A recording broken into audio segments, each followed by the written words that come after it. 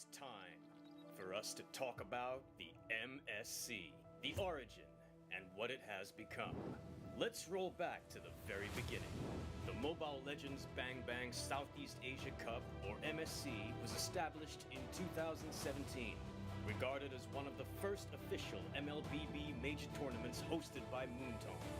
The first MSC was held in Jakarta, Indonesia, featuring a total of 8 teams. IDNS of Thailand took home the first ever MSC trophy. The MSC 2018 was refreshed with a brand new format and the participation of 2 more countries, Myanmar and Vietnam. Now featuring 10 teams, the crown was once again snatched away from the home country, Indonesia. Aether Main ended up sweeping the countrymen Digital Devils Pro 3-0. In the following year, MSC 2019 has shifted its host country to the Philippines. There are a total of 12 teams from 9 countries in Southeast Asia. And it was ONIC Esports that defeated fellow Indonesian representatives Lure Esports to claim the championship. Nonetheless, MSC continued on in the following year. Though it was fully online, the tournament achieved a record high concurrent viewer count for MSC. MSC 2021 saw another all-Filipino grand final between Blacklist International and Execration.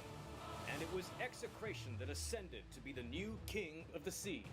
With MSC 2022 returning to a live tournament setting in Kuala Lumpur, Malaysia, there are a lot of wonderful stories waiting to be written. For instance, can Smart Omega, who inherited the MSC 2021 champion roster, defend their title this year? While ONIC Esports and IDNS could increase their MSC trophy tally to 2. Will the home country curse continue in MSC 2022? Can the Philippines representatives claim the MSC title for the 3rd time? Or will there be a new victor, the next king of the sea? Let the new legends unfold.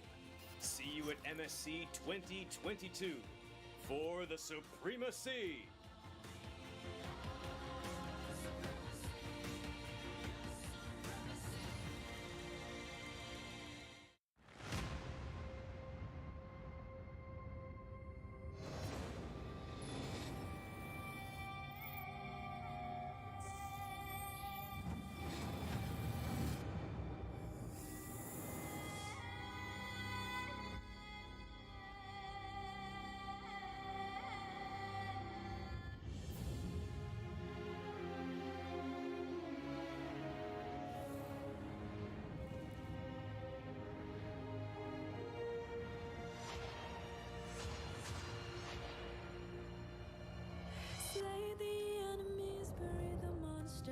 Rise from the ashes, keep getting stronger.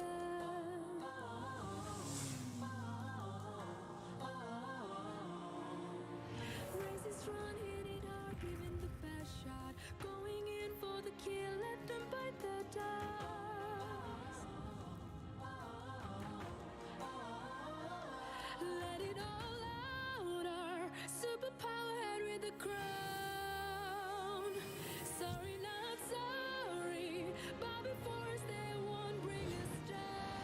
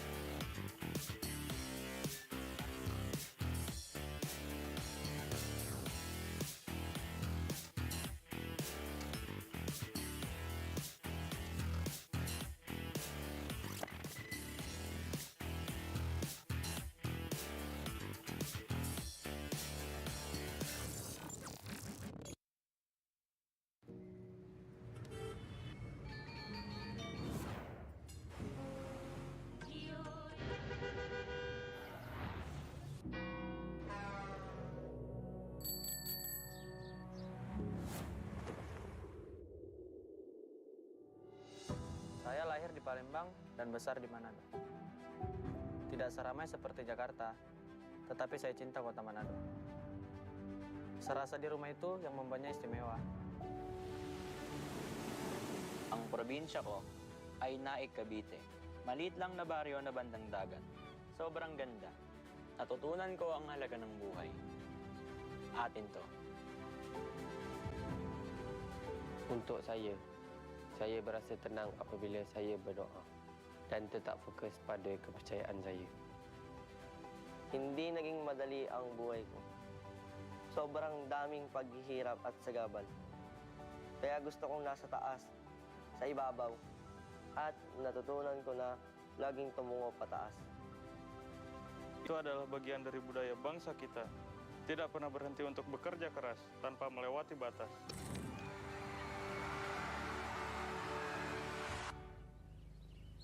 Tetap selalu berpijak dan melangkah. Kahit maging sino ako, Tak kira bila.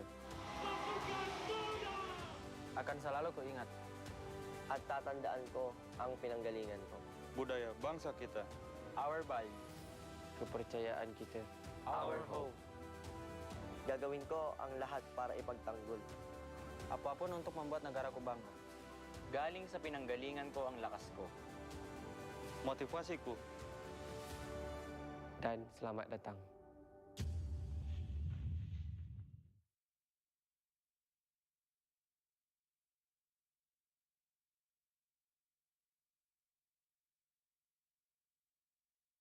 It is time for us to talk about the MSC, the origin, and what it has become. Let's roll back to the very beginning. The Mobile Legends Bang Bang Southeast Asia Cup, or MSC, was established in 2017, regarded as one of the first official MLBB major tournaments hosted by Moontong. The first MSC was held in Jakarta, Indonesia, featuring a total of 8 teams. IDNS of Thailand took home the first ever MSC trophy. The MSC 2018 was refreshed with a brand new format and the participation of 2 more countries, Myanmar and Vietnam. Now featuring 10 teams, the crown was once again snatched away from the home country, Indonesia. Aether Main ended up sweeping the countrymen Digital Devils Pro 3-0. In the following year, MSC 2019 has shifted its host country to the Philippines. There are a total of 12 teams from 9 countries in Southeast Asia. And it was ONIC Esports that defeated fellow Indonesian representatives Lure Esports to claim the championship. Nonetheless, MSC continued on in the following year. Though it was fully online, the tournament achieved a record-high concurrent viewer count for MSC. MSC 2021 saw another all-Filipino grand final between Blacklist International and Execration. And it was Execration that ascended to be the new king of the sea. With MSC 2022 returning to a live tournament setting in Kuala Lumpur, Malaysia, there are a lot of wonderful stories waiting to be written. For instance, can Smart Omega, who inherited the MSC 2021 champion roster, defend their title this year? While ONIC Esports and IDNS could increase their MSC trophy tally to 2. Will the home country curse continue in MSC 2022? Can the Philippines representatives claim the MSC title for the 3rd time? Or will there be a new victor? The next king of the sea? Let the new legends unfold. See you at MSC 2022 for the supremacy!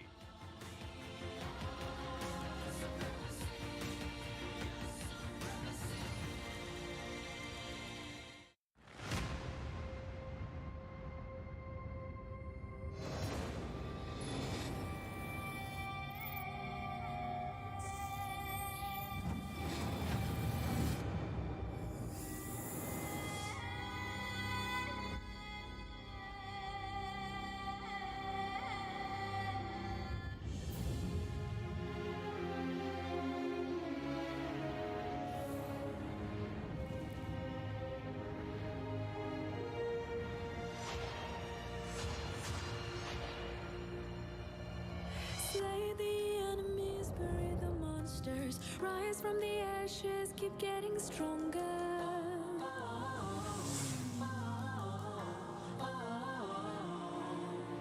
Raise it strong, hit it hard, giving the best shot. Going in for the kill, let them bite the dust.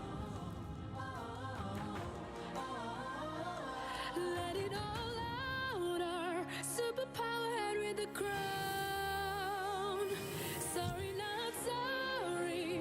Bow before us, they won't bring us down.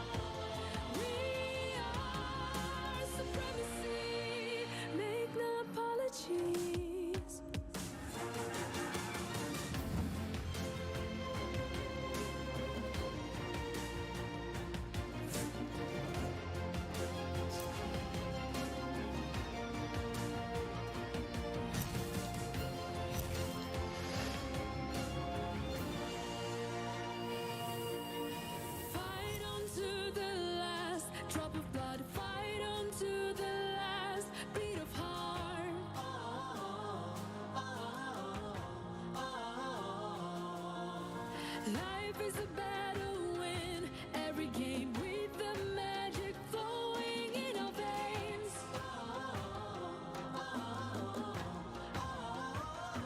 Let it all out, our superpower head with a crown. Sorry, not sorry, but before us they won't bring us down. We are legendary. We are supremacy. We shine so bright in those eyes, our spirit never dies. We are supremacy, make no apologies. Let it out.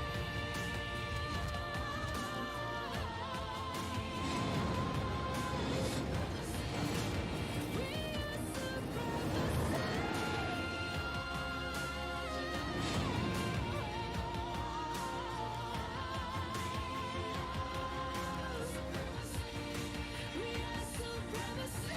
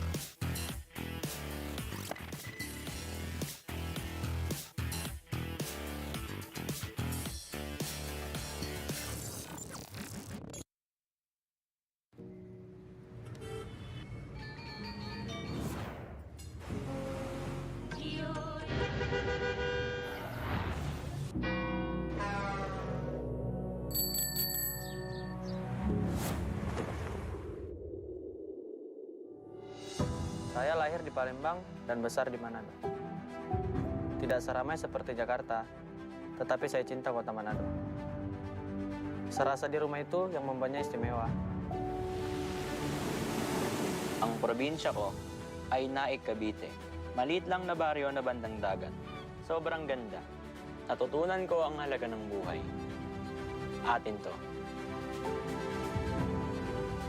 Untuk saya berasa tenang apabila saya berdoa dan tetap fokus pada kepercayaan saya. Hindi naging madali ang buhay ko. Sobrang daming paghihirap at sagabal. Kaya gusto kong nasa taas, sa ibabaw, at natutunan ko na laging tumungo pataas. Itu adalah bagian dari budaya bangsa kita. Tidak pernah berhenti untuk bekerja keras tanpa melewati batas.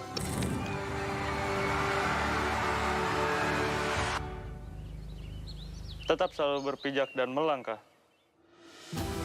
Kahit maging sino ako, Tak kira bila. Akan selalu kuingat. At tatandaan ko ang pinanggalingan ko. Budaya bangsa kita.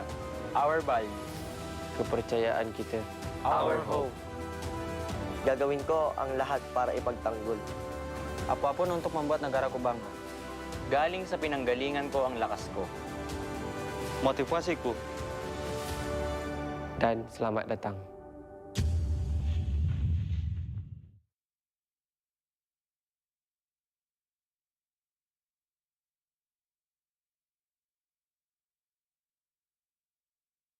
It is time for us to talk about the MSC, the origin, and what it has become. Let's roll back to the very beginning. The Mobile Legends Bang Bang Southeast Asia Cup, or MSC, was established in 2017, regarded as one of the first official MLBB major tournaments hosted by Moontone. The first MSC was held in Jakarta, Indonesia, featuring a total of 8 teams. IDNS of Thailand took home the first ever MSC trophy. The MSC 2018 was refreshed with a brand new format and the participation of 2 more countries, Myanmar and Vietnam. Now featuring 10 teams, the crown was once again snatched away from the home country, Indonesia. Aether Main ended up sweeping the countrymen Digital Devils Pro 3-0. In the following year, MSC 2019 has shifted its host country to the Philippines. There are a total of 12 teams from 9 countries in Southeast Asia. And it was ONIC Esports that defeated fellow Indonesian representatives Lure Esports to claim the championship. Nonetheless, MSC continued on in the following year. Though it was fully online, the tournament achieved a record high concurrent viewer count for MSC. MSC 2021 saw another all-Filipino grand final between Blacklist International and Execration. And it was Execration that ascended to be the new king of the sea, with MSC 2022 returning to a live tournament setting in Kuala Lumpur, Malaysia. There are a lot of wonderful stories waiting to be written. For instance, can Smart Omega, who inherited the MSC 2021 champion roster, defend their title this year? While ONIC Esports and IDNS could increase their MSC trophy tally to 2. Will the home country curse continue in MSC 2022? Can the Philippines representatives claim the MSC title for the 3rd time? Or will there be a new victor, the next king of the sea? Let the new legends unfold. See you at MSC 2022 for the supremacy.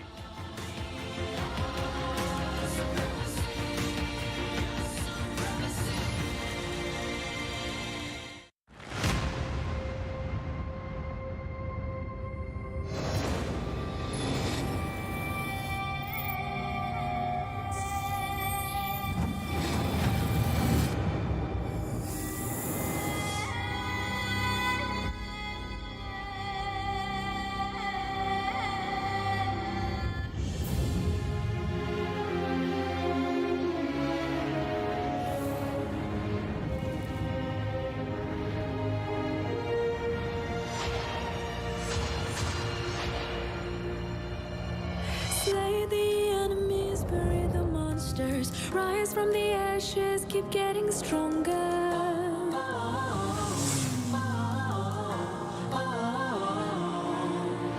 Races run, hit it hard, giving the best shot. Going in for the kill, let them bite the dust.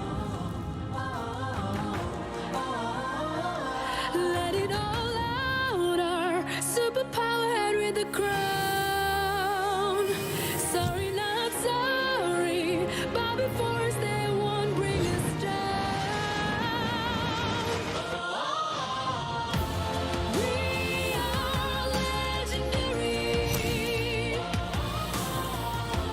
We are supremacy. We shine so bright across the eyes, our spirit never dies. We are supremacy, make no apologies.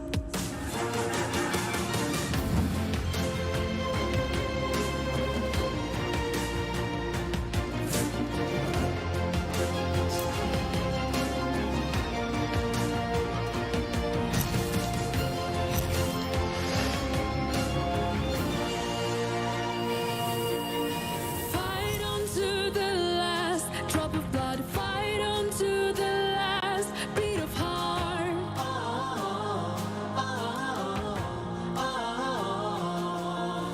Life is a battle, win every game with the magic flowing in our veins.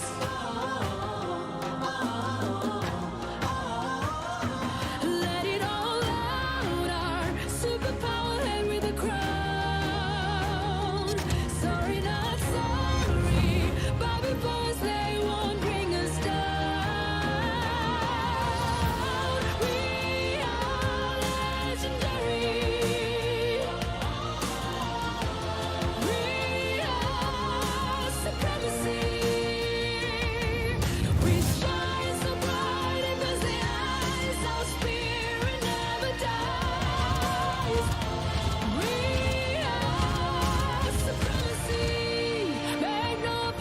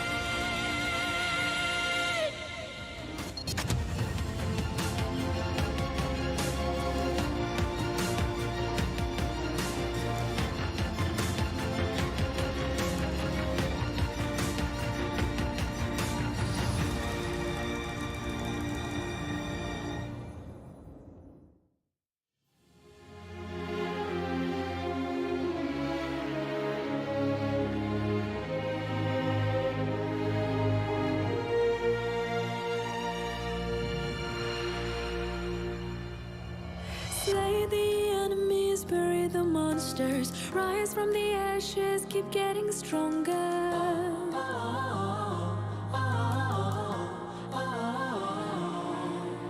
Races run, hit it hard, giving the best shot. Going in for the kill, let them bite the dust.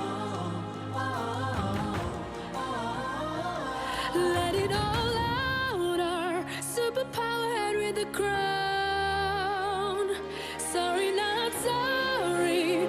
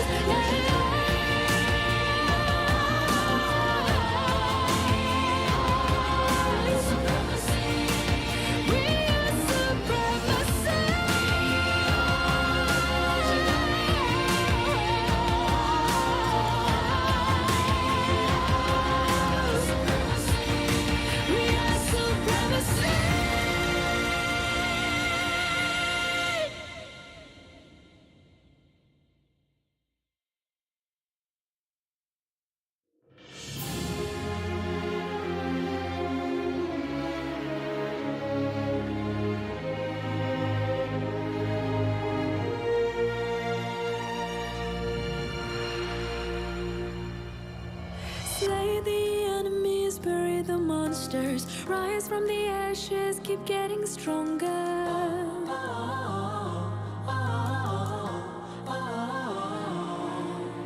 Races run, hit it hard, giving the best shot. Going in for the kill, let them bite the dust.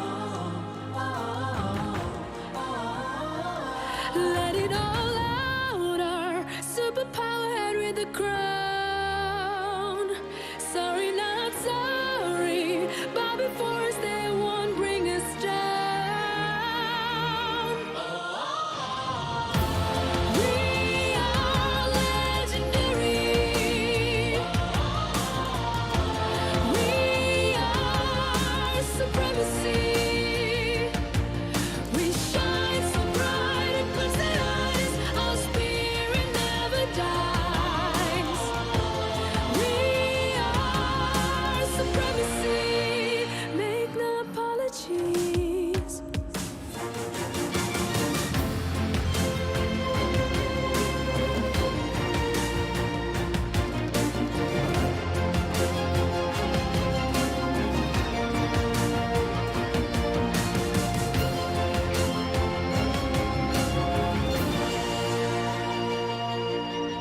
Fight on to the last drop of blood. Fight on to the last beat of heart.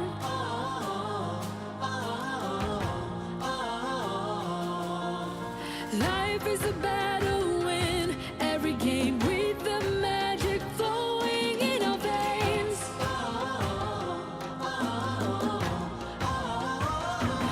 Let it all out, our superpower head with a crown.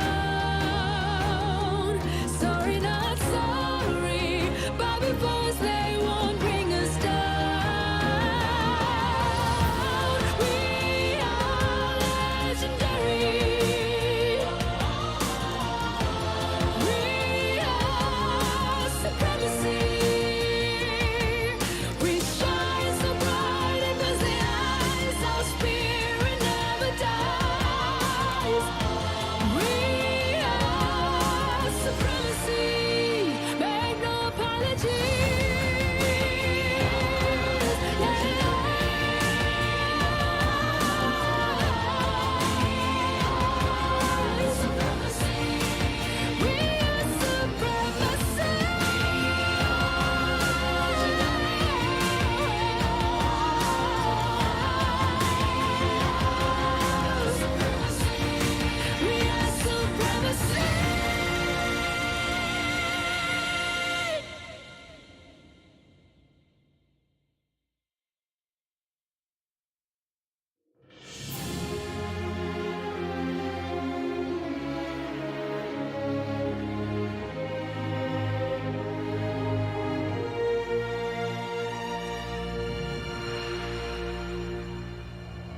Slay the enemies, bury the monsters. Rise from the ashes, keep getting stronger.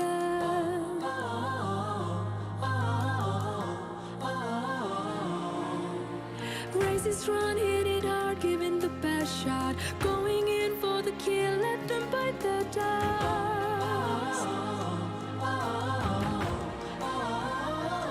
Let it all out, our superpower head with the crown. Sorry, not sorry, bow before us, they won't bring us down. We are legendary. We are supremacy. We shine so bright it puts the eyes. Our spirit never dies.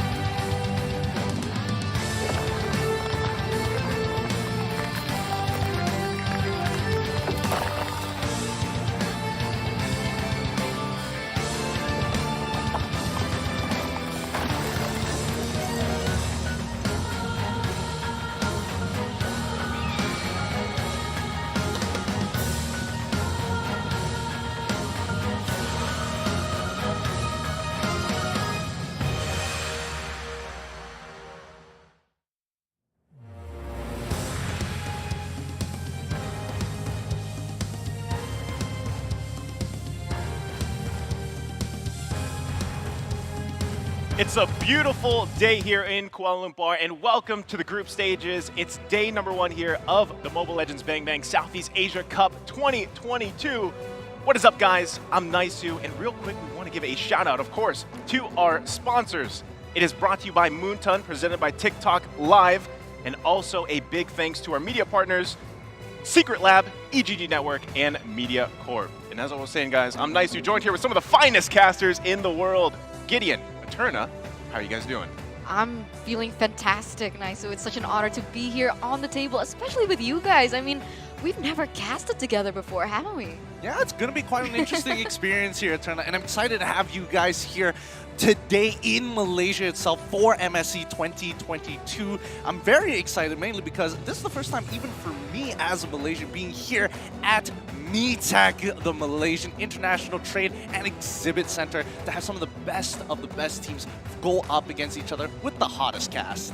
Yeah, and you know, this is a special moment because, again, this is a time now that we're kind of like an offline setting. It's a LAN setting once again, although there will not be an audience till, I believe, playoff day number 2, right? So now we're going to be taking a look here at today's schedule. Guys, it's a best of 2, right? The stakes are high, and it starts off with the host country, Todak, versus Falcon Esports. Yeah, no, it's going to be some really hot stuff, and honestly, it's a little bit of a shame to a certain degree.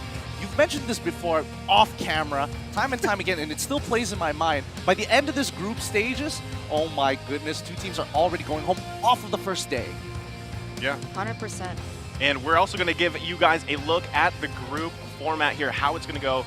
So sit back, relax, and enjoy this video.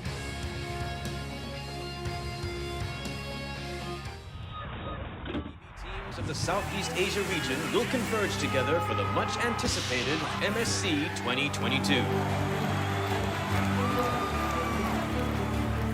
To get you pumped and ready for the occasion, let's check out the tournament format. A total of 12 teams from the Supremacy region will compete in 2 stages, group stage and the playoffs. But first, let's figure out how the group draw works.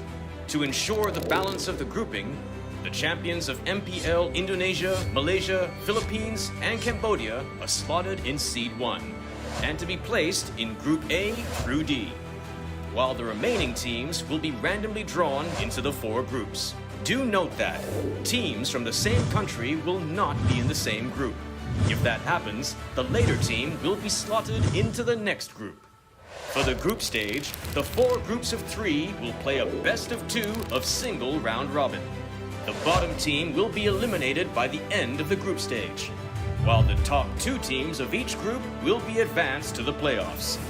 In case of any tiebreaker, the qualification to playoffs will be awarded to the teams via the following criteria: the shorter match victory duration, total kills on both sides, number of turrets pushed, and so on. Whichever criteria separate the tie first. The MSC 2022 playoffs will be spread out across 5 days. Round 1 of the playoffs will be conducted in best of 3, while the following lower and upper bracket matches will all be done in best of 5. The winners of the upper and lower bracket finals will meet in the grand finals, battling it out in an epic best of 7 showdown to crown the new kings of the sea. Now that you're familiar with the tournament format, it is time to support your favorite team in MSC 2022. So there you have it. That is going to be the tournament format here. As you guys saw, this is a best of 2. The stakes are already high. 2 teams, by the end of today, are already going home. That's huge. So Gideon, I got to ask you, we're kicking it off with the host country here, Todak, right?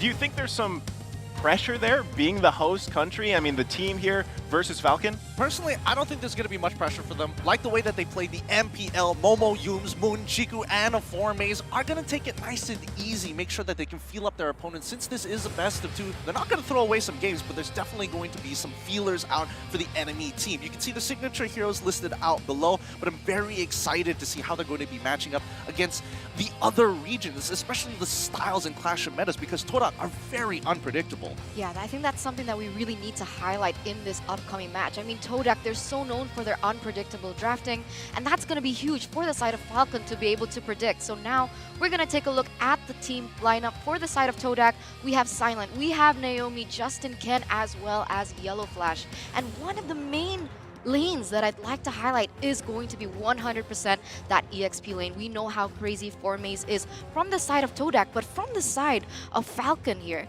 Yellow Flash is known also to be a huge carry in Falcon and is one of the most looked at players in MPL MM Season 2.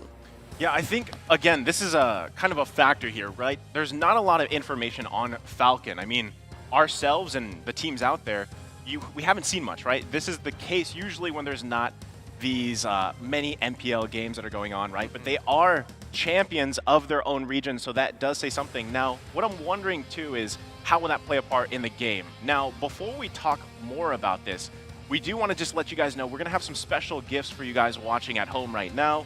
And in celebration of MSC kicking off here, all you viewers can claim these 3 codes that will pop up on your screen, and there is tournament chests, if you will. The tournament chests contain a skin, hero trial emblem packs, and fragments. So make sure you go ahead and grab those codes.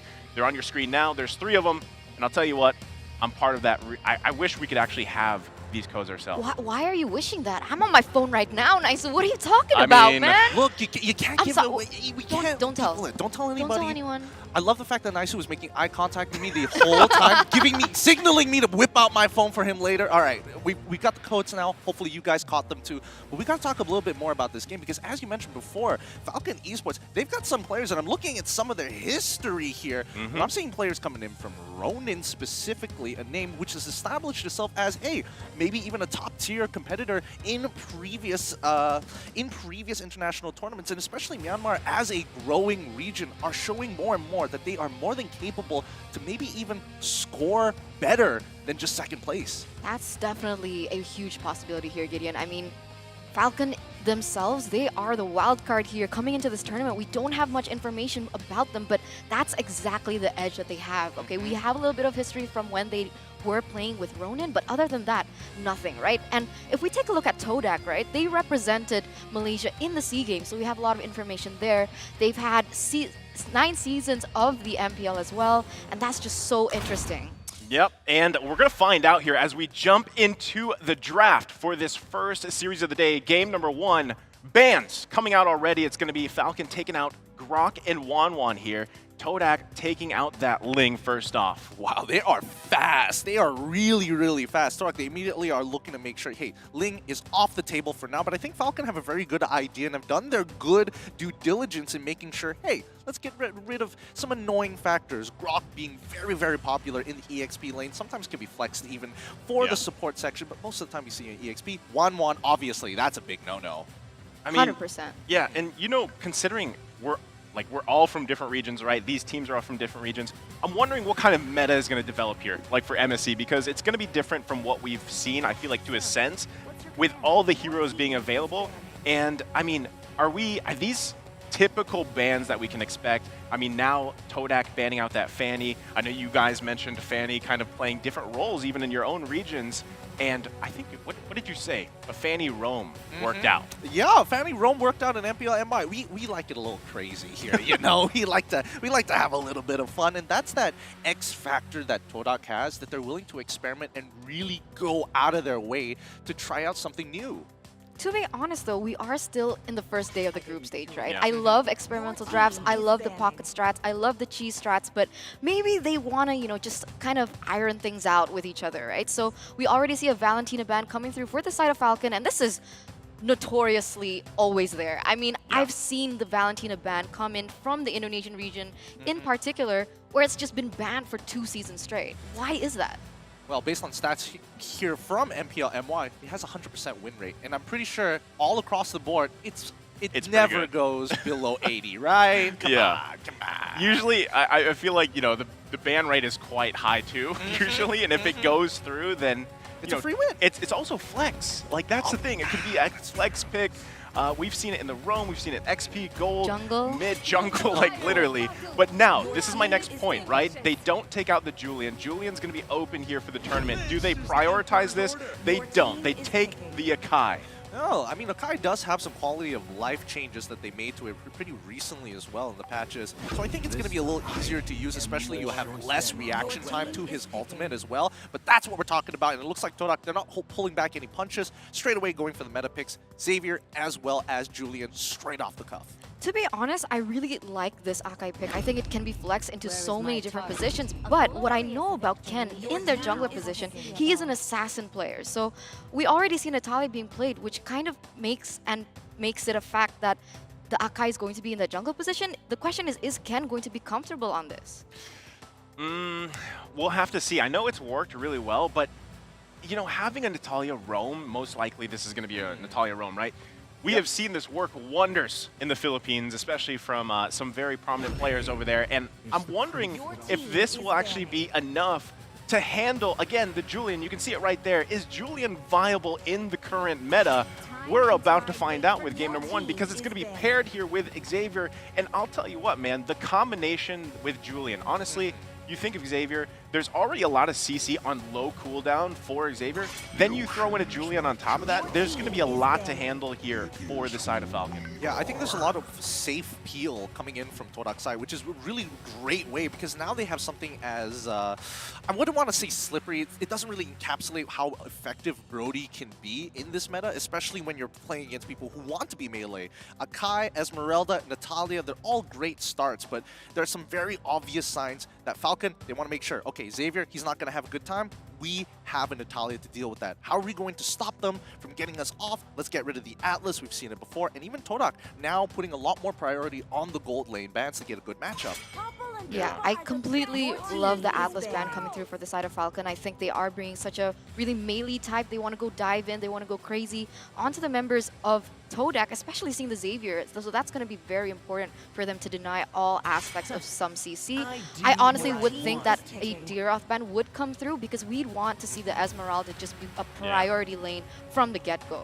Well, that still leaves the what we like to call the eternal battle in the Philippines, Esmeralda versus Uranus. That could pop up here because, yeah, Diroth is typically picked usually to counter Esmeralda. It works really well. And not just that, but even to take down some of those tankier picks because of that armor penetration that he has. So right now, Todak really wants to round out this combination they have. They have a lot of range, I will say that. They don't have to really initiate and be in the kind of zone of getting zoned out by Akai, right? They don't have to be all up in the face of Esmeralda here. So what are they going to round this out with? It's going to be either, oh, I wasn't thinking of Ruby specifically. I was thinking more of along the lines of Uranus or maybe even Glue, allowing them to peel even more because it feels like that's what Todak is trying to go for. They want to buy that time, play that range, and start pushing their advantages.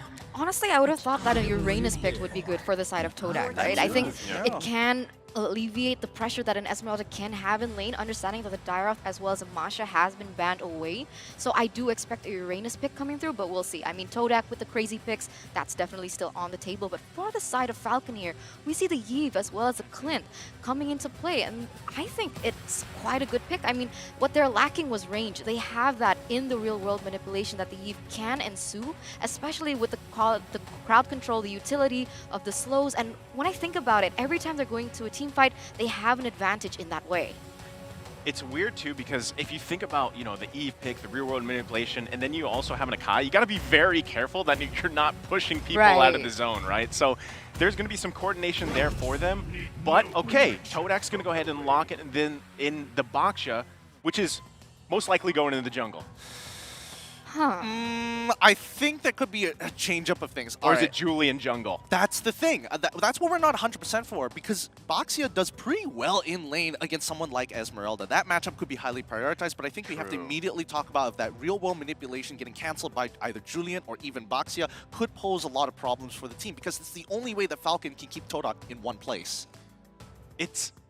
I feel like that's always the challenge of having an Eve, right? You need to be able to decide, hey, this is the best moment to set up here, and if you fail, if that's canceled out, you lose a lot of that winning power, that deciding factor in your team composition. So we'll have to see how it plays out.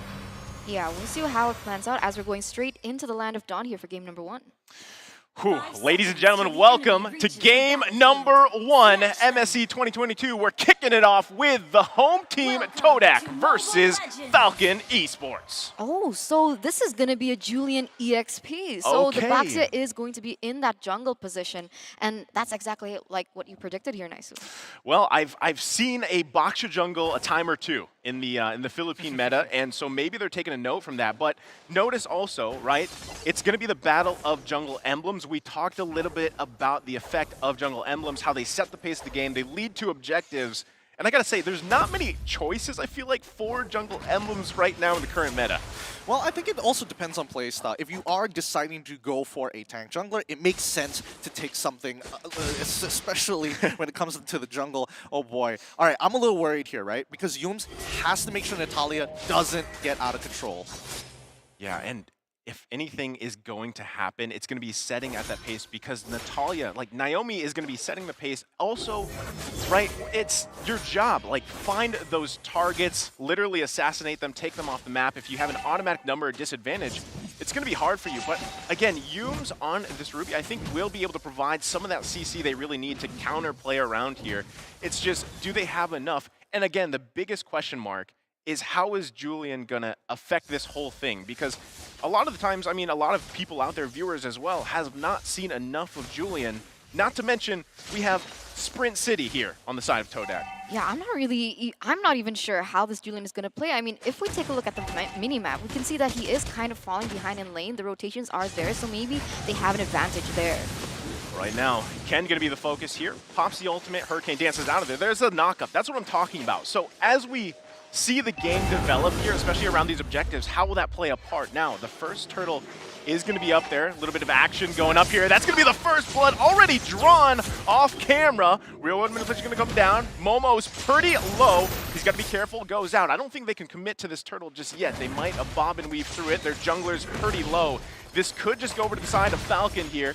Turtle trying to be taken out slowly but surely, and they grab it. First turtle of the game. First turtle of the game goes into the hands of FCON, and this is exactly the way they like to play. They like to play for the early game. They go and contest these early objectives, and that's exactly what Naomi were built for, right? With Natalia, they have a little bit of an advantage in that pick-off pressure, and they are trying to use this to their advantage. Yeah, a lot of this has to do with just the timings of their ultimates, right? How effective is it going to be? Oh wait, no, they find a catch onto Moon! That's exactly what Naomi has to do. Finds Moon. That's going to be a nice pickup here. So they even the score, but again, a little more action. Can he actually get out of there? Ken is taken down with a torn apart memory. Oh no, one trade here for the side of Todak. So now Todak's actually in the lead in terms of kills, but wow! Nice pull there. Can they find the kill? Dawning Light's going to come out, sniping out him, and he goes down. Yellow Flash now going to be the focus target here. He's going to get quite low, is slowed, but able to bob and weave out of there, still able to get out with his life. Oh boy, some scary stuff here. Some really scary stuff from both teams. And already you're seeing that Momo is really taking this jungle role very seriously. Something that Chico usually goes to play with. But you know, Momo, he's been taking his time. He's adapting to the many different carry roles that Todak needs him to be. He is the Swiss Army knife that Todak wants. Oh man, I didn't realize that. Yeah, so man, that is how flexible Todak is. 4 Maze Moon, and who else just swapped roles? Chiku. That's insane. That is a next level of flexibility that Todak has in their arsenal, and it seems like it's paying really good for them. Yeah, I mean, if you think about it, a lot of the teams that have those kind of flexibility options for their roster is going to play a part in here. Because, again, this is group stages. You don't want to show everything, but here's the I'm Offended combination. Another kill taken here. Justin goes down. Todak is playing a really good game here, right? It's all about mid control, is making sure that Naomi isn't allowed to roam around the map very, very free, and catching Justin off is very ideal to set up for situations. For an example, like Turtle right now. Yes, Xavier, he can't really do too much, but when he has that Dawning Light, you feel his presence, especially when you're low. And not only feeling his presence, but as the game goes longer, that presence of the Dawning Light is literally, what, 15 seconds? Every time you got to worry out. Now here, the Turtle's going to be secured by Momo. He gets that one. Hurricane Dance going to find Yums, but now they're focusing on I'm Offended. And he goes in with a Dawning Light. Not going to connect here. Still going to be focused on. Killing spree goes over to Moon. They're turning it here. Now Yellow Flash has to be careful as they now focus here. Todak focusing on the mid lane. That was such a beautiful team fight by Todak. You could see that each and every one of them had their own winning condition, but wait a minute. Oh, Real World's going to come down. Look at the back lane. Momo finds Justin, cancels the ult, does his job. Torn apart Memory again, finding the target. Naomi's out of here. That's exactly what I was trying to mention. I mean, they all know what they need to do. They need to go in for that backline, and they're just so good at being able to split those jobs. As once again, Yellow Flash really showing his supremacy, although we can see that Chiku is still able to be maneuvering around that. Ooh, that spacing though is looking real good for Chiku, but they did a cheeky lane swap here, which is rather interesting, knowing that Clint doesn't seem to be falling off as hard as Chiku wants to. He wants to press the advantage even more. He wants the out push and continuously play for neutral objectives. Yeah, and one thing that we've seen a lot of, hold on, Yellow Flash could be in trouble here. He's got the slow out, but he's actually going to survive for now. 4Maze also across the map, same thing. Now, as I was going to say, you mentioned, you know, Clint, silent here on this Clint. A lot of the times when we see this hero picked, this is the best case scenario, right? Get into the game, be 0-0-0, farm up, and then later on in the game, you pop off for your team and actually win those little skirmishes, those team fights later on. I think this is good for Falcon Esports, and they can play around this for now. And it's more emphasized. Yellow Flash should be okay here, right? All right, he walks away. But yes, this is emphasized more by the Weapon Master that Silent decided to take instead of your traditional killing spree. Oh, right now, they're actually going to focus here on the top lane, but they got wind of that. They're going to back off here. Turtle going to be up here just in about 10 seconds. So we see how this plays out. A lot of these fights, though, we haven't actually seen a team fight to team fight Turtle yet. Most of them have just been a thing after team fights happen. They're down an objective, and they go for it. So 4May is going to focus on the turret. Turtle comes up. Looks like the rest of Todak is up there. And Falcon might be looking to respond. Going to go ahead and start up the Turtle now. It's about half health. Ken just around the corner. Yoon's actually pretty low here. He's got to be careful, but it's going to be secured here now by Ken. The Hurricane's dance. He might go to safety. Todak looking for an engage. There's the real manipulation come down. Moon's going to be the focus here.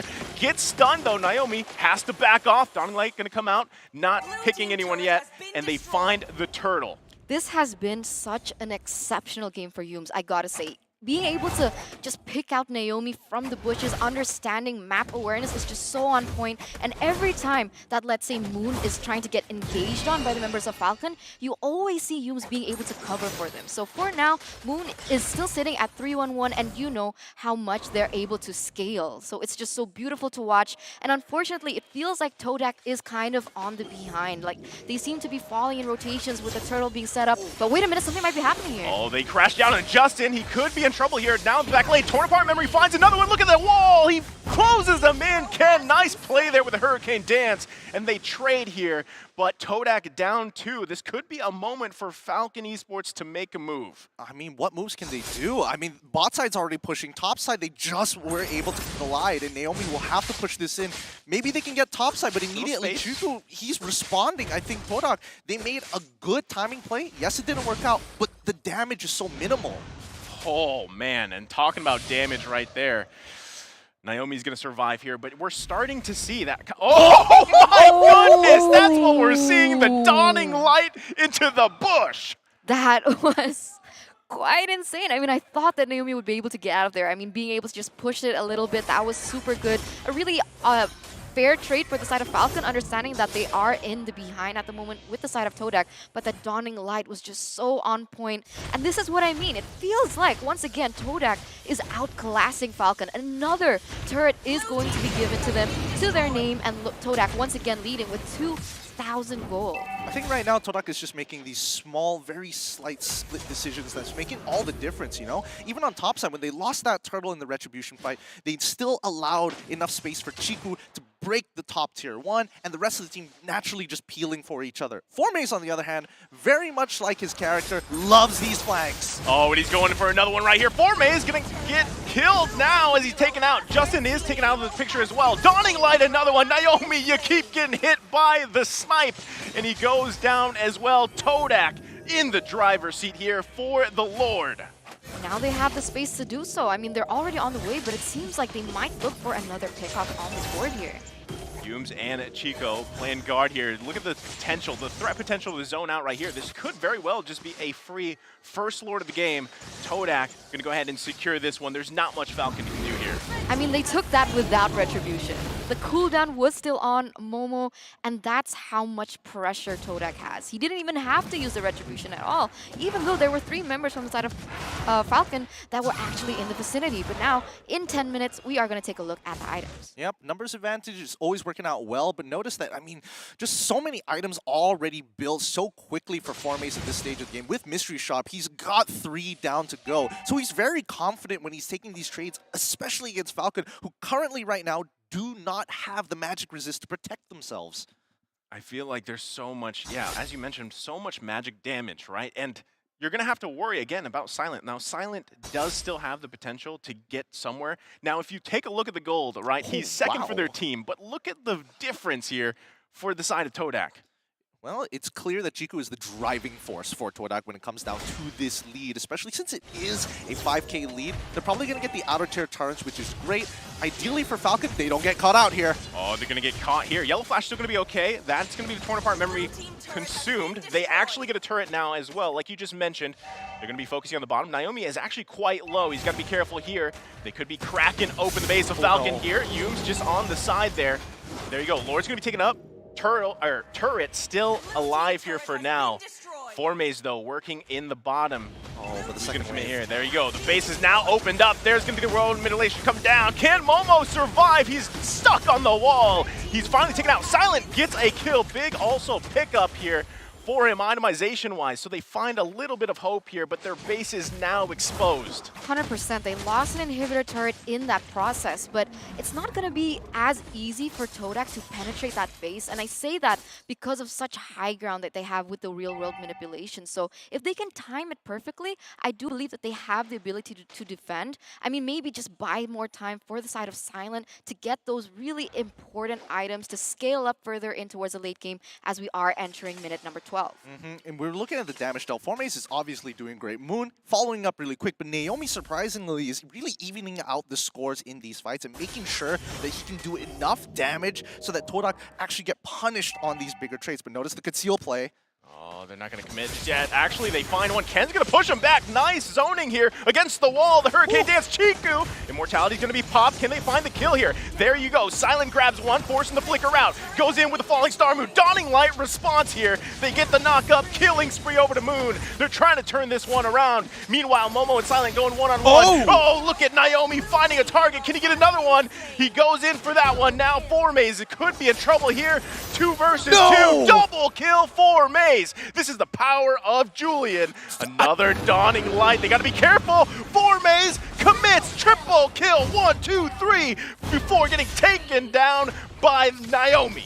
4 traded for 4 for both teams. So that was trades after trades. And I gotta say, Naomi played that beautifully well. I mean, she was able to flank from the backside, find those priority targets. But unfortunately, it was just not enough damage to be able to take Todak as a whole. I mean, check out that Dawning Light, as now we're going to take a look at the instant replay here by TikTok. Yep, I mean, look at the way that they're playing this, right? They're peeling back here, and I think Todak made one blunder out of this entire play. Formace is doing great, and Moon needs to communicate with Formace when he has this Dawning Light. Formace could have easily walked back in to pick up that kill on Ken much sooner and responded to Naomi, or even pulled back to Momo in towards the mid lane, guiding his way through the purple side of the jungle. But now a technical pause is through. We always got to have one of these, you know? It happens. That's, you know, we have a pause that's going to be okay. They got to figure things out. But we can talk a little bit about this game as a whole. I mean, it's almost to the point where it looks like Todak is looking to push into the base. They could be waiting for that next Lord to really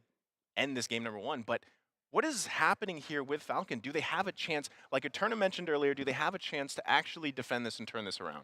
I mean, I gotta say, like, I thought it would be completely one-sided for the side of Todak, realizing the rotations that Todak has had in the game. I mean, they were winning on the rotations, they were getting the trades, they were getting the objectives, but every time it seems like when Todak wants to siege, wants to look for a team fight, they always seem to either fall behind or equalize with Falcon.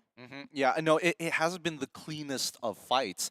Yeah. We aren't seeing just consistent wins without taking any losses here. Falcon have been pushing back, and they're playing for what their team composition is going to be better at, which is the later stages of this game. If we have to compare Brody in comparison to Clint, depending on what Brody has built, which we will see later on into the game, Clint will naturally outscale him. If he builds full-on damage, gets a little greedy with it, plays around his Eve, who will eventually do so much damage to the rest of their teams, it's going to be tough for Torak to play anywhere past the 13th, well, let's give it a little bit more generous here, 14th minute of the game, considering their lead. And I was going to say, you know, we talked about this going to the draft, you know, the combination of having a real-world manipulation plus the Kai. And so far from what we've seen, it worked. Like, they're making it work. It right? was really, really clean how he pushed him all the way from the buff. I didn't even think of that path. I would have immediately thought nearest wall, get him locked down, but no, really pushing him out of position to not have that cover. And which allowed, I believe it was Silent that was just in the base getting the shots off, right? And then he finally gets the kill, gets the immortality out, and that really plays a part here. So these are these moments for Falcon Esports to actually pull this off. I mean, they can defend, and we'll see how this plays out, but right now, Todak definitely, like you said, 14 minutes, they're going to struggle past that certain mark. So, but speaking of Todak, these guys have experience, and this is to say, they're so well decorated. M1, M2, M3, MSC 2021, and the SEA Games Vietnam 2021. Correct me if I'm wrong, Gideon, but they also did MPLI as well. So in total, they have 7-time international experience.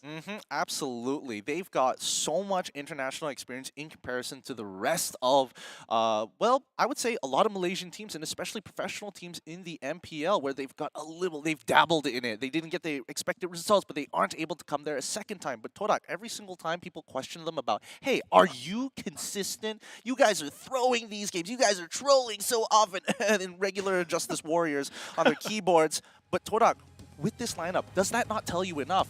No matter how much they experiment, they will always make it to an international tournament.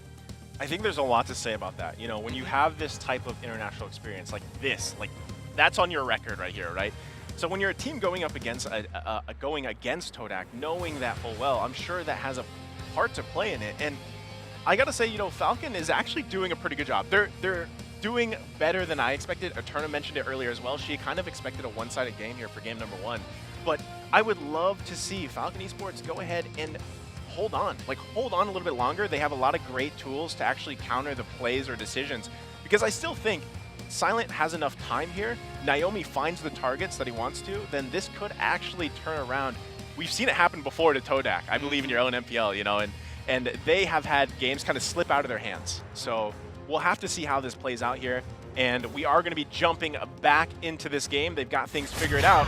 Let's see how the game number 1 plays out. Let's see what's happening right now. It does seem like Todak is just going straight for that next objective with the Enhanced Lord. Okay, right now, Lord's going to be taken here by the side of Todak. So they go ahead and secure that. Real World Miller's going to come down. Dawning Light shows the damage, but they find no kill just yet. Momo could be in trouble here. Gets the CC. Mega kill for Naomi. Right now, it's going to be a 1-for-3 trade. Was the Lord worth it? Come on, I am so impressed by that. You gotta say, that was such a good team fight for the side of Falcon. Sure, they lost the Lord because they came to that area a little late, but for the most part, come on, 3 trades on the board?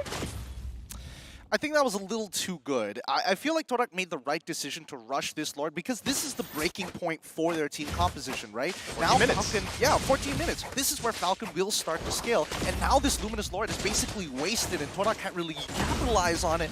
Even if it was a 4v5, they would get another inhibitor target. The mid one specifically, maybe a little bit of damage on the bottom inhibitor too, and that's as much damage Todak could actually push for to pressure Falcon. I feel like this is the time. This is better time than ever to start opening up the map for you, because Falcon Esports, look, they still have that tier 1 turret to deal with in the mid lane. They're about, I believe it's 1 hit away. Their mid lane inhibitor turret's going to go down, so they've got to be able to find, again, a pick off and then make a play around that. I don't think they can actually send maybe Yellow Flash around the map to try to push something, because there isn't really a safe position for him to go just yet with what Todak has. I mean, the problem is right now, right? If they want to go for a team fight, you'd expect the Ruby, let's say, to get some people from the side of Falcon with the I'm Offended, get the CC, and so they can really follow it up with the damage coming in from Brody and, let's say, the Xavier. But the issue is, every time, let's say, the Ruby wants to initiate, then they're leaving the backline exposed. And every time that happens, Falcon has an upper edge. As now we're going to take a look at the items here in the 50th minute. Naomi is definitely scary. He's already got more than enough armor penetration to basically cut through anyone with a Blade of Heptases for the extra bit of burst. And I think it's important that Chiku really has to be guarded well because he is one of the few win conditions that Todak actually has and are designing their composition around. It's all about peel. It's all about falling backwards and letting Falcon just get shredded running it down. What I'm wondering too is like Yeah. having, you know, the CC there now with Moon. Like you mentioned, they have to protect Chiku, right? But if Moon is taken out of the picture, you still have to worry about Formays on the Julian because a lot of the times when Xavier's picked, right, it's that CC on a short cooldown that works really well. Also the radius on it. So we'll have to see how they do handle that. But right now, there's a lot of just push and pull going. Looks like Momo was trying to get some vision there. Now Yellowflash gonna get pulled here by the Unoffended. Rear World Middle Age gonna come down, gets the lockdown onto the wall. Moon is taken out of the picture. They find a 1-for-1 trade. I love that, right? We were talking about how it was very difficult to, you know, like secure that backline for the side of Todak, but I think they've read this already from the side of Falcon. They know how Falcon wants to play. Every time they go to a team fight, they have to be on the lookout for Naomi coming in from the flanks, and that's exactly what they did. And this is just such a huge adaptability skill from the side of Todak now. Yeah, absolutely. And I think, unfortunately for Todak, their choices of battle spells is starting to hurt them now, right? I mean, Purify is good all around, but specifically Sprint, it's great for kind of playing the style that they want to pull back. But when they get caught, and especially with the quality of life changes you got from Akai, you don't have that reactionary speed anymore. It comes out pretty quick with the Hurricane Dance. Now Lord gonna be up here. Ken trying to get some vision. Dawning Light gonna come out. Short cooldown indeed. So they're going to be okay as they continue to work on the Lord. Not going to reset just yet. It's about half health here. But I don't know if Todak actually wants to commit fully to this just yet because, again, Falcon Esports actually has the gold lead. Their itemization, like you mentioned, Gideon, is pretty good, if not done, to the point where they could have an advantage here. And Todak has to do this very surgically, not to lose anyone, especially with Naomi. And now here it comes. Yumes goes down. Immortality going to be popped. Can they follow up here? Flickers out. Naomi could be looking for a kill, but gets spotted out. Is he going to be able to convert something? Gets the monster kill. Yumes taken out. Dawning Light going to come out too. Can they push them back here? They find the 1-for-1. They find the 1-for-1 trade, and this is going to be the roamer for the roamer. So it is still equal on all accounts, but Ken goes in once again. Falcon Esports still going to give this one a go. Real World Middle Age comes down. Momo trying to zone Ken out here, taking quite a bit of damage himself. Silent trying to follow up, finds him, and now they have to reset the Lord. Yellow Flash zoning them out. Lord's going to go ahead and power up here, but look at the base of Falcon Esports. They definitely have to defend that one. They can't commit everything to the Lord just yet. Todak knows this. And mind you, there is still a dawning light here on Moon.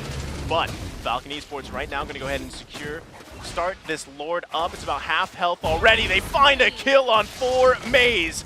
This could be the moment that Falcon Esports was looking for. Dawning Light's gonna come out, not getting the Lord, and they secure it. Falcon Esports now with this lead.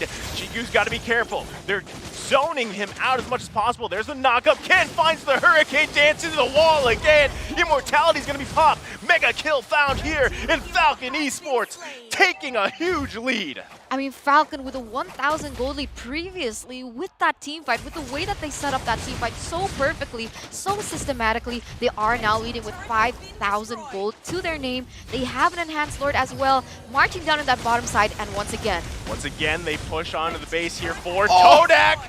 There you go. Can they get the kill? This is exactly what I was talking about. Silent popping off here. 19 minutes of the game. Falcon Esports deep now into the base of Todak. Can they defend?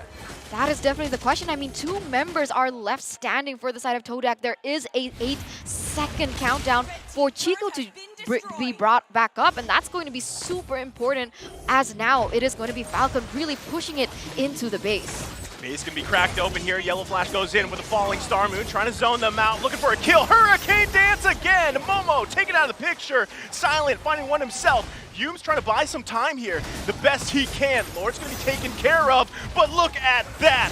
Ken, now another Immortality's going to be popped. 4 Maze taken down. Falcon Esports in control here. Gonna be taking game number 1. Wiped out for the side of Falcon Esports as they are going to have game number 1 to their hands. Todak, remember guys, don't fret, chill, right? It is still a best of 2. They do have one more chance to be able to even it out for the first match.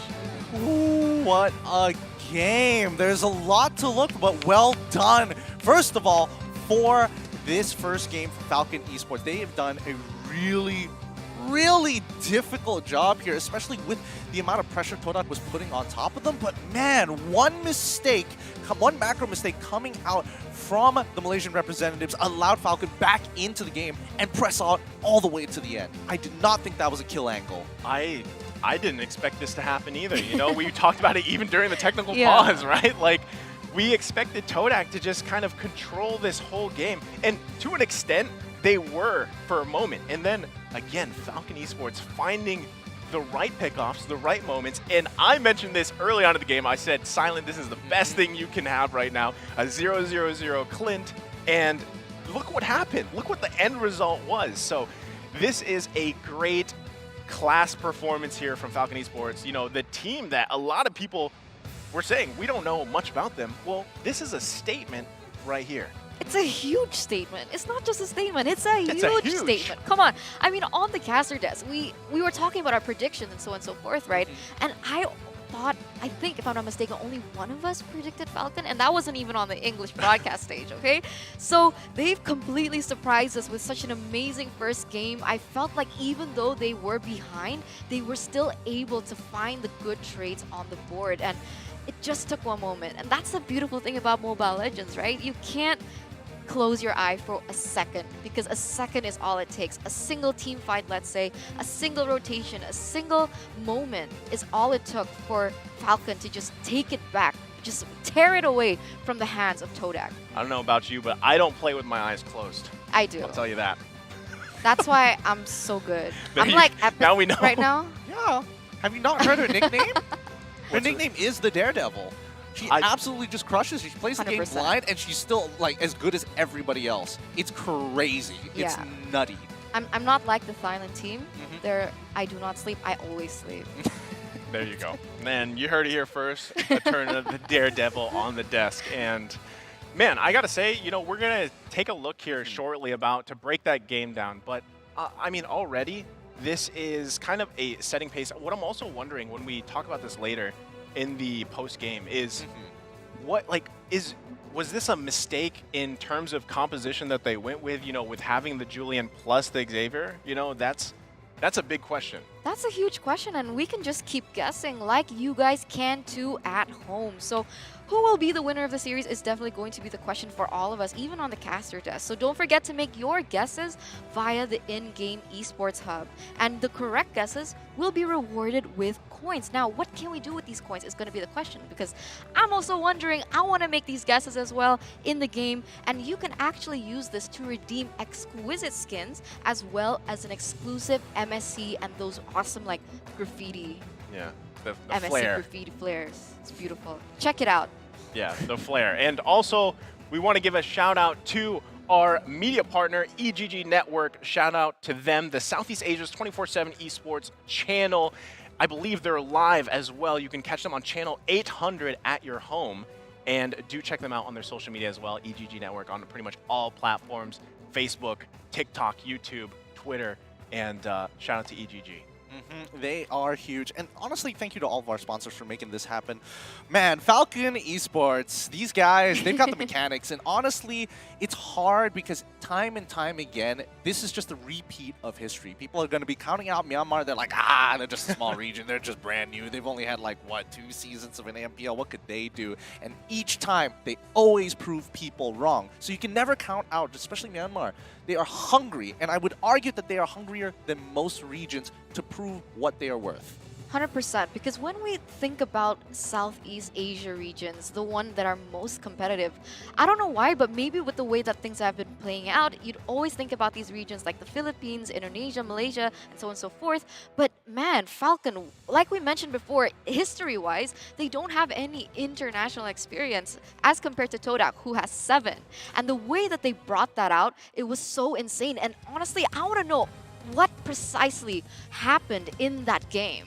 Well, I'm going to let Gideon go ahead and tell us exactly what happened in that game number 1. Gideon, take it away. All right, immediately we have to talk about the compositions on both sides. Falcon Esports naturally will have a stronger later game composition in comparison to Todak, so they have to press their advantage during the mid game. But that's the thing. The meta, as of right now, doesn't allow hyper-aggressive compositions to work out, especially if you are giving kills over and going 50-50 on some of the trades. And Falcon Esports, as you can tell by the score, very slight difference of 6 kills, which they achieved towards the end. In terms of their items, very standard, nothing really stands out here, but let's look at the stats most importantly here, and I think this is where the shocking matter comes about, because if we're looking specifically at Naomi, 54,000 comparable to a Yve. You don't get to see this very often.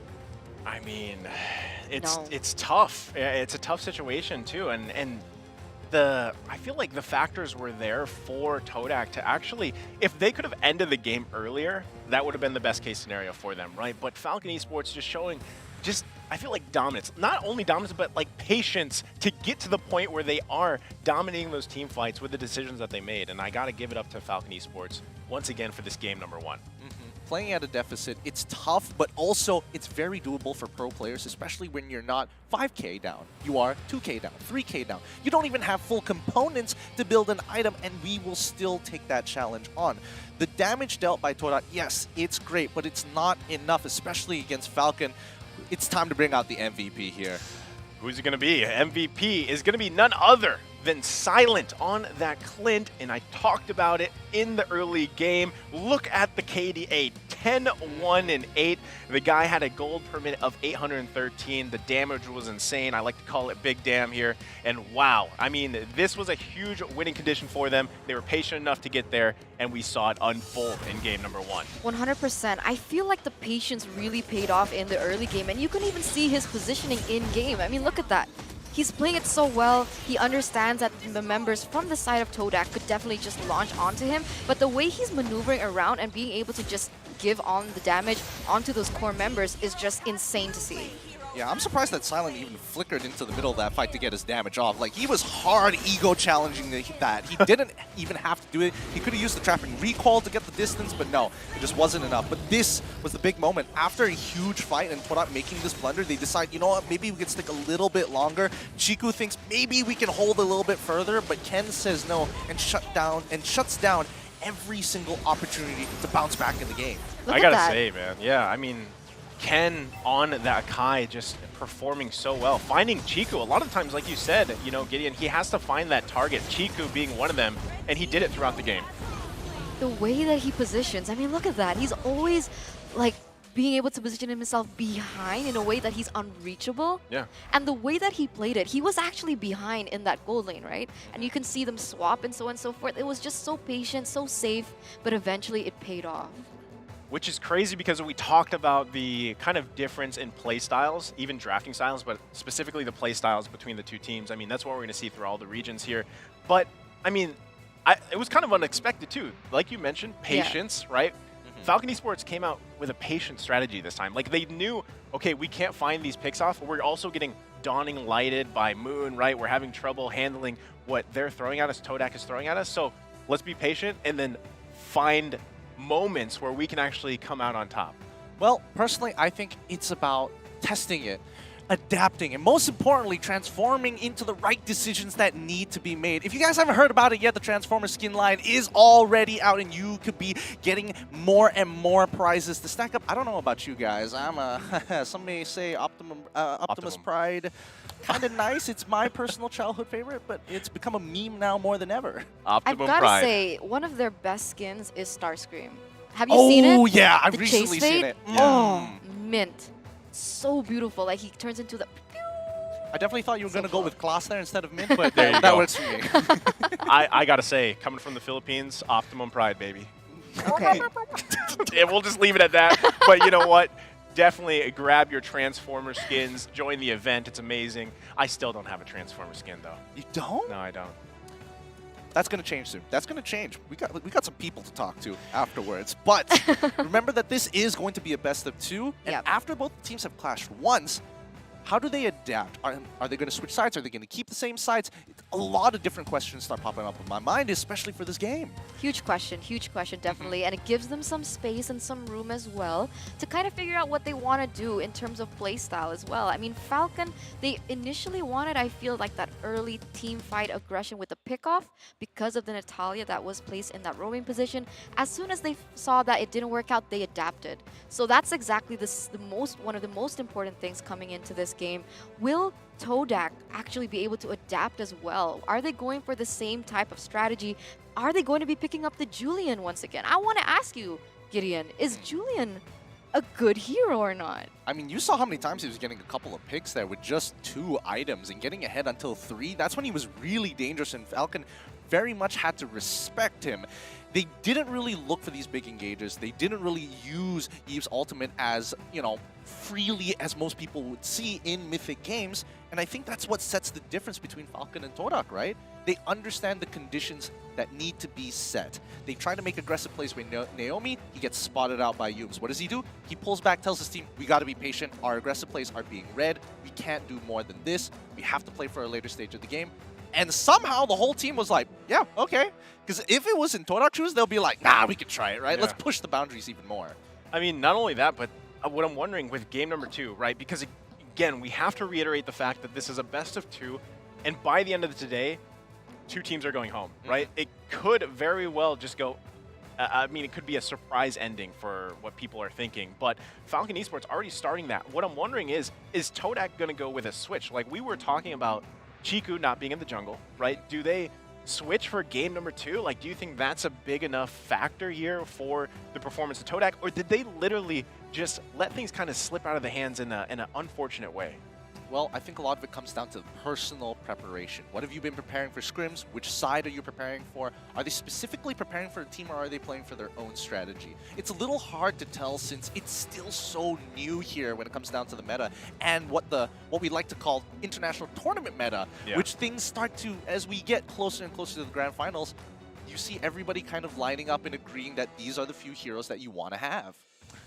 I mean, Julian is definitely, we have kind of talked very often about Julian. Even before MSC started, a lot of us casters were talking about the power of Julian, how he can play into these compositions, and still, like, with power picks like Xavier, I mean, that's still a high priority hero that a team wants to grab, because we saw the early game starting off with those picks. I mean, even across the map, right? He got Naomi in the bush there. So these are some very high priority heroes that could go in either hand of the team. And even like you mentioned, Gideon, Todak likes to usually let their opponents pick first, but maybe they change it here. Now, Yumes, take a note of this. Yumes' record is 9.37 average assists in MPL Malaysia Season 9. Tell us about the power of Yumes here, Gideon. Well, fun fact, he is actually a very young player, like extremely young. He finished what we call SBM here, which in most cases would be O levels for people. I can't think of any other comparisons other than O levels because that's what I did. But he's an extremely young and talented player, and the one few things that I've been noticing about him, and people have been telling me time and time again, is that he turns on the moment he is in game. He doesn't feel nervous like a lot of young players do when they hit that stage, and I think that's what sets Yumes apart from everybody else. You need him to do something, he'll get it done one way or another. If he has to put his body on the line, hey, his role as a support, that's his job. Another thing I want to highlight about Yumes is, like, with the average amount of assists, which I can say is quite high, you can also take a little taste of the way he likes to play, his game style, his play style. Because when it comes to roamers, there are so many different type of roamers. There are roamers who like to go in very aggressively onto the enemy jungle and disrupt their patterns. But for the side of Yumes, what I see, the way that he plays with the average assist, with the normal comfort heroes like he has, I mean, he chose the Ruby before. I've heard that he uses the Kufra a lot as well. He likes to go for those pickoffs, he likes to go for the team fights, and he likes to initiate. Well, we haven't seen the entirety of what Todak is being capable of. And I can tell you for sure, if he wants to play a really boring passive support, he can absolutely do that. And most people are going to think, oh, pick off, wants to play a little bit more passive, probably Raf, right? Well, let me tell you, he's taken a little bit of Blacklist into his bit of flavor, and I think most people would figure it out from that. I would say you got to put spotlight on these lanes, these roles, right? The roamers, the XP laners. It's not always about the junglers now, you know, because there was a time when everybody focused on the junglers, what they're doing, who they're picking, but now actually in the current way that things are, a lot of the pacing is also just established by these roamers and even XP laners to an extent. So now we're going to be jumping here into the draft for game number 2. This is going to be the last game here for these two teams right now to start off the day. Now, Todak going to be on this side here on the left, taking out Ling. They don't want to give that away. 1-1 is banned by Falcon. Okay, so this time around, for game number 2, they've opted to swap sides. So now Todak has the first pick. Now this is going to be quite interesting, whether or not they will be prioritizing heroes like they did before. But now we're going to see the Fanny once again being banned away, but this time by Todak. And now we'll see who will be banned next. Are they going to be banning out the Valentina once again, or will they be banning out just the Akai from the get-go? Your team is banning. It's Xavier. It's Xavier. I think the Akai is... I think the Akai is extremely situational, and I don't think there is enough for Todak to give it. I mean, they could do it out of just sheer respect, because I think Ken played a phenomenal game there in the jungle with this Akai, very effectively getting his picks. But Falcon, they're posing a lot of questions to Todak's, right? We're expecting to see the Valentina eventually get banned, but they're saving it all the way to the end to say, hey, maybe Todak wants to get rid of it first before we do, and we get to choose what your first pick is generally going to be. I feel like it's hard just because at this point, like, I'm so used to seeing Valentina banned early on, usually, you know, by red side. And that became like a factor where, okay, you guys ban that, and then we get the priority pick, right? But now, with so many heroes kind of fitting very well in the current meta, there's a lot of options here. So actually, Todak takes out the Julian this time, so we're not going to see him played in game number 2 for now. Falcon Esports looking to respond with something here. Now, they have about 30 seconds. If they don't take out, let's say Valentina, they don't take her out, could that be picked up by Todak? Is that worth the priority currently? That's so hard. That's so tough. I mean, we have the Grok still.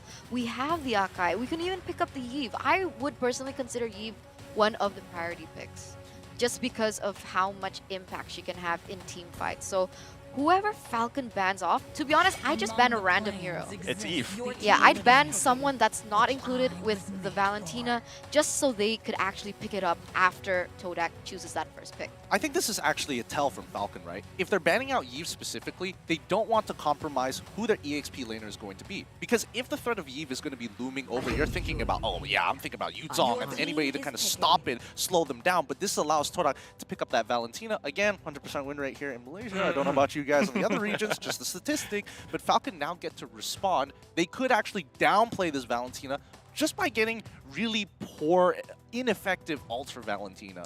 Yeah, that was the next thing that I was going to lead into is just, you know, when you have a Valentina on the other side of you, like, you also have to consciously pick so you don't give these good ultimates over. But they lock in the Kai, they also take a Selena here. And also, the great thing about a Valentina pick is because it's so flex. You don't exactly know where they want to play that. And that's actually not could. It is a big advantage for Todak right now. But how are we feeling about this Akai and Selena pick Eterna? This is huge, okay? For those of you who don't know, Selena is one of Justin's power picks. He loves this Selena, so great. And it's going to be so interesting to see because with these two heroes in mind, we're going to see that early aggression coming in from them. But now that Todak has responded with the Matilda as well as the Barrett's pick, now this is where it gets a little bit tricky. I do always love the Matilda being picked away with the Barrett's just so that the Matilda can give the Barretts a little bit more extra mobility. Anybody else getting the odd feeling that this Valentina might not go into the role we expect it to go? I'm feeling like this is definitely leaning more towards either EXP and gold rather than traditional mid. Jungle, guys. Come on. I don't know about jungle. Let's take a page out of Aura Fire from Indonesia and try it out in jungle. If anybody is going to throw that into the jungle, I would say my top pick would be Todak. Really? On the list, yes. That's how Other how than Aura spicy Fire. they can be. That's how crazy that they can go, and they're willing to do it at some of the most crucial times. It's scary and it's very annoying. But I just feel like in this situation, right, we could say Barrett's for jungle, right? But Yeah. Valentina going in the side lane, I mean, we've seen, I guess, the track record of Valentina being, like you said, it's got a high rune rate. So I feel like that's one of the advantages, right? You can play it pretty much anywhere and have it work for your team. So having the Matilda, having the Barretts here, very solid options, especially, you know, paired that circling eagle and being able to help people escape with the guiding wind is huge. That's huge. All the entire portion of the game, a Matilda played to the level of what people are probably used to watching from, you know, Blacklist out there. And there's teams that are now playing Matilda to that level. So this is something that people really have to watch out for. And Falcon having this Esmeralda here too, I feel like it's if it's going against a Valentina, I don't know how that's going to pair up for her.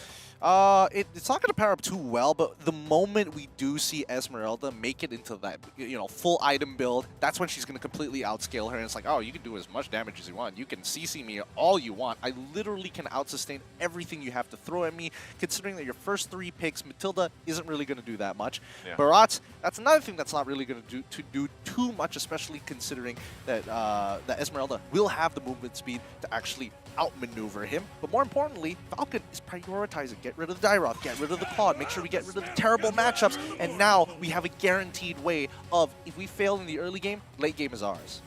This is interesting. The carry being picked up for the side of Falcon. Okay, so I do understand a bit why they chose that, but compared to other heroes that you can place into that gold lane, is this a viable option? I do understand that she can burst the Barretts down in the later stage of the game, but was this worth it, Gideon?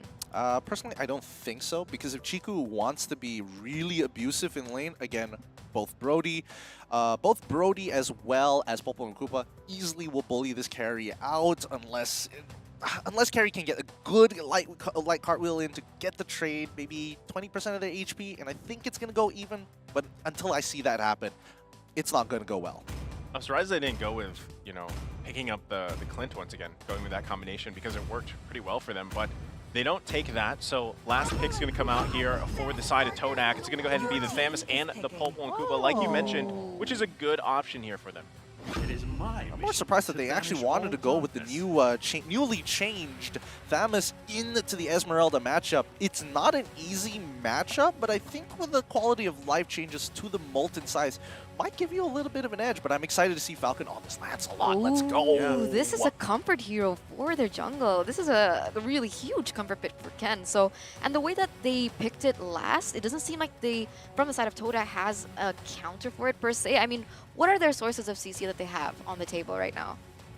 Well, they can take all the CC that is on the other side because they have the Valentina, right? So they have that, but also I believe it was Moon taking the Valentina to mid, if I remember right. So they have that, but you know, to answer your question in turn of especially a Lancelot, like I feel like there has been a little bit of a fall off for Lancelots, in at least from what we've seen in the Philippines, but we'll see how it plays out. We're jumping into the land of Dawn. Ladies and gentlemen, welcome to game number 2 here, Todak versus Falcon Esports. We're gonna see how these compositions fare against one another and if they clash or not. I mean, for the moment, it does seem like Falcon has an upper edge in the sense that they can go for these really early game pickoffs with the Selena, with the Lancelot as well. But from the flip side, already Yellow Flash getting chunked down there.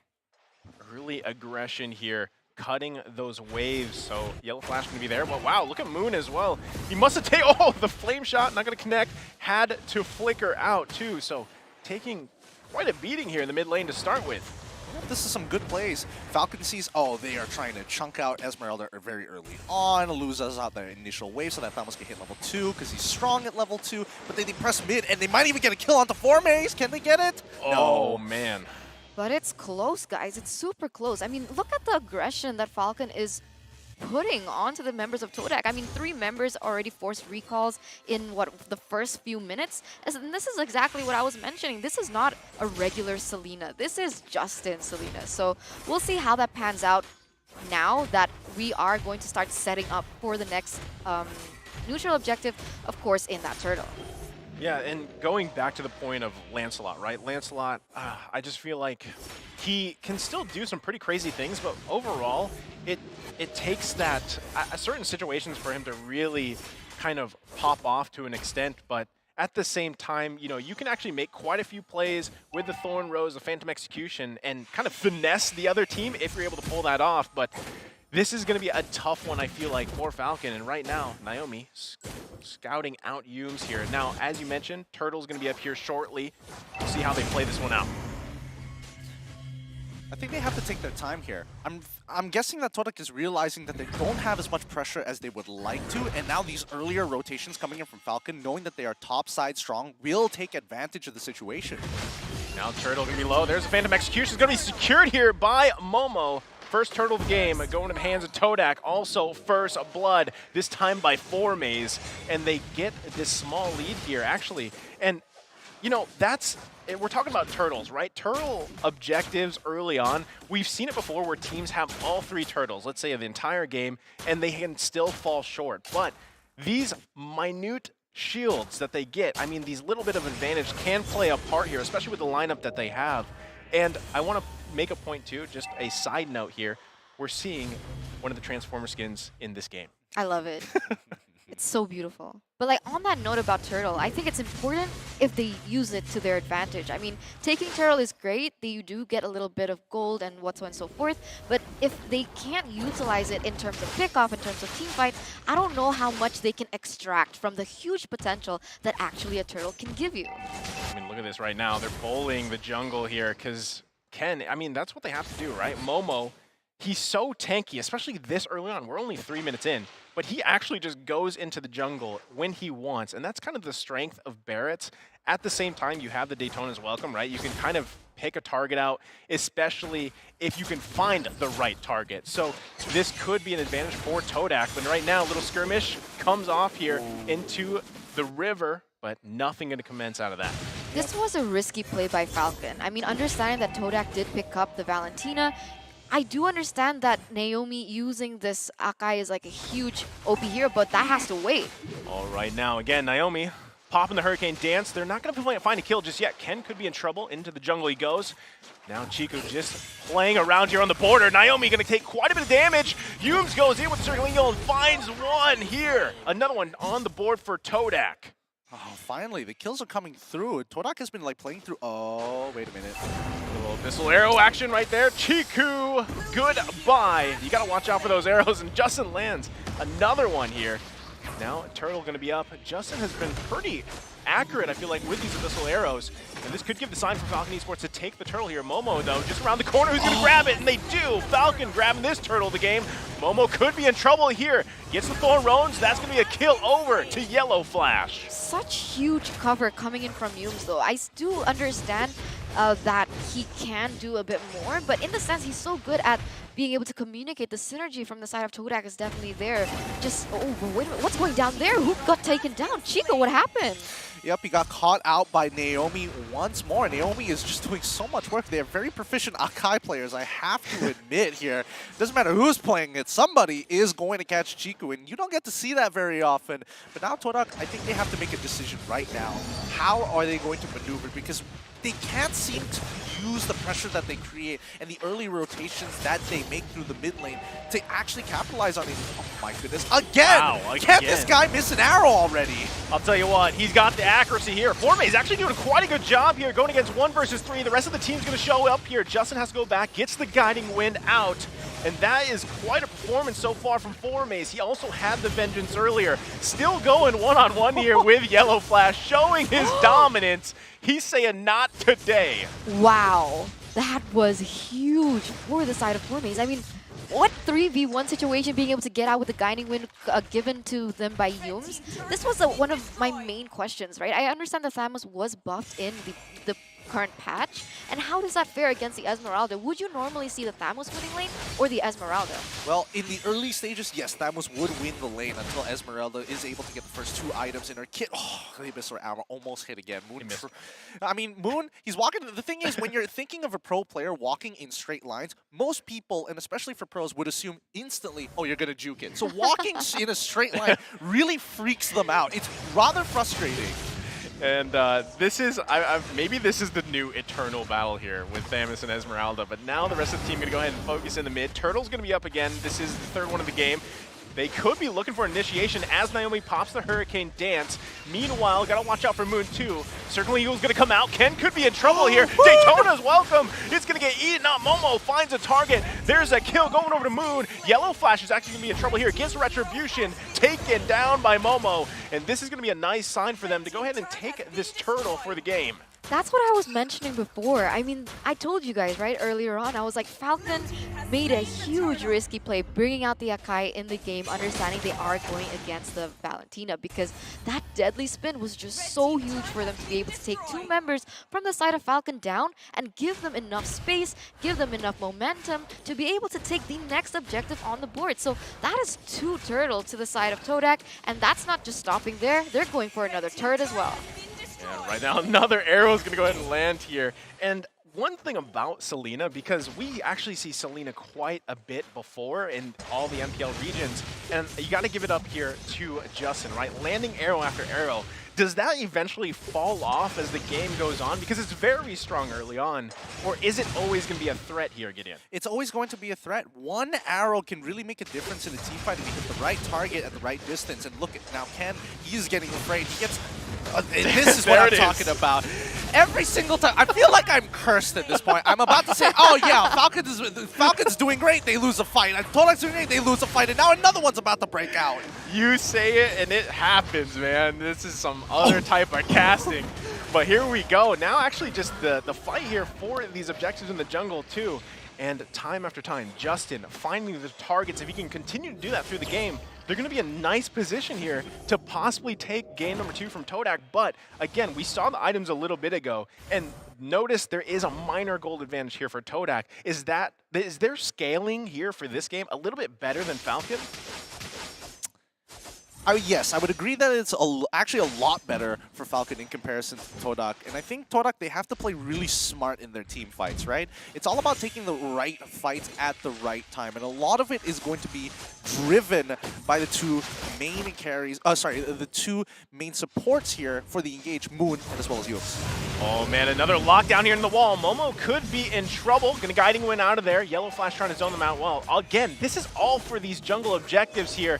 It's just skirmish after skirmish. Moon gets flame shotted by Justin before Yellow Flash is actually taken out of the picture too. Now they're going back to the base, retreating here. Now the Lord is up, but these are some big plays happening here on the jungle. Yeah, huge. 1-for-1 trade for both teams. It is going to be that mid lane for that EXP lane, but the problem is it is still Todak being able to take 2 more turrets on the board. So what we saw in game number 1 where Falcon was able to kind of, alleviate the situation, it's a little bit similar now. Todak is quite in the lead, 2,500 gold to their name. They have 6 turrets as well, and with the space, they might be going for this Lord. Well, they're going to be sitting on top of it for now. I think it's going to be a roll of a die, 50-50 for either side. Todak haven't hit the 32k mark, which means they haven't hit their next item, Power Spike, in comparison to Falcon, who's very close behind. So it's risky to do it now because there's no guarantee. I'm curious, what items is Formace actually going for? He is a lot tankier, and he can sustain a lot harder than I would have expected. Yeah, I mean, and right now they're actually going to go ahead and focus on Naomi once again. Has to pop the Hurricane Dance to survive. And right now, like you mentioned, what is Formace doing? Because they are quite tanky. You talking about a Barrett plus the Thamos here. Another arrow's going to land here. Lord's still not going to be committed on just yet. Moon does have the ultimate of Naomi, so that could be used if they decide to find a pick or a play here. Both teams got to be very careful on this Lord. I love the way they're just dancing with each other right now. They're looking for the right opportunities. They're looking for the right arrow to land, perhaps. But unfortunately, what we see is that it keeps landing onto Mobo. Oh no, there it is. Naomi, but look at the jungle here too. Chico's in trouble now. There's going to be the Thorn Rose. They find one. Lord's going to go ahead and reset, but look at the top as well. A little 2 versus 1 action. Yellow Flash has to be careful. There's the Abyssal Arrow. Justin joining back here. Yellow Flash, 2 versus 2 now. They find the immortality here. They got to be careful because the rest of the team is just around the corner. Ken, now looking on target. He's in trouble. Ken, can you find the kill? Justin is still alive before he finally gets taken out. Now Naomi going to be focused down here. Momo and Moon, look at them go. Man, 2 for 2 trade there between Todak as well as Falcon, but the way that they were able to separate those team fights into like 3 mini team fights was definitely the way to go. That was ingenious from Todak. That was ingenious. If nobody else saw that, I'm going to tell you, Yums, he's pulling away and he's trying to lead on and bait 2 people to chase him when Falcon could have easily wiped the rest of their team with or without Yums. Yums was a non-factor, but Falcon had their laser-focused eyes on him and they just couldn't catch him until the very end, which allowed Todak to actually bounce back from some of their death timers to rejoin these fights. Now, notice that the entire fight, top side was getting pushed in. It was a blunder on Todak's side, but they made up for it. Oh man, right now, that was, that whole team fight was very strategic and all the little, actually it wasn't even a team fight, it was like mini skirmishes that resulted into a team fight and just a pandemonium here. And again, this is just the first Lord. No one able to secure it just yet, but you know, at this point in time, Falcon Esports has to be very careful here because we saw the power of having those kind of beefy boys, especially in 4-Maze, you know, having the Vengeance. And the way he's building this Thamus, he lasts quite a while here as a front line, but now Yellow Flash could be in trouble. Actually going to be just a find here. So again, no one committing just yet. No one committing just yet. They are still waiting once again for that proper strike because you saw the Akai just, you know, flicker in, look for some initiative on the board, but unfortunately it didn't pay too well. But once again, an engage is happening. Oh, Yums doing what Gideon talked about earlier. He's trying to bait some people out here. 4-Maze popping the Vengeance going on here. Oh, and they find Yellow Flash. That's going to be a nice pickup. They could go and just get the Lord now as Falcon is down 1. Also, lanes being pushed in. This is the perfect time for Todak to take an objective. Such a beautiful play now. Oh, wait, hold on. Oh, right when we were about to get into the climax, I swear, it's international tournaments and it's always me. I'm cursed. I'm cursed. We're sharing a desk with the guys. It's all right. It's all right. I mean, for a minute, we have some time to rest. I think Naisu's a bit flabbergasted, perhaps, with how much action has just been happening from the get-go. I mean, what happened in those last few minutes?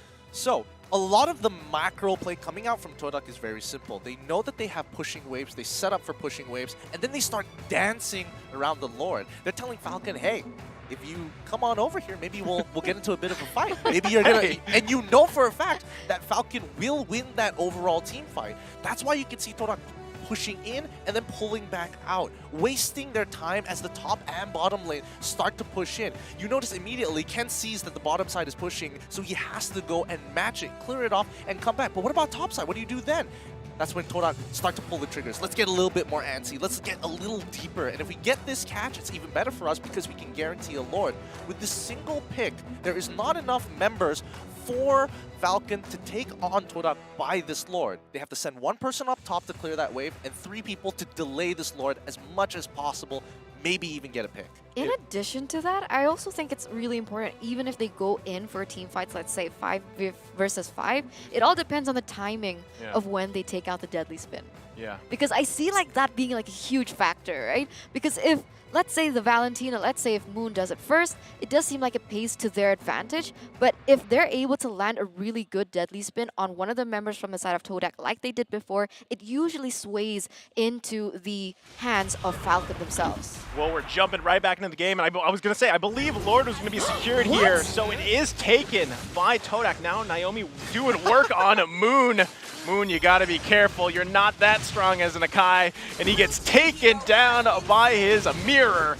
Naomi now gonna be focused here for 4-Maze, eaten up. Momo finds a target. Can they get this one? Silent goes down. Big pickup here. Double kill for 4-Maze. And now working to crack open the base for Falcon. They're gonna try their best to defend here. Forme's got to back off here. They clear the minions. They buy a little bit of time for now. Now this changes everything, right, Gideon? This changes a lot of things, but while we still have time, let's quickly pull up the item list. I'm not sure what Ken exactly is building. He's looking like he's got a lot more HP than he should. Naturally, for a Lancelot, I'm guessing he's probably got like, yep, there we go, Sky got intel. And right now, they're going to go ahead and get this middle turret. It's actually still standing, but the Lord's going to be up top. They get the flicker out too. Phantom Execution going to come out. They give him Justin. Yo, you're in trouble. Mega kill for Formes. Now the base exposed here as the mid turret's going to go down too. They have to take out this Lord to buy some more time. They're minus Justin. That's going to be a tough one for Falcon Esports to defend, but so far, they're doing it. Luckily, they still have the carry, right? We doubted this pick in the drafting phase, but this is exactly what a carry can do, right? If the Lord does come into their base, if the Lord does siege, the carry does have that possibility. But what I'm worried about, in a sense, is that the carry is lacking so much in range. If we compare it, let's say, to the Popple and Koopa, like Todak, they have the siege, but what does Falcon have to be able to give them an edge in terms of that range problem?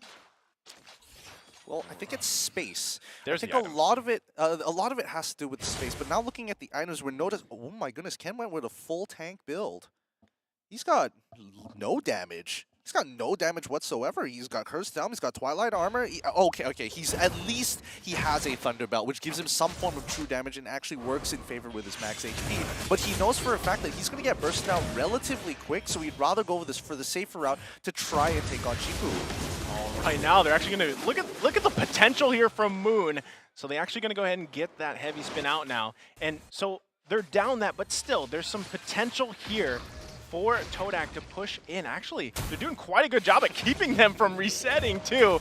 They might look at the push and pull that is happening. Falcon Esports does not want them to go back, but this is what we were talking about, the push and pull. Todak saying, hey, come here, guys, and then Falcon pulling off. So what is the moment for Falcon Esports to turn this around? I mean, Todak is just doing a great job so far. What does Falcon Esports have to do here, Gideon? All right, so the stalemate comes down to one simple fact. If Moon has his ultimate, Naomi doesn't want to stay close to him. He doesn't want to give him that free ult. And if he does, that's when both sides are going to be holding it against each other. Who is going to pop it first? And whoever pops it first usually is going to die first. You don't want to lose a member now, because now this Luminous Lord, the powered up Lord, is going to be for the taking, and they only have one turret left in their base for Falcon Esports, so they've got to be careful. They can't lose Justin, right? He doesn't have the immortality here. Silent also pretty exposed, just playing that carry with a little bit of low range here. They're going to go ahead and poke just a little bit, but again, look at Formes able to just zone out Ken here. No one wants to give the go signal on the Lord just yet. Look at the damage, though, coming out from Silent. It could be beneficial here. Formes once again going 1 versus 2 in the mid lane. They might actually go ahead and start up this Lord for now. Yep, but notice, top wave, it's building up. It's going to happen all over again. Oh, the Abyssal Arrow is going to land. Falling Star Moon's going to come in. Can they get the immortality from Yumes? He actually flickers out and he's okay. Moon finds the immortality here, and that's the response. But Moon grabs that one. Lord's going to get taken out. It's secured here by Ken with the Retribution, and now they're turning around. Naomi's got to be very careful. He's got a little bit of regen. Justin goes and goes down here. Moon, nice pickup there. Another immortality is going to be popped. Can they follow it up on this? And they fall here. 3 down for Falcon Esports. Oh no, they have the Lord in their hands, but unfortunately they were forced to lose 3 members in there at the same time. And now what is going to happen here? It seems like Todak, they're going to push for the end perhaps. Oh, they're looking for the kill angle right here, but they're going to notice very quickly it's not going to be that easy. Oh man, right now, Silent, they're actually focused on Silent. Look at the damage from Moon! He's actually going to force him to go back, but Naomi, you can't do much. Silent? And this could be it. Todak taking game number 2, evening it out to 1 for 1. No way that's a kill angle. No way. Oh my goodness. Well done to both of these teams. 100% well done. Wow, Todak played that incredibly well. They understood their winning conditions. They played it to it as well. And eventually they're able to finally even it out with a 1-1. Now, wow, first match of the day and already a 1-1. That's what we want to see. This here. is good, right? Like, this is technically, if you're a fan of either team, this is technically a good scenario. It's a win. Right? You can't be angry at it. You can't be angry at this result. But again, this gives a lot of hope, and especially for a young region like Myanmar. Yeah, you're taking on Todak. They are the gatekeepers. They are the benchmark, especially when you're coming into these international tournaments. Yeah, I feel like this time, though, Todak looked a lot better this game, right? And you could see the decision-making. You painted that picture pretty much, you know, that kind of decision-making that Todak was going for. They played around it really well, especially like having that Matilda, because we see a lot of those movements come in, you know, baiting them out, baiting ultimates out, getting back, either grabbing teammates with a guiding wind or circling eagle. It was a good decision-making coming out from Todak. They get the 1-for-1. But again, can be said about the same thing could be said about Falcon Esports, because still I feel like this game, there was a chance that things could have turned around for them, and I just feel like Silent was handled a little bit better this time. Also, having a carry, that range was kind of a problem. Like, you don't have as much range. Their poke was there, but you had a hard time initiating on top of what Todak had. Yeah, like when you say they had an equal chance to be able to take it, I don't exactly agree just because of the draft alone. I do like the carry pick in some situations, but in this case, she was just too behind in range. I mean, because you had the Popple and Koopa as well as the Matilda on the side of Todak, so it was very difficult to maneuver around, understanding that the Matilda can go in with a guiding wind to disengage and engage even if the carry wants to go in hard. Yeah, no, I definitely agree with you there. I think if just to explain it simply, if we took out the teams, we took out the names, and we set them all as the best AI playing robots out there and set them to level 10 difficulty, right? I would say 7 out of 10 times that Todak's composition would generally win against the composition that Falcon actually has. And I think that's something that people need to keep in mind, that the win conditions are extremely narrow, and you have a couple of heroes who are going to struggle naturally against this composition. Take for an example, not only is it just Carry who struggles, it's going to be Selena that struggles. Yes, your stuns are great, but the sustain from Matilda, the repositioning, and in fact the Popo and Koopa are two separate entities. The dog can actually block the arrows. I think he did. Multiple times. Multiple times, yeah. And, you know, I'll still take the 3 out of 10, man. You said 7 out of 10, I'll take the 3 out of 10. That's why they're pro players. They will play the odds and turn it in their favor somehow. I don't know. This Sakai pick seems to be coming up the ranks in terms of priority. I mean, in the sense, I looked at it more to like prio and like OP picks against comfort heroes. And I wanted to see how that clashed in a sense, because Falcon brought in their heroes that they're very comfortable with, but going against a composition that is actually stumping them in that way, apparently it doesn't get them too far. That's actually a great way to explain how Falcon decided to draft this time. They wanted to go for something a little bit more comfortable. And Todak, yes, they are playing something that they have done before. Maybe 4 Maze on the Stamos, a little bit out of pocket, but then the new meta is coming in, so there's a lot of argument there. But generally, if we look at these compositions, Todak has a little bit more favorability in comparison to Falcon, who wanted to reach a point where they're so far into this late game that Todak won't be able to bounce back and recover from it. Take for an example, Yellow Flash, he's almost there. He just needs one more item to really make that difference, to allow that peel to work for members of his team, especially Silent, who just wants to get into the fight but doesn't have the range to do so, despite the fact, hey, I'm literally full build. Give me just 2 seconds with their tank, I will win this fight. I gotta say, one of the things that surprised me the most was the build that the Lancelot brought. Like, I understand now, like, the meta's starting to shift. We start to see utility junglers more so than the carry type of jungles, right? But I don't think I've ever seen a Lancelot in the Indonesian scene that has built and itemized this way. I would agree with you here. I do think it's a little bit odd, and I do think there should be some kind of logic going behind it. But if you look at the post stats, maybe we'll get a better idea. Maybe it outperformed what we were expecting. And yes, it got pretty close to carry. 59,000 out-damaging a Popo Koopa coming in from a Todak, as well as getting relatively close. Actually, not as close as I thought it would. Generally close to Valentina as well. So very interesting numbers. Yeah, that's kind of like the build of a Karina almost, right? I mean, that kind of build item that they went with Lancelot there. And the game MVP here, going to be Yumes from Todak on that Matilda, like we talked about throughout the game. You know, this is just a great performance on a Matilda, like I mentioned, where I'm so used to seeing Matildas be played to the highest level, and I gotta say, Yumes did that perfectly here. Yeah. I don't think it was just the Matilda that he could perform on. I mean, I understood that Todak lost that first game, but the way that he was able to play that Ruby was just so flexible as well. He's able to initiate, he can cover, and he's just like an all-arounder type of roamer. Well, I'm just saying, when we went into the technical pause, we showed the fact that Yums had a pretty good assist rate, and he got the MVP. Coincidence? I think not. Average assist of what? It was like 9.3, 9.4, something like that. Look at his KDA there, and we're gonna see how this unfolded here for the game highlights. And you know, right now we get to see his beautiful face here. But again, this is just throughout the game as a whole. You'll be able to see here how Todak kind of handled a lot of these situations, right? There were the setups too. Also, I gotta say, Moon did some great things having that heavy spin.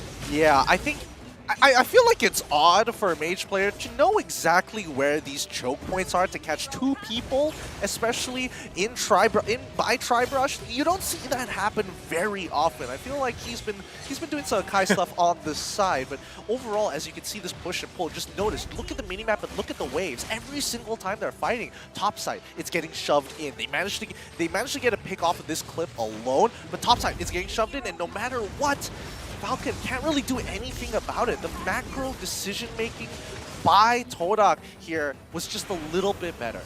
I mean, going back to Yums as well, I mean, we're taking a look at the highlights, and I just remember this one moment where Yums like dived in with the circling eagle under the turret, and he Bottom side managed with to three people? Yeah, and he Yeah. managed to get out of there alive and get a pick off on the board. It's just the calculation is just so on point from him, and it was just he deserved that MVP to say the least. I would say this is a great way to open MSC Group Stages day number 1, right? Yeah. This is Group A that we just saw. 1 for 1. I feel like that's probably the best case scenario here for a lot of the fans out there. And, you know, next up, we will be having Group B. So RSG Philippines versus See You Soon for Group B. So See you soon. Now See you that's soon. going to be really interesting, guys. I mean, if this first series was anything to set the pace, I'd be surprised. And We're already surprised. I mean, Falcon, come on. We're ready for it, to be you honest. see the color I'm wearing. not. No, Joking. don't go there. Don't you dare go there. This is purple now, I would assume. I'm supporting. You can't do that. You can't do that, man. No, I'm supposed to be the hosting country. I'm supposed to be the one helping it all out. Well, It's okay. It's okay, man. And, you know, that's the thing. Once again, this is a way to start the day. So I believe we have, yeah, there it is. RSG and See You Soon coming up. That's going to be Group B. So the first game for Group B, hopefully, again, this is a tall tale sign for what's going to happen for the rest of the tournament. Eterna, do you have any final thoughts of the first series of the day? I gotta say, there were so many surprises in that particular game, and I'm excited to see more. Short and sweet. Gideon. I can't wait to see how this game plays out, because now we're going to get to see the Philippines up against See You Soon, a team that everybody is taking very quick note of, and hopefully it's a good show. Well, we're going to take a short break before we join back for Group B. We hope you guys enjoy, and sit tight. We'll be right back.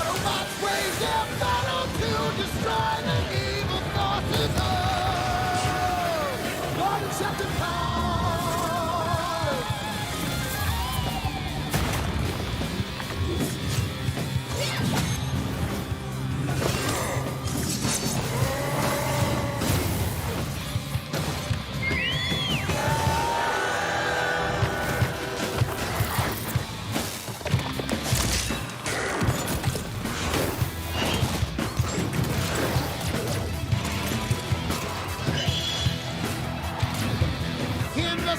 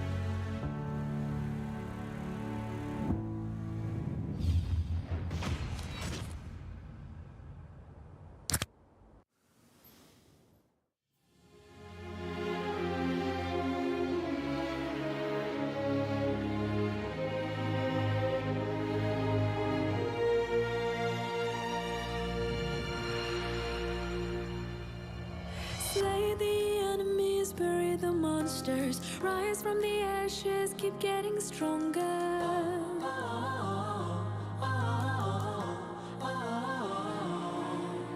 Races run, hit it hard, giving the best shot, going in for the kill, let them bite the dust. Let it all out, our superpower head with the crown. Sorry, not sorry, bow before us, they won't bring us down. We are legendary.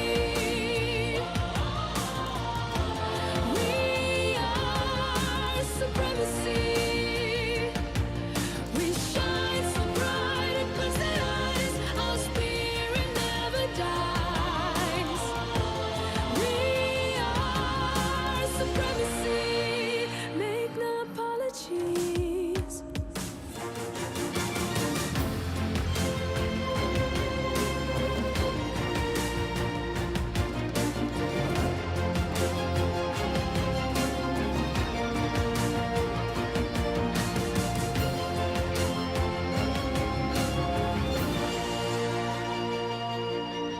Fight on to the last drop of blood. Fight on to the last beat of heart.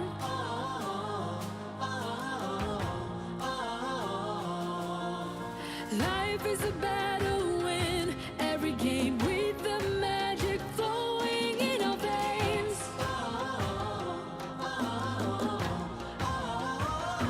Let it all out, our superpower head with a crown. Sorry, not sorry, bow before us, they won't bring us down.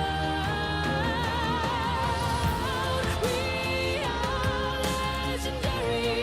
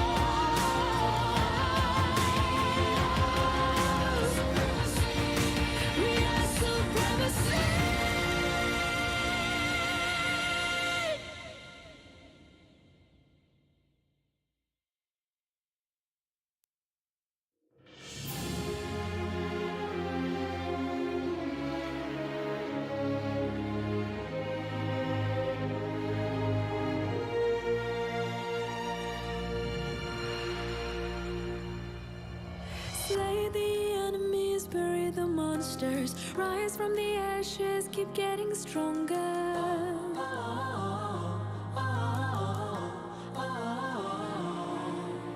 Races run, hit it hard, giving the best shot. Going in for the kill, let them bite the dust. Let it all out, our superpower head with the crown. Sorry, not sorry, bow before us, they won't bring us down. We are legendary. We are supremacy. We shine so bright it puts the eyes. Our spirit never dies. We are supremacy. Make no apologies.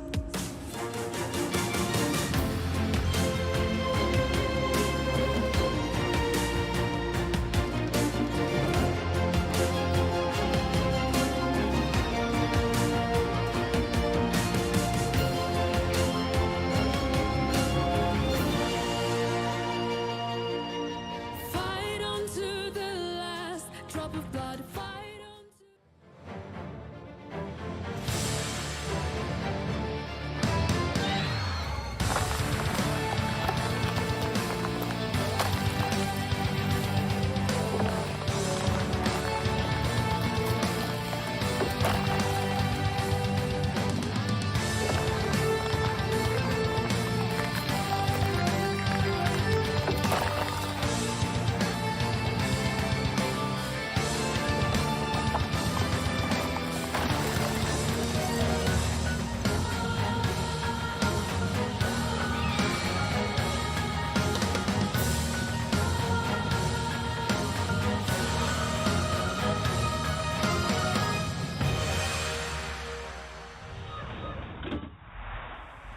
Welcome back to day number 1 here, group stages for MSC 2022. I'm Naisu, joined here with, again, Eterna and Gideon.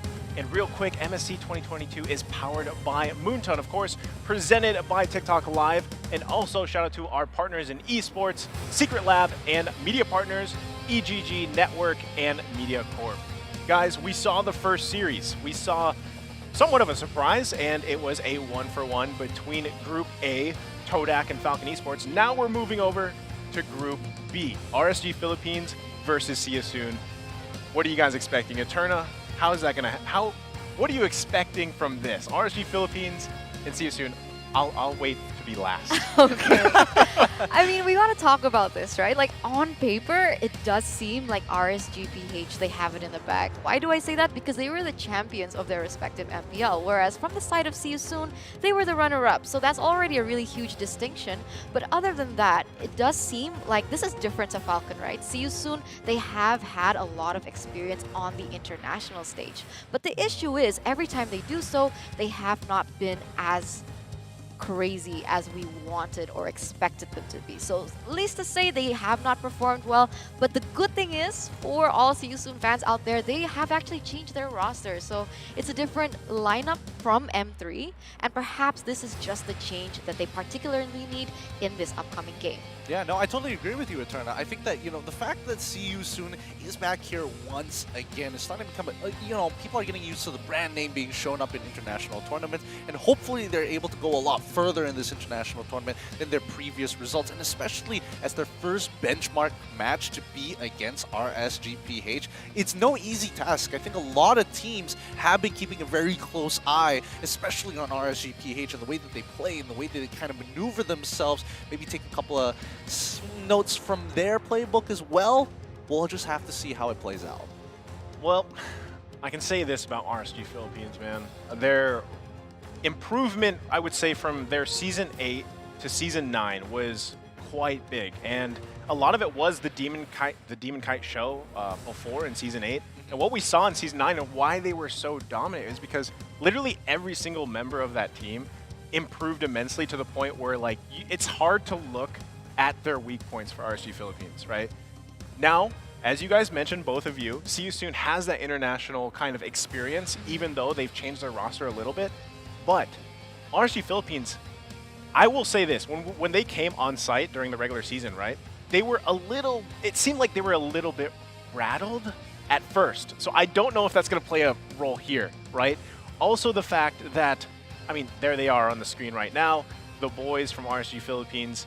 They are, and that's Coach G, I mean, they are prepared for sure. I spoke to them a little bit at, the hotel when I arrived, and I feel like they're definitely ready here. But still, I'm wondering if this is going to affect them at all with this type of experience being in a LAN setup again, because we know See You Soon has that kind of experience for them.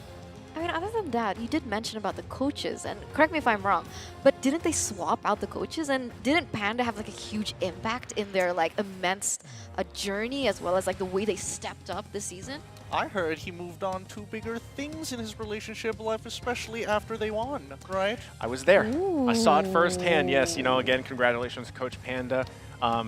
We actually had 2 proposals during the MPL Oh, really? Philippines. Yeah, That one I didn't know. It was pretty cool, man. Yeah. So Coach Panda isn't physically here, with RSG Philippines, but Coach G, man, he is great with the players. He learned a lot from Coach Panda as well, and I just gotta say they're in good hands. And I mean, at the same time, RSG Philippines they have communication with Coach Panda, right? So it could play a factor, but we won't really know until we get to the game, right? But we are going to be jumping here, taking a look at the schedule, right? So right now, we've already seen, once again, Group A, Todak versus Falcon. It was a 1-for-1. We're jumping to Group B now, so it's alternating here. RSG Philippines versus See You Soon. And then following this, we go back to Group A, Falcon versus ONIC Indonesia. I'm sure you're excited for that one too. Ooh, later 100%. on. But so far, it's definitely started a high note for group stages. And again, as much as I know about RSG Philippines and how they play, I can still See You Soon actually giving them quite the challenge, especially with what they're bringing this time around. So, I mean, we'll explore more of that in the draft. But I'm going to ask you, Gideon. You were a little bit surprised with the first time result with Todak and Falcon Esports. What would surprise you here for this matchup, RSG versus See You Soon? 2-0 See You Soon. That would be very shocking. I do expect at the very least a 1-to-1. That would be a very fair evaluation, and I think a more biased evaluation or even a more reasonable evaluation would be a 2-0 in favor of RSG-PH. I mean, again, RSG-PH, as you mentioned, have improved a lot, more significantly than I've seen a lot of teams in the MPLs around the region to actually pull this off. But it's time to introduce the lineup. If you don't know them, you don't love them just yet, well, here they are. Iman, Light, Aqua, Demon Kite, and Nats. He knows what he is doing. And I think, everyone talks about Demon Kite. Let's just take a moment and appreciate Light for a second. He knows when to go in and when to go out. Very similarly to how Yum's plays, but I feel like he's a lot more precise with his movement.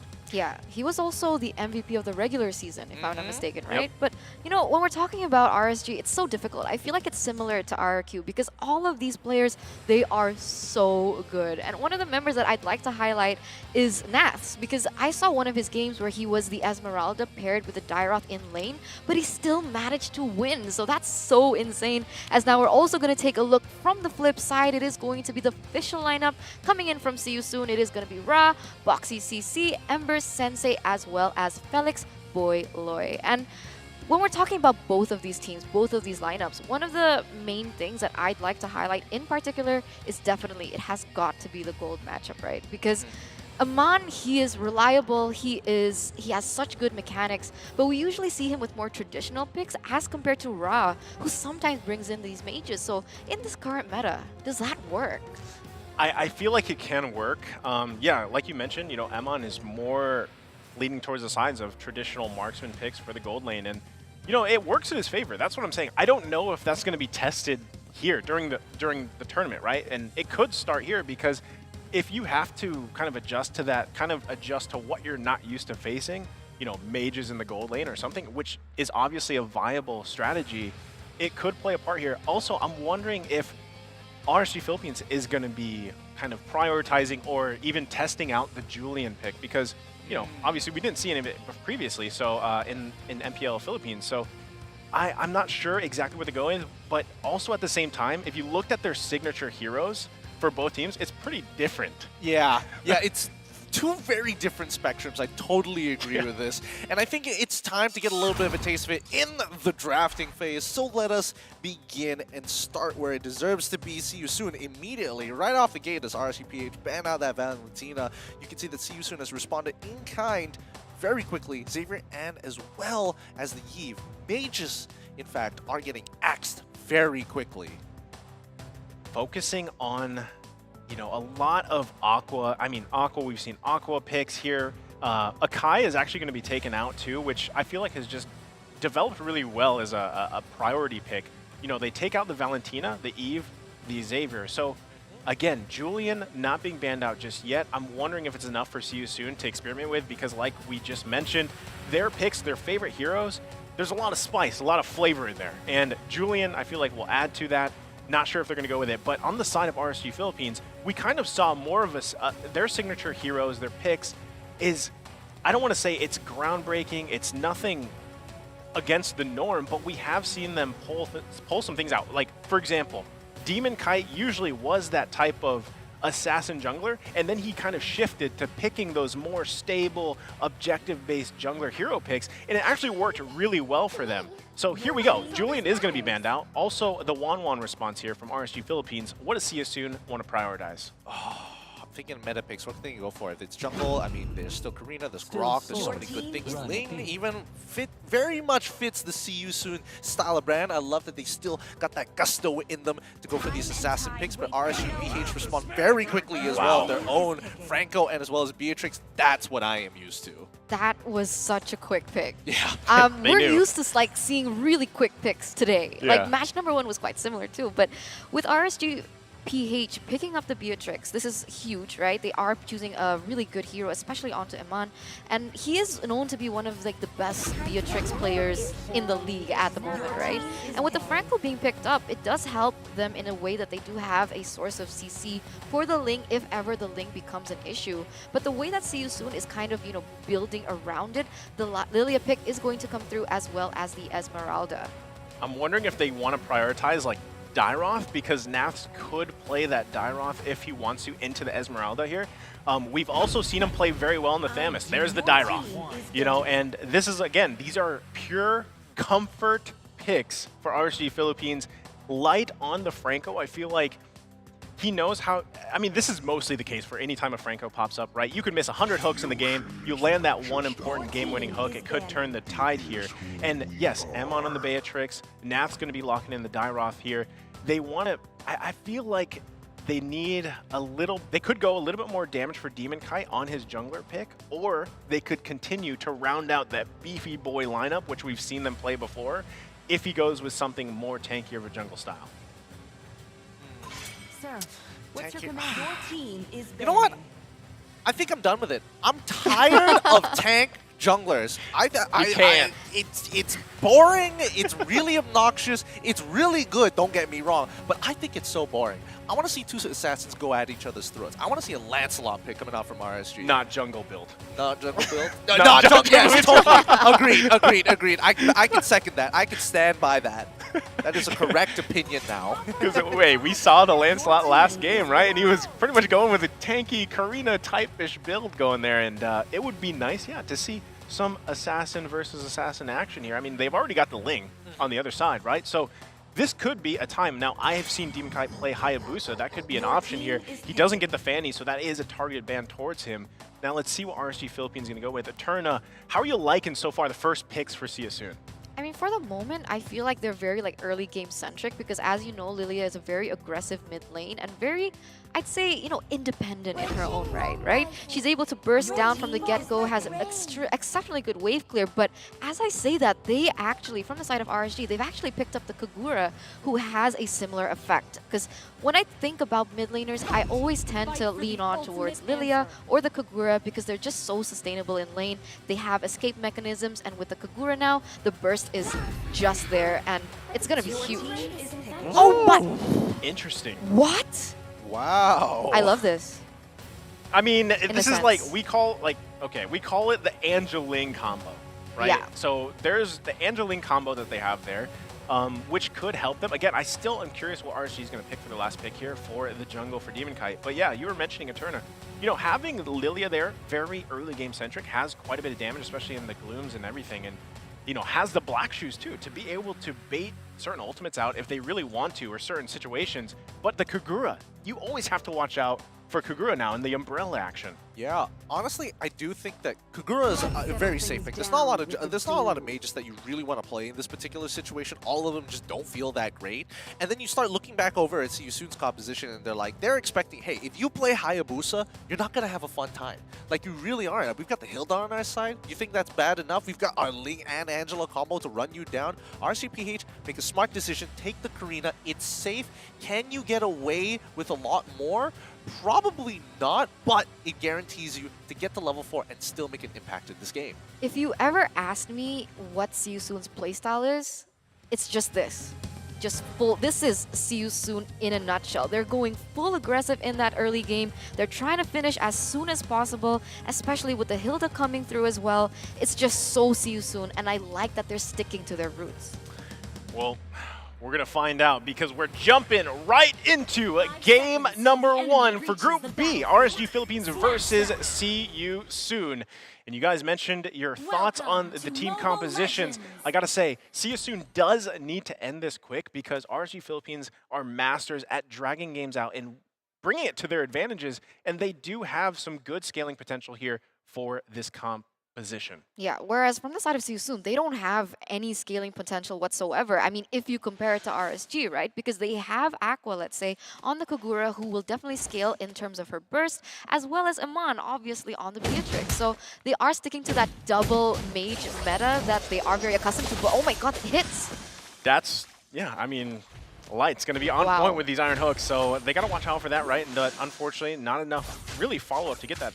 That could have been some type of early first blood, but right now, I got to say, Yusun has to be careful with the way that they play around this. They really need to buy time for Sensei. He does have the jungle emblem, right? But look at Light once again, doing what Francos do best, whoever picks them.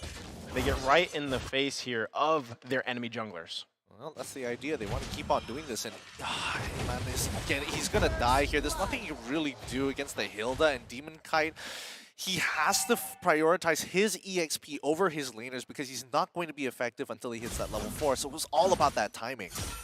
Interesting, yeah. So it's okay. So Ember in the mid lane on this Angelina, right? And then the Angela, and then we have Lilia in the gold lane. So I'm thinking here, Emin's gonna have a very difficult, just kind of laning phase, if you will, and he's got to be able to find time to farm up, right? So I don't know if RSG Philippines wants to babysit kind of that lane, take care of him, or just say, Emon, you do your best, and we'll bring it into the mid to late game.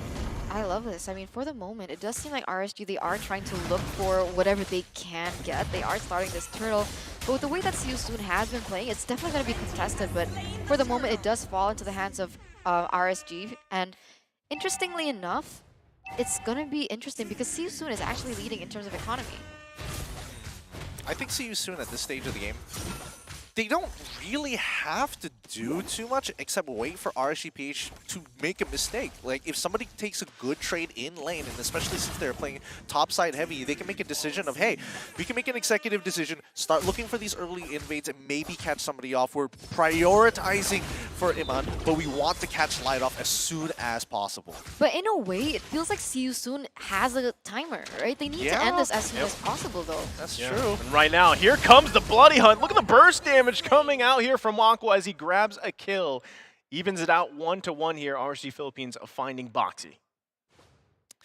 Oh, I like these rotations coming in from RSG-PH. Like, especially since Beatrix, okay, you're not going to be able to make it in the top wave in time, so just take your time, switch your weapons, clear up that mid wave, and let's focus on the macro play. And RSG-PH is playing this really, really well. I'm not sure what See You Soon can really, how they are going to force a situation out of RSG-PH unless they are utilizing this combo, which I think they might do right here with the Ling and Angela.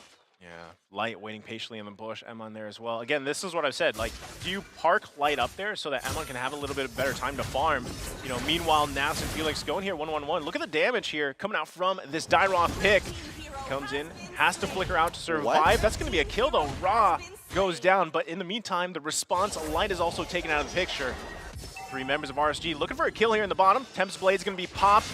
Should be able to survive off that, but that is an ultimate committed. To be honest, I like the way that SYS drafted, but in the way that they actually put the Angela in the mid lane, kind of denies them what they were trying to do, right? Like their winning condition for the side of SYS is, okay, go aggressive in the early game, get as many picks, get as many objectives as possible, and try to finish it as soon as possible. But that requires really good rotations. And the problem is, because Angela is so slow on that wave clear, I don't think that they can implement what they were trying to do in the first place, and RSG has actually come out on top here in the 5th minute of the game. I mean, look at that. Another turtle to RSG. They're playing it slow and steady, and they can keep on doing this until SYS are going to dry up, and RSG have scaled enough into this game to really not hold back their punches. And macro-wise, yep, there we go. Another catch so easily brought up by Light. He finds another one to make it easy for Aqua, and as well as Eman as well. I think that top side of the map is completely gone. RSG-PH in the driver's seat. There you go, right? And now it's focusing on Sensei, but he's going to be fine. Going back to your point, Gideon, this is exactly what I was saying, right? Park Light up there for a little bit, give that advantage there to Emon. Now he's pretty much, he's free coasting up there in the top lane, so he's fine. Look at the damage burst they have, and check out the itemization. It's early on, 5 minutes in. How's the items looking? It's looking great. I mean, Iman, he died, he got dove. It's like, all right, I stayed a little bit too soon, but now I'm walking away with some swift boots and as well as a BOD. What are you going to do about it? And especially for Lilia, who gets attacked time and time again.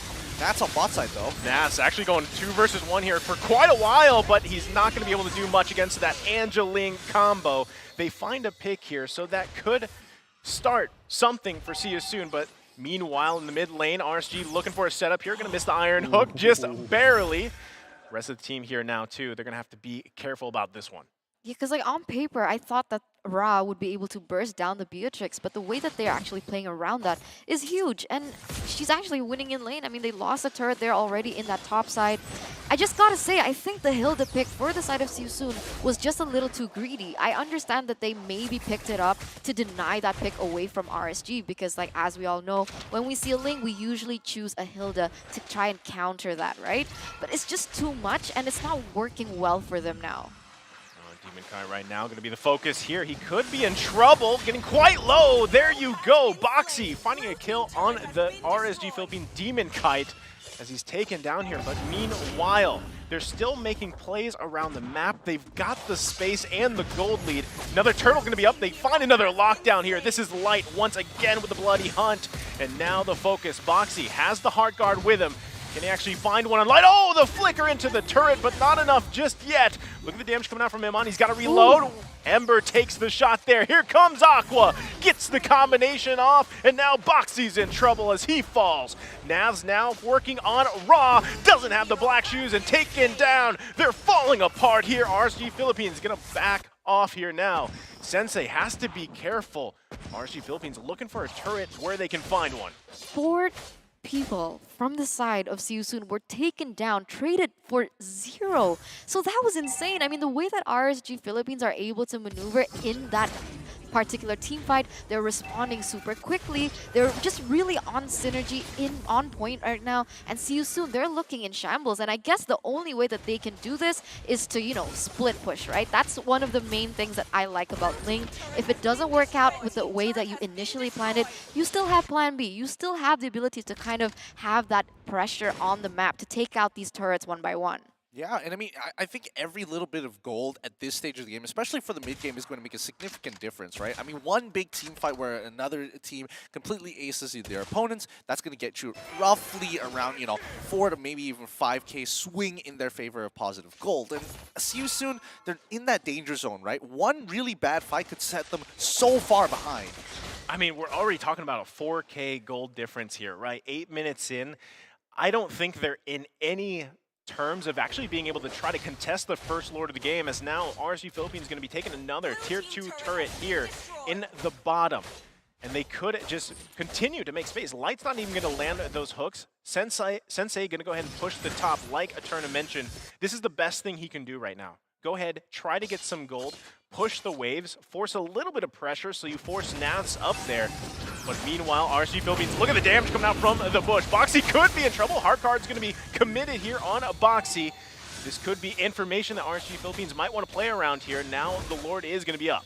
Oh, come on, the way that RSG is able to just bait all these very important resources away from SYS minutes away before they're starting that Lord, it's just so insane to watch. The way that they're controlling the game from the get-go, the way they're controlling the space, it's so difficult to see SYS being able to come back from this. You mentioned earlier this is the best that they can do. For me personally, I feel like this is the only thing that they can do.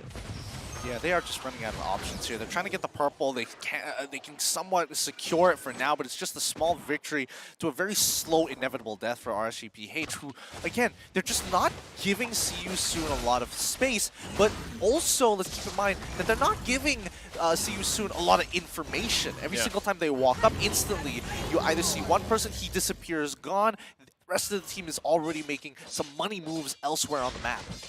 Honestly, this is just standard gameplay from RSG Philippines, and if you notice, like, every single role here is just executed to what they call it in the Philippines is pretty much that Coach Panda's puzzle. This is now also Coach G's puzzle here that we're seeing from RSG Philippines. And the gold lead is continuing to grow here. Itemization is going to be a huge concern. We're going to take a quick pause here, but as I was saying, man, RSG Philippines, this is what I meant when it's hard to find weaknesses, because you might find Emon like they did in the early game, and they know exactly how to respond to it, like in a split second.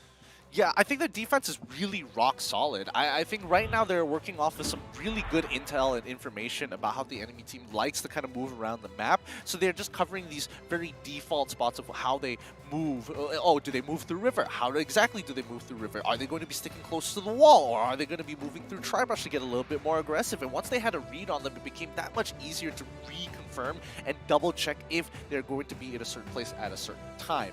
I think that's the interesting thing about RSG, and something that I'm guessing Coach Panda has imparted to the rest of the team, because this is some world-class defense. Yeah.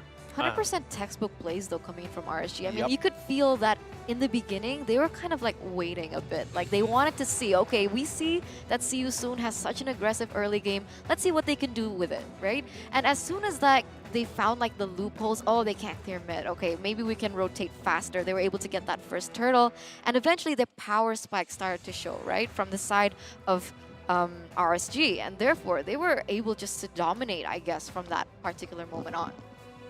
Again, you mentioned it, you know, the power here of RSG Philippines is their response to those minor weak points that pop up, and I just feel like for SYS, I don't want to count them completely out of this game yet.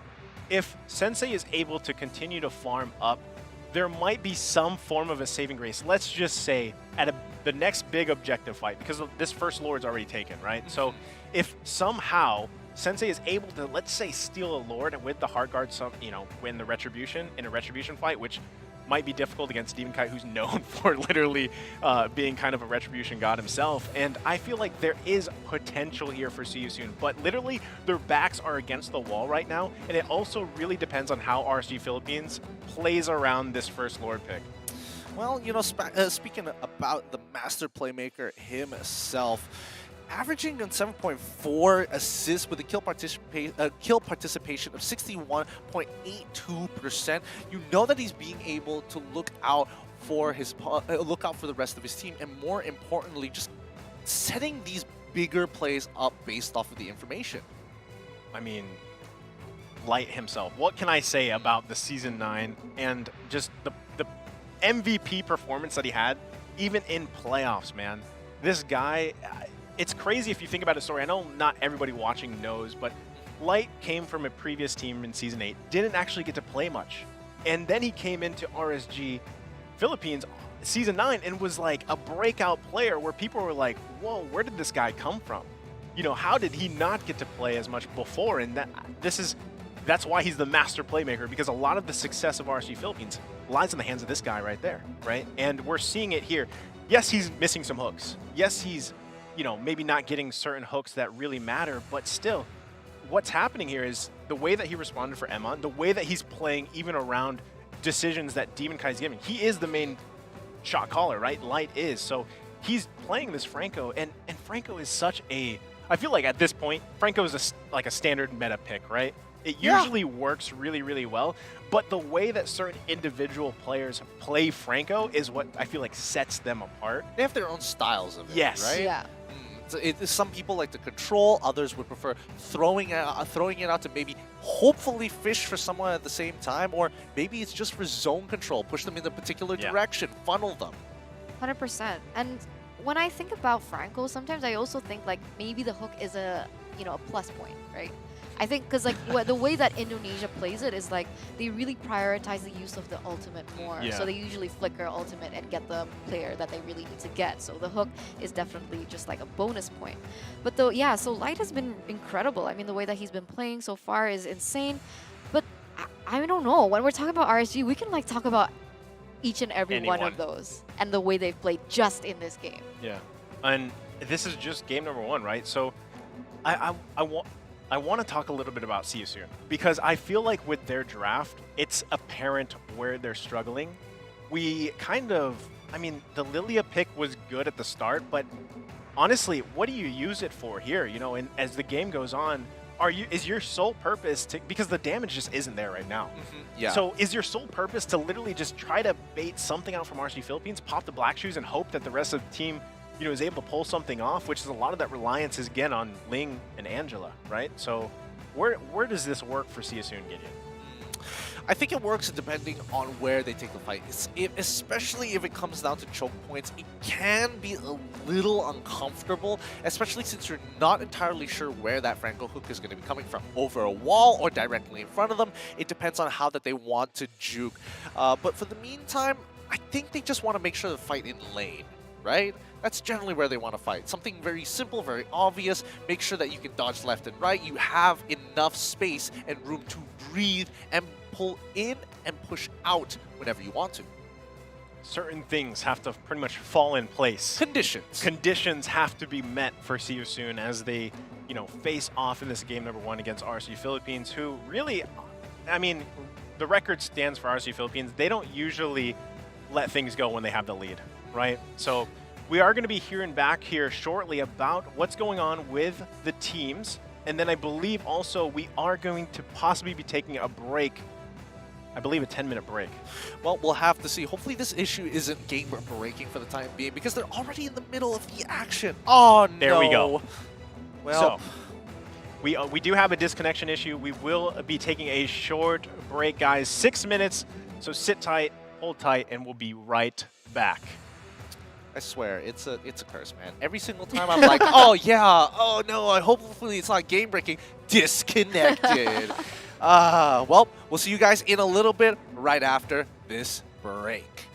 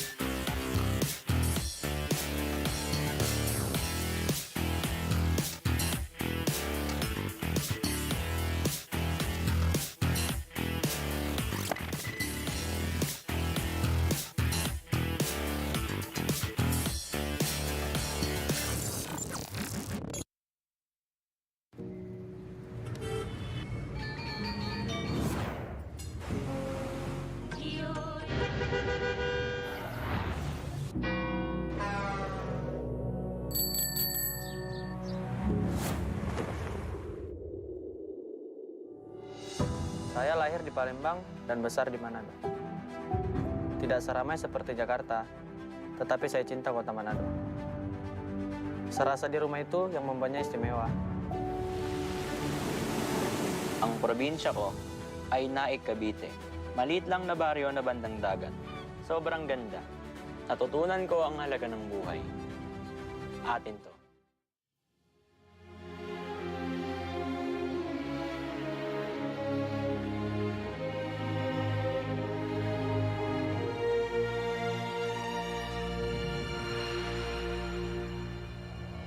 Slay the enemies, bury the monsters. Rise from the ashes, keep getting stronger.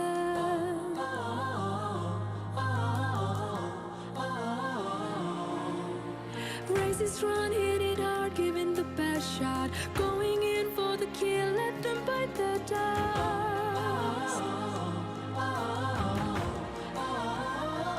Let it all out, our superpower head with the crown. Sorry, not sorry, bow before us, they won't bring us down.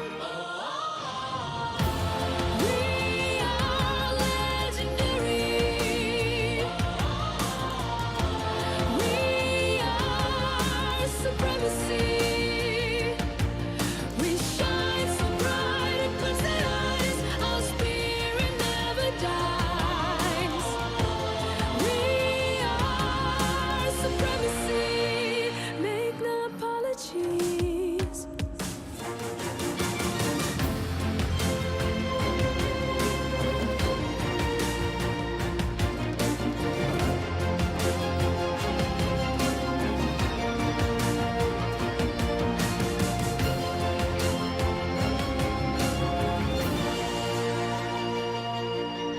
Fight on to the last drop of blood. Fight on to the last beat of heart.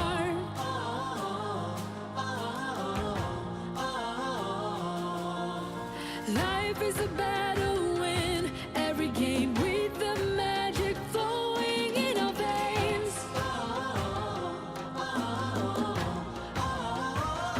Let it all out, our superpower head with a crown. Sorry, not sorry, bow before us, they won't bring us down. We are legendary.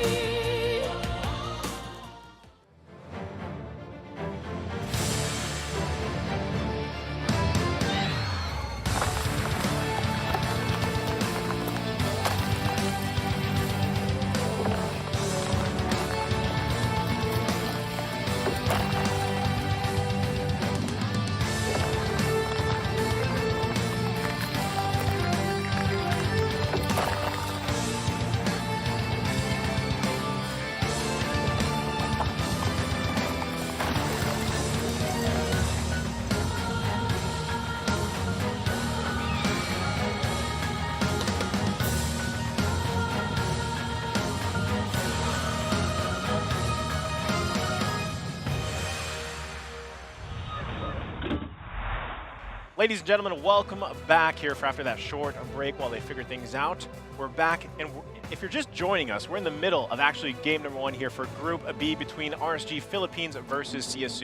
Again, I'm Nisu, joined here at the desk with Eterna and Gideon, and we were talking about pretty much everything in this game, and I believe they have the push here for RSG Philippines. Lord's going to be marching down the bottom lane as they continue to get objectives around the map. So as you can see, RSG Philippines in quite the driver's seat here.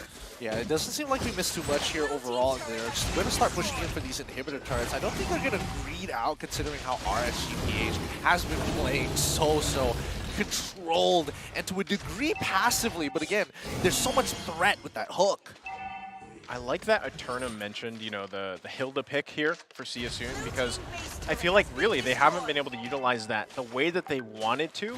And this is kind of what we're seeing, right? We talked about SYS's composition, the heroes that they chose to go with, and the potential to actually even come back in this game is it there? I mean, Eterna, now that you've said that with Hilda, do you think they can have some form of saving grace? I mean, I love the Hilda pick if you're leading, but when you're like conditioned in a way that you're just stuck in your base, I mean, basically asphyxiated by your opponent, it's kind of difficult to see what kind of impact that the Hilda can do, knowing that Light will always be there on standby to be able to, you know, punish you if you go in for like a crazy engage.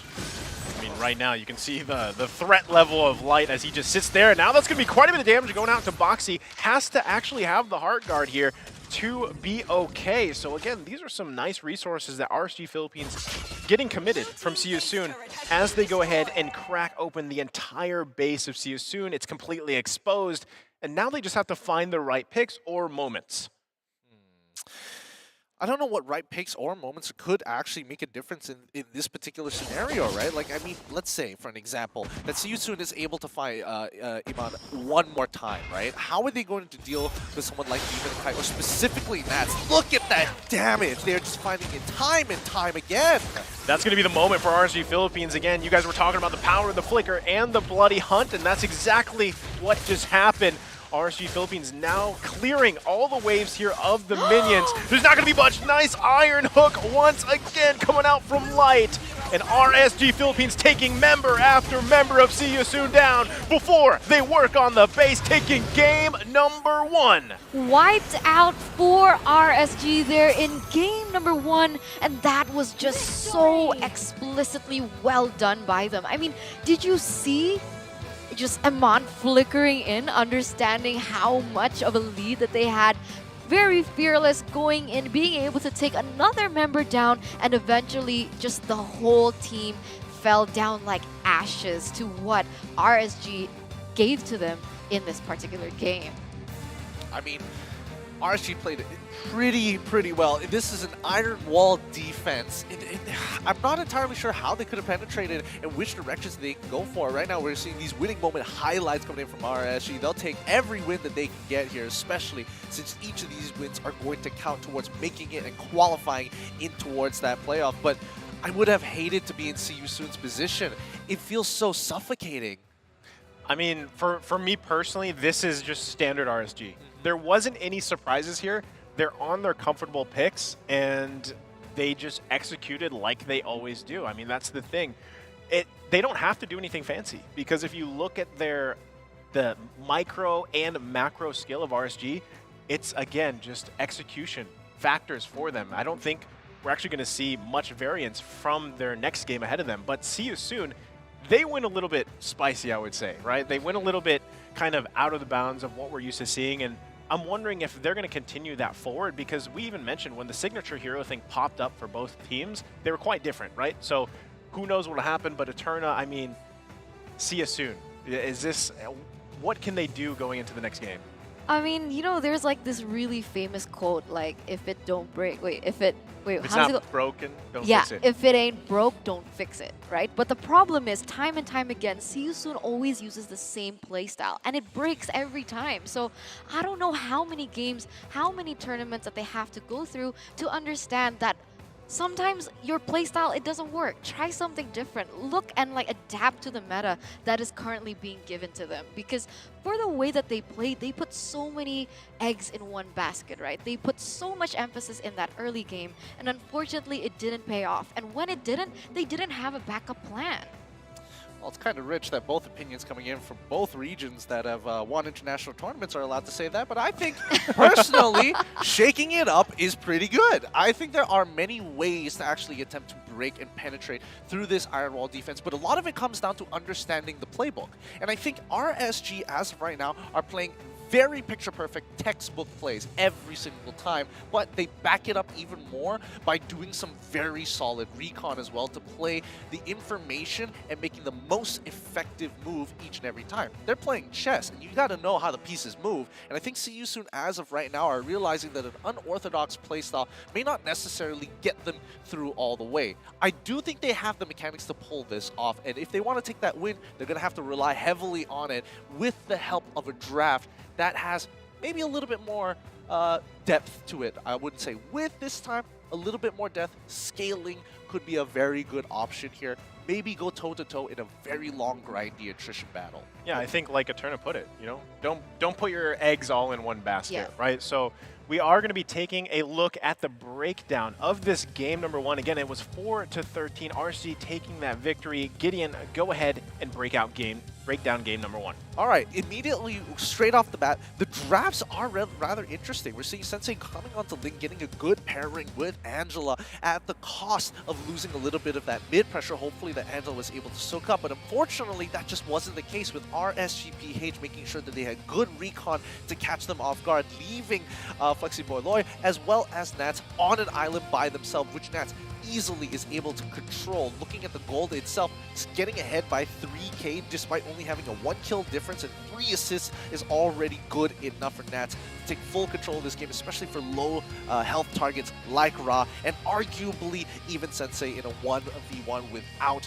his ult. Now, Demonkite, on the other hand, didn't really have to do too much of the heavy lifting. All he has to do is go invade the enemy jungle and relay that information back to the rest of his team. But if you look at the items, still traditional items all across the board. We do see that Ember decided to opt to go for an Ice Queen's wand to maybe try to slow down that push, but it really doesn't matter. The moment that Aqua was able to hit that 3rd item, Holy Crystal, he can blow up anybody.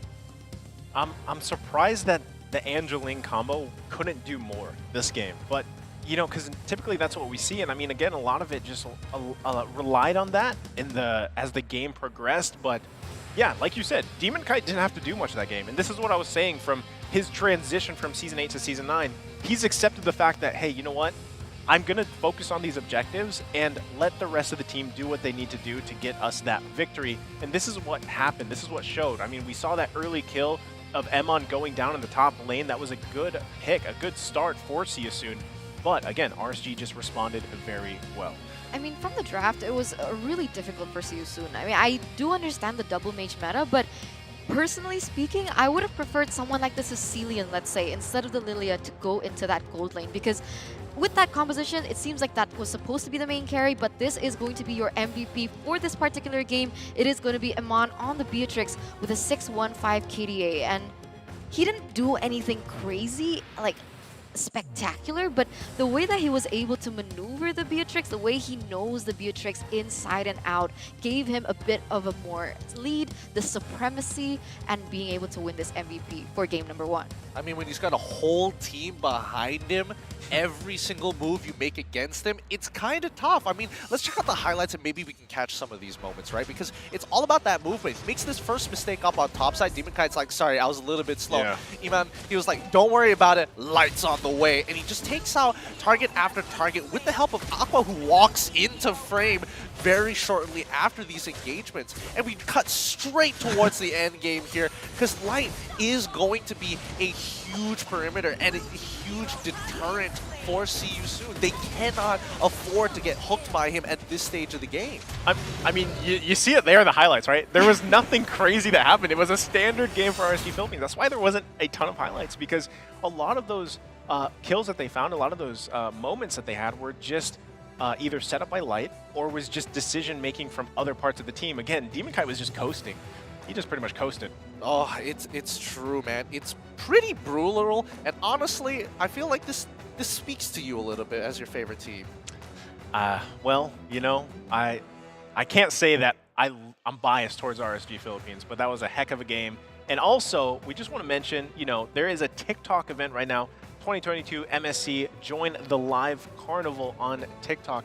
I believe you can get some points and get some skins if you just join it. Exactly. We're offering you so much, guys. I mean, if I were, I would be like watching and I'd just be like getting all the skins that I can get, because there's so many events that are happening right now, and it's a way of showing our appreciation to you guys as the viewers, the way that you've supported all of our events from the get-go up until now, and you can see just everything just gathering up, the way that the esports community in MLBB in particular has grown so much, and we just want to say thank you. Hey, it's a party, it's a carnival, and you guys want to join anytime, any place, anywhere, just whip out your phone and you know exactly what to do. But considering, I'm going to do a bit of forecasting here, right? Okay. I'm thinking RSG-PH, very pacifist style, very textbook style. I'm thinking of Naisu, that's his favorite team. I bet his TikTok feed is basically grass growing. Well, I'll tell you, I'm quite active on TikTok, and I'm just waiting to post our TikTok. You know, it's not a dance. Trust me, I don't dance on TikTok either. You don't dance, you just look hot on it all the time. That's okay. I'm uncomfortable. Have you seen his TikToks? They are good. It's hard not to look away. There you go. And, you know, speaking of, again, enjoy the freebies, guys, from this entire week. Like, the entire week. I was going to say weekend, but the entire week. Because it's like, I mean, it's jam-packed, and there's lots of goodies for you guys. With that being said, Game 1 is over. What's the fun fact? I didn't realize how tough of a contender that SYS has in this match until I remembered a fun fact. What's the fun fact? The fun fact is, correct me if I'm wrong, Naisu, but RSG Philippines has been sitting on a win streak during their playoffs. 7 times they played and they've only lost 1 game, and that was in the grand finals against Omega. Yep. That's why. Wow.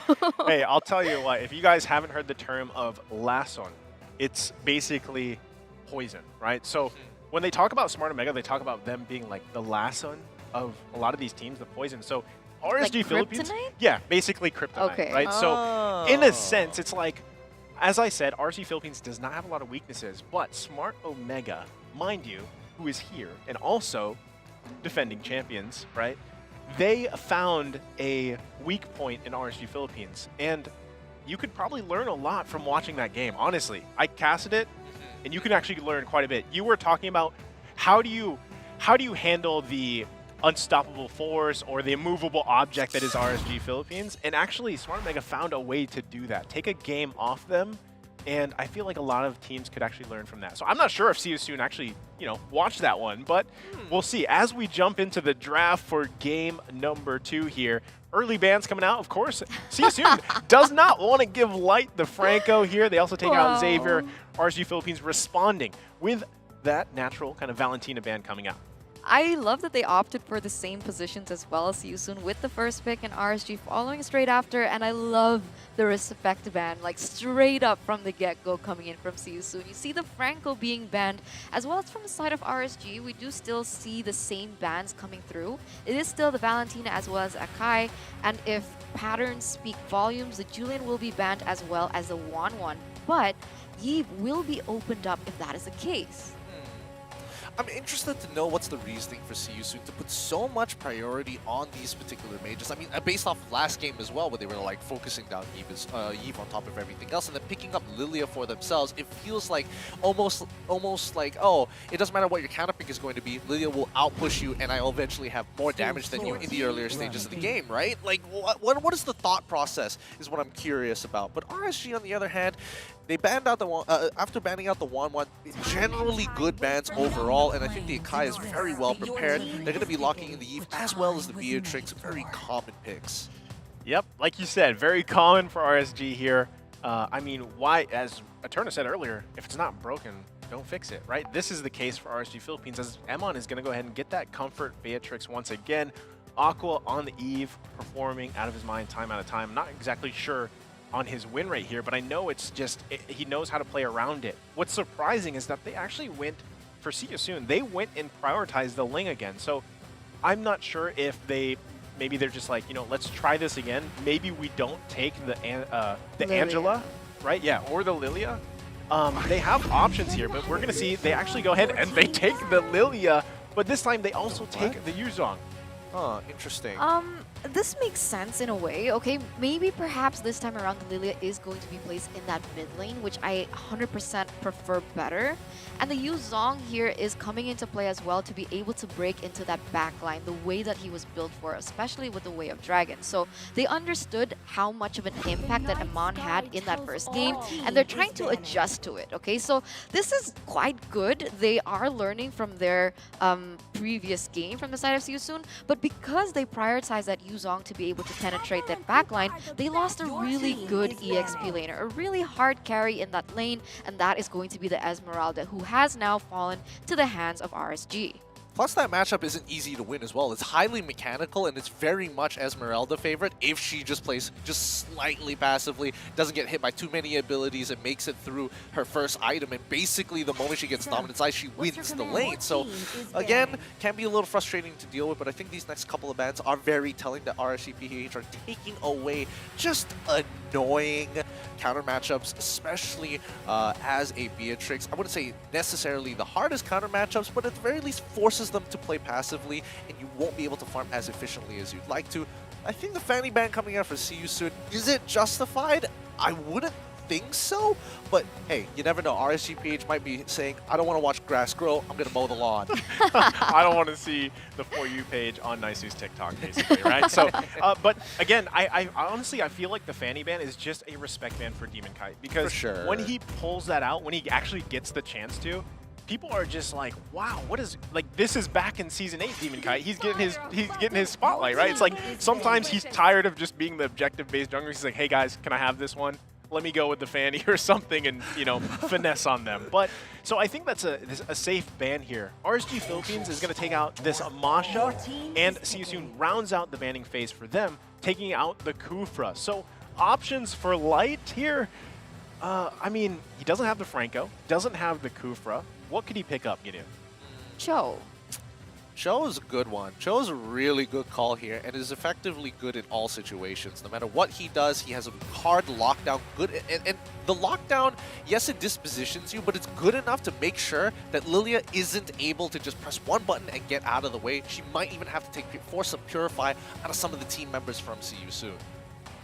Man, right now, just looking at the boys here on the screen, this is typical, right? You see Demon Kite and Navs usually like smiling or laughing, and you just wonder what they're talking about, right? Like who to take, and it's actually going to be Demon Kite securing the Karina here once again.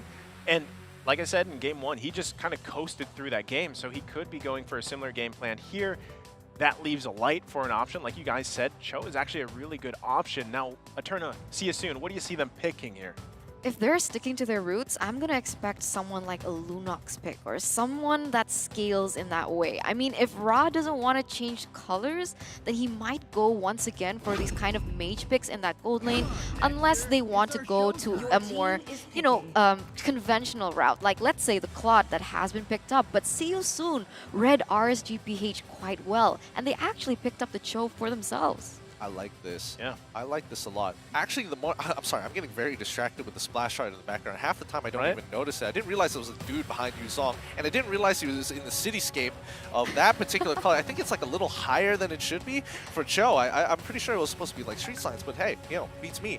I think See You Soon, they've got a really good composition. As you mentioned, Eterna, yes, Cho is a good steal away from RSG-PH, but the response coming in is going to be Angela, which I think is also pretty good and a very typical combo. Angela with Ling, Angela with Karina as well. I wanted to mention it last game but didn't have the chance, but I think this is going to be a very good test because now RSG-PH, not only, they don't necessarily have to put themselves on a timer, but if they even get slightly ahead, they can really force the agenda. I feel like it's more balanced this time around, right? Their winning conditions are a bit more balanced in a sense where in game number 1, it was definitely See You Soon being lacking in that late game. But now that See You Soon has actually secured themselves into that late game with the Claude being picked up, this is looking quite good. But I gotta say, I don't know, which one do you think is a stronger composition? I'm very biased to Yves being picked. Well, I do think RSG-PH has the better comp in this particular situation. It's easier to execute, scales harder, and it does everything you want it to do. Well, you don't have to ask me. No, I'm just kidding. At the same time, I just want to say, you know, yes, you guys mentioned See You Soon's draft this time is much more balanced. Also, one thing I want to highlight is they have a lot of potential here, either to follow up on the picks with the Cho, right, the way of the dragon that they can use, or they can actually kind of go in and go out with what they have, whether it's the Claude, whether it's the Black Shoes with Lilia. So they can actually play around with this composition a little bit more. Like, do they commit to the setups if he's able to find them on the Cho, or do they kind of weave in and out to whittle down RSG Philippines to the point where then they can make a signal if for example, you hold on to that Way of the Dragon where resources are expended, health bars are low, then you go in for the pick. Like, that will be kind of like an option here for See You Soon. Well, think of it this way. I mean, See You Soon right now, they've got a really dive-heavy composition. It's all about peeling. It's all about sending the divers to go and Lilia to kind of slowly peel back for this claw until the time is right to pull on that linchpin. But what is that condition? What are they afraid of? It has to be that Karina as well as that Angela combination together. Oh, you want to use your Blazing Duet? No problem. I just go invisible for a couple of seconds and I'll take you out immediately after.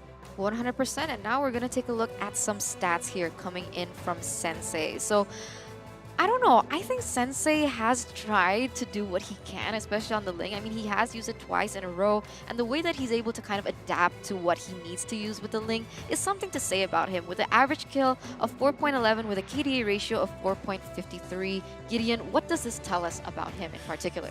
Well, I mean, honestly, considering the amount of kills that he's getting per game, averaging it out, especially with the KDA that he was getting, it's not too bad. It's not the worst, it's not the best, but it's definitely not the worst in the world, which does mean that other members of the team are really picking up the slack here, especially for some of their cleaner games. Then again, it's a little hard to say, but let's get right into it. Let's see whether they can break down this Iron Wall defense from RSG-PH. They've got the tools for it, and I swear, Gideon, there it is. It has to be me, right? It has to be me, right? That's 2 times. It's 2. I'm 2 for 2. I'm 2 for 2 on this. That's so what kind of statistic would you give Gideon? If we had a lower thirds for Gideon, what kind of? I don't think it's a rising star. Cursed caster. The witchcraft, top witchcraft caster. Well, while they figure those things out, I mean, we've talked quite a bit about See You Soon, the potential, the dynamic that they have with this composition. I like it a lot. I think we can all agree we like it a lot better than what they had in game number 1. RSG Philippines, on the other hand, right? Like, again, they're not changing much here. This is very standard for them. And like the Angela pick on Light, it's not something he would typically pick, because when you think of Light, it's also someone who reminds me of, like, for example, Chaknu, right? He likes to start those fights. He likes to be very active on the decisions that he's making. That's why he's shot calling. Now, when it's paired with Karina, like you mentioned, you want to talk about this earlier, and Angela and Karina I feel like it could almost be stronger than the Angela and Ling combo in certain situations. I would agree. I would agree mainly because even though you don't necessarily have the outplay ability of the dashes or the Finch Poise coming in from Ling, at the very least, you can just strong-arm your opponent down. And it's rather scary coming in from a tank Karina being built, because it's not only can you not kill her as easily, she has extra bits of sustain, her stats are going to be beefed up on top of it all, and your auto attacks just don't work for some reason. It's really, really frustrating to deal with. And even when you are a mage, you feel like, man, I feel like I'm not getting a lot done. I mean, that's exactly it. I mean, Karina's been a huge driving force in that jungle position for the fact that she is a quote-unquote counter of the way that the meta has actually, laid itself out. I mean, we put so much emphasis on using marksmans, and the way that they play is that they always use those basic attacks. So once these basic attacks are rendered useless, that's exactly how the Karina shines. So my question is, the Blazing Duet, if I'm not mistaken, is a basic attack, right? So does that mean when the Blazing Duet starts, the Karina can be immune to that? Yes, the Karina can be immune to that. I think the initial blast of it, you will see a bit of a chip because there is a reactionary time that you have to press the button and then you go into that mode, unless you're all conveniently in it and Claude decides, you know what, this is a good time. This is a great time to do it. Then, yeah, it's not going to be as effective as it wants to be. So I think it's always about timing. And I always put this argument time and time again that compositions that require more execution are more likely to fail compared to easier compositions with less executional value. Yeah, I mean, a big factor is going to be the Karina thing. And also, I was just visually thinking while you were explaining that, Gideon, I was like, yeah, I mean, I guess, Claude goes in with the Blazing Duet, right? He's shooting all his guns and stuff, and Karina's literally sitting there waving her weapons, right? Yeah, that's what she's doing, isn't it? Yeah, you can run circle, you can run laps around him, just for fun. So even the visuals are real. So it works there. And again, I'm gonna say it. because I talk about this a lot too on our broadcast back at home, and I just got to say, as I know she's meta, I know Karina is meta, I just don't really like seeing her that much. She's really unfun. I wish there was a deeper pool for jungle heroes right now, like in the current meta. I wish we got to see more. That's why I like it when there's kind of those experiments going on. But, you know, now that we're seeing kind of Lings come back so far, I mean, in day number 1, the question is, do they start, like, do all these assassins start building, like, tanks like Karina? Is that what's going to happen? Nah, I think I'm good. I think I don't want to live in that kind of MLBB world. They already butchered the EXP lane to make it really boring now with just Esmeralda. And luckily we came with Dyroth. We got Dyroth. Dyroth, yeah. That's the one win we got. Other than that, Thamus. Even then, we don't really know where he sits in the meta, but it's not the worst thing in the world compared to Karina. Dyroth was a saving grace. Thamus jungle. Thamus jungle? Yeah. You think you'll... I think it could be pulled off. I'm wondering who's in your contact list. Is it ONIC? Tell me. I need to know the truth. Can't say. It's an ace up their sleeve here, but also we're going to take a look here at the head-to-head. Emon versus Raw, and I mean, look at the difference here.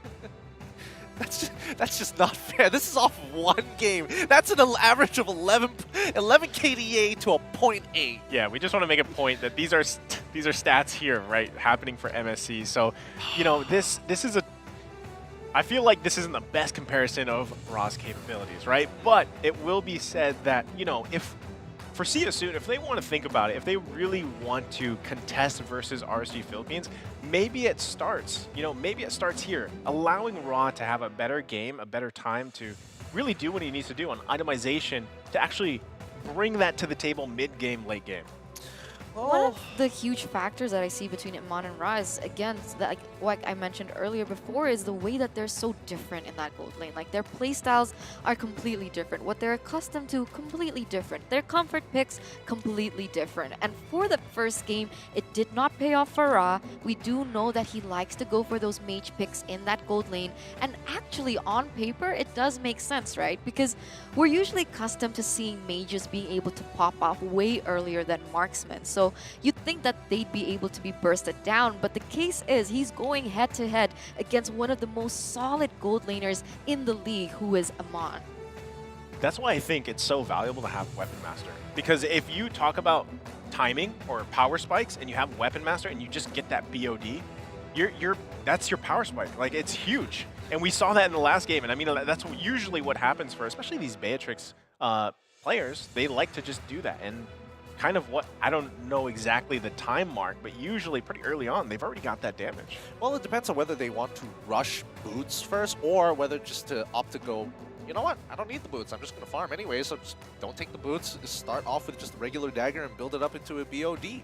I think I'm just going to come out with it. I think it's really boring, so they should just be bold and brave. Take Killing Spree. Show them who's boss in lane. Take Killing Spree for High.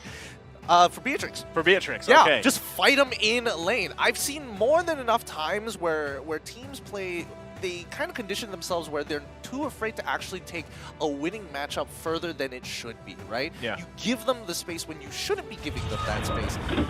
You know, if you really want to go out of your comfort zone, take Weakness Finder, maybe even take Electro Flash. I prefer Weakness Finder. It feels really, really good when you slow the guy one time and just kill him off of that. It feels very nice. I feel like it's I don't know. I feel like a lot of these gold laners now they're used to the variance between Weapon Master and what else do we see for gold laners? What else do they take? High and dry sometimes. High and dry? Like Cho gold would usually take high and dry. Yeah, that is true. How about Marksman though? Like, Marksman specifically, they would go for Electro Flash. Weapon Master, obviously. Yeah. That is a natural go-to. Killing Spree if they're feeling real fruity that day.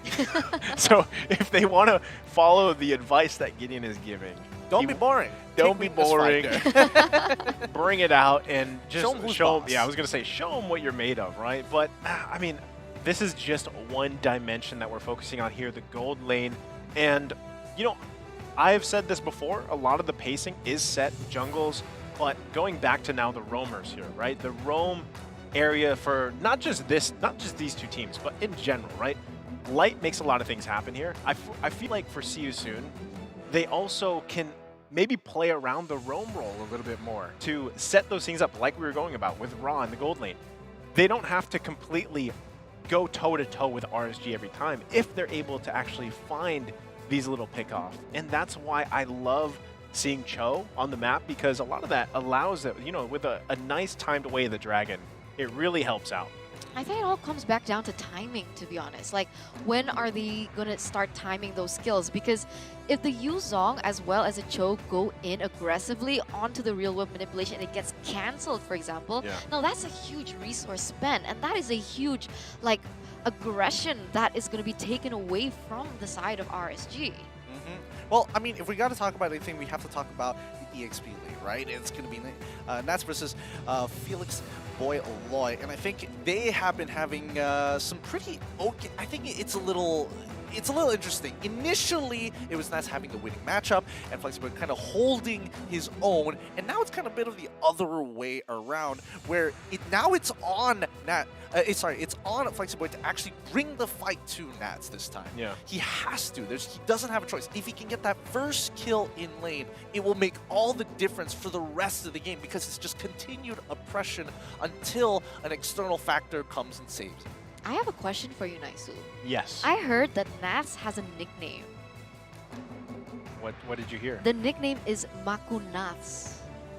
Do you want me to translate that for yes. you? Please explain. I'd love to know what I'm that the best meant. guy to ask for Filipino translation. I'll tell you. Makunats.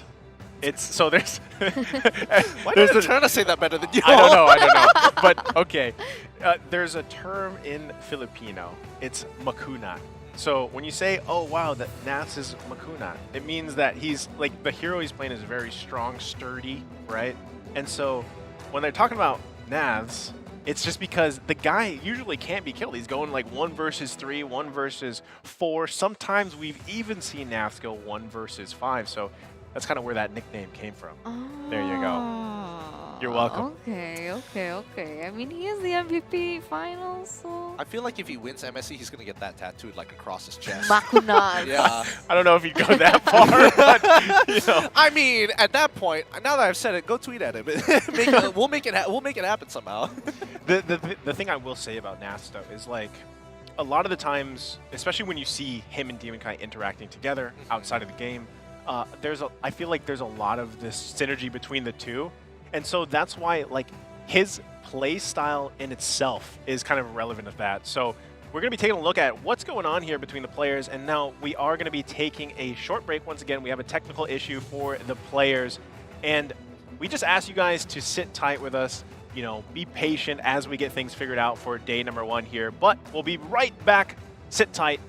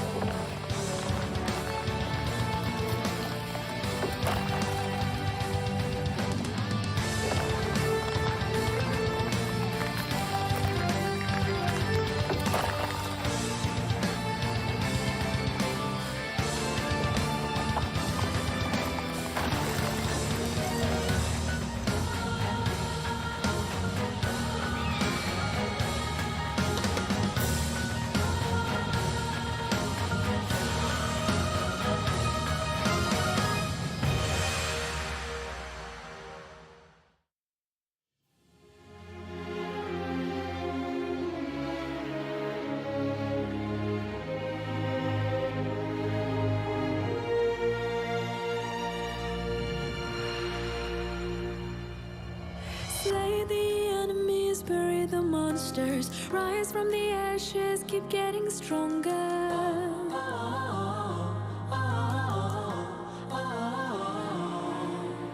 Raise this run, hit it hard, giving the best shot, going in for the kill, let them bite the dust.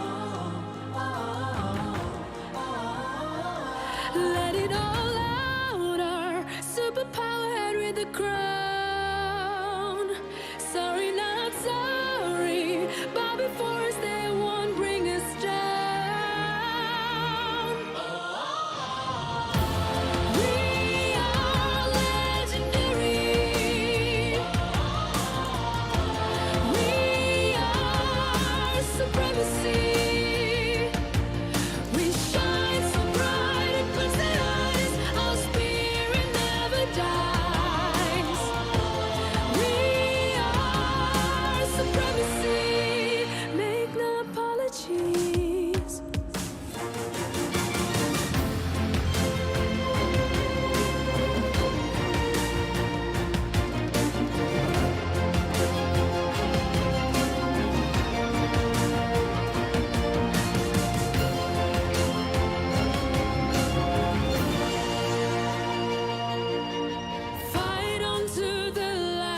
drop of blood, fight on to the last beat of heart.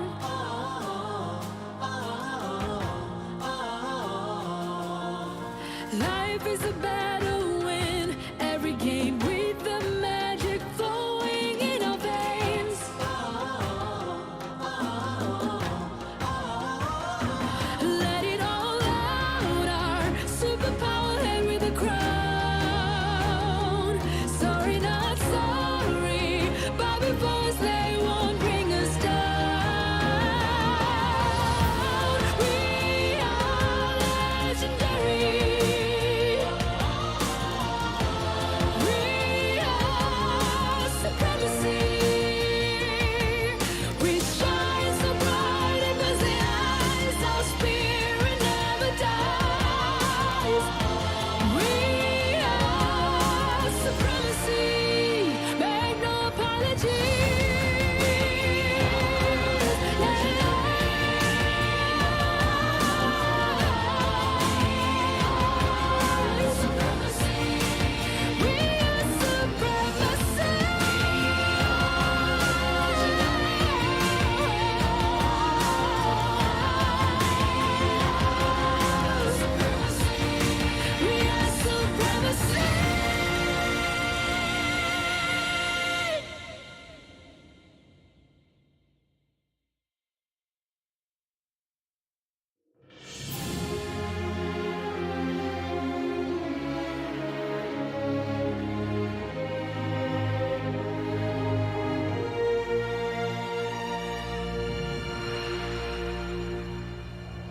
Slay the enemies, bury the monsters, rise from the ashes, keep getting stronger.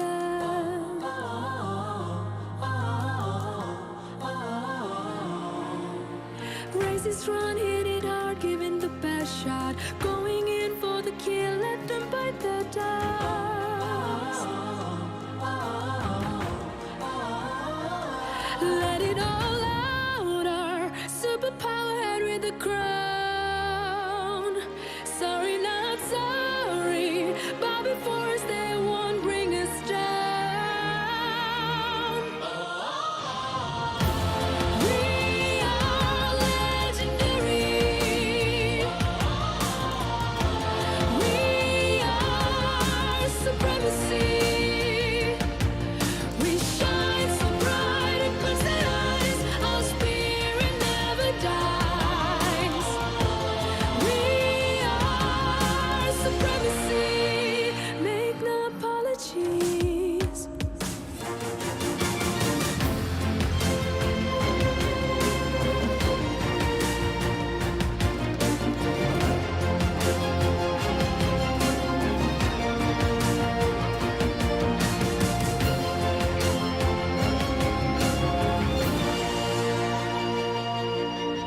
Fight on to the last drop of blood, fight on to the last beat of heart.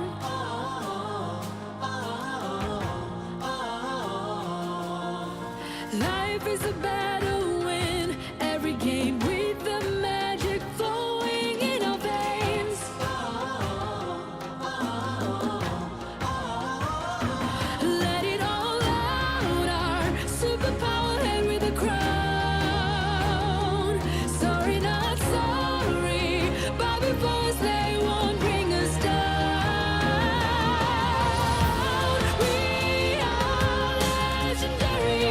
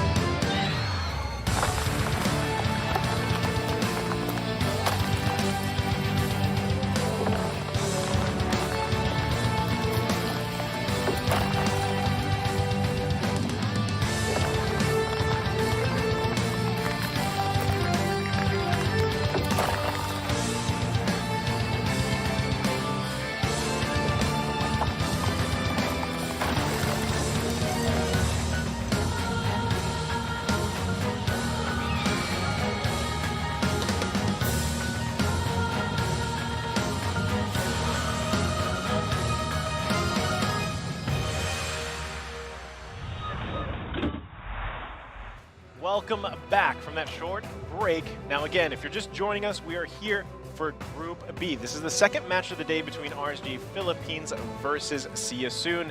And, you know, they had to figure some things out. They've already got their drafts done and situated, and we talked quite a bit about both team compositions, right? So, I mean, at this point, we're just pretty much waiting for them to get into the game and see how they execute. But one thing we did talk about kind of extensively was SYS's draft is much better this time around for game number 2. Hopefully for them, and hopefully for the fans out there for SYS, is they can actually take this game from RSG so they can also get a 1-for-1. Possibly, and it's all about that execution as you were talking about before. If they're unable to pull this off, or RSG is just able to get a good read on some of the movements, it can be extremely hard. So I don't know about you guys, but sooner or later, we're going to be showing you the highlights of the previous games to get you a good idea just in case you're tuning in right now. So let's have a look at this. It's not going to be too many, but more importantly, they are getting some really good picks all across the board. Like, look at him, man. He's just catching people off and not missing a shot. I mean, this was after he had the kind of a hard start here, but this is just person after person going down here to RSG Philippines. And you see how they play around the team composition they had. It was just pretty much all members. Nice hook there, too, towards the end of the game here. Emon with that quick flicker. I mean, that's usually what we see here. And this is a quick game 1. It was under 13 minutes that they ended that game. Yeah, that was a little bit of a, you know, summary, good tidbits that we saw for game number 1. But like Naisu mentioned before, it wasn't anything crazy because face value, it was a textbook game for the side of RSG. Now, I'm just so excited to get into game number 2, guys. I mean, based off of those highlights that we saw, right, and the talking that we have done here about RSG Philippines and the RSG Philippine fans out there, they know just how strong they are as a team. Gideon has mentioned it himself. They're pretty much like their defense playstyle is very hard to break through. But again, with what SYS has drafted, this could very well be the lesson, if you will. And I gave you guys the Filipino lesson earlier, what lesson means. It's that poison. It's that poison to find the weakness here for RSG Philippines. It could happen here with what they have. There's quite a lot of dynamic to their lineup, right? So Gideon, a little bit of a refresher here. What are we expecting to see from SYS's draft into game number 2? Well, we are expecting that SYS is going to be looking for something a little bit more execution heavy. They're going to be looking for opportunities to get into the backline and mainly stop big ultimates from their opponents, especially when you come down to that Yves. You've got a Yuzong, you've got Show, multiple ways to break it and then start to look for those picks. But it's all conditional as they set things up with that Claude. So if he finds that grand blazing duet that everybody loves or hates, it could be all the difference that SYS needs to get the win. I like that you mentioned that because now we are going to be jumping here into the game. Again, this is game number 2, SYS versus RSG Philippines. It's already in favor of RSG Philippines in terms of score. Now, first turtle of the game is going to come up as well. Sensei trying to get some vision here, but right now, quite a bit of control coming out from RSG Philippines. Black Dragon Form is going to be popped here by Felix. Can they actually push back enough? Tempest Blades come down, but not enough as the Retribution is going to secure it for RSG Philippines. But a kill is taken. Light does go down. Real-world manipulation there. There's the way of the Dragon, too, finding the target on Demon Kite. Nice pick there. Nice trade, actually, as well. 100%. Now SYS is definitely on the board. They're still in it to be able to win it in a sense that they played that so well, right? This is what we were talking about, the conditions coming in from SYS. They need to be able to, you know, utilize the Way of Dragon, utilize the Black Dragon form well, and that's exactly what happened, what we saw, because if Nats goes head-to-head with Felix Boyloy, he can't win. We saw that happening in that top side. He's just losing way too much HP. So the way that he was able to maneuver around that, he opens up the Black Dragon form, uses it to zone out someone like, I would usually use it on the Aqua, but he did it on Light, was able to get a kill, and therefore the other members from the side of SYS were able to do what they were meant to do. Like the Cho, for example, taking on that Way of Dragon super well. I think in moments like this, we have to keep in mind that RSG-PH, even though, yeah, all right, we gave away 2 kills. This is not much of a confidence booster. This is expected from SYS. They generally have good ways to get on our big hitters, and they have a decent ultimate rate at level 4, which is going to definitely do a lot more damage than what we would have imagined to do. But now they are going for the even bigger engage and their big target, Iman. Oh, there goes Ra to follow up. Actually, popping the Vengeance, also the Blazing Duet, but not able to get a kill just yet. The return comes from RSG Philippines. There's the Way of the Dragon. Boxy's in trouble. He gets taken out by Iman. Nice pickup there. Now they're focusing on Ember. Can Ember get away here? It's just way too much. Has the power of that slowdown as well. Another kill going over here to RSG Philippines. Before this match ensued, there was so much like going on in the group of casters because they were saying like, wow, they actually gave Demon Kite Karina. And I'm known to see that Demon Kite, like Karina, is one of the power heroes that Demon Kite has in his arsenal, and you can see that actually pay off in the game. I mean, already he is sitting at a 0-1-2. It is still 4 minutes in the game, but he's getting all the objectives on the board like he was built for. Yeah, this is exactly what you want to do here. So they get the turtle, as you mentioned, Eterna, right? This is what RSG Philippines does. They go for those objectives, they secure them. Usually with the Demon Slayer jungle emblem, there's not even much chance for you to respond to that. Yeah, I don't think there is much time. It's, I don't know. I think right now the game is in motion. The RSG-PH, the way that they are playing it, more importantly, the way that they're transitioning with their mid laner as well as their support, they are just trading. They're just trading mid lane roles, right? I mean, you get first Nats comes down to the mid lane. You start pre-contesting there. You move him back down. Immediately, your mid lane support starts moving down to collide with your gold laner to make sure that he's covered. Your jungle adds up on top. They're just making sure that the strongest part of their wall is always in the faces of See You Soon, giving them no opportunities to actually move into their jungle except for now. Right now, Nav's going to be the focus here. 2 versus 1, again, showing just how confident he is on this pick. Demon Kite now also in the area, so they could look for something here. Felix obviously knows that. He's just going to clear it, go back, regen. Man, you mentioned this, right? Nas is able to just pull out these really insane situations, and 1v2 doesn't seem like it's a problem for him. And the problem is now, Felix Boiler is going to be really behind in rotations, and he's one of the most core members that we need from See You Soon. The utility to be able to zone the members as well as deny those resources from popping. As you said, Makunaths. Makunaths. Right? You guys are seeing it here from him himself. And at the same time, I do want to say, Gideon, how does this work, right? The Claude with the Vengeance, is that going to be really beneficial for him? Is this something you guys typically see? Yes and no, because let's keep in mind that there is still a Beatrix, and especially when you have Nibiru's Passion, right? It's just that cone wave of just multiple shots. Oh, Boxy, he finds the kick! Nice pickup there. Can they actually follow up? Emon's still alive for a little bit longer. Has that hard guard to help him out as well. They're trying to return this. He's still alive. Sensei can't get the kill, though. Meanwhile, Demon Kite, like a thief in the night, takes another turtle. Wow.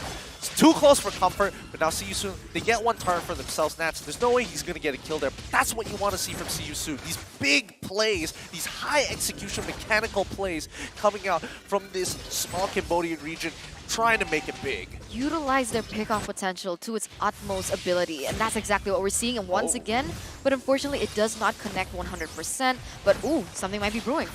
Real World Movies are going to come down, and there you go. Boxy is punished here. The return once again. Navs, cool. You got to get out of there, buddy, and he goes down this time. It's a response, a 1-for-1. Nice pickup there for See You Soon, but also Boxy has to be a little bit careful here because this could be a tendency to continue to happen. Look at what happens under the turret as Demon Kite finds a kill himself, and now they're focusing in the mid lane. Demon Kite, 1 HP. Sensei, are you going to go for it? It was a bait. Sensei's in trouble now. Nice heart guard there. RSG Philippines. Oh no, that was so unfortunate to see. You think for a split second you have an edge onto RSG and they just immediately outplay you. That's gotta be harsh. I mean, right now we can see that RSG is leading with a 2.5k gold lead, and it does seem like it is still growing. I mean, he got timing. There's nothing much you can really say about that. It's unfortunate, but it happens. But I think that RSG-PH are coming to a point where they want to get to 32k, and that's where they're really going to start pressing their advantage. I mean, Iman, he has been doing a really good job. He's broken the turret all by himself. He's taken 2, in a matter of fact, and now he wants that mid turret on top of it all. RSG is brewing up a storm. Wow, and they already forced the Black Shoes out of Ember, so he's going to lose that. That's pretty big for them. And again, this is the pressure that RSG Philippines is putting around the map. Raw trying to do his best here to just kind of show up and show some face. But right now, RSG Philippines not going to be letting them really do anything at the moment. I mean, at this stage, the way I see it is like, see you soon. They need to find a way to be able to bait out that real-world manipulation if they want to go for a full 5-man team fight. Because once that gets popped off, then it's easy to be able to respond to these kinds of movements and deny that from RSG. But if RSG is able to just, you know, keep those amazing skills that are going to be a huge factor, then it's going to be very difficult for See You Soon. Nice patience there coming out from Felix as he focuses on Emon. The Lord's still going to be worked on here, but it's actually secured by Sensei. Nice pickup there by See You Soon. They should just back out of here. They should be happy with that. But RSG Philippines looking to punish them here. Naz now working on Raw. Falling Star Moon's in. Can he find a kill here? Trying to cut somebody off. And meanwhile, look at the bottom lane. The kill is taken for Demon Kite. Now going to be working on Boxy. They want to return this. Raw has to get out of there too. But meanwhile, in the bottom lane, Boxy still up and alive. Meanwhile, Lord will also march down the bottom lane. Okay, it's not too bad, right? The worst situation that See You Soon could have had was that more members than one were able to be taken out. But as I speak, Ember goes down to the hands of Naz, and Makuna strikes again. Whew. Well, Eternal, you're on the board this time, so it's going to be 2-1. It feels good. I'm not the only person who's able to pull it up when it matters the most. Now, I think with the Lord coming out, they're not going to be able to get too much. Oh my goodness, actually, Nats has a lot of damage. A good kick to start things off. Boxy goes in with the flicker, Wave the Dragon, finding a kill on Emon. That's a nice pickup. Now the Black Dragon Thorn's going to come out. We're going to take a pause here. As soon as Gideon mentions Eternas, Gideon gets one himself. 3-1. All right, going strong, going strong. I'm pretty sure somebody disconnected there for sure. I think Angela is kind of standing a little too still for my liking, uncomfortably under tower. Yeah. I mean, so if we back it up a little bit, while they figure this out here, RSG Philippines is they're leading. I think the gold lead, if I remember, is like 3K or above. But you can see those types of decisions that See You Soon is making, specifically Boxy, right? He's trying to find those moments for them. Eterna mentioned this earlier. You know, she said that if the real world manipulation comes up and you're able to cancel it with that Black Dragon form, that's one of the best things that can happen here. But again, Boxy is really trying to find those moments for See You Soon.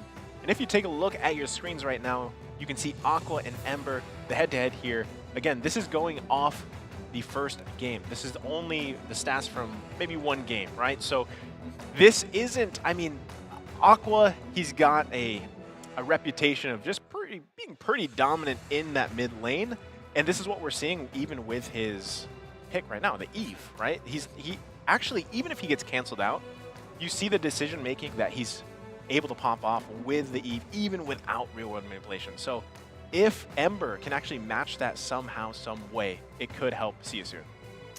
I think it could, but I think at the end of the day, it's just the range battle that you have, right? I mean, Eve can safely stand afar and can actually deny the opportunity to trade back against him, and especially Ember on Lilia as well. He's really trying to get up right into Aqua's face, but Aqua, he's cool, calm, collected, again, playing defensively, and it's really working out for him. I mean, the best thing that Ember can do on the Lilia, in my opinion, is that if RSG-PH, they want to go crazy and go in for the dive, you have the ability to slow them down as well as deal in that burst damage. Oh, but right now, RSG's going to go ahead and commit to this one. Look at Sensei in the back lane. He finds the kill on Light. Nice pickup there. So RSG down one member. Meanwhile, Emon, there's the Tempest of Blades. Oh, he can't get the kill, though. Real World Manipulation is going to come down. Sensei, you got to get out. Demon Kite finding the kill here. That's going to be a 1-for-1 trade. But actually, RSG Philippines, that was a little iffy for them. That must be so frustrating, though, being Sensei. I mean, you want to go down, you see someone really low, and that's what you think that the Ling was built for. But as soon as that real-world manipulation gets popped off, but wait a minute, it has to wait. Another Wave of the Dragon going to be popped here. Now, look at them full-on return. Felix pops the Black Dragon form, able to get a kill on Demon Kite before he is taken really low. Still surviving, though. Meanwhile, Ra gets taken out by Aqua, and there you go, the response. It's a 2-for-1. I mean, okay, RSG, they can push for more here. Even though it is a 2-for-1, can they break this mid-tier one? And if they do, this opens up Siyu Soon's jungle so very much. And now Sensei, his buffs are continuously going to be contested as long as RSG maintain that control. But with the first Lord spawning, and especially since it is getting stronger and stronger every minute, Siyu Soon need to be able to utilize this to either even the score or start pushing ahead, one or the other. Well, they really even the gold. I mean, they've narrowed that down to pretty much non-existent at this point. So that is a great start here for Siyu Soon. If they can have some, I mean, this happened earlier, right, where Sensei was actually able to get the retribution off in time. So either they can go for a pick, get the numbers advantage, or have Sensei pull something off. Because, like you said, you could see a little frustration in him earlier when he couldn't get that kill. But now Nav's going to be focused on here. Has to use the Falling Star Moon to survive. Demon Kite trying to get some vision here for the team. Meanwhile, the rest of them are following. But look at Light. He's just waiting patiently there, too, to see exactly what's going to go on. Yeah, the Black Shoes gets baited away too from the side of Siyu Soon. So they did bait each other's skills out. So they might want to be able to like kind of reset this, because you can see that both teams are rotating towards that Lord area. And when it comes down to it, if they want to go in full force, RSG-PH, they do have the advantage unless Boxy goes in for a crazy play. Wow, right now, Black Dragon Form is going to be popped, and they're actually going to go one by one all around the map. Tempest Blade's going to come down. Aqua not going to be committed on just yet. Felix does go down here. Emon able to get the hard guard and finding a kill for himself. Can he get another one? Boxy, you're in trouble here. There you go. 3 go down to 4 Siyu Soon. Meanwhile, Naz cuts him off, finding him with a Falling Star Moon. Aqua trying to do his best. Rio comes down. Ever taken out, and it's going to be a wipe out here. RSG Philippines. Oh my god, a 5v3 trade for the side of RSG, winning it out on all occasions. Now they do have the space, the number advantage, and that's quite interesting, ironically, because they only have 2 members left, and it's going to be an easy Lord in their pocket as they're going to be waiting for all the rest to spawn.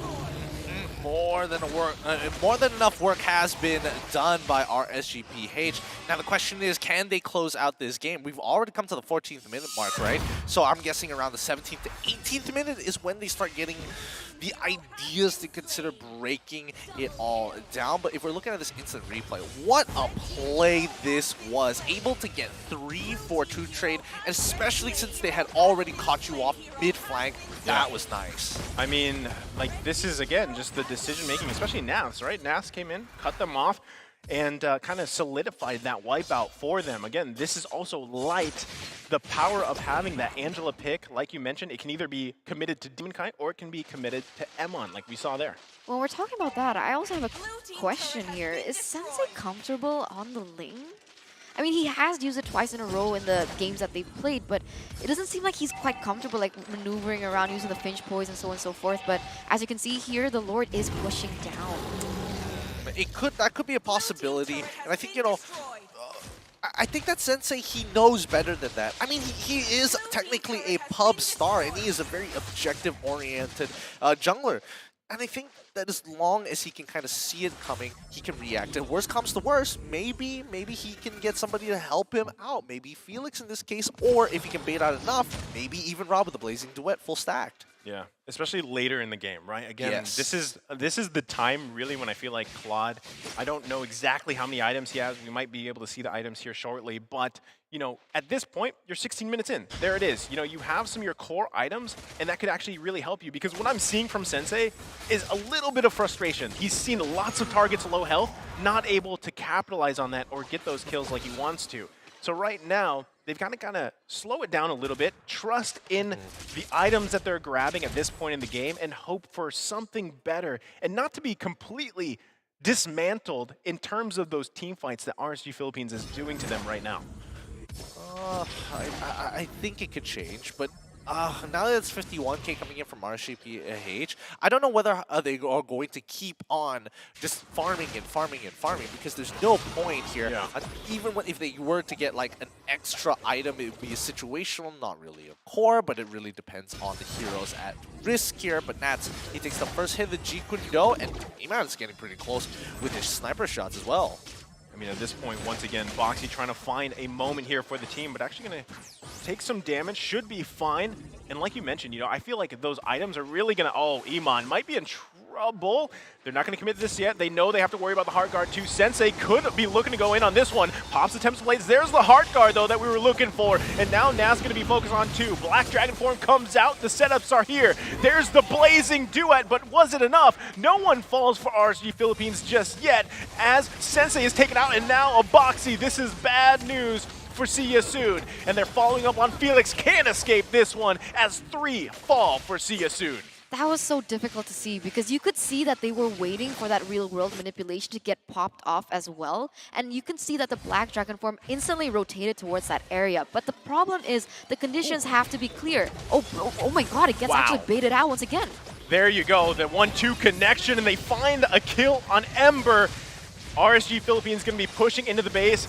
No minions there. They didn't need them. They grabbed the turret, cracking open the base. Here comes the minions. They're going to zone out Ra here. And ladies and gentlemen, this very well could be it. He's trying one last time with the Blazing Duet, but it's not enough. RSG Philippines takes game number 2. 2-0 clean game here for the side of RSG from the Philippines. So it must be a roar there in the Philippines, especially as they are must be super proud of their representative in RSG. But man, they're shouting Makunats. Makunats. So, you know, or they're saying GG RSG, right? So that's true. A great performance there, Gideon. No, that really was a great performance. Personally, I thought it was rather stale because, again, it's just clean play after clean play after clean play. Finally, you make a mistake, and I'm just hoping, like, maybe See Ya Soon can push this and stretch this lead even further. But it's not easy. It really isn't, because RSG is very good at kind of layer their covering, and their timings of which they can jump back into the fight have been pretty much impeccable. Yeah, I mean, this is what I was talking about, right? It's nothing fancy. Like you said, it might be stale because, I mean, this is meta heroes being picked, kind of their compositions that are usually the case for these teams. And they just do it well. As Eterna mentioned before, if it's not broken, don't fix it. And that's exactly what RSG Philippines did here. The utilization of Angela really, really made a difference here because it was also used on Emon very well.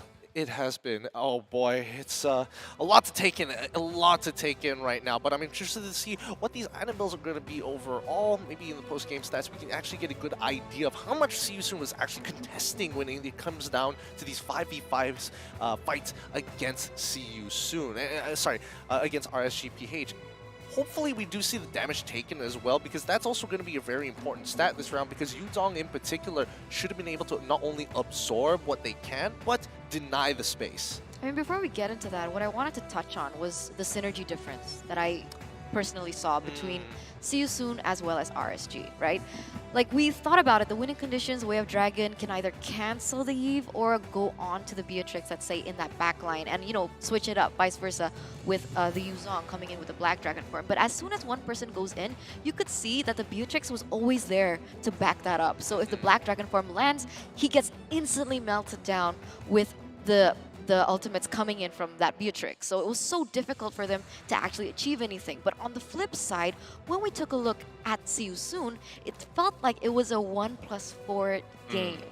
Like, Sensei was just doing his own thing. If he goes in, he sees an opportunity, all the other team members aren't there to be able to back him up. So even if he does fall short, no one can actually like help him out anyway. Yeah. I feel like there was a little bit disconnect in their comms when deciding on who to focus on and whatnot. But, you know, Gideon, like you mentioned, let's go ahead and break down this game number 2. It was a sweep by RSG Philippines. Take it away.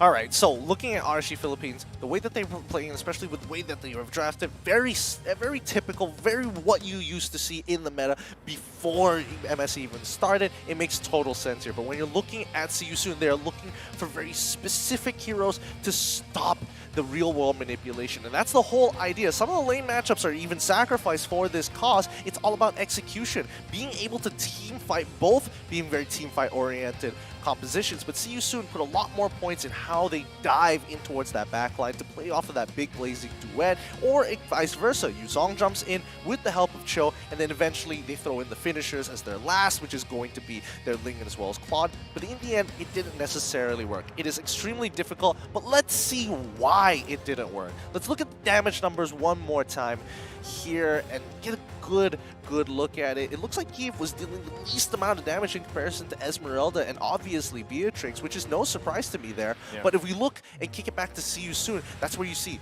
unfortunately for Ling, was not able to get his priority targets, but more importantly, when it comes down to the AoE damage of 3 of these heroes combined, Yuzong, Lilia, as well as Claude, it just was not enough to break a 6-item Esmeralda on top of having to deal with a Karina, most importantly, the main damage dealer, which is going to be their Beatrix, as well as, most importantly, they need to stop real-world manipulation from the Eve. Yeah, 100%. It was such a tough game for See You Soon, as now we're going to take a look at the MVP here from the side of RSG, and this is going to be your MVP. It is going to be Demon Kite on that Karina. My guy, Demon Kite, he's in here with a fresh dew, fresh color, and also deserving of this MVP because, like I said, you know, a lot of times he coasts through the game when he plays Karina, but this time, paired with Angela, like you guys were mentioning, it allowed him to do a little more proactivity around the map.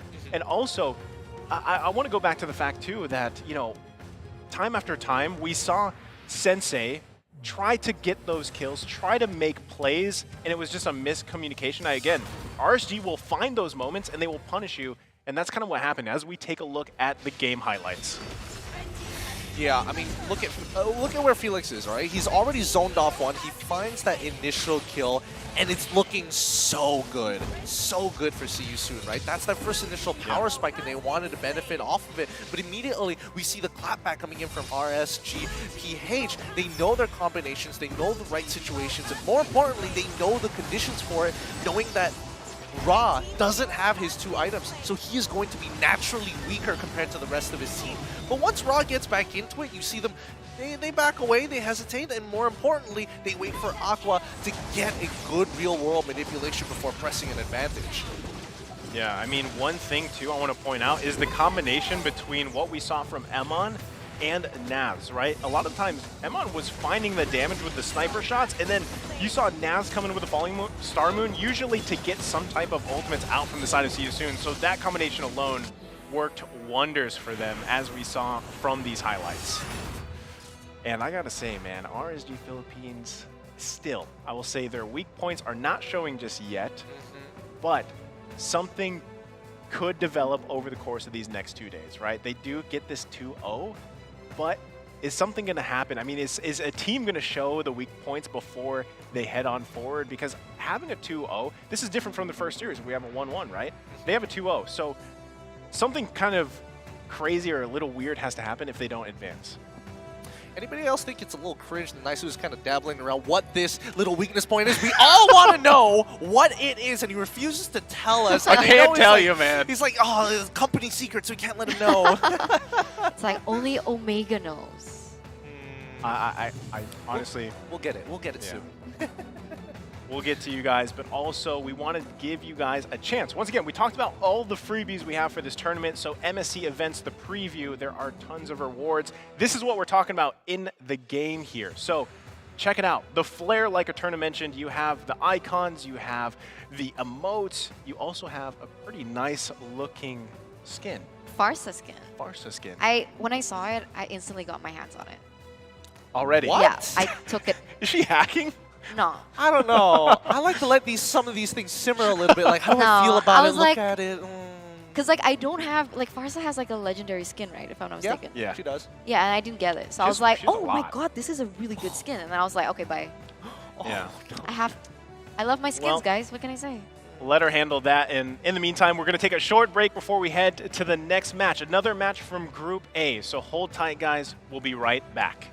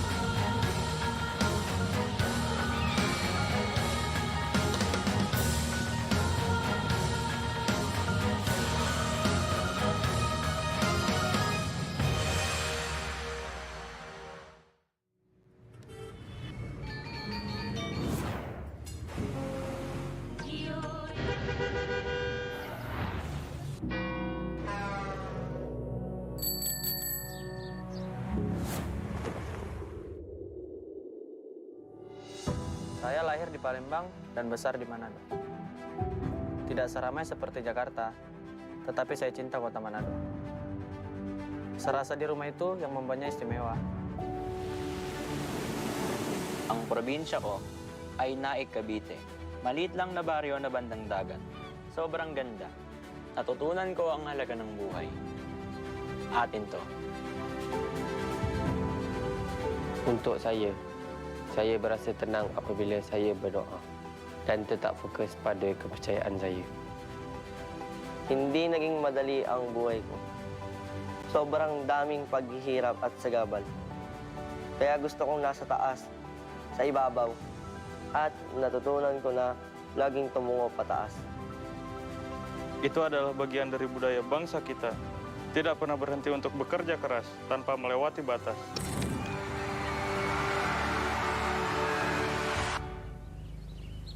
Tetap selalu berpijak dan melangkah.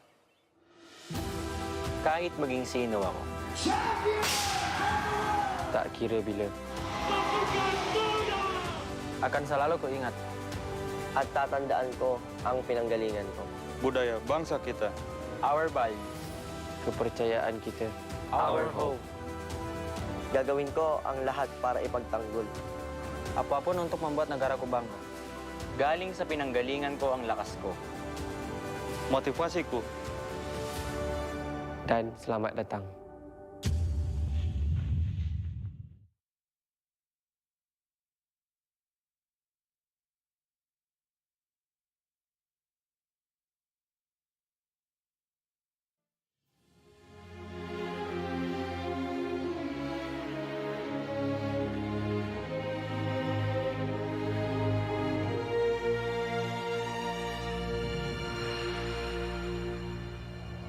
Slay the enemies, bury the monsters. Rise from the ashes, keep getting stronger.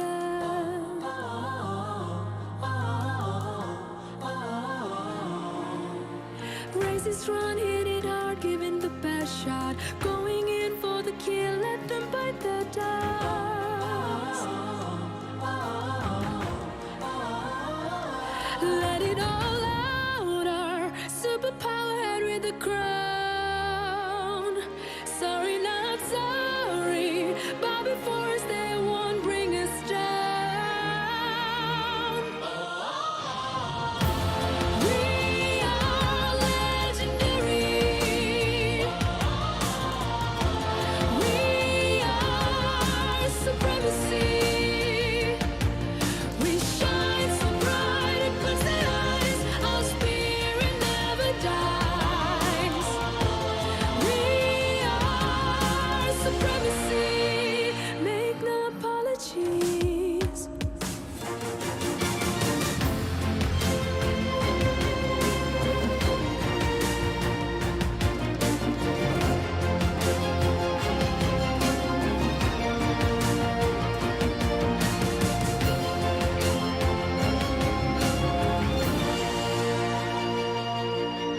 Fight on to the last drop of blood. Fight on to the last beat of heart.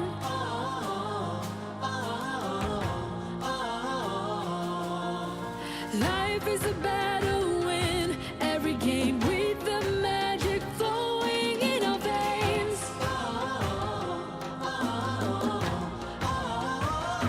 Let it all out, our superpower head with a crown. Sorry, not sorry.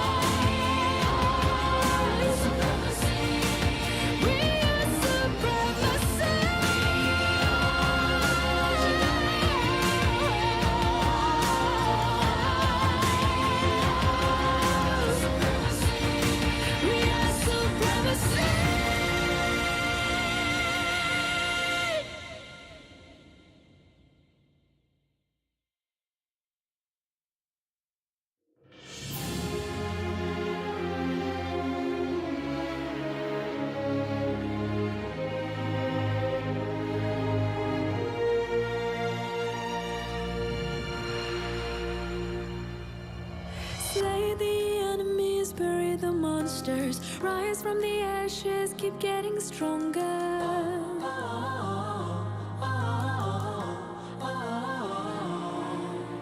Races run, hit it hard, giving the best shot, going in for the kill, let them bite the dust.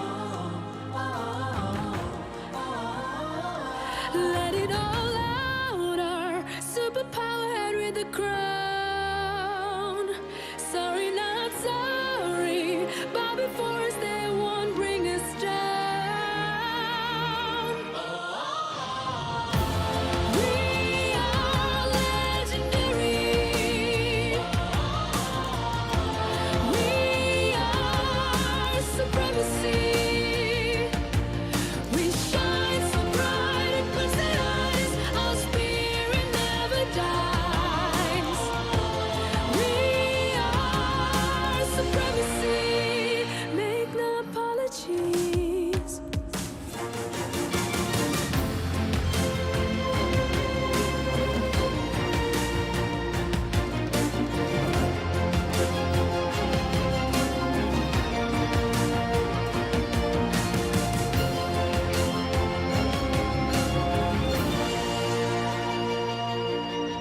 Fight on to the last drop of blood. Fight on to the last beat of heart.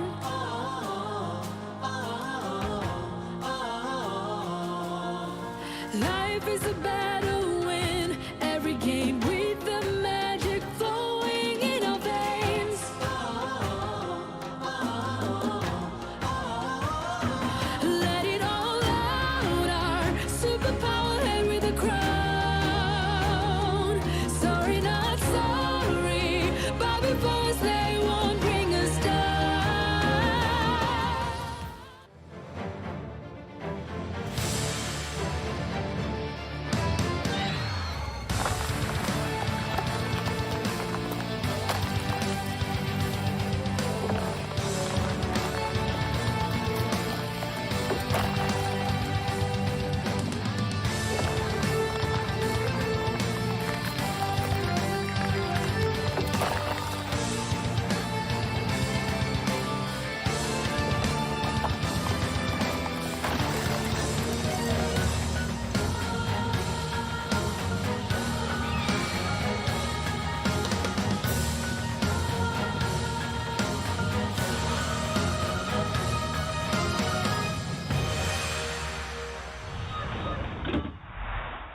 Welcome back to MSC 2022, day number 1 here. Again, I'm Nice, you joined here at the desk with Eterna, Gideon. And before we move on, again, we want to thank our sponsors. MSC 2022 is powered by Moonton, presented by TikTok Live.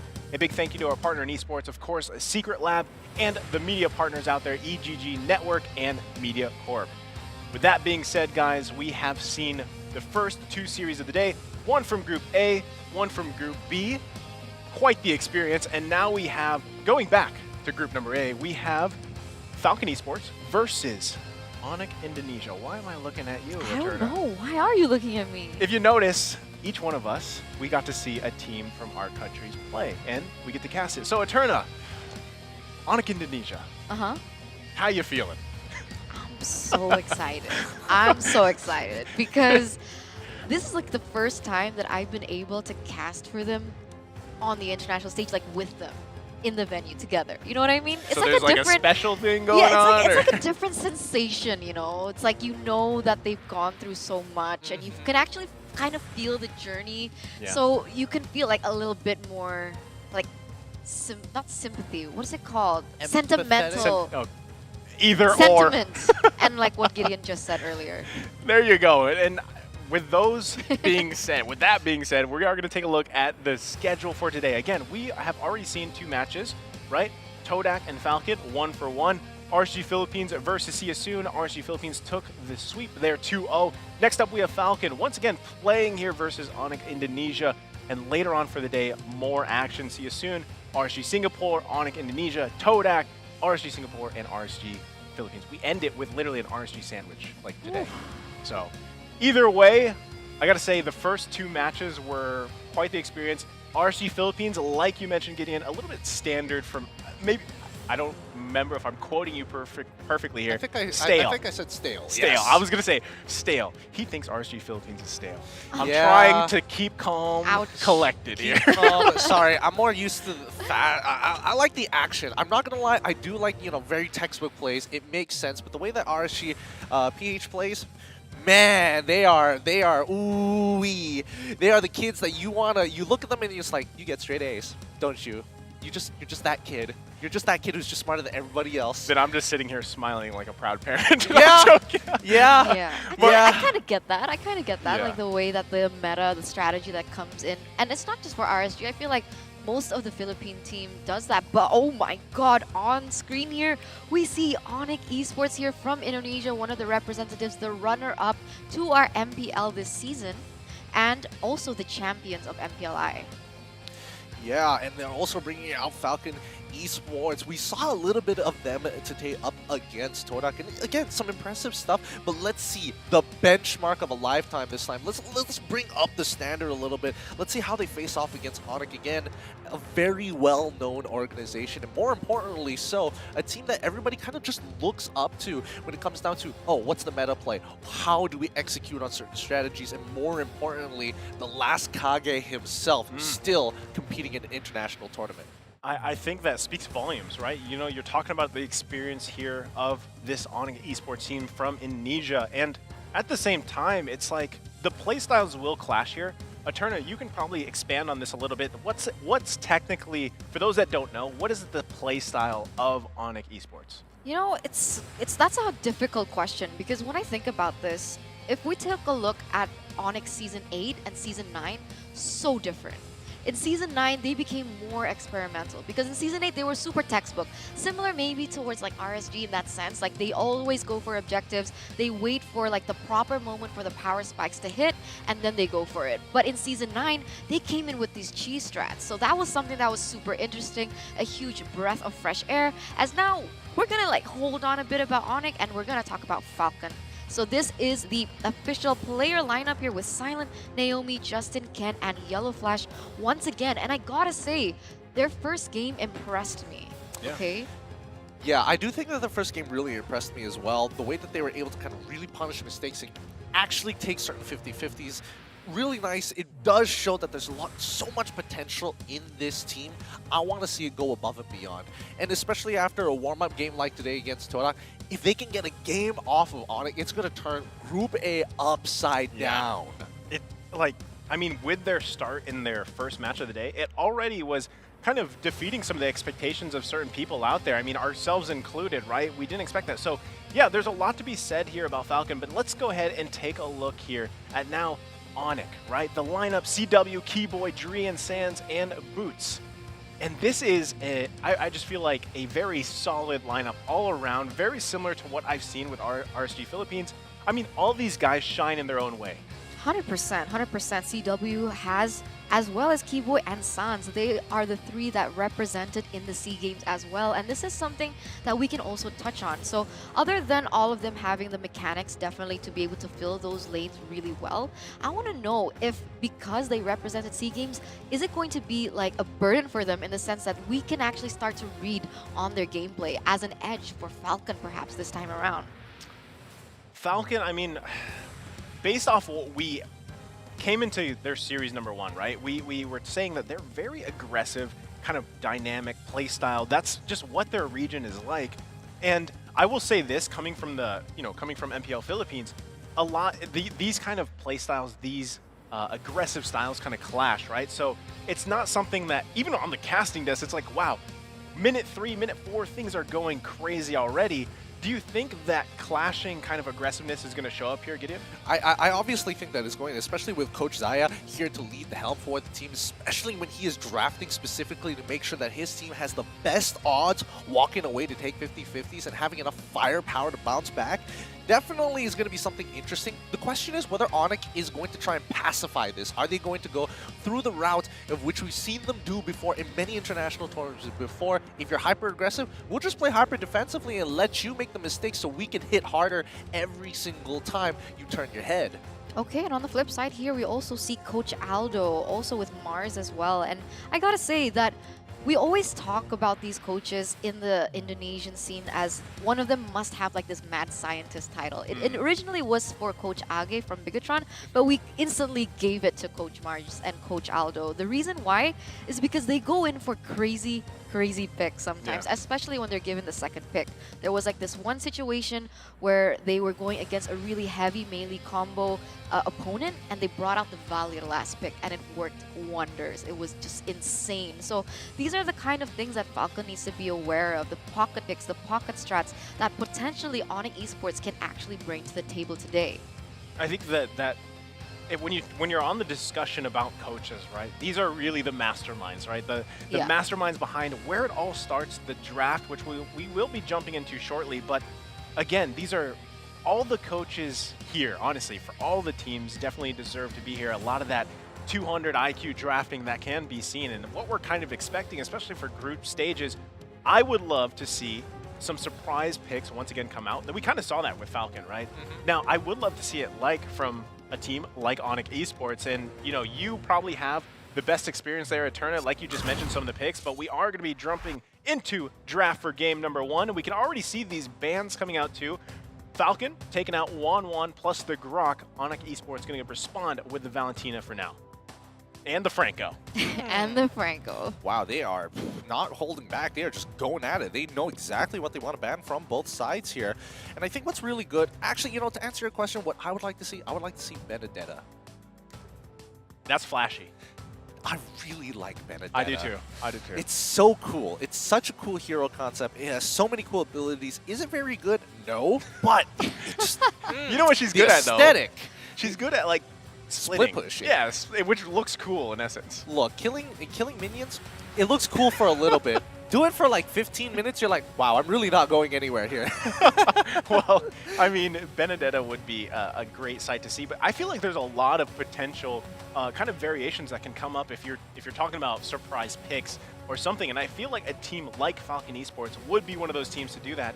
And right now, first phase of the draft, they're actually going to take out the Ling here, so I'm hoping if we all had kind of like this wish list, right? I'm hoping we see some variants in the jungle too. Maybe not a Karina, maybe not a, what else have we seen? Lancelot, but it was like a tank build. So hopefully there's some flavor there too with these teams, because again, stakes are still high, ladies and gentlemen, right? This is still a best of 2 after the end of today. 2 teams will be going home. So some crazy things could pull out. Like, this is the time for these coaches to kind of finesse the draft, if you will. 100%, and I think when it comes down to it, I don't think there'll be a weird jungle pick, to be honest, because when I'm thinking about Ken, let's say, from the side of Falcon, it does seem like he prioritizes mostly in that assassin type of people in that jungle, but he did play the Akai before. And from the side of ONIC, I do believe that Sans is also a really like traditional type of jungle. He really goes for the utility. He's not a flashy player, of course, unless the Fanny is open, which is quite insane. But as you can see here, already 2 picks are on the board for both teams. We see a Julian for Falcon as well as Akai for ONIC. And I do believe that these 2 heroes are huge flex. Speaking of variations here for junglers, do you ever think we'll see Julian in the jungle? Like, could that work? Yeah, I definitely think Julian in the jungle could definitely work. Maybe with a little bit of help. Maybe with a little bit of help from the support roamer to maybe help with one or two, just to get that level 2 clear. Then it should be generally okay. But I think if we're looking at it from Falcon's perspective, right, they see, ooh, Matilda, Akai, maybe this might not be exactly the best time to throw Julian in towards the jungle. It's a strong pick, don't get me wrong, but if you're melee and you're trying to chase somebody down, it is pretty rough.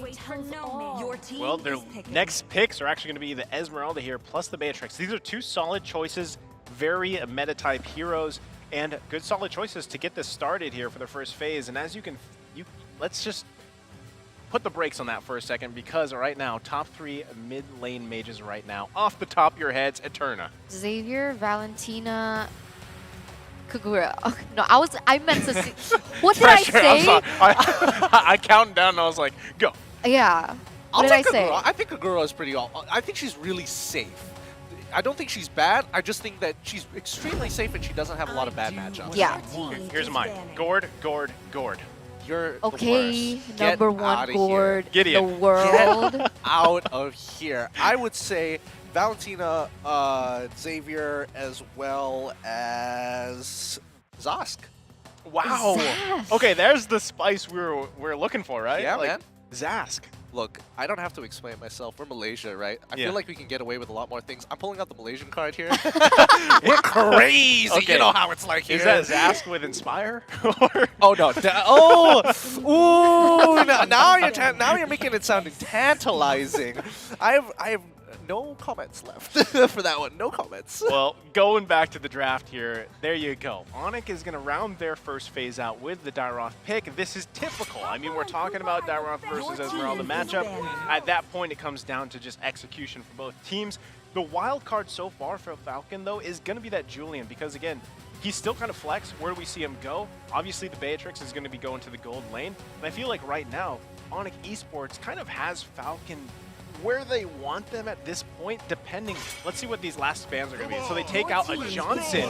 Surprised by that one. And they take out the Selena. Why the Johnson? I actually, I feel like I saw this somewhere. I can't remember where exactly, but people can put Julian in the Johnson and then just repeatedly lock somebody down till they die. It's rather funny to watch, but I don't know. It feels like a flashback. Could be some bad PTSD from some Mythic games. I don't know. We saw that last night too.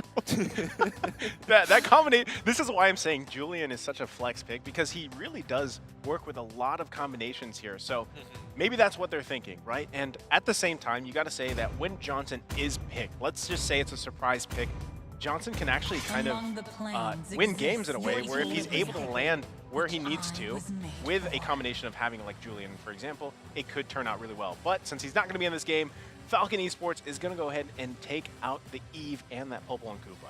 This is huge respect from coming in from both teams. I like it. I mean, ONIC respected Justin Selena, and you can see Falcon respecting the Popol and Koopa from CW as well, of course, as the Eve.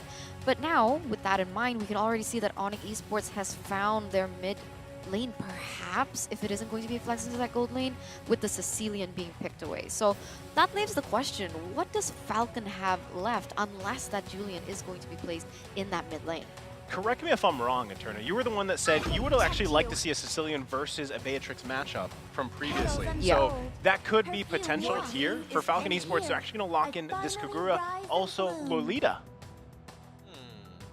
Interesting.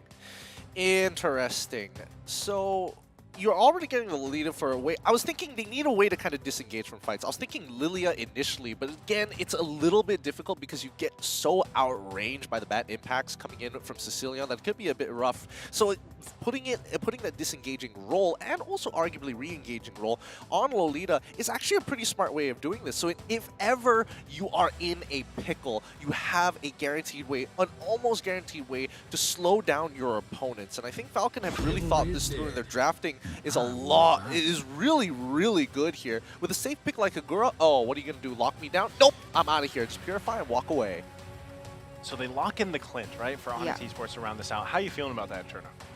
I mean, CW has one of the highest hero pools, so I'm not worried in that sense. What I'm worried about is if ONIC Esports can actually sustain through the damage that Falcon can potentially throw to them. Because we do understand that Sicilian is a huge pick. He scales unlimitedly, infinitely in towards that late game, as we all know. But the issue is, with that current patch, his sustainability got like nerfed like quite a lot. So he is a huge target. He's extra vulnerable this time. Yeah. And I'm a bit worried in that sense. Like you said, he's pretty much, his scaling potential is through the roof. He's basically the magic Aldous, right? So let's see how it plays out. Ladies and gentlemen, welcome to game number 1 for the third series of the day. Group A. Again, this is Falcon Esports versus ONIC Esports. Right now, starting things off, let's immediately talk about the way that they're positioning themselves, right? They're taking a little bit more of an aggressive stance here. They're obviously going to be starting on their purple buff side, but more importantly, do they expect to defend their side of the map, or do they want to start immediately taking control? It is a Julian jungle. Exactly. This is the hey, it's not stale anymore, right, Gideon? Oh, yeah, definitely not. Definitely not. The question is whether or not how effective it's going to be. They're going to get the Julian ahead in terms of levels, but if you can't convert it into kills or pressure, it's as good as gone. Yeah, I like this because this will be one of the first times that we actually get to see if it works really well in the jungle or not. Because again, we talk about how flex that pick is. That was a talking point early on into today, actually. So hope we get to see something amazing coming out from Ken. Meanwhile, he does have to work here with Sands on that Akai, and we saw how well Akai can actually just turn the tide of games alone. 100%. This is actually going to be one of the most interesting lineups, I would say, because they're not as conventional as we're used to in match number 1 and match number 2. And I'm also wondering how the Sicilian is going to play in that mid side, understanding that they are going against the Kagura, who also has a really good type of wave clear. It all depends on how they want to rotate, because I do feel like there is a lot of potential in that gold lane as well. And man, going against CW isn't too hard if you're able to pressure him from that early game. Yeah, no, I totally agree. He's got it. That's what I'm saying, man. This is all the wish list of Gideon right here, man. Exactly. Literally. They listen to the cast and they're like, check. Done my homework. We're going to get some good responses on cast. They got it. They got what they wanted. I mean, it could work really well for them, right? So now that this first turtle is going to be up here, looks like Falcon Esports actually pretty dominant in their stature here. Who's going to be able to secure this one? Because everybody coming to join the party. And there you go. The jungle Julian securing the turtle here for Ken. But first blood is taken. And now Boots looking to get another kill here. Justin's got to be careful. Look at the back lane. The knockup is there. Ken finding a target. Not going to be able to commit just yet. Double kill, though, goes over to Boots. Now, can they find one himself? Give the man a double kill. Ken on the Julian. I mean, you asked previously, right? Does Julian jungle work? And there you have it.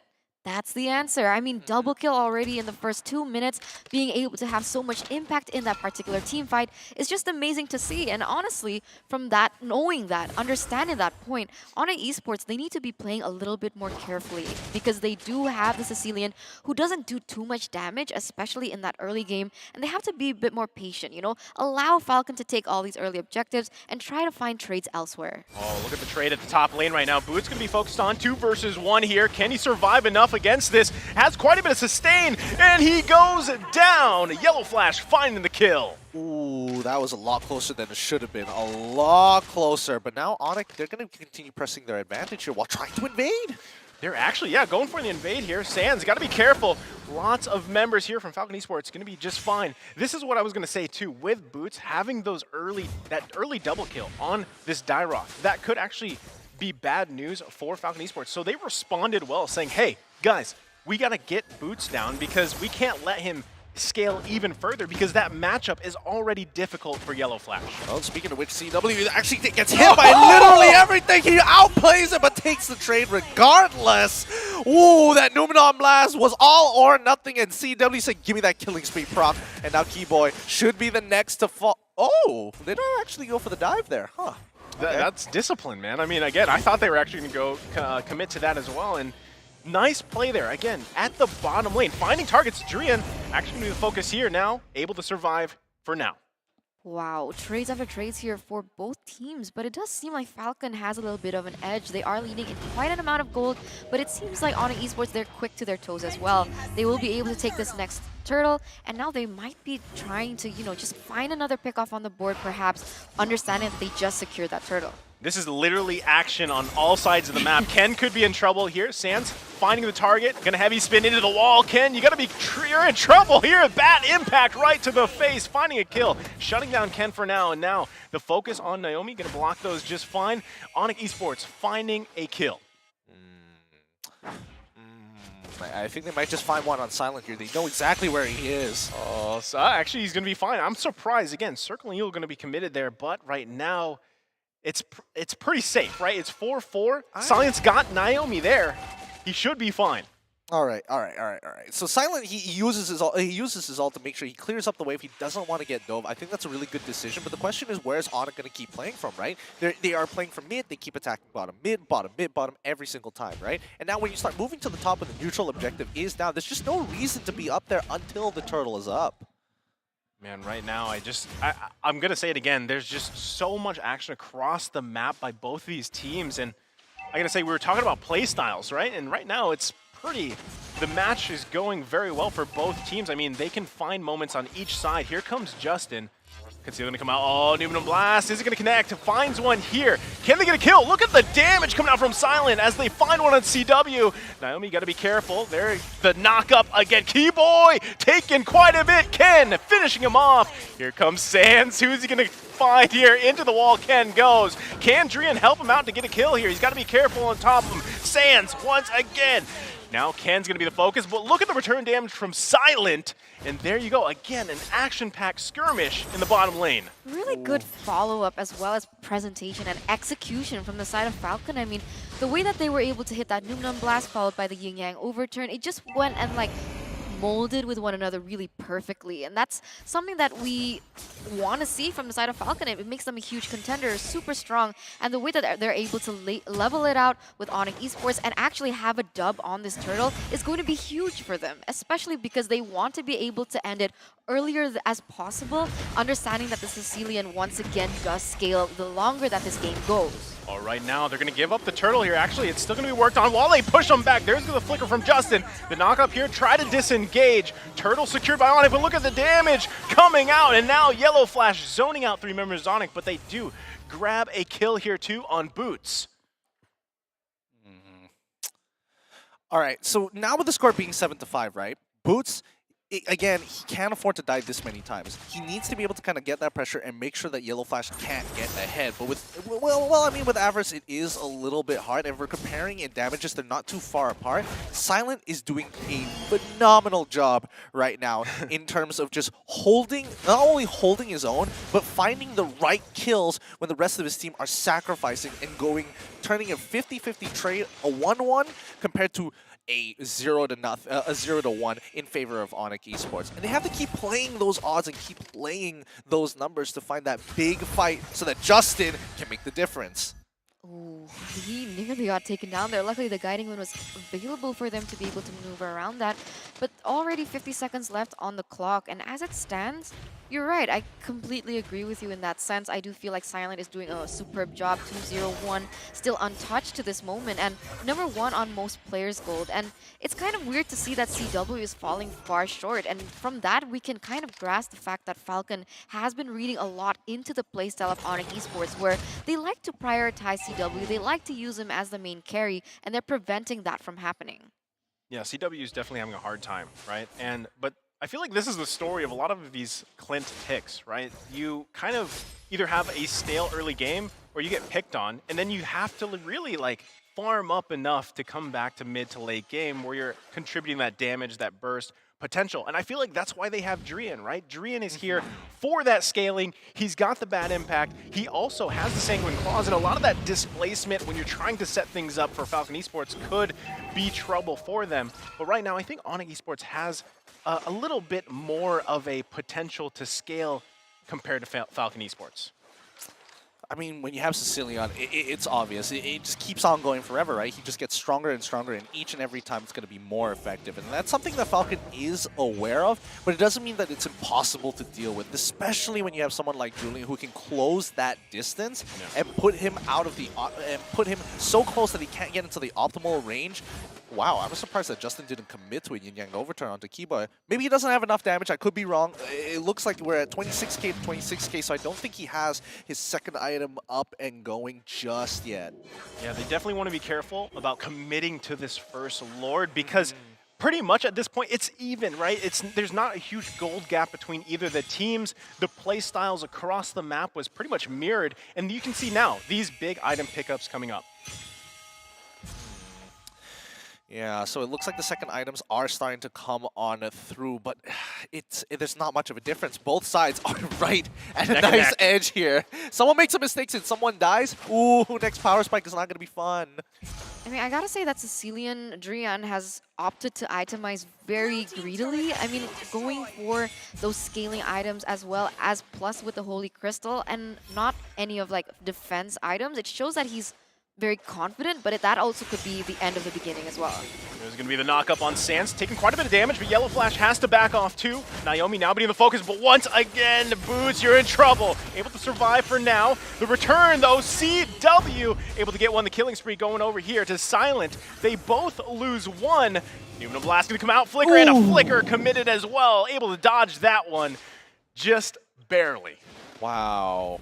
Wow, that was actually pretty sick. The reaction time to that one, he didn't know where, how, where, or what time he was going to release that. Literally just eyeballing it. Oh, Naomi actually in trouble there, but can they get to grab the Lord here? It's going to be secured by Silent, but meanwhile they lose some members. Was that worth it? No, it definitely wasn't worth it. I mean, they lost too many members at a very important time. But, I mean, at the very least, they did secure Lord. It's not like they lost it and then gave Lord over to ONIC Esports. So I think that is one plus point. It keeps Falcon in the game. It gives them a bit of time as well, maybe to buy some time for Ken as well as Naomi to, you know, come back into play as well. And unfortunately, though, for that part, they had to lose a few members and as well as a few objectives on the board, like that turret that was instantly melted down by the side of ONIC Esports. But for the moment, how do you think this is going to play? Like, what are the winning conditions for Falcon in particular, as well as ONIC in particular, to be able to win it? Well, for Falcon, again, Silent can continue to do what he's doing, right? He's 3-0-1, has the items he needs, also sitting on that weapon mastery. We already saw the kind of damage potential coming out from him. So I think if Ken can find the CC that he can, or it could even be Naomi, right? You have Silent and Justin both pumping out damage. And that's one big thing for Falcon, but now in the mid lane, Sans looking to focus on Naomi, actually getting him out of the team fight here, so that's going to be a mega kill for Drian. They could look to capitalize on this, but a mega kill going over to Silent, that's huge for them. The return, once again, a flicker coming out from Justin. They're looking to push in this mid lane. Boots, you got to be careful. Yellow Flash taking damage again from CW. The gold laners from both teams doing quite a bit here, and now they're not even going to be able to get this mid lane. Boots, respect that damage. Oh, he finally backs away, and that's a sigh of relief, because I'm just holding my breath. It's like, is he gonna die now? Is he gonna die later? I don't know. And then Falcon, they're just pressing their advantage, but you don't see them fully commit to it. They're just keeping them at arm's reach, so it's just bombarding each other with artillery time and time again. I was about to mention, like, when I saw snipe damage coming through, even onto, like, members that shouldn't be sniped down that easily, it was insane, and that makes sense, right? When we take a look at the statistics here, damage dealt, it is going to be Silent there in the top ranks. And is he full item yet at this stage, or is he still waiting for a core component? There you go. Ask and you shall know. As he's got pretty much 3 core items for you know, that Beatrix. Like but double penetration. Yeah, but you can already see CW even pumping out quite a bit himself. Now he's only got, you know, he's also got 3 core items here. And at this point, they do have to watch. Like I said, Clint can get to a point where he gets a little scary himself. Yes, no, 3 items is already a really good mark for him, especially since he has Berserker's Fury. Oh no, but they find the initial catch. There's nothing you can do here. This is just going to be ONIC Esports grabbing a kill on Yellow Flash. It's only a matter of time. There they go. They give it to CW. All right, for a moment there, if ONIC let that one go, I don't know. I have some very big questions. Very, very big questions. I think that's great because, again, CW was struggling in the early game. So they're like, you know what, CW, grab these kills while you can because we need you to come online with those itemizations against Silent. So now, Lord up once again. Who's going to commit to this one? Falcon Esports is down 1 member. They have a numbers disadvantage. Silent pumping out the damage on Boots. They're going to look to commit here. CW working on the Lord. Meanwhile, they get Boots down. They're trying to distract them here.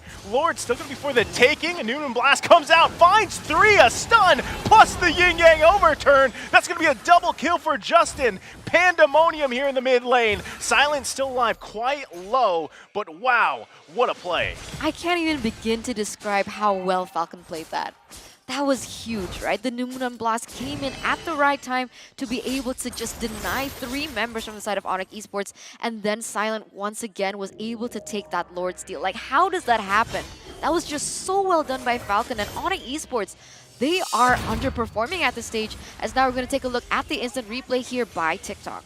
Yeah, I'm just keeping an eye here on when exactly he made that steal. Naomi gets forward, and oh man, Silent, he just does it. He just does it. He whips out the shotgun, or Wesker as it's known, and completely obliterates it just in time, allowing Falcon to now lead up to this moment right here. Silent opting to go for a hostage call as well to maintain sustenance, to keep on fighting ONIC. Yeah, and right now, Lord going to be crashing in the turret. There you go. Heavy spin coming out. Look at the damage coming out to Sans, too. Now, Justin is taken out of the picture, so ONIC Esports able to find 1. Meanwhile, turret still alive. So far, they're able to defend against the siege. One thing that I've noticed from what ONIC Esports has brought is like they had a lot of like emphasis on using the guiding wind to be able to go in and going back out in towards team fights, right?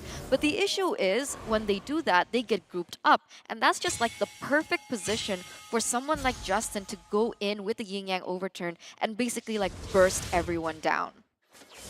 Check out the damage dealt, right? We have Silent on top there. Drian is right, pretty much, he's close to him, right? So this is the thing, though. As the game continues on, we're at the 16-minute mark. As we go on, especially 20 minutes and above, that could possibly change in favor of Drian because he is doing a great job at staying alive, pumping out the damage where he needs to. He has the sprint, too, to be able to, you know, disengage where he needs to. So I feel like Falcon Esports needs to keep that in mind, really try to find a way to punch this one in and get this game over with.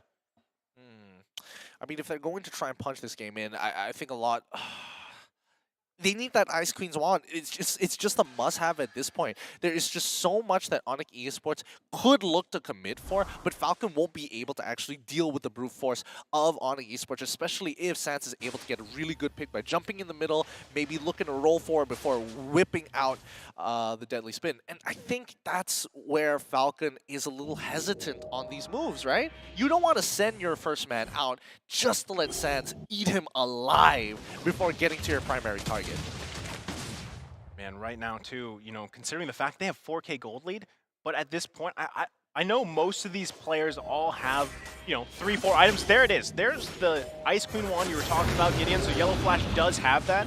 I think that'll provide a lot of utility around their skirmishing, their team fighting, because that is the perfect pickup in before this Lord is taken. There's Sans going in with a deadly spin, finds Ken though. That's the perfect target, met by the bat impact from Drian. This is huge for ONIC Esports as they find Falcon's jungle. Look at the damage once again. ZW actually has to flicker out. He's going to be fine. Lord not going to be committed on just yet. They got to be retreat. They got to regen. It's insane because usually when we look at the game, as soon as the retribution, the person holding that retribution, aka the jungle, goes out, you'd see like the opponent just going crazy and ham onto the next objective. But the fact is, they can't even do that. Like, even if they don't have a jungler, it's still so difficult because they need to be able to pop off these really important skills coming in from Justin, Naomi, Silent as well with that DPS. As now, it seems like ONIC Esports, they might want to go for the engage, understanding that these ultimates have been baited. Oh my goodness, Justin, nice play there, the yin yang overturn, able to find Drian, they find the target, and the Lord is secured by Silent, and now ONIC Esports is falling apart in the jungle. Double kill over to Silent. Keyboy, run, because they got you, give him a triple. Whew. Can we please get an instant replay of that? That was too good of an engage not to get an instant replay. And they're going to force this kill angle on to Boots. He has no choice. He's got to throw everything out, but even that's not enough. GG, well played, Falcon. Wow, oh wow. What a statement again here from Falcon Esports. And as I'm sure we're going to see in the highlights, but what a last team fight that was. I mean, if we thought the first match was a jaw-dropper, a shocker, a surprise, this was way crazier. I mean, being able to show that much dominance against the second runner-up in Indonesia right now is a huge feat, and they played it so perfectly. The synergy was there, the chemistry was there, and they were able to like learn from their flaws from game number one, match number one, sorry, and like convert it to this matchup. This is, I feel like I'm like seeing a different team for Falcon Esports. I mean, this was not what I was expecting, and I want to say that Julian Jungle looks pretty viable, man. Yeah, no, Julian Jungle definitely was looking real good there. I'm not gonna lie, it makes me a little itchy to play some of it. If it ever looks through in solo queue, I know what I'm picking. But I think at this point, hats off. Hats off to Falcon. ONIC took a valiant defeat because they were playing very passively. They were really taking their time with a lot of their steps, and I think it came to their detriment that they didn't want to press further on. They're very scared of making mistakes here at the international tournament, which is kind of surprising.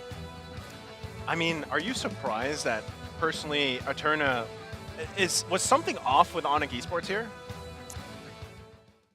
They like to experiment with their drafts. I think time and time again we have crazy like expectations for ONIC for being the person that is always so consistent, and that's why I told you that there was a difference, I believe, when you're asking me Season 8 or Season 9 ONIC, because Season 8, that would have been weird, right? But for Season 9 ONIC, I believe that's something that they always love to do. They like to play around, they like to try these things out. They want to see, is the Celian still good, let's say, in that mid side? Is it okay to put these and that and that and that? So it's definitely something that we're accustomed to seeing from ONIC Esports in particular.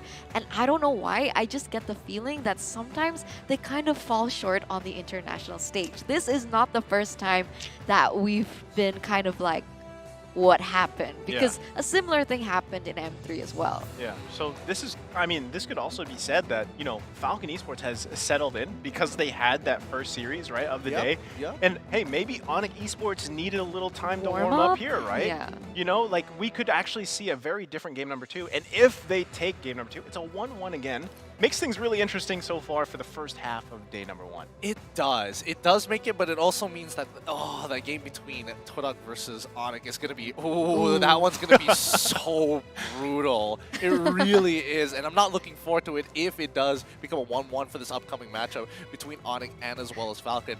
At this point, I can only just root for FCON. And we'll take the dub, man. We'll hope for the best at that point. I gotta say, man, again, after seeing that performance from FCON Esports, that is showing pretty much, hey, we can bring some spiciness into the draft.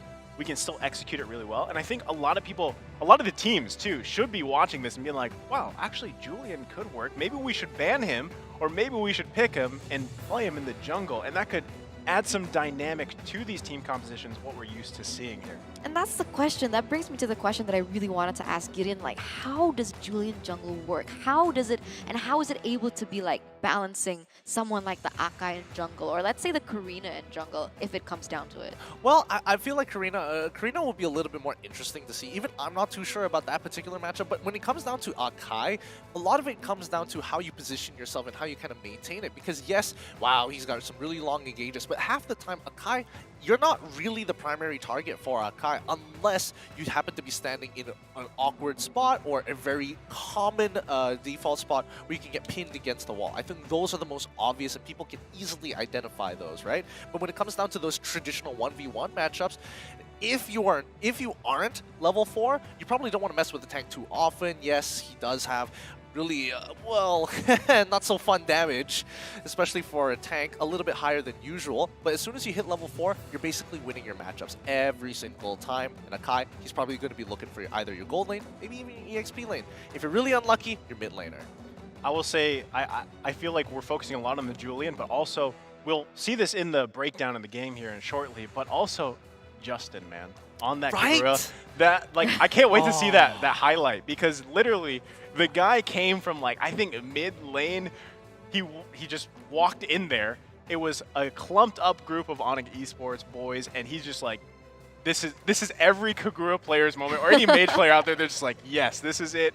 You know, throw in the umbrella, yin yang overturn, pump the damage, and he got out of there just in time too. So it was such a nice thing there, and now we finally get to see this breakdown here for game number 1. Gideon, take it away. All right, no problem. With FCON Esports 17-13 against ONIC Esports, changing things up here at MSC 2022. Their composition, especially with Ken using Julian in the jungle, designed especially for a safer composition to team fight that can actually scale towards the later stages of the game. If you look at ONIC Esports themselves, they too want a team fight and actually play for the later stages of the game, but they have a little bit of a different mechanic. They have the Matilda to help reposition them, and Sans that can disposition people so they can look and isolate fights however they see fit. So in terms of control, ONIC has to execute on making sure that they can control Falcon well, but Falcon requires less execution. Now, if you look at the post stats, this is where it gets really important. We are excited to see these damage numbers.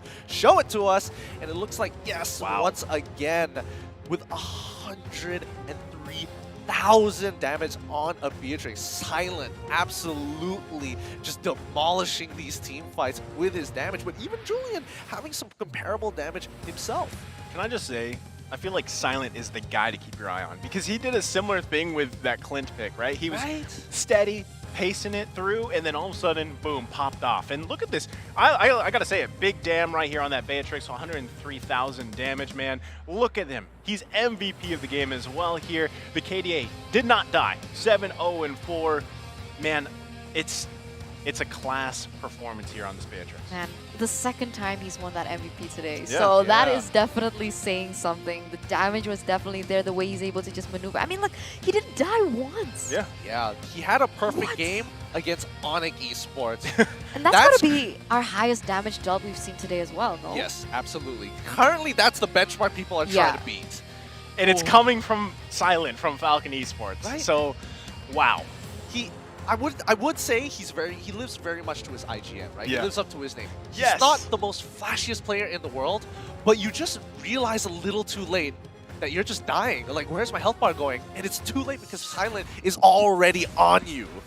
Well, we're going to Silent. take a look at these highlights. Silent but deadly, right? And you can see what's happening here. There was a moment where we felt like CW was outplaying that situation. He does for a bit, but Silent goes like, no, that's not going to float. He instantly takes it away from CW. Again, if you watch Silent here very closely, like his positioning is so good in the majority of these fights, and that's why he didn't die at all, right?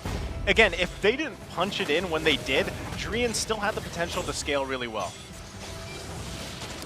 I mean, not only that, I mean, even though Julian can scale pretty decently well, just look at the way, look at the way some of these fights go. It's all about that positional timing, and when that yin-yang overturn connected, it was over. Numenor Blast to secure that fight. Everything fell into place from Falcon. They are extremely comfortable with the team fight composition. That guiding wind did not help them this time around. No, I it gotta did not. say, it's, man. Yeah, it was kind of an oops moment, but just that combination, what we saw, that synergy of, you know, Justin coming in, pumping the damage, and then Numenor Blast following it up there, and then just like cleanup crew came in, right? So again, great performance from Falcon Esports. I gotta say, surprise, right? But I think we have another surprise once again for you guys. If you weren't here earlier, Transformers, make sure you join the event, complete the task, because you can get some freebies for you guys. Get more Transformer passes. So there's passes, there's emotes, there's a recall effects, and some great skins. We've had the pleasure to see some of these skins pop out in the game. I don't have any yet. Still waiting for my Optimum Pride. I'm sorry, I immediately started thinking about the sound, and I can't. I'm not keep gonna do it. cracking up. I keep cracking up the moment I think about it, but it's a great TikTok, and you should check it out. Speaking of which here, I would like to see people start picking up on the X-Borg as well. And I think the only times we get to see it is when you expect to see Balmond come up more often than not. And again, these Akais. Somebody, I don't know who's the master of Akais who's teaching all these players how to play it, but people are getting a little too good at it. I feel a little cheated, a little salty even, for a matter of fact. Because of Akai? Yeah, have you ever been pinned against the wall and be like, all right, you just drop the phone like, I can't do anything. Not. I don't think I anyone has hope pinned not. me against the wall. I'm quite a large person, so. Really? You haven't got pinned by like an 18-foot panda who holds a stick against the wall? Well, you know, regardless, man, I'm glad we saw some flavor in the jungle, because that's what we talked about previously in the draft. And, you know, Akai is, in a sense, okay, question for you, Gideon. Yes. Do you still consider Akai stale? Because I feel like it's a lot more fun to watch Akai in the jungle than some of the other jungles that we're used to seeing. Well, I mean, I do think... I think Akai is stale because he falls into the category of tank. But out of all the tanks that I would rather watch, I would still say that Akai is my #1 in terms of what I want to see doing as a tank. Because it's not something as simple as high loss. You don't just walk up at people, punch them once with a Law and Order, and you just, you know, kind of stare them down until they die, right? At least Akai, there's a lot more mental games going on. Do I go in now? Am I going to roll? Am I going to initially start off with my ult and maybe freak them out with the roll? How do I reposition it? And how do they get the trigonometry to pin the Pythagoras theorem to force 3 people into 3 different corners? It's nuts what you can do with Akai now. Welcome to math class. Math class, thank Professor you very much. Gideon. Yeah. And there you go. And I mean, I gotta say, I agree with that, because you know, Akai is just one of those heroes that takes a lot of this micro skill to really play a part, and we see that. And now Eterna, I gotta say, on esports, they're down 0-1. Yeah. What do you think? What do you think is going to happen here, just off the top of your head? Do they go with, let's say, more comfort, or do they try something new? I'm not sure. I mean, at the stage, I mean, usually when we see them kind of falter in their first games, they usually come back with something that they're a little bit more comfortable with for the second game. And definitely they have started to like read on the patterns coming in from Falcon, so they can also start to like deny like picks coming in for them, like perhaps ban out the Kurukura this time, or even just ban the Julian away from like the get-go. Yeah. I mean, the flexibility that it can have, the way that it had an impact in the game, especially on the earlier stages where he was able to contest so many objectives, is something that maybe that ONIC can actually grasp into their hands. But before we get into the drafting phase, I just want to put a little bit more salt to the wound of what happened in that first game. What I noticed was Sans had the same amount of gold as the roamer from Falcon. That's how kind of behind they were. I in glanced game number over that one. for a reason, Eterna. It's okay. I can it. do it because I'm Indonesian. All right, okay, I can respect that fact. I She can She gets the respect that car. fact. She gets the pass. I get the pass. I would very much like to have my, TikTok account by the end of the show. Well, with that being said, draft is upon us here. Bans are coming out. Falcon Esports going to take out the 1-1, the Grok. ONIC responding with Valentina Franco here. So, overall, I got to say, there you go, the link, right? So we're going to see, I feel like, once again, Falcon Esports might take the Julian. Do they ban it out? They don't. So ONIC Esports bans out Xavier. Does Falcon Esports take this Flex Julian? Take it. Take it. I need to know what ONIC is going to respond to, so at least we get an idea of what are some of the hypotheses of how do you beat Julian? Yeah. How do you get around it, right? I think that's what everybody wants to know. And even for us, we can theory craft it, but until we see it in practice, it doesn't become fact. 100%, and I think ONIC Esports, they're actually quite good at that. They're very adaptive, they think on their feet, but to our surprise, it actually is going to be the Hakai first pick for the side of Falcon, taking it away from ONIC and actually leaving it open for them. And this is like spicy in a sense, like, okay, let's see if you can win with the shoe on the other foot. Yeah. Let's give you Julian. I feel like, yeah, that's saying something. Like, you guys want to try it? Here's Julian, right? So, but that's the thing. Do they take it in the jungle, or do they do something different with that? But, these are seeming to be the priority right now. So far, we're only 3 series in for group stages, but we can guess, Akai's are usually going to be prioritized here. Now, Matilda being locked in for ONIC Esports is, I actually feel like this is a good combination, Julian and Matilda. Julian and Matilda? Yeah. Do explain. You take Julian, either he's committing for the knockups, the CC, right? If he Okay. doesn't, you have the circling eel, you guiding wind with him, you can get, most likely, some type of CC off with that combination. I like that. Of course, depending what else they have, but just those two yeah, alone. yeah, but just if they're on a 2v2 situation. Yeah. Okay. I get the idea. I'd like to see that in practice, though. I wonder if you could do some cool stuff. Actually, no. I'll talk about it a little bit later because I want to go on with the draft because once again we see Esmeralda and Silent on this Beatrix, and again, it's going to be hard to keep your eyes on him. Most people are not going to notice it, but until then, it's going to be too late because he will deal a lot of damage. ONIC on the other side responding with the Barats himself. Looking at the compositions, it feels like Falcon is rebuilding the same composition they had in game number 1. If it ain't broke, don't fix it. There you go. And that's kind of huge, right, for the side of ONIC. I'm surprised that they didn't try to, respect it, maybe at least take it away for themselves. And I'm talking about the Beatrix in this sense. And they're just going to give it away once again to the hands of Silent. And I don't know if that is the proper decision that they could make potentially in this game. But as you can see here, we're going into the second phase, and the Lolita has been banned away. And we did see how much the Numeron Blast was a huge impact, especially in the team fights. It was able to turn around a lot of moments for the side of Falcon to be able to, just capitalize on those moments. So I'm curious to see what Falcon has in mind for in terms of bans. But for the side of ONIC, are they going to be responding with a Kagura pick? Kagura ban, sorry. It's a good choice because, again, we saw Justin perform there.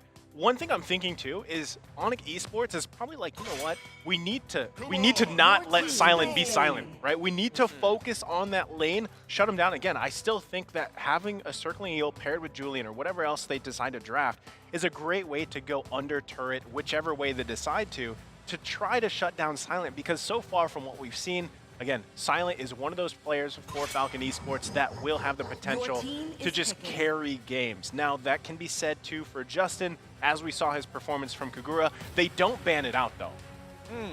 Interesting. They don't ban it out, but instead they ban out Thamos, right? And I'm thinking, if you're willing to ban out Thamos, why not just ban out the Dairoth? Because inevitably ONIC is going to go for a tank anyway. Why would you consider Thamos in this particular position unless they've got a good read or they want them to play Dairoth for some sort of purpose? And I can't figure out what that is. It's theorycraft, but hey, ONIC at the end of the day, they want nothing to do with it. They take the Uranus, and now priority goes back to Falcon. Because in my opinion, personally, I do like the Dairoth pick in lane. I think it is great against the Esmeralda, but when it comes down to the team fights, it just doesn't have the same effect. Sure, it has the burst, but there's no like utility onto it. So maybe that's something that the reason why Falcon may be wanting to put ONIC in the corner for that particular reason. But it does seem like ONIC Esports have actually shied away from that and taken the Uranus instead. But as a response, now this is interesting. The Natalia is going to be the choice for the side of Falcon as well as the Eve. And that is like a huge blow to ONIC because ONIC was the one to in Indonesia, as far as I know, is that they were the ones to kind of use the Natalia roamer a lot. Fun fact. But in Indo. I was going to say, fun fact. That's why I said in Indo. In Indo. Fun fact, their mirror team, ONIC, in the Philippines. A man named Boloyski also loves that Natalia roam. I wonder who took the idea from who. Let the copyright incidents begin. But now, if we look back at this game, right? If we look back at this, we're seeing the claw getting picked up here. I think that's rather interesting. I feel like CW, as Eterna mentioned before, they're going to start playing for comfort picks, and I think CW, he got a little, like, demotivated from actually going for that Clint matchup, because initially he was doing pretty good, and he was like, oh yeah, I got the initial kill, I traded 1-for-1, I was, like, sort of beating him in lane enough to keep him in control, but now he wants to, I don't want to just beat you in lane, even if I lose it, I want to be able to carry this game. I want to say a lot of this relies both on gold lane matchup, right? I want to focus there because we've already talked about Silent. CW struggled a little bit in game 1, and this time, he picks up a comfort pick for him, and it could play out very well this time around for ONIC Esports to hopefully maybe take this to a 1-for-1. But ladies and gentlemen, welcome to game number 2 here, Falcon Esports versus ONIC Esports. This is going to be the question. Will it be Falcon being able to take it 2-0 against ONIC, or will ONIC be able to level it out with the composition that they have chosen? But one of the things that makes me really surprised from the side of ONIC Esports is the heroes that they have chosen to place on Keyboy.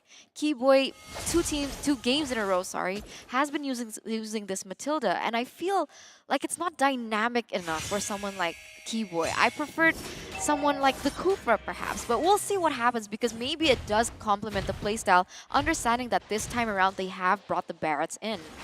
Again, wow, early action here. There you go. Naomi finding a kill, first blood for Falcon, but they actually going to get commit here. ONIC Esports all crashing down. They find Ken this time, and they're going to be careful. Oh, Drian giving a kill up here to Justin. That's not what you want to do for that Eve.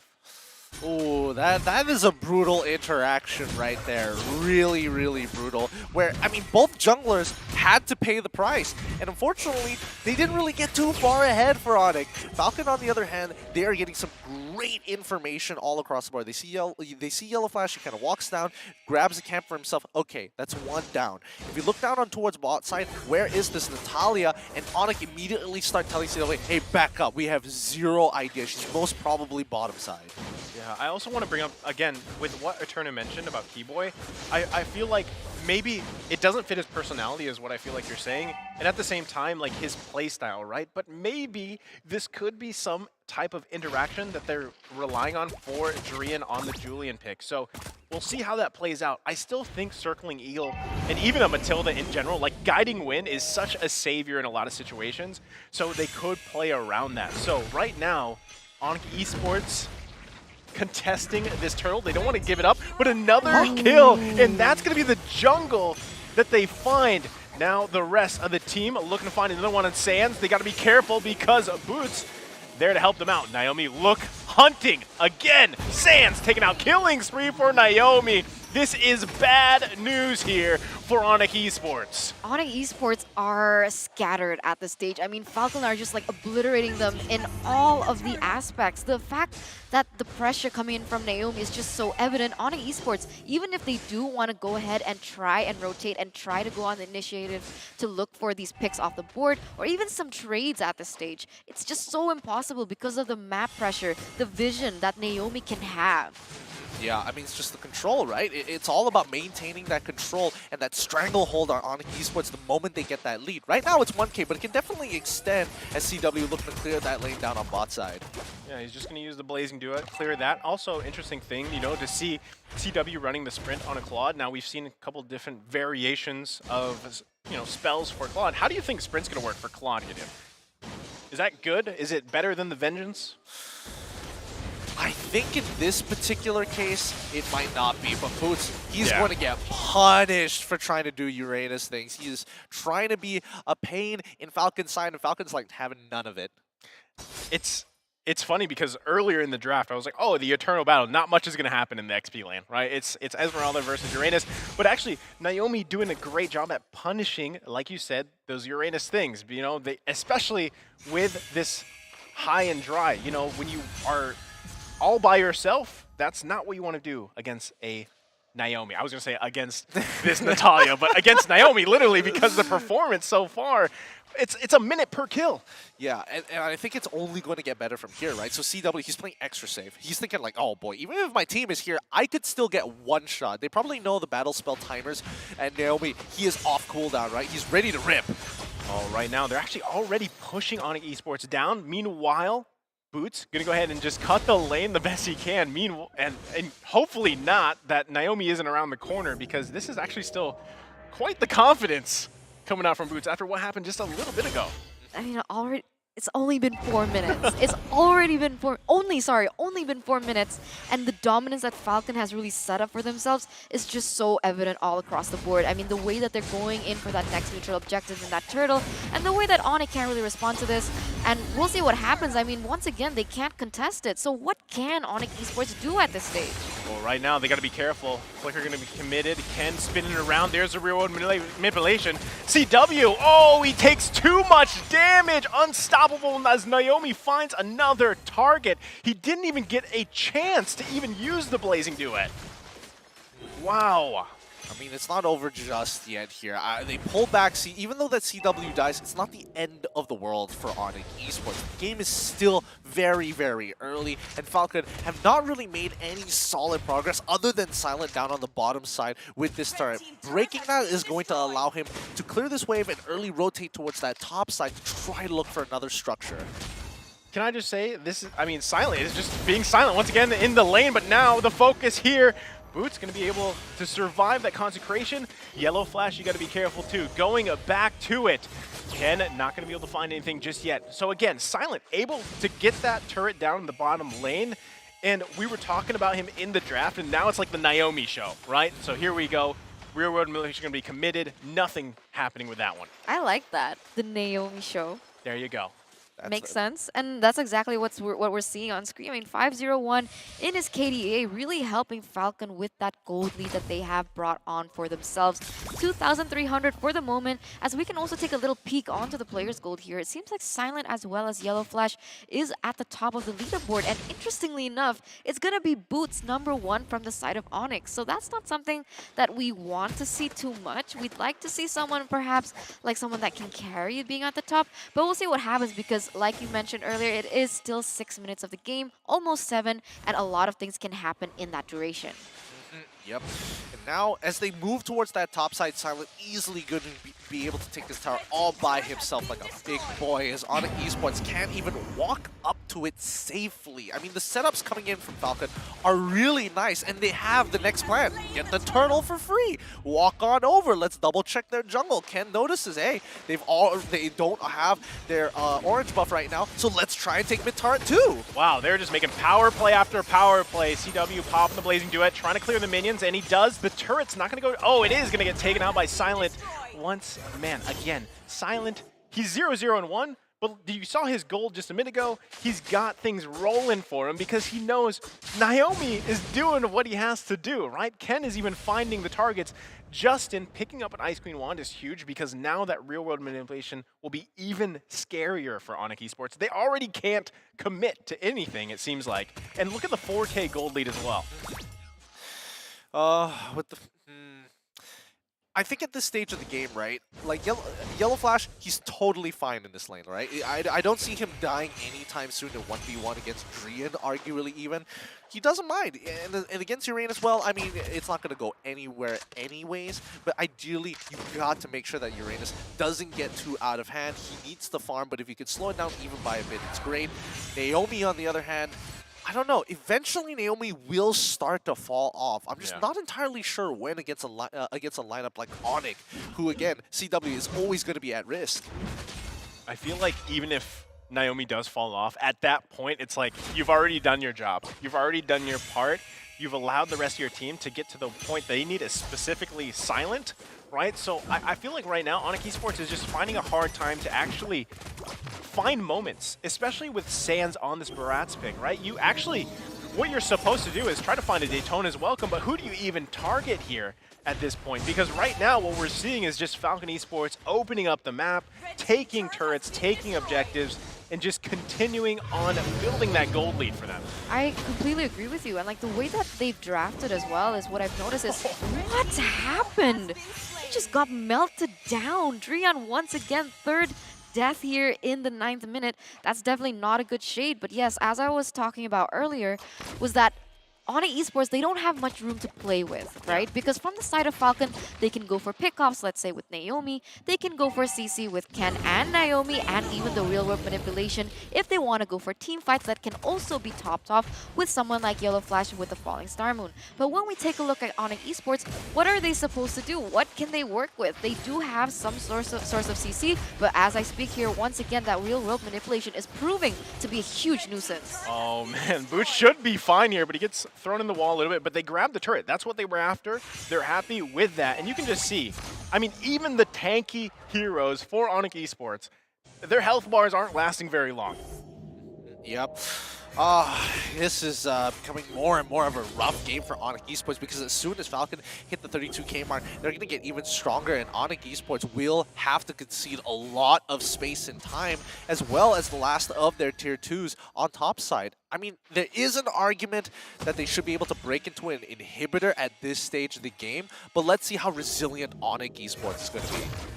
I mean, right now they definitely have clear. Like they can clear the minions the best they can. Again, this is just a normal Lord, but will Falcon Esports actually convert this into a turret, opening up the base here of ONIC Esports? It looks like they're going for it as he gets the heavy spin right onto the turret, and it goes over to Silent plus the turret down, forcing the flicker out. Double kill. 2 fall for ONIC Esports. Lord's still going to be worked on here. Boots taking quite a bit of damage himself, destroying that turret. Here we go. Falcon Esports at a huge lead.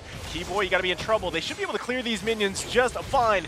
Yellow Flash trying to zone them out. The wave at top was pushed in too. But right now, Falcon Esports, a very confident 9.4K gold lead. That's the largest gold lead that we've seen so far, the largest gold gap we've seen so far. And I would have been like completely surprised if you told me like yesterday that that was going to be between Falcon and ONIC Esports. I mean, Falcon just really transcending all our expectations, and I'm curious to see like how and what have they gotten with such an immense gold lead here. Yeah, I'm trying to figure out any outs for ONIC Esports, right? I mean, the only way is just to defend and pray for the best. Oh man, right now they're pushing this mid turret down. Going to be going down here now, looking for another one. Ken finding that heavy spin on the right target. CW taken out of the picture, and now they could actually be looking to get another inhibited turret. Double kill though for him.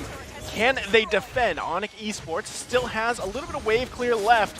Meanwhile, Falcon Esports, they got to be careful. Yellow Flash goes in. Drian able to get to the Fountain to regen. Now the waves are pushing in. Are they looking to sweep ONIC Esports? And they do. Falcon Esports 2-0. They should be proud of that victory. to all their fans out there, well done on a 2-0 Falcon Esports. Really breaking the mold here, and I'm sorry, it is an unfortunate day. I don't know what to say, man. Wow, Falcon just, oh man. You guys go ahead. They played good. They played good. ONIC Esports, they didn't play as good as they should be playing. Admittedly, there are moments where it does get a little bit weird when they get very caught in the middle of the moment, in the middle of the fight, when easily they could have backed out of it. But I feel like CW is trying his very best to say, hey, you trust in my ult, and it may have put his team in a more dire situation than it needed to be.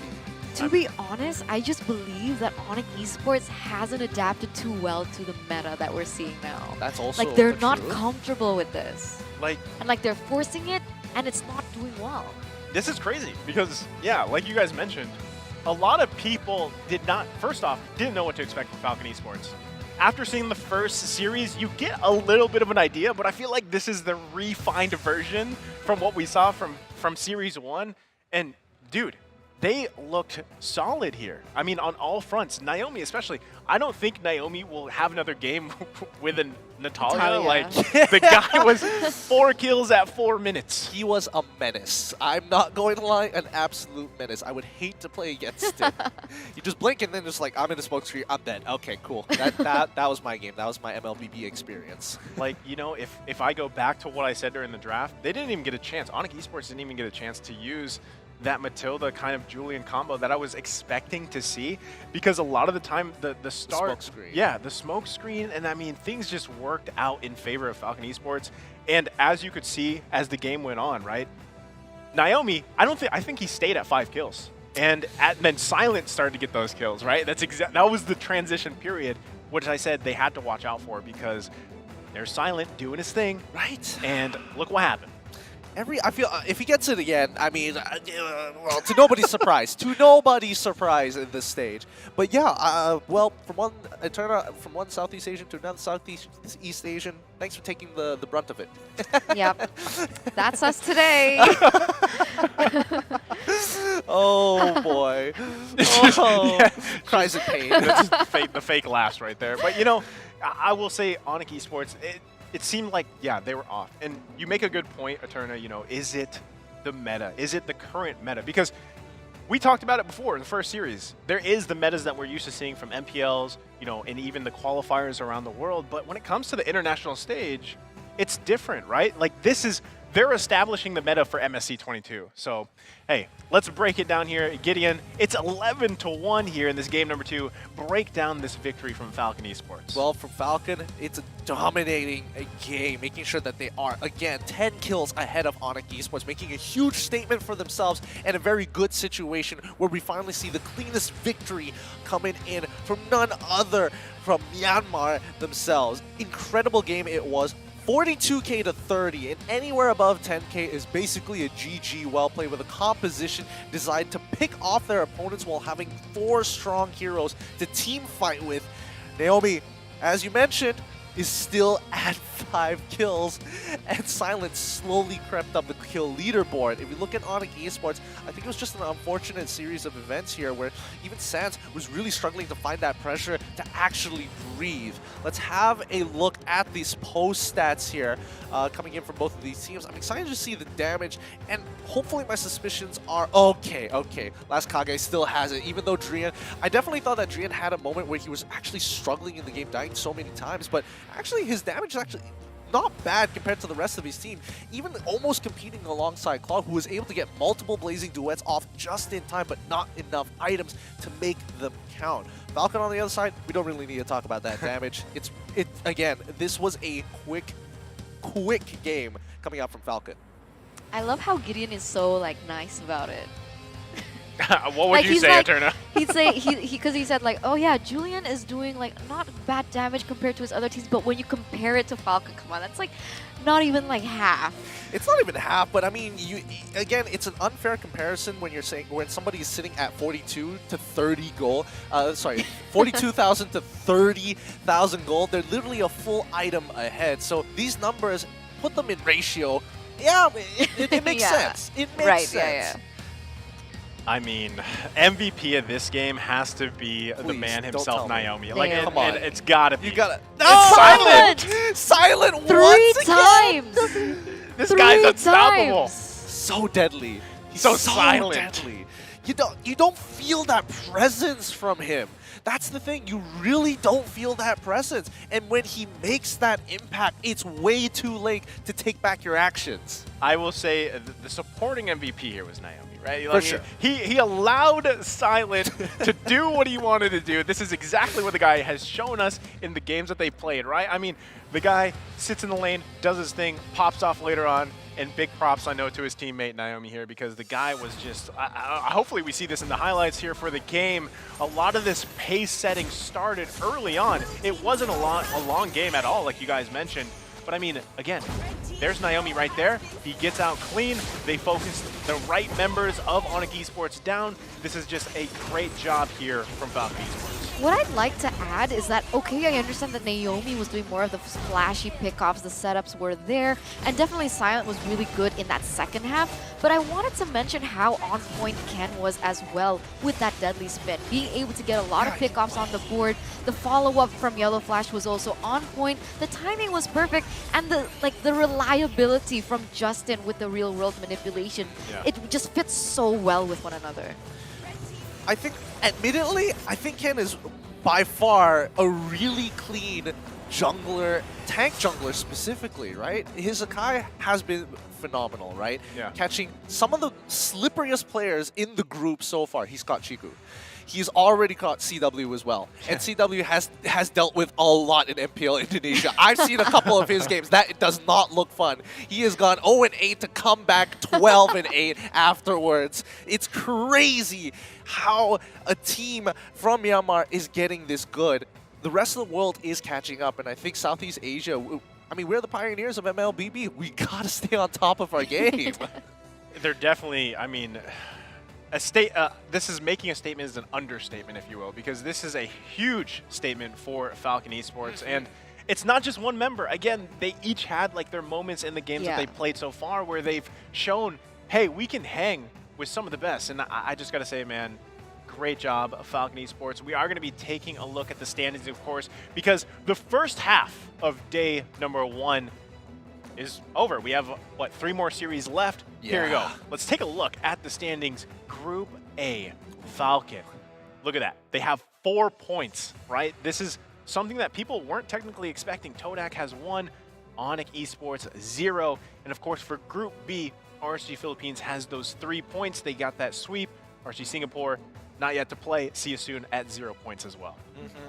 Ooh, that's rough. Okay, so, but they do still have a chance, right? In the second half of today. Honestly, it They depends. have one more game. One more match, sorry. They have one more match. But Yeah. like, so much relies on what happens for the other matches, a lot of right? conditions. So, because again, best of 2s, you know, a lot is on the line for them. And yes, ONIC Esports still has a chance. Don't worry, Eterna, you know. We'll see how they perform here. But again, the Falcon Esports is a force to be reckoned with. And it's amazing. Look, I'm nervous. This is only the first day. Exactly. And it's either, and we're already looking at it, it's either in Group A, a Malaysian team or an Indonesian team is going to get knocked out straight off the bat. That's not fun. That's not, I don't think anybody's really liking this part. How about the Philippines? Philippines, I mean, we don't know just yet. That's the thing. We don't know just yet how you guys are going to do in Group B, but eventually we'll get to it. And when it does, ooh, we're going to savor it. We're going to savor it so much. Oh, we're going to savor it so much. Hopefully, I meant I'm that laugh casting. this time. That was a real Oh, laugh. That was a real Oh, that laugh this actually time. hurt now. Well, now you guys at home watching know that Eterna fake laughs. So take it or leave it. But either way, I know each of us come from different regions. Of course, the fans out there too watching are rooting for their own teams. This is still a surprise for a lot of people, and I hope, you know, Myanmar fans get to rejoice because this is awesome, man. Honestly, this kind of surprise for even us here on the caster desk is something that we look forward to, honestly, right? Because it makes things spicy, it makes things interesting, and who knows what's going to happen for the second half of today. We want to grow together, basically.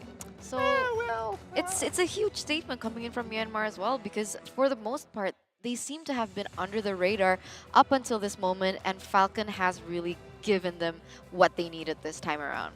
Very well said. We are going to be taking a 20-minute break before we get into the second half of the day. Thanks for joining us. I'm Naisu, Gideon, Eterna, and we'll see you soon.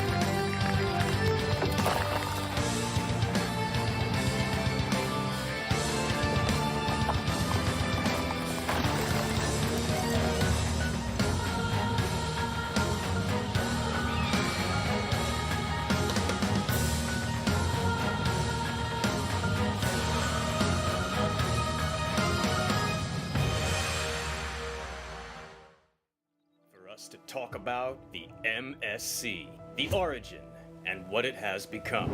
Let's roll back to the very beginning. The Mobile Legends Bang Bang Southeast Asia Cup, or MSC, was established in 2017, regarded as one of the first official MLBB major tournaments hosted by Moontone. The first MSC was held in Jakarta, Indonesia, featuring a total of 8 teams. IDNS of Thailand took home the first ever MSC trophy. The MSC 2018 was refreshed with a brand new format and the participation of 2 more countries, Myanmar and Vietnam. Now featuring 10 teams, the crown was once again snatched away from the home country, Indonesia. Aether Main ended up sweeping the countrymen Digital Devils Pro 3-0. In the following year, MSC 2019 has shifted its host country to the Philippines. There are a total of 12 teams from 9 countries in Southeast Asia. And it was ONIC Esports that defeated fellow Indonesian representatives Lure Esports to claim the championship. Nonetheless, MSC continued on in the following year. Though it was fully online, the tournament achieved a record-high concurrent viewer count for MSC. MSC 2021 saw another all-Filipino grand final between Blacklist International and Execration. And it was Execration that ascended to be the new king of the sea, with MSC 2022 returning to a live tournament setting in Kuala Lumpur, Malaysia. There are a lot of wonderful stories waiting to be written. For instance, can Smart Omega, who inherited the MSC 2021 champion roster, defend their title this year?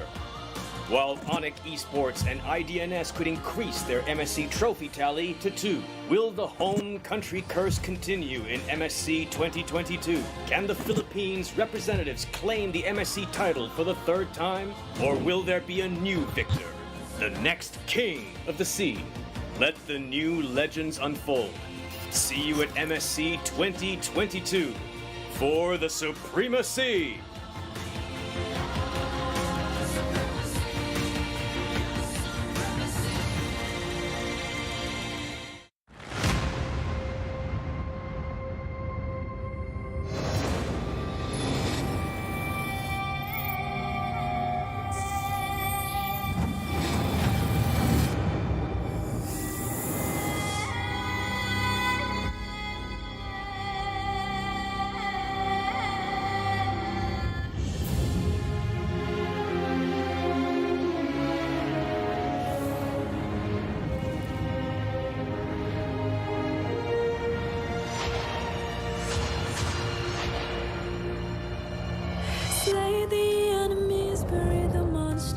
Rise from the ashes, keep getting stronger.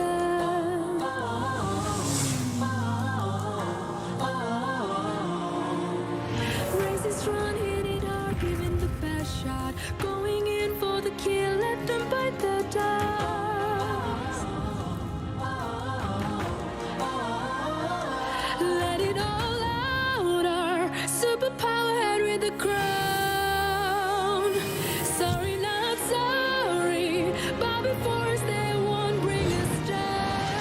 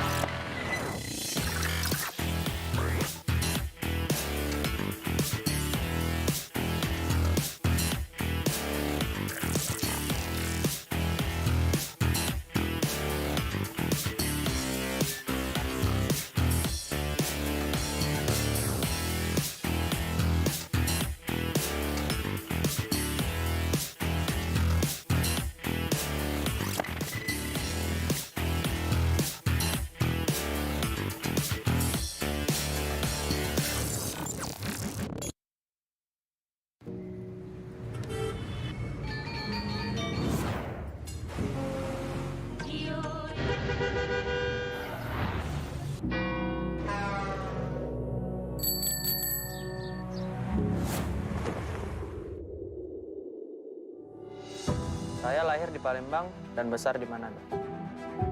Tidak seramai seperti Jakarta, tetapi saya cinta kota Manado. Serasa di rumah itu yang membuatnya istimewa. Ang probinsya ko ay Naik, Cavite. Maliit lang na baryo na bandang dagat. Sobrang ganda. Natutunan ko ang halaga ng buhay. Atin to. Untuk saya berasa tenang apabila saya berdoa dan tetap fokus pada kepercayaan saya. Hindi naging madali ang buhay ko. Sobrang daming paghihirap at sagabal. Kaya gusto kong nasa taas, sa ibabaw, at natutunan ko na laging tumungo pataas. Itu adalah bagian dari budaya bangsa kita. Tidak pernah berhenti untuk bekerja keras tanpa melewati batas.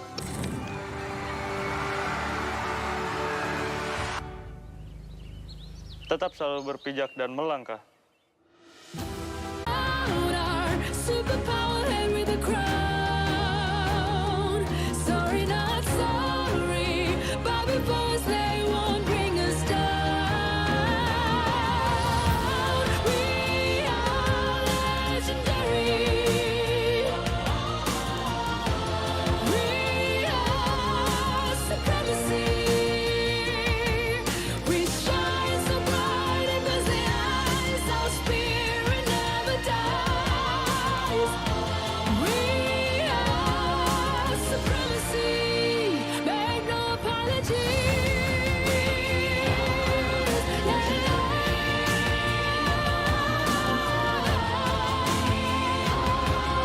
supremacy. We are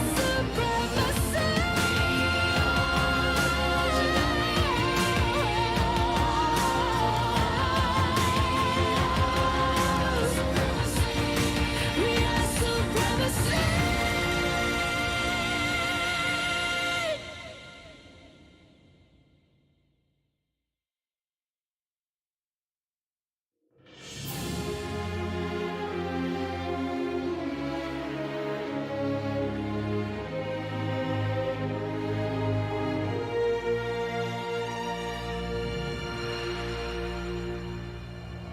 Slay the enemies, bury the monsters, rise from the ashes, keep getting stronger.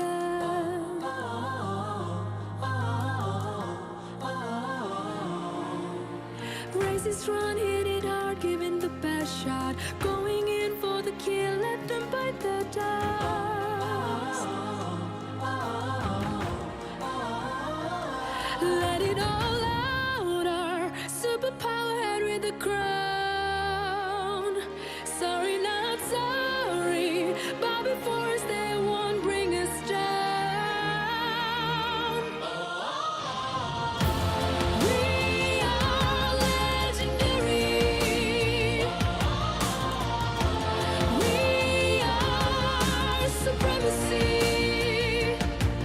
We shine so bright it puts the eyes. Our spirit never dies. We are supremacy. Make no apologies.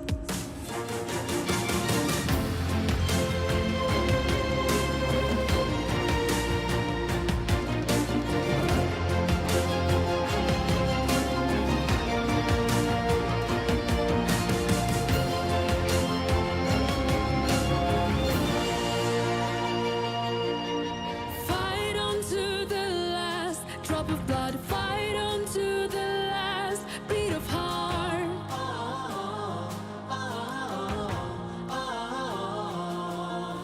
Life is a battle, win every game with the magic flowing in our veins.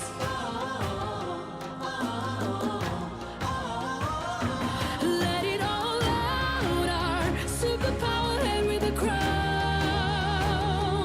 Sorry, not sorry, but before us they won't bring us down. We are legendary.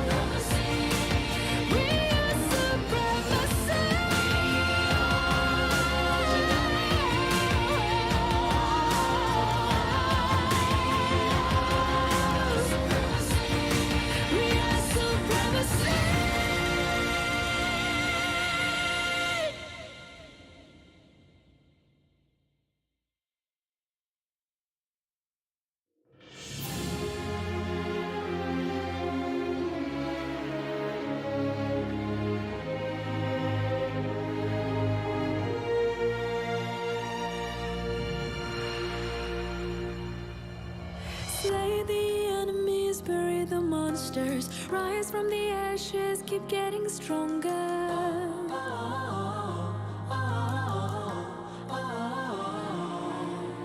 Races run, hit it hard, giving the best shot, going in for the kill, let them bite the dust.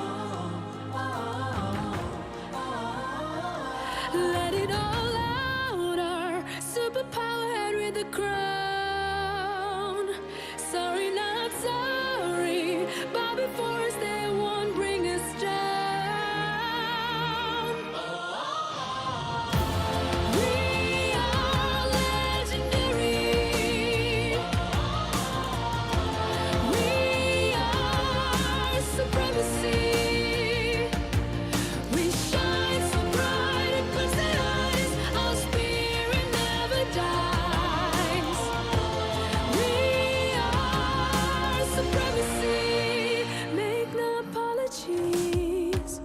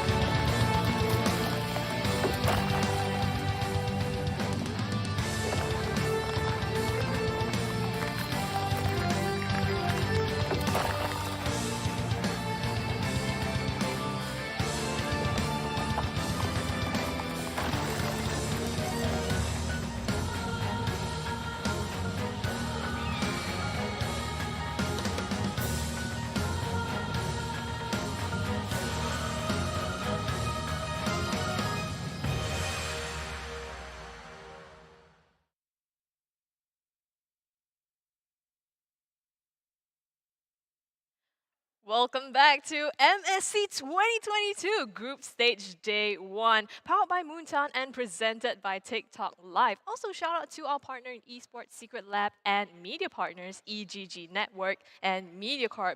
My name is Scrubby Cheeks. Here with me at the desk is LaFell and Staffa. Yes, welcome back to the stream, ladies and gentlemen. We have just been witness to an first half of MSC Day 1. All sorts of really intense MLBB action has already occurred, and we are seeing many of these teams fight their hardest to secure a spot into the playoffs. Mind you, even though this is the group stage, that doesn't mean that there are no stakes. Every single game matters. LaFell, what do you think of the festivities so far? Oh, I am excited. My heart is pumping so fast because we're gonna cast the second half of the day, and then we're gonna see which teams are actually gonna proceed forward and which teams are not. Because based on the previous game, congratulations, Falcon has secured their spot to go to the playoffs. So honestly, based on today's matches, if this is how the group stage is gonna go, I can imagine what's gonna happen in playoffs, and I'm personally happy that it's happening in Malaysia. Hometown represent. It's super exciting. I mean, it's the first time really that like here in KL, I'm on such a big stage, so it's really an honor to be here, right? And seeing these crazy games is just amazing. Like, who would have expected Falcon to take that top spot with 4 points currently? I don't know, Steph, our thoughts. Definitely not something that any of us would have expected happening. I think going into that series, ONIC was definitely the favorites to win. So losing in a fashion such as that just goes to show how much more intense the competition has become so far. But the competition has not ended. It is going to be continuing because we're going into match number 4. It is going to be between See You Soon and RSG-SG. Yep, this is the MPL-SG S3 champions, RSG-SG, and the ones coming up on stage right now. First runner-up of MPL Cambodia, See You Soon. Yeah, See You Soon. We've seen their performance so far, and unfortunately, The thing that I like is actually the way that they draft, because the way that they draft is actually quite a good win condition where they try to win their lane. However, it's the point where they could not really make it happen. It's like they have a good draft, but they're not able to actually execute it well. So going up against RSG-SG, the champions of MPL Singapore, where generally, I would say RSG-SG, they play a very textbook style, so they rarely make any kinds of mistakes. So I want to see you soon. If they're going to really be innovative with their draft, trying to win lanes, I want them to actually be able to do it. But against RSG-SG, I'm really not sure whether they can. Yeah, I mean, we saw, for those of you who might have missed it, we saw a game earlier on, See You Soon up against RSG-PH. And it was RSG-PH that took 2-0 games, actually. So this is See You Soon's time to come back if they want to. Can they take one from the sister team RSG-SG? I think it's less of if they want to and more of that they need to. As you highlighted right now, See You Soon, they've already lost their first game 2-0. And of course, these group stages only consist of 3 teams per group, meaning that every team will only get 4 games, 2 best of 2s in total, to qualify for a chance to the playoffs. See You Soon, they need this victory, or we could be seeing them go home on day 1.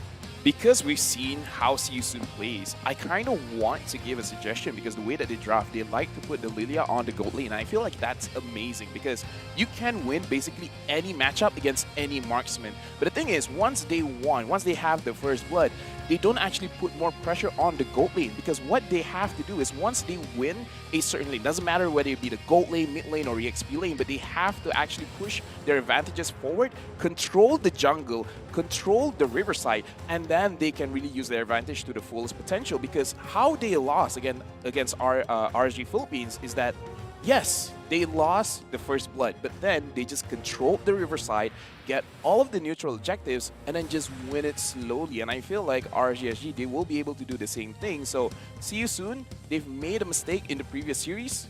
This is their time to redeem themselves and actually correct their mistakes. The only question is, are they able to in the short time that they've had this break?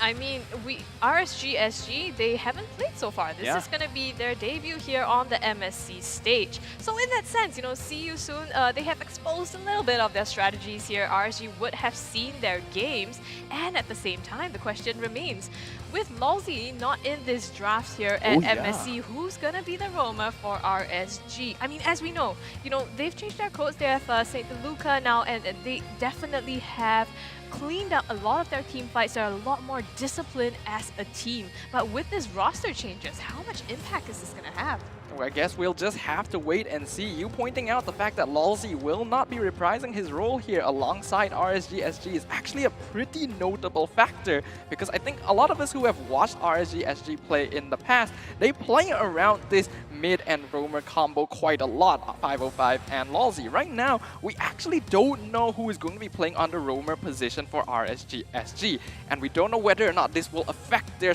gameplay style of being very aggressive and very mobility based around the map in the early game.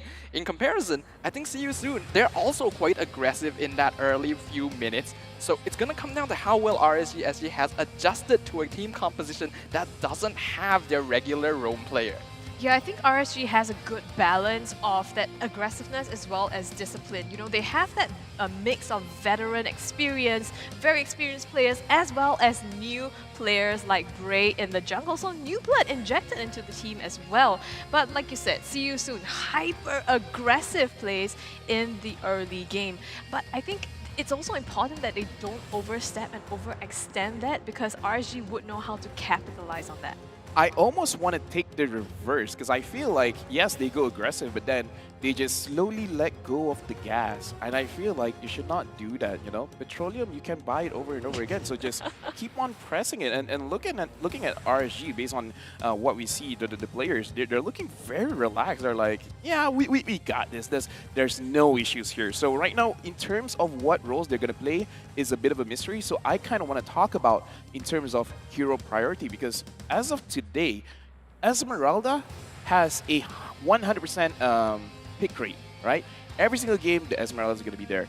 Beatrix still looks amazing. Julian, I do have to say, is a little bit on-off. Like, even the games that he does win, not necessarily looking that impressive. But again, it's still a new hero. It's probably one of those heroes that you just have to have more time on to really have the most efficient rotation to actually start a team fight. I absolutely agree with you there, and I think it is very interesting to see how the hero lineups, how the drafts do develop as we enter into tournaments, because of course, so one thing I love about Mobile Legends as a whole is that every single tournament seems to have its own mini meta within all of the teams. And yes, we have already seen a few series go by, but we still can't really 100% pinpoint what is going to be the playstyle of most of these players. What are these super prioritized heroes? Yes, you pointed out the Esmeralda, you pointed out the Beatrix, the Julian, already seeing some play despite being the newest addition to the Land of Dawn. There's of course also other classic heroes that are really tearing up the field, such as the Akai as well. Oh yeah. Yeah, and I think the new meta right now, it also opens up too many heroes, right? Like, who do you ban? Because there's Valentina as well, don't forget, right? So it's like a matter of who are you going to prioritize? Do you pick your comfort heroes in this sense, or do you go for meta a little bit? Yeah, I feel like, okay, so to be fair on the Valentina topic, because it has been let go once, and the team that got Valentina did win, no doubt. So I feel like Valentina is still one of those heroes that no matter what, you just gotta respect. It's just a little bit too strong, and I like what I've seen when I've seen Akai, because in my personal opinion, Akai is a big problem in the current patch, because not a lot of skills can really stop his heavy spin. Like, sure, you could slow him down a little bit, you could knock him up, but the animation is not going to stop unless you morph him, unless you suppress him. But getting into that situation is actually very, very dangerous. So in my personal opinion, I feel like Akai should be a priority as well, whether it be banned, whether it be picked. But still, it's one of those heroes that if you do pick, you have to use it mechanically well, because you could possibly catch someone out, but you could also save them. You could just push them away. We're going to see exactly what they go into now as the picks and bans are ready for us in this game number 1. On the side of CU soon, it's going to be the Fanny as well as the Julian taken out. And for RSG-SG, choosing to take out, like you said, the Valentina and the Link. So far, I have noticed that the Fanny being banned out against RSG-SG is something that is actually pretty common, even in their own MPL as well. So people definitely respect Sensei's ability to play that hero in the jungle. Obviously, Julian already showing what he's capable of. Angela being removed from the pool as well does indicate that CU Soon wants to once again play towards that early stage of the game. Yeah, but the thing is, again, CU Soon, if they do want to play towards that early game, they do have to make sure that they have a winning mid lane. And as of right now, 1-1 has been dominating the meta. And I don't think we've seen 1-1 being played today. And no, it's been banned out, I think, yeah, almost all the time. Yeah, and Baby Cakes getting this, most likely, I think, on the gold lane, is probably going to be really dangerous. They prioritize this. As we actually see this now, Miku is on the draft, so Miku could be the roster here. But speaking of the rest of the heroes, the strength of Dirov in the current meta, question of the day. We have seen him in the previous games as well. Do you think it's going to come out right now?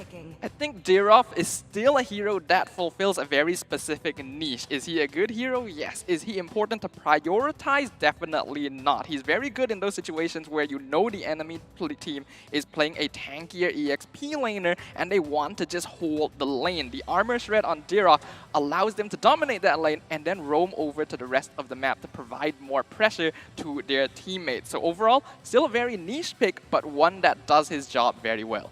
Yeah, right now looking at the draft, looking at CU Soon, they've already got the Hilda. Now I want a different kind of Hilda this time, because before this, yes, he played a little bit aggressive, but I want a more level of aggressiveness. And right now, for the side of RSG, having the Lilia, I feel like this is a big deterrent, because as long as the mid laner wins the lane, he will have priority in terms of roaming. It doesn't matter where to go, to the EXP lane or the gold lane. So I feel like, as of right now, looking at the drafts, RSG-SG, I feel like they have a more dominant draft, just because they have a very, I would say, strong late game with 1-1, and the Lilia there is just controlling the entire map, in my opinion. You top that off with a Franco as well. You have a hook, the instant burst damage coming from that Lilia is going to be really fatal. On the other side though, Felix picking up that Hilda as well as now added to the roster is Clint. So how is this shaping up? There's a lot of,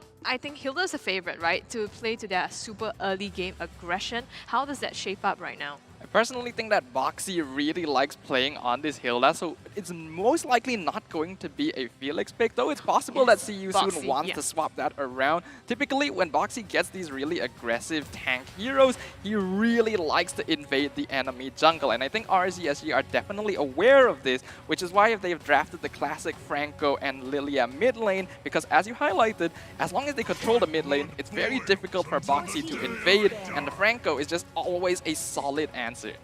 Yeah, but either ways, right now, I do want to see how are they going to handle the backline, because Clint, if Clint is not being touched at any point in a team fight, he's going to deal a lot of burst damage. The same thing with Eve. Eve can have very good control in the team fight, and I want to see you soon actually controlling the river side, because having the Karina, having the Clint, having the Eve, that's a lot of control there, where Eve just makes sure that whoever is in the river manipulation will have a difficult time to actually kite around. Karina can go inside and create a lot of distraction of them, giving a lot of space for Clint to deal out the damage. But again, this is one of those situations where your macro mechanics is important, but I feel like micro mechanics is even more important, because we need to see the way that they play the team fight. They prioritize the right hero over here. Yeah, and when you speak about control as well, I feel like there's not quite enough CC available on the side of CU soon as I would like.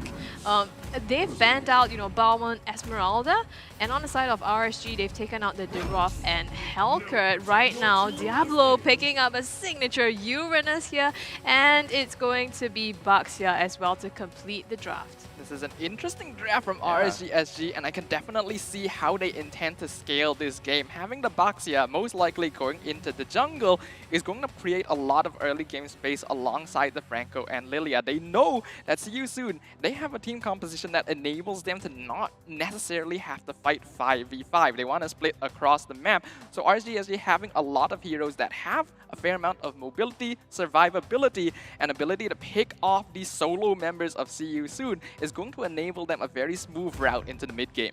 Right now, I'm looking at the draft coming in from RSG-SG. They have a lot of potential to really control the map, because Uranus, he can just stay in the enemy's base and actually proxy a lot of the wave, and we know how fast Baxia can roam around. So again, looking at this draft, I would say that RSG-SG, their win condition is easier to execute. For the side of CU soon, it's a little bit more technical, especially having that Natalia. High potential to do so well, but also high potential to fail. Well, actually, it's also a pocket pick of Boxy, so it might not be Hilda on a Boxy on the Hilda as well. So probably gonna run into the game and see how that is. But looking at the current compositions, which ones do you prefer? I think I can definitely agree with Lafel in that RSG-SG, their team composition is going to be easier to execute, whereas CU soon obviously in return is going to have a little bit more of a complex team composition to pull off. But if they can, they have really strong snowball potential. So we will find out now as we enter the Land of Dawn. Here we are, game number 1, ladies and gentlemen. It is CU soon, hailing from Cambodia up against RSG Singapore. This is gonna set the momentum for this set going forward. Indeed, I'm very excited to find out how this is going to go. As we highlighted earlier, CU soon, this is do or die for them. They need any victory that they will be able to claim at this point. A 505, nearly getting the steal. Yeah, I've got hope right there. And even if he doesn't, right, he disrupts that jungle a little bit. That buys some time for RSG. Boxy doing the same, trying to disrupt Bray a little bit here, but still going to be able to get away with it. Oh, hold up here. Boxy falls as the first blood. That's just a mistake from Boxy there, and quite uncharacteristic of the man here. Usually he's able to test his limits here, invading aggressively a lot more effectively than this. Goes to show RSG-SG, even without their typical roamer, is still going to be quite strong in that early game. 505 actually playing on the Franco instead of his usual mid role. I actually thought for a moment it might have been Miku that was going to play the roamer role. I mean, both of them play the mid role, Miku as well as 505, but looks like it's gonna be 505, and in this first few seconds of the game, already seeing so many hooks just landing on point. Yeah, and looking at the game, as we said in the drafting phase, where for the side of See You Soon, their win condition is actually quite narrow because we see that the Natalia actually went for the invade at the buff. Oh, you have to do that, right? You have to do that. But again, it's something that is very risky. And he died earlier on. And we saw how RSG-SG, they managed to control the mid lane as we expected. And like you said, the Franco getting those hooks, in the early stages of the game, it's very important to hit those hooks just to put this mental pressure on the side of the enemy and be like, I can't really walk up to the side of RSG because at any point I could get hit by an iron hook and then just keep giving kills and kills and kills and kills and kills. So right now, it's just a few seconds, maybe over a minute in the game, but RSG actually the wins that they have is accumulating very well for them. And if we know RSG, they're a team that knows how to leverage and capitalize on these early leads as well to get into the later parts of the game. And remember, there is a 1-1 on their team as well. Yeah. So that's definitely something that they can scale into.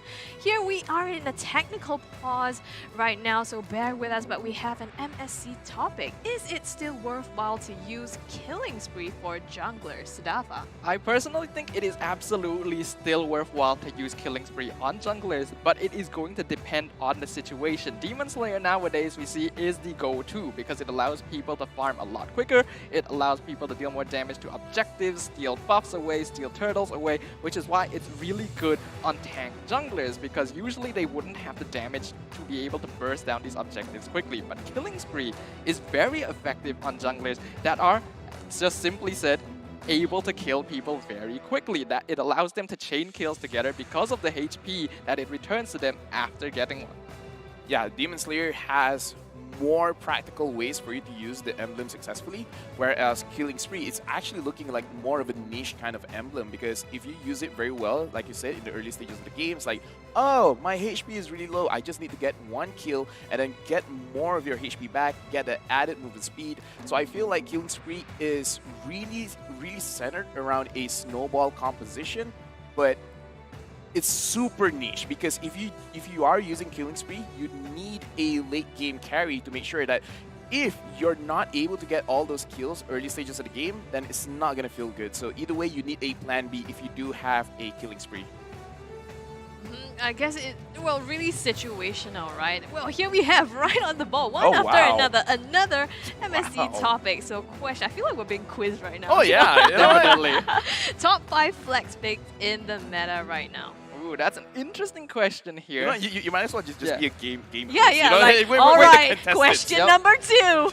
Contestants Lafel and Siddhartha. You are up first, Siddhartha. All right, I want to win some money here, so I gotta answer this properly. But it does look like the game is about to resume, so I'm gonna have to put off winning my game show money to a little bit later as we now continue.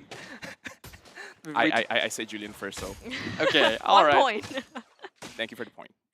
Yeah, we are back into the game, ladies and gentlemen, and right now we can see them already contesting for this turtle here. Diablo trying to zone out space for the members of his team, and it's going to be a successful objective to the side of RSG. Felix trying to make his escape right now. Diablo on the chase. Will he get the kill? It's going to be a return onto him, and he falls down. That's just a little bit of an overestimation by Diablo there. He thought he definitely would be able to survive and just zone out the members of See You Soon after a clean turtle kill, but he really did not need to do that. He could have walked out backwards with his team and he would not have fallen to Felix. That is, of course, a lot of damage coming out of the hill, that thanks to the fact that he was able to get a lot of stacks. Yeah, I feel like a little bit of a bait there and too much greed on the side of RSG. I agree. Unfortunately, that's going to be 1 kill, so they're even right now, 1-1. But I guess RSG still has this lead and looking to capitalize on it. The flicker into the Bloody Hunt onto Boxy is 1 kill secured, 1 more to RSG. Excellent map awareness by 505, recognizing the rotations of his opposing roamer, knowing that Natalia is coming down to gank Baby Cakes and providing the assistance, not only doing so, but flickering forward to get the Bloody Hunt, knowing exactly where Boxy is going to be. That is not easy to do. And I feel like, you know, we talk so much about this roamer. I feel as if we don't really miss Lalzi's presence. Not that he's not great, but 505 is really filling some shoes here. Yeah, I'm honestly very impressed considering that he was a mid player swapping over to a tank position like this. Isn't something you normally see, but Foxy in trouble.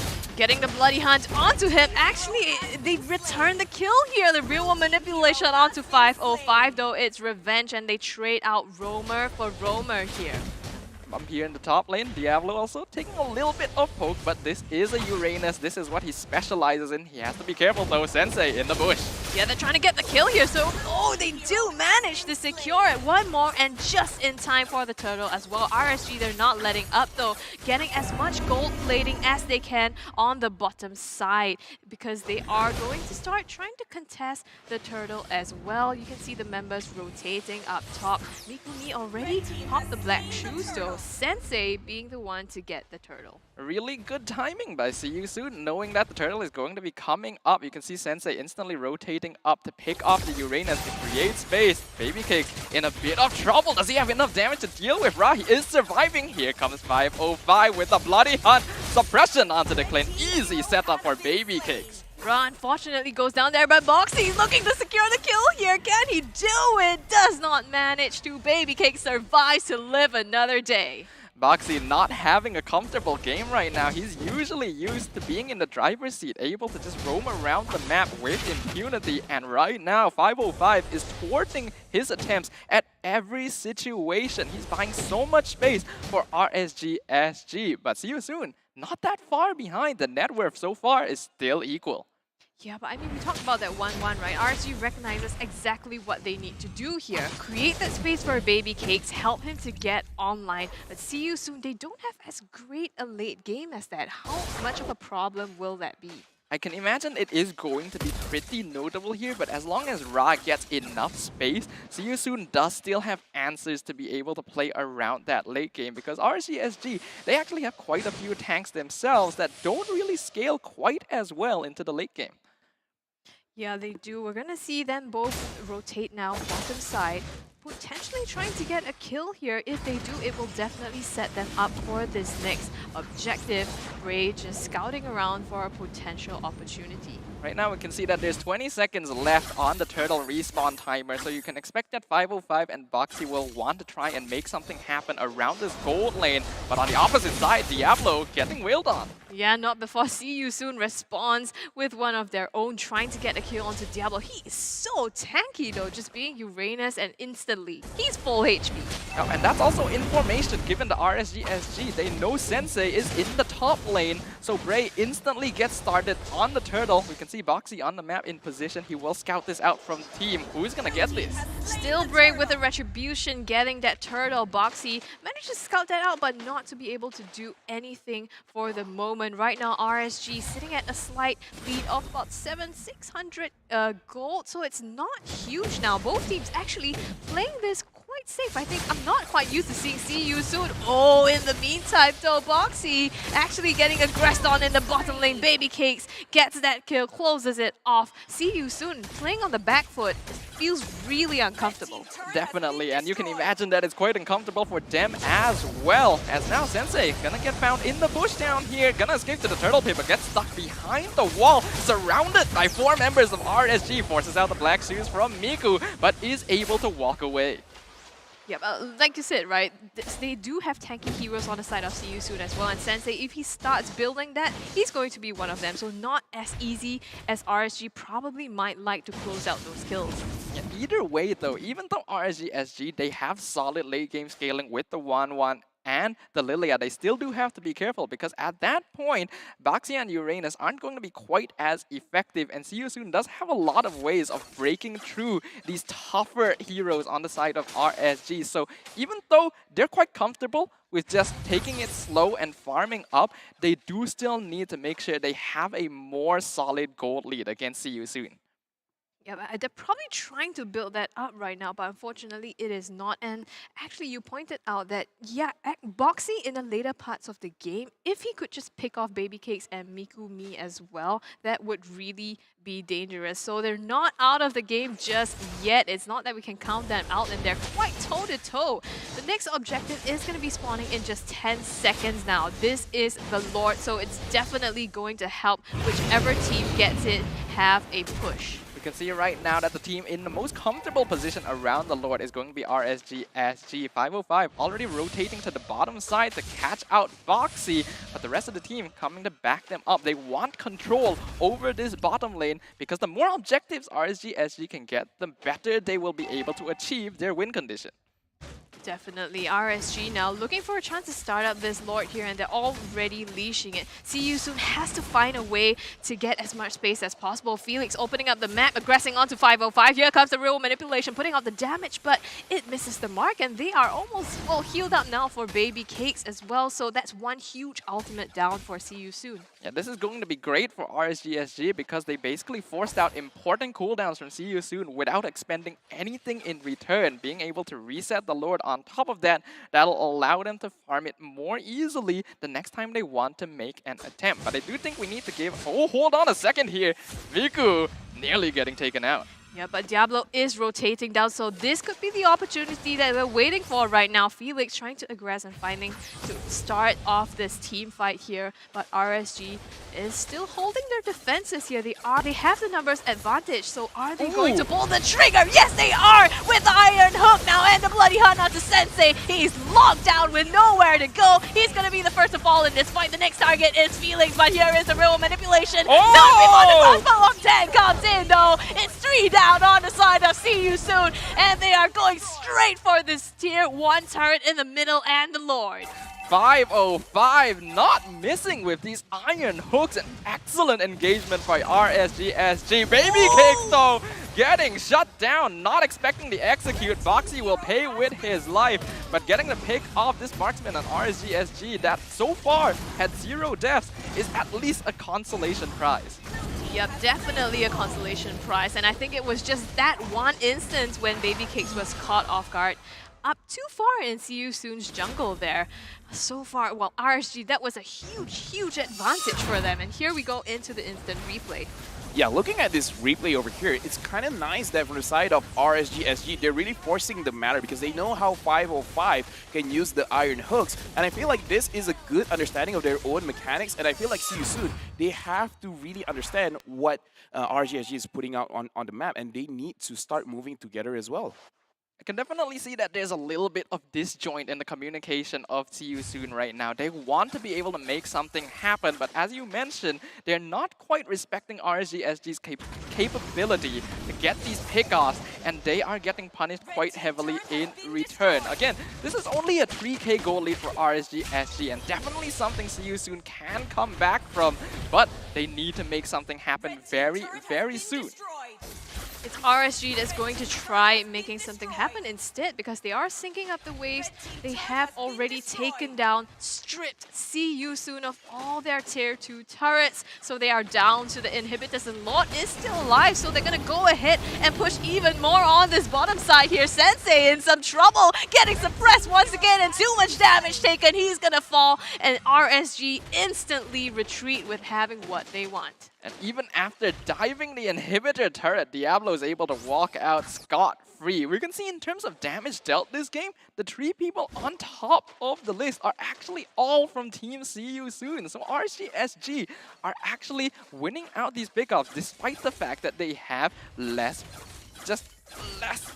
damage done overall. That's really interesting, actually. I think that really points to how disciplined RSG is. The moment they pull the trigger, they go all in and they get the kills where they need to, and they don't have to expend additional effort to do that. Right now, they've gotten the bottom inhibitor as well. So See You Soon, they're slowly getting their defenses chunked down. Now we can see in terms of the items that have been constructed by both sides, RSG-SG obviously in the lead, having completed about their 3rd or 4th item. We can even even see that Babycakes has rushed the Malefic Roar right after the Wind of Nature, knowing that there are pretty tanky heroes on the opposite side, so they need to be able to break through that. And of course, the Wind of Nature is just a very good way to make sure that he's not caught out by Boxy.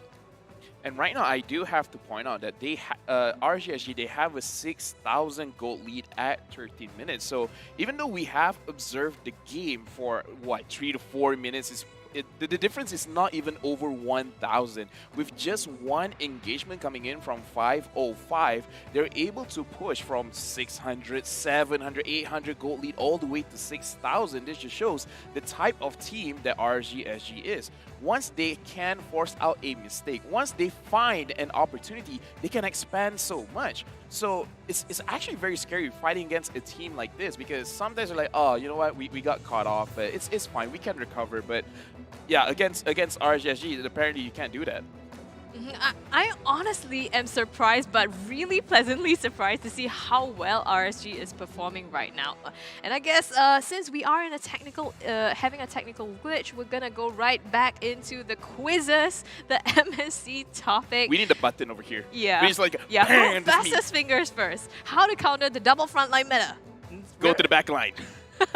Yeah, I could definitely agree with that. Yeah. But I think for a question like this, you actually kind of have to look at what the double front line is. All right, Esmeralda, Baxia. Okay, if you have an Esmeralda and Baxia, what they're going to be trying to do, Baxia wants to engage, Esmeralda wants to cut into the back line, in which case you need someone that can dish a lot of damage from the back line without too much risk for themselves. So perhaps a mage that has escaped to deal with the Esmeralda because she is weak to the magic damage. And then you don't want to fight the Baxia. You want an assassin that can jump into their back line, leave the Baxia for last. You need to be able to play around these situations if you simply do not have enough damage to take it directly to the face. You know, this kind of question, you can't really answer with like an A, B, C, D. What do you call it? Situational. Yeah. Multiple choice yes, questions. multiple choice question. Yeah, you can't have that because there's many different answers for the questions. Like, well, technically Franco is also good as well. It's like, you want to engage? Well, I'm going to lock you down. You're not going to be able to sustain any of our damage, so you're going to die. So that's number one. Number two, Dairoff, just having a lot of that armor reduction. You know what? That's also an answer. I feel like there's just so many ways to answer this question. So how about you give us another question? I can't wait. Okay, I think the next question is coming up right now. Here we go, as you asked. Now, why isn't Fanny being prioritized? Because it's been banned. I actually feel like this is a trick question because Fanny is being prioritized. She's being It was banned. the first ban in this game. Yeah. Fanny has been getting banned quite consistently against very specific teams, See You Soon being one of them. So players definitely recognize that when one of the opponents is good with this hero, it is important to ban it out because there's just way too much mobility. Yeah, however, if I do want to answer this kind of question, in case it's not banned, but no one still picks it up, it's too risky. Because number one, you do need your purple buff to make sure that you have enough energy to do what you want. Now, the tricky thing is, Fanny is a very high mechanical skill hero, right? So you cannot play this kind of hero in a situation where you could make mistakes. Certain players, they play better when they're under pressure. Certain players, they play better when they relax, right? So if being on stage gives you a lot of pressure, and if you play Fanny, you have to be relaxed, it's not a good idea, you know? So I feel like it's definitely a niche hero for niche players. And I think it's also quite risky, right? I mean, Fanny, if you don't get her up in the early game, in the later parts of the game, you kind of just try to go into a team fight and you're instantly just like annihilated. There's no chance for you to pretty much come back into this. Yeah, absolutely. Even when players build more of a semi-tank kind of Fanny, it's very difficult to actually survive late game damage because once marksmen have actually farmed up, once they've gotten their full items, it doesn't matter if you're a tank Fanny, you are still going to die because your escape tool, which is being too difficult to hit with skill shots, does not matter to marksmen auto attacks. Yeah, and the thing is, marksmen, no matter what, they're always going to be a ticking time bomb. They're always going to be a problem. And like I said, Fanny, the thing is, during the later stages of the game, it's kind of like just the nerves getting to you because how many times have we been in a situation where early stages of the game, we're flying with Fanny, we're flying, but then it's like our cables are not hitting the wall. So, you know, like I've been there a few times, so it's not that nice. Either way though, it does look like there's going to be a little bit of an issue here. You guys can see we have a bit of a technical issue, so we're going on a short break, but don't go anywhere. If you guys want to grab some snacks, take a break, this is the time to do it, because in just 10 minutes we will be back for more MSC action. Yeah, and looking at this game, I feel like they need that 10 minutes break. But either way, let's go to a short break. We'll come back right after this.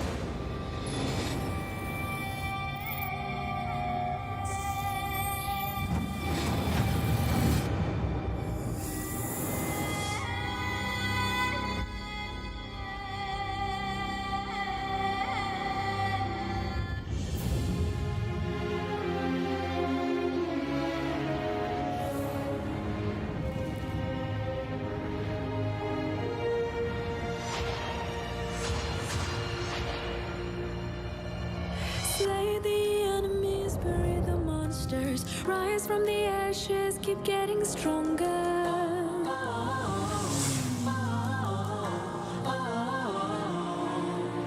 Raise it strong, hit it hard, giving the best shot. Going in for the kill, let them bite the dust.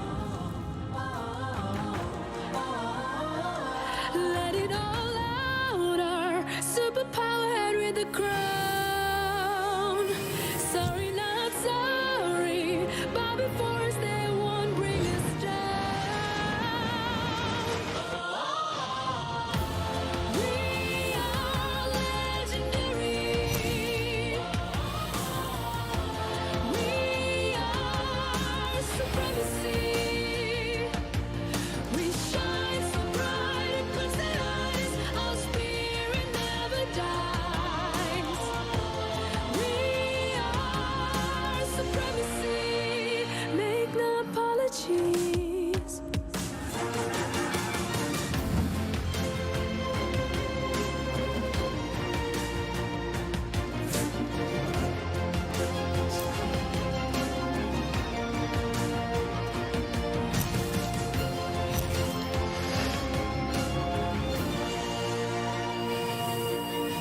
Fight on to the last drop of blood. Fight on to the last beat of heart.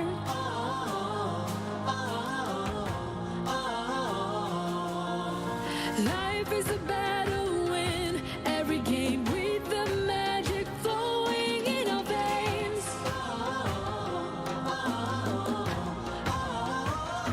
Let it all out, our superpower head with a crown. Sorry, not sorry, bow before us, they won't bring us down. We are legendary. We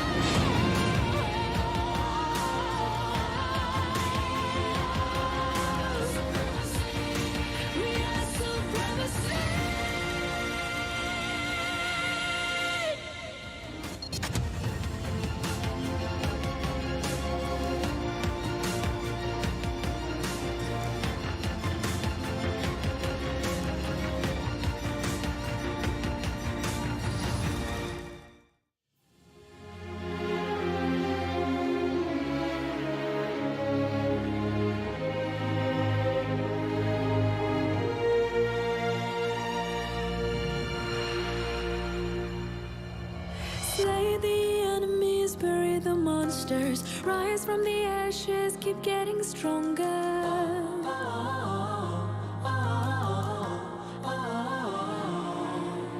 Raise this run, hit it hard, giving the best shot. Going in for the kill, let them bite the dust. Let it all out, our superpower head with the crown. Sorry, not sorry, bow before us, they won't bring us down. We are legendary.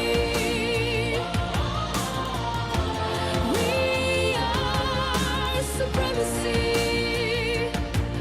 We shine so bright it puts the eyes. Our spirit never dies.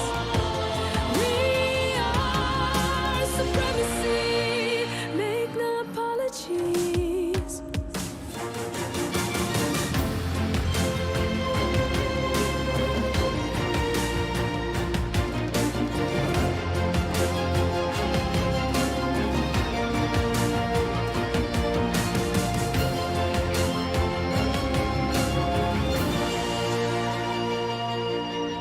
Fight on to the last drop of blood. Fight on to the last beat of heart.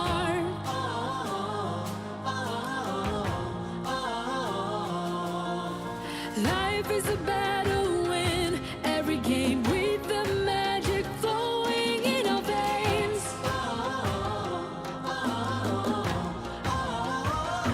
Let it all out, our superpower head with a crown. Sorry, not sorry, bow before us, they won't bring us down. We are legendary. We are supremacy. We shine so bright it fills the eyes. Our spirit never dies. We are supremacy. Make no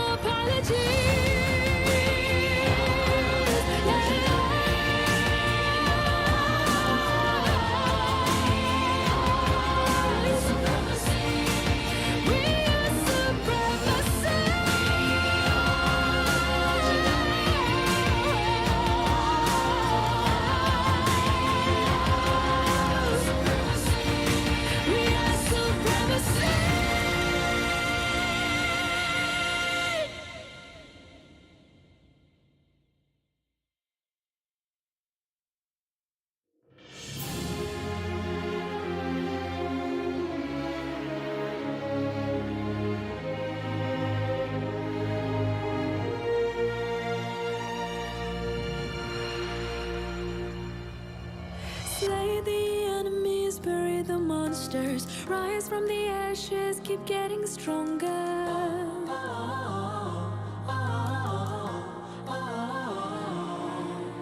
Raise this run, hit it hard, giving the best shot.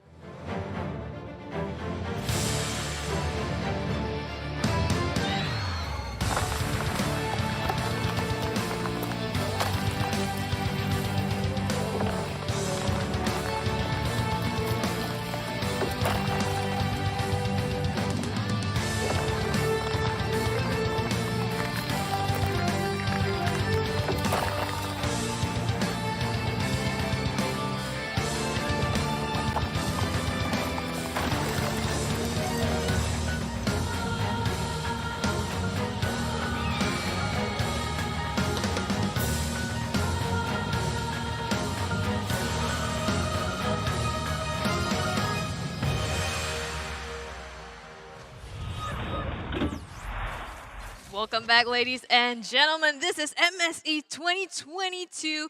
It's currently a game between RSG-SG and See You Soon. Now, we had a technical pause for those of you who have just joined us, but we are back now into this 40 minutes game. RSG has clocked themselves a lead, and they are now 11-4, about 7k gold ahead. Yep, a 7k net worth lead at this point in the game is very difficult to have to overcome. And unfortunately, based on past performance, I don't really feel like See You Soon is the type of team that has that mentality, that discipline to be able to come back from such a deficit. Obviously, if they can do it, we want to see it. But as long as RSG-SG doesn't make any glaring mistakes right now, this is going to be pretty bad for See You Soon.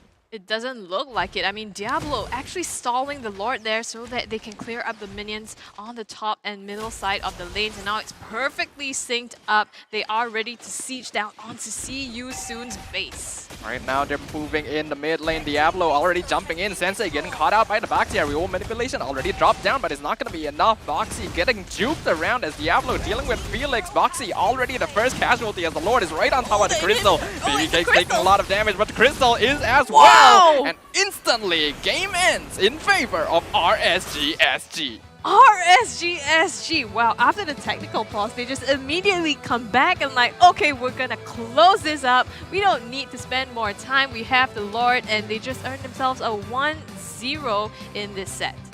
And that is the thing about RSG-SG. Never show them an opportunity because they have an eye for opportunity. Once they see, all right, you're showing weakness. I'm gonna take your weakness and I'm gonna roll with it, and I'm gonna make sure with the 7,000 gold lead, I'm gonna end the game. And I feel like this is a good characteristic that RSG-SG is showing, because it's not just about winning, but how do you win? Capitalizing on mistakes is really good. And again, speaking of capitalizing mistakes, when we're gonna look back at the draft, that is kind of the main focus that I do want to talk about, because when you have a draft that has so many, I would say so many windows for mistakes, it's gonna be very bad going up against a team like RSG-SG. Against a team like this, you almost want to draft boringly. You almost want to have a super safe draft that's like, yeah, we just need to do A and B, and then we win the game, you know, like something boring, like a super league game draft, you know, it's like, you can't overcomplicate it against RSG-SG. Like, give yourself, you know, less of a need for that buffer to be able to close out that game. What do you think they can do here? I mean, going into the next game, how should they start drafting?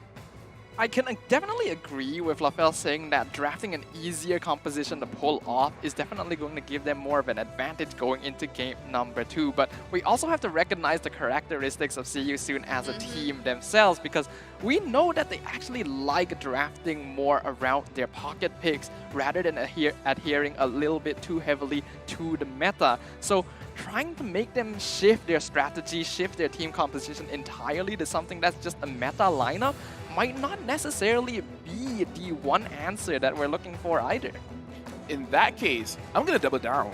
They gotta be more aggressive, because many of times we see Boxy going in alone with the Natalia. I feel like if there were more situations where more of the players actually go in with him, it's gonna look more successful. Right now, we're gonna look at the itemization and really see what happened in the game. And I want us to focus on a few key players, right? For the side of See You Soon, I'm just gonna talk briefly about Felix, Sensei, and Boxy. I feel like if they move together more, they could have achieved way more, because Hilda is so strong in jungle. I feel like if they force it out, like, just double down. Like, you know what? Let's just keep on going aggressive. Let's forget about the minions. I feel like they could have done something. However, they're playing a mixture of safe as well as being aggressive, and I feel like that's not good. If they want to go aggressive, go super aggressive. Now, for the side of RSG-SG, even though in terms of KDA, 505 is just like, yeah, it's normal, 0, 1, and 8, but I feel like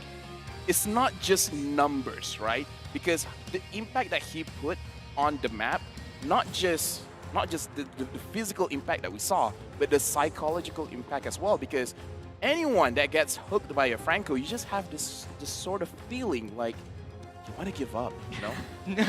it's a very unique feeling going up against a Franco. That's why I specifically do not like this hero. But other than that, I feel like what really won them the game is the Lilia, because controlling the mid lane, making it so difficult for See You Soon to actually capitalize any kind of aggressiveness is real key to success. And right now, let's look at the damage numbers coming in from both sides of the team. And looking at the damage coming from Diablo, he's taking a lot of damage, 132,000 damage, but he's dishing it out as well. Playing super aggressively, not giving any, I would say not giving any opportunity for SYS to really do anything. So Staffa, we did have this question. There's two players from the side of RSG that's very tanky. How could SYS actually deal with that? I think rather than 2, it's actually 3 here, considering they have Uranus, Baxia, and Franco. But yeah, it's difficult to deal with, but that's just what enabled them to come out on top. And of course, MVP of this game, looks like you predicted it, Lafel. It's going to be Miku on the Lilia. Is it okay if we say his name like that? I feel like we should have like a melody when we say it. Miku.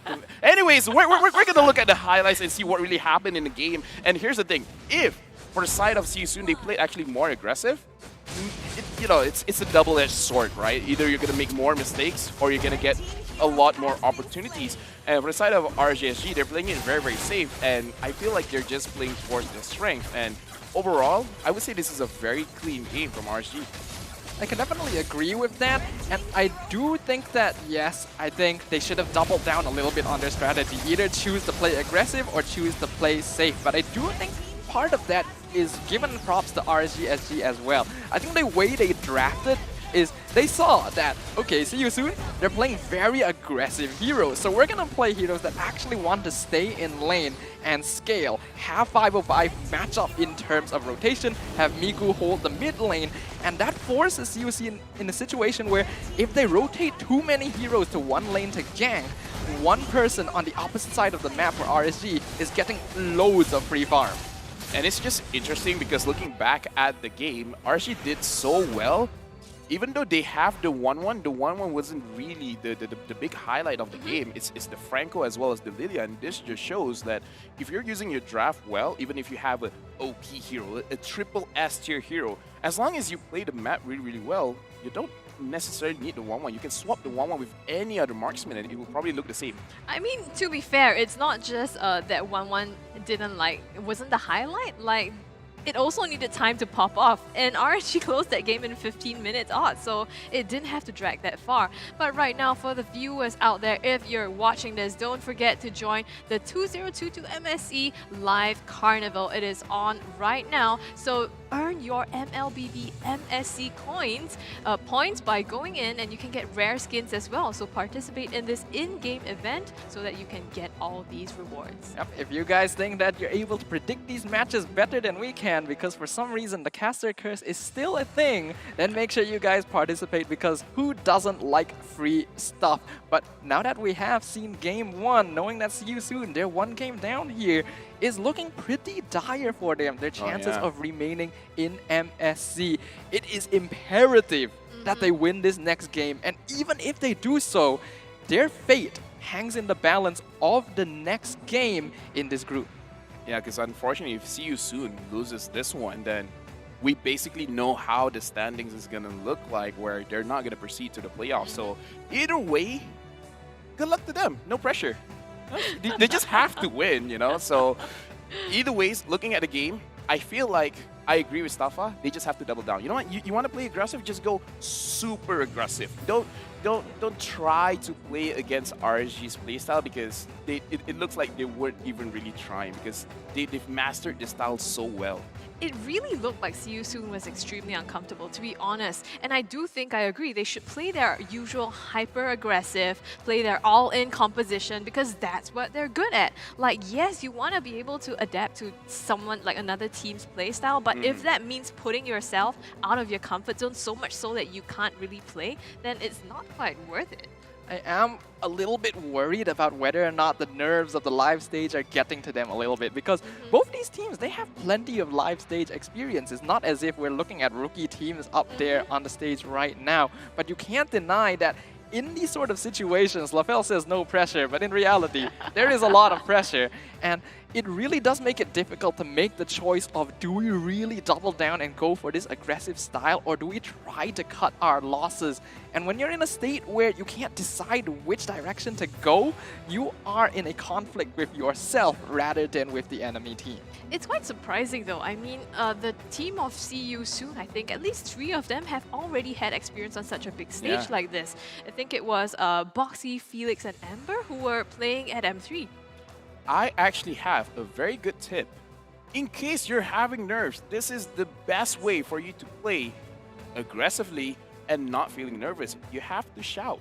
Shout as loud as you can. And that is why if I'm wearing headphones and I can hear the players play, I know that they're nervous, but they're like trying to trick themselves. Okay, you gotta have this mental kind of game. It's like they're just gonna shout. They're gonna make sure that they really show the opponent team that I'm very energetic to win this.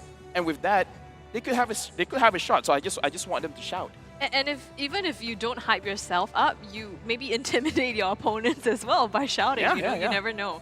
But right now, it looks like we have another. Well, the game show begins once again. We have the next MSC topic: the best emblem set for marksman hero Staffa. Again, even though it does kind of seem like I'm escaping these questions by not giving a direct answer, I have to again say, it depends. Yeah. Obviously, there's 3 marksman emblems. You see different heroes use them every time. You see Weakness Finder on heroes like 1-1. You see Electro Flash on people like Brody, like people like Carry sometimes. Yeah. You see Weapon Master on Popol and Koopa. There is a reason all of these emblems are being used by different heroes simply because they adhere to different strengths. They can emphasize different abilities on marksman cores and enable them further. I'm gonna make it even more complicated. It's not just marksman emblem, guys. There's the assassin emblem, where the assassin emblem as a set has more penetration. So early game, they can do more damage. You can use the support emblem with avarice. As long as you hit the enemy team, you can accumulate gold over time, so you can get the gold faster. Speaking of gold faster, if you're using a hero like Kimi that does magic damage, you can use the mystery shop to actually get your items a little bit faster. So best set, there's no such thing. There's no such thing because there's a lot of different heroes in the game. Isn't that right? Yeah, Scrubby definitely. cheeks. Well, right now we're concluding this stage of the game show for now. More to come potentially, but we're seeing the standings right now, the games that have been played so far. Falcon taking the top seat here at 4 points. RSG-PH Philippines next at 3 points, and Todak with 1 point. Now, this game, CU Soon, like we said, is going to determine whether they get a point for themselves finally, or whether they are out of the tournament. This is basically a situation that no team ever wants to be in because, as we highlighted earlier, even if CU Soon wins this next game, their fate isn't secure. They still have to watch the final match of Group B to determine whether or not they're moving on. And all they can do right now is hope, do their best, leave it all on the MSC stage because no one wants to come all the way here just to go home on day number 1. I don't know, man. I'm kind of a toxic person. It's not enough for me to win. I just want to see the enemy lose. So, you know, like, it's definitely a difficult situation to be in. It's not just winning, but you want potentially RSG-SG to actually drop the match. But this is why this best of 2 format is actually nerve-wracking because just winning is not enough, especially like the amount of games being played, the amount of pressure is actually super high, where, you know, certain teams, like say a best of 3, once you win the first match, you kind of have this very good feeling. It's like, yeah, we got the momentum, we just have to like chill, make sure we focus, and then we'll do well. But in the best of 2, you don't really have that luxury because a 2-0 has way more points than a 1-1. So the pressure is different, and I can definitely feel that some of the players are being affected by it. I feel like sometimes, you know, in the first game, maybe you're just warming up, you know, getting ready, and then the second game is where you shine. Usually you have the third game, but in this case, it's not. So that could put, you know, players a little bit out of their comfort zone. But right now, ladies and gentlemen, we have the players and the drafts ready for us. So it's going to be, once again, game number 2, CU Soon, RSG. It's going to be Xavier that's taken out on the side of CU Soon, and RSG-SG choosing to ban out that Valor. Valentina. All right, we can see that straight away. See You Soon recognize the style of gameplay that RSG-SG likes to play. They are very effective at scaling up, hitting their power spikes in that mid-game and then just snowballing out of control. Xavier is one of the heroes that really fulfills that sort of niche, and I would arguably say that Julian pretty similar as well. Right now, looking at the draft, we did talk about it. We want to see You Soon being super aggressive, and for the side of RSG, they just have to react. And I like the way that RG is reacting right now. Valentina is a very good ban. It's pretty standard, but the Akai ban I feel like is pretty good just because Akai is one of those heroes that can actually force out mistakes. Like, you don't want it to happen, but if Akai is there, it's like when Akai tells you come here, you can't really say no. You don't really have a choice in the matter unless you have Purify. Now I'm imagining in my head, it's more scary than the way I say it. But either way, right now 1-1 has been banned out, so See You Soon. What hero do they want to prioritize over here? You know, I want to say Grok. I feel like Grok is a very good pick against RSG-SG. Just my opinion. And actually, Felix does play Grok as well. I think it's in one of his hero pools, so potentially could be something that they go out. But instead, they are going to prioritize the Link for themselves. I guess at the same time, they're also taking that away from Brave because that is one of Brave's comfort heroes. I can definitely agree with the Link pick. There's a reason that the hero is banned so commonly, but just as we mentioned the Grok, RSG-SG are the ones who lock it in for themselves alongside the Eve. So even in these opening 2 picks, RSG-SG are already demonstrating a massive amount of crowd control. Right now, it's a bad situation that See You Soon, they themselves banned out the Franco because Franco is potentially good going up against the Grok, honestly. And I'm not sure where this Grok is going, actually. I mean, nowadays we see more in the roamer position, but actually Diablo has been playing a pretty mean Grok back in MPL Singapore as well. Right now though, another question for us, Beatrix is, oh, it's actually a fun fact, it has 100% win rate right now. We're not seeing it currently in the draft and it's completely been let through. That is actually quite curious. You'd consider that the Beatrix would be prioritized a bit more heavily, but I wouldn't be surprised if RSG-SG were the ones to pick it up right now. I actually do kind of like what See You Soon is going for here. We already know about the Angela Link combo, does supercharge this assassin very heavily.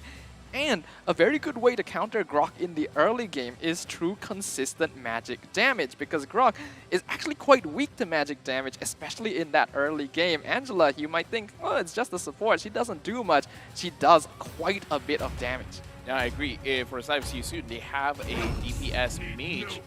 They can potentially handle this Grok very well, and going on the Beatrix conversation, whoever designed the hero should get a pretty big payout because Moontan has tried various times to nerf Beatrix. It just haven't worked so far.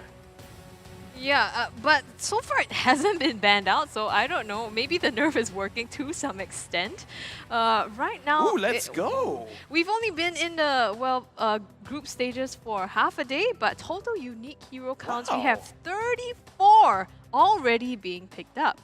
Personally, I really like this meta right now because, yeah, as we see here, a lot of unique heroes can be picked, and that does just make the game a lot more interesting. You don't see the same 10-15 heroes every single match because lots of heroes are viable in this current meta for fulfilling different niches. And I personally love that. I think it makes the game so much more fun to watch, so much more variation that we get to witness. But now, we are continuing with the ban phase. Right now, looking at See You Soon, I'm actually thinking of a few heroes because we're thinking about magic damage. I'm actually looking forward if they're comfortable with actually using someone like a Lunox, someone like a Harif, especially Lunox, because having these 2 tanky heroes over here, Lunox could potentially do so well. Doesn't necessarily have to be a mid lane Lunox as well. Just go to the gold lane. But you know, it's one of those things where that pick is actually very good. It's just about can you actually do it or not, because Lunox has a very unique skill set where there's a lot of different combinations that you can use. So juggling that inside your head is going to be very difficult on stage. It is funny that you mentioned that because Ra on See You Soon has played the gold lane Lunox. In fact, See You Soon is known for playing double mage in the gold lane. So that could actually be a really solid option against these tankier heroes. But RSG-SG immediately making that choice a little bit more difficult by locking in the 100% win rate Beatrix. Yep, and on the side of See You Soon, they're gonna opt for the Brody instead. So it looks like we might not see the Lunox gold lane after all. So it's quite surprising. With 2 more picks left, what do you think they're going to go into? So right now, they're either going to get a roamer or a mid laner. Honestly, going up against a Beatrix as well as Eve, I kind of want a Kagura over here. But it looks like they're going for a Sicilian pick. So they're having actually a very safe draft where Brody can basically take care of himself very, very well. Sicilian has the range advantage. And later stages of the game, when Ling has the 100% crit rate, it's going to be very easy for him to take down the Eve as well as the Beatrix. I think it's quite interesting since See You Soon has gone the opposite way of what we were saying to go more aggressive. Hey, Instead, I asked them to use a more simpler draft. I'm just gonna put it out there. That is true. It is a much simpler draft, feels a lot more traditional, but RSG locking in that Natalia is going to be putting the pressure onto See You Soon day 1 to snowball off the early game and secure that 2-0 victory. Yeah, which of these compositions do you prefer? As you said, LaFell, See You Soon is going to a much simpler draft to execute. And I feel like, you know, with the Yuzhong pick as well, it's a lot easier for them to choose to engage or disengage. And coupled with that, Angela, you kind of have that safety net for you in a sense. So, I don't know, it looks a lot better this game for me. Personally, I do like See You Soon's draft, but I do have to say, I have a bias with Grok. I love Grok. 5 seconds. Absolutely, but without further ado, we're gonna be returning to the land of Dawn once again. This is going to be match number 4, game 2. See You Soon, currently 1 game down. Yep, RSG just needs this one more to close this out 2-0, but on the other hand, See You Soon. This is their make or break. All stakes on the table now. They really need this game point to themselves. Already we see some aggression here. 505 countering in their jungle, trying to disrupt Sensei. That's actually a pretty interesting movement coming out from Bray there. He didn't actually directly go to his buff. He actually wanted to do vertical jungling and steal the orange away from See You Soon instead. Luckily, Boxy was in position, so it looks like he did read that that was a possibility coming out of RSG-SG. I think looking at both teams now, well, it looks like they are trying to aggress now 505 onto Boxy, putting out some damage, but will not be able to close anything as of yet. Looks like we are going to another technical pause for the moment. Yeah, and while this pause is happening right here, I do want to point out, See You Soon is adjusting a little bit, because if we look at the lane assignments, it's the Yuzhong going up against the Beatrix. And it's basically they're swapping their gold and EXP lane. So this is very unique. I don't know what they are trying to achieve as of yet, but it's going to be an interesting match. I feel like it's exactly See You Soon to pull out strategies like this. Like, yeah, maybe I don't play the double mage lane in the gold lane, but I'm going to swap around my heroes. Does that benefit them though? Like, is it better that Brody avoids the Beatrix so that he potentially doesn't get just poked out completely and shut down? Oh, I think 100% actually. This is quite smart coming out of See You Soon. Personally, I have actually seen the Yuzhong versus Beatrix matchup before here in MPL MY. It's quite curious. It's pretty specific, but yes, we have seen it before, and it did actually work because Yuzhong does apply a lot of pressure in the laning phase, and Beatrix, usually you draft this hero specifically because she can be very oppressive early on with almost any marksman pickup, so denying that ability away from RSG-SG will allow See You Soon to have a much more comfortable laning phase. And interestingly enough, I did read a book before where they say dragons are impervious to bullets. Are they? Is that scientifically fiction? proven? Yeah, is that fiction or non-fiction? I mean, like, looking at the skills of a dragon, it's very magical, you know? I feel like if you do want to pierce a dragon's skin, you need a Renner. A Renner, actually, Wesker can do it pretty well as well.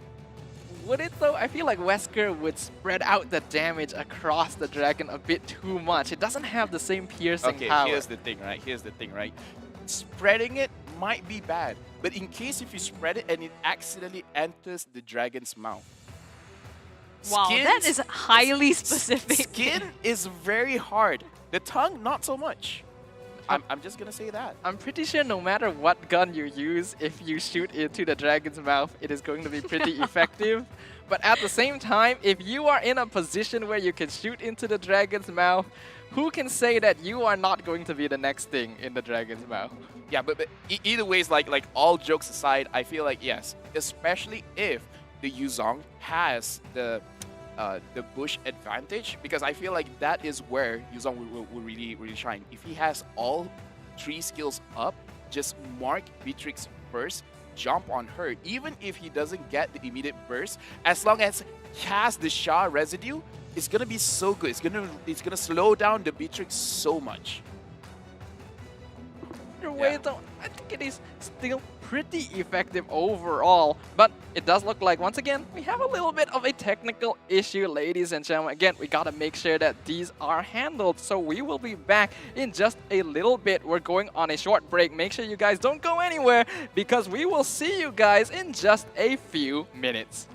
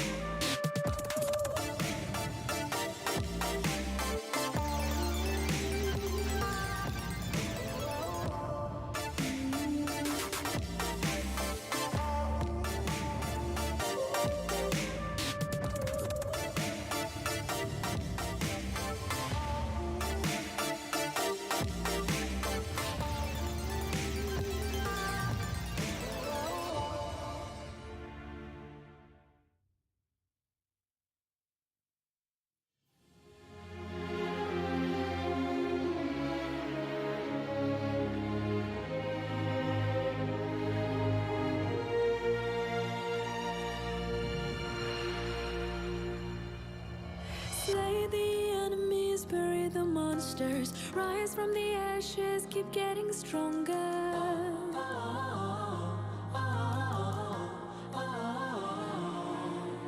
Races run, hit it hard, giving the best shot, going in for the kill, let them bite the dust. Let it all out, our superpower head with the crown. Sorry, not sorry, but before us they won't bring us down. We are legendary. We are supremacy.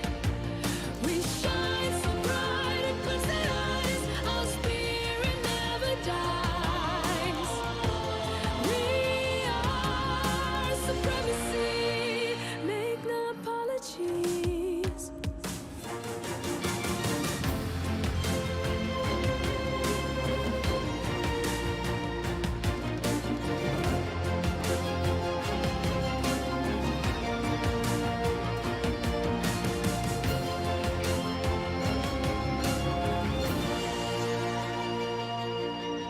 Fight on to the last drop of blood. Fight on to the last beat of heart.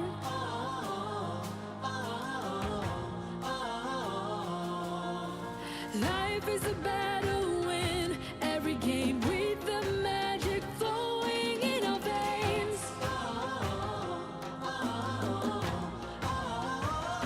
Let it all out, our superpower head with a crown.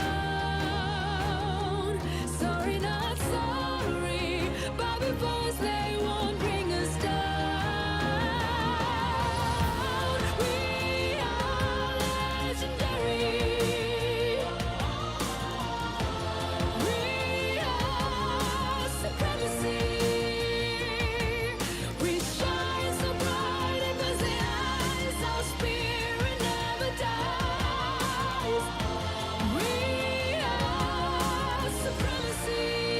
Make no apologies.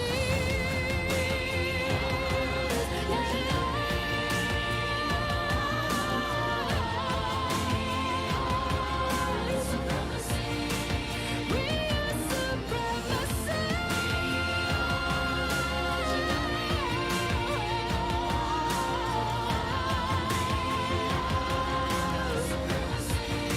We are supremacy.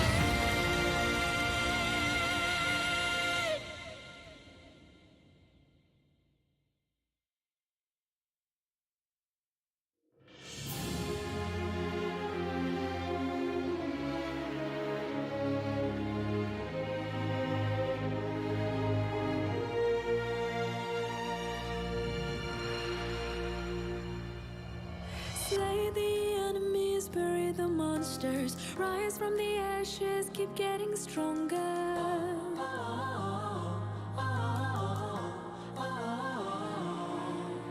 Races run, hit it hard, giving the best shot, going in for the kill, let them bite the dust. Let it all out, our superpower head with the crown. Sorry, not sorry, but before us they won't bring us down. We are legendary.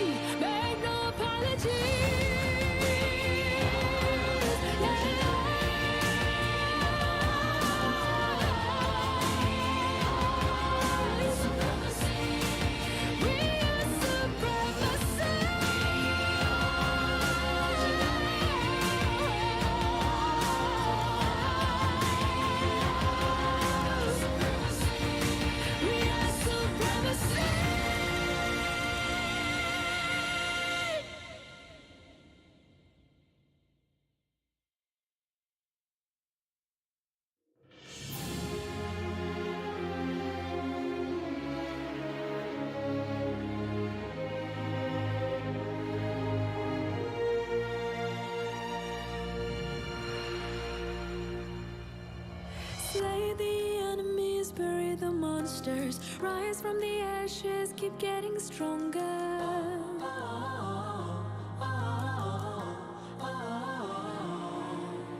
Races run, hit it hard, giving the best shot, going in for the kill, let them bite the dust. Let it all out, our superpower head with the crown. Sorry, not sorry, bow before us, they won't bring us down. We are legendary. We are supremacy. We shine so bright it puts the eyes. Our spirit never dies. We are supremacy. Make no apologies.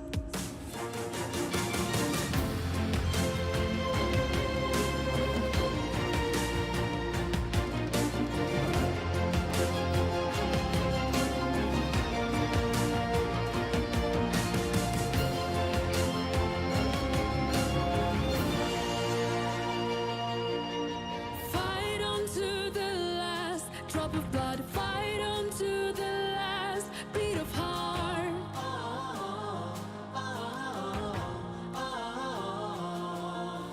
Life is a battle, win every game with the magic flowing in our veins.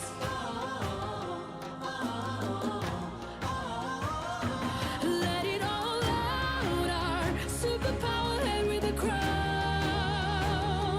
Sorry, not sorry, bow before us, they won't bring us down. We are legendary. We are supremacy. We shine so bright it puts the eyes. Our spirit never dies. We are supremacy. Make no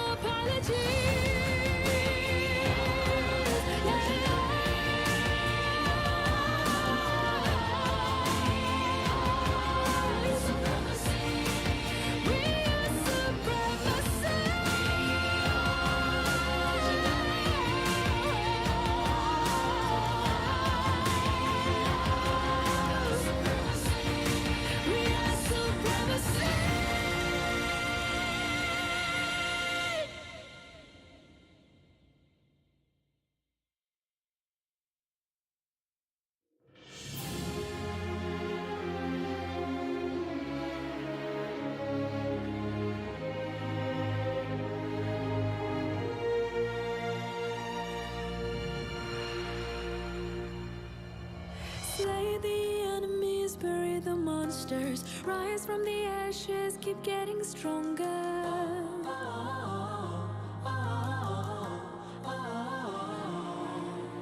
Races run, hit it hard, giving the best shot, going in for the kill, let them bite the dust.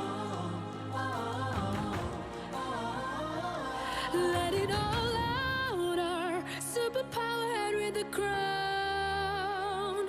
Sorry, not sorry, bow before us, they won't bring us down. We are legendary. We are supremacy. We shine so bright it puts the eyes. Our spirit never dies. We are supremacy. Make no apologies.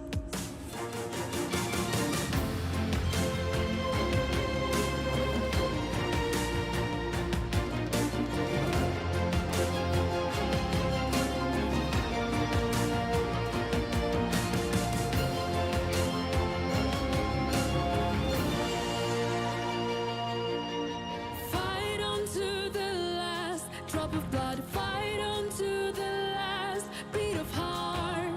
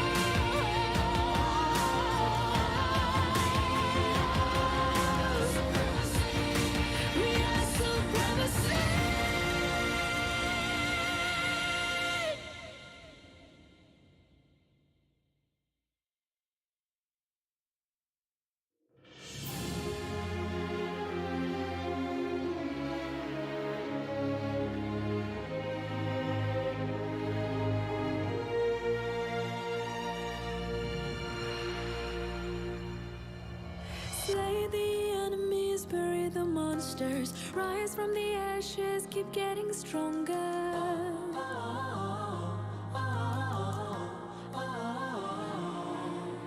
Race is run, hit it hard, giving the best shot. Going in for the kill, let them bite the dust. Let it all out, our superpower head with the crown. Sorry, not sorry, but before us they won't bring us down. We are legendary. We are supremacy. We shine so bright it puts the eyes. Our spirit never dies. We are supremacy. Make no apologies.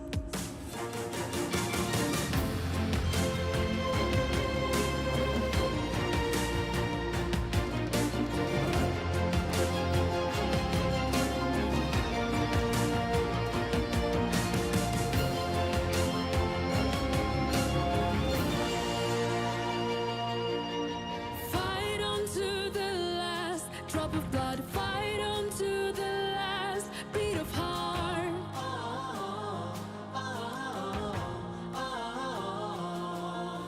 Life is a battle, win every game with the magic flowing in our veins.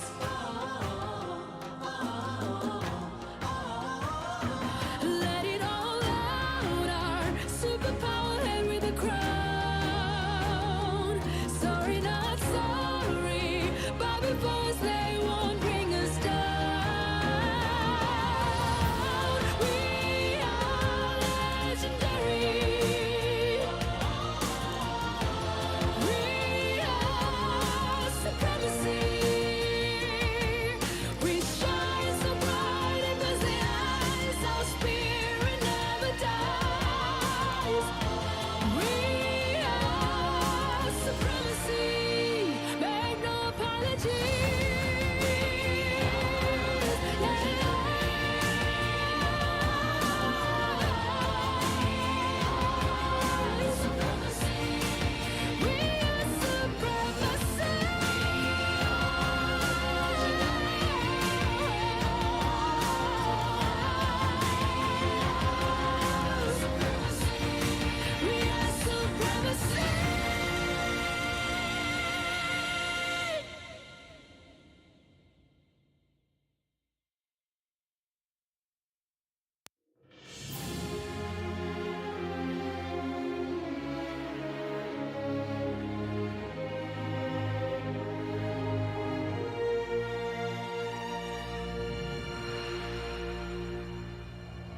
Slay the enemies, bury the monsters. Rise from the ashes, keep getting stronger.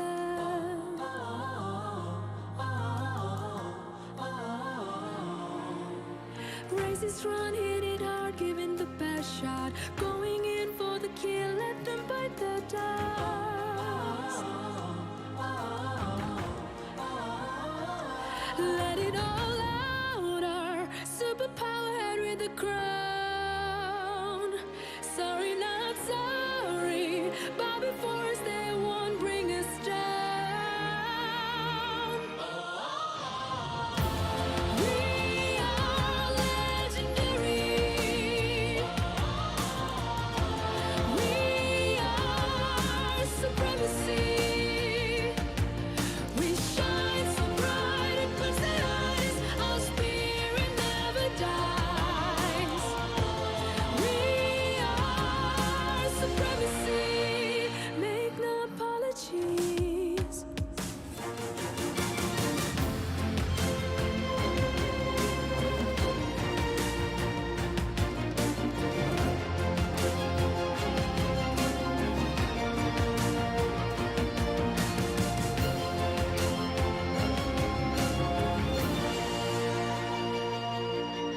Fight on to the last drop of blood. Fight on to the last beat of heart.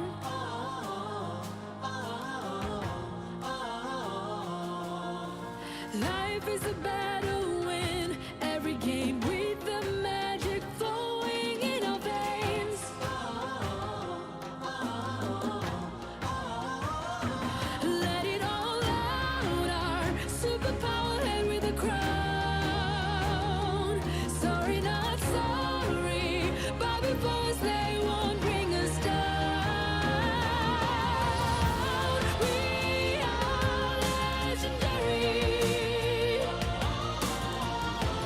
We are supremacy. We shine so bright in those eyes. Our spirit never dies. We are supremacy. Make no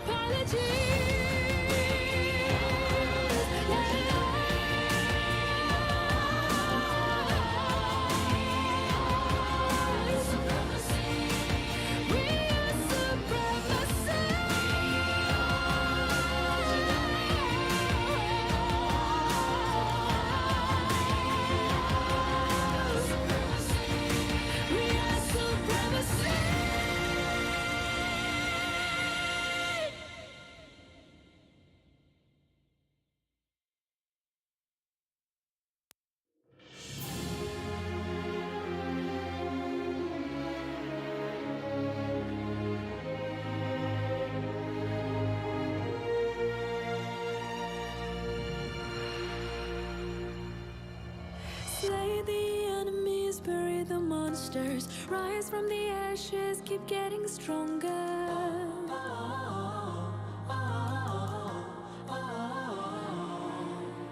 Raise this run, hit it hard, giving the best shot. Going in for the kill, let them bite the dust. Let it all out, our superpower head with the crown. Sorry, not sorry. Bobby Force, they won't bring us down.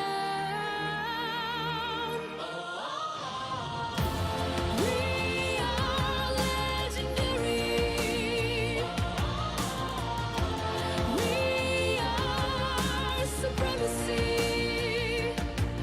We shine so bright it burns their eyes. Our spirit never dies.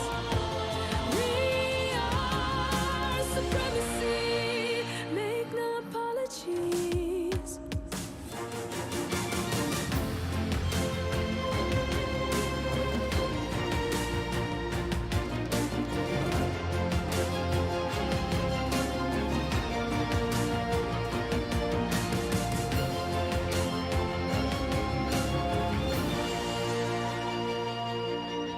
Fight on to the last drop of blood. Fight on to the last beat of heart.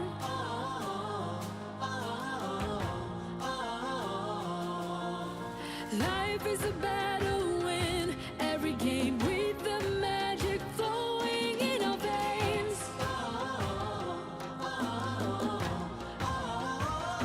Let it all out, our superpower head with a crown. Sorry, not sorry. Bobby boys, they won't bring us down.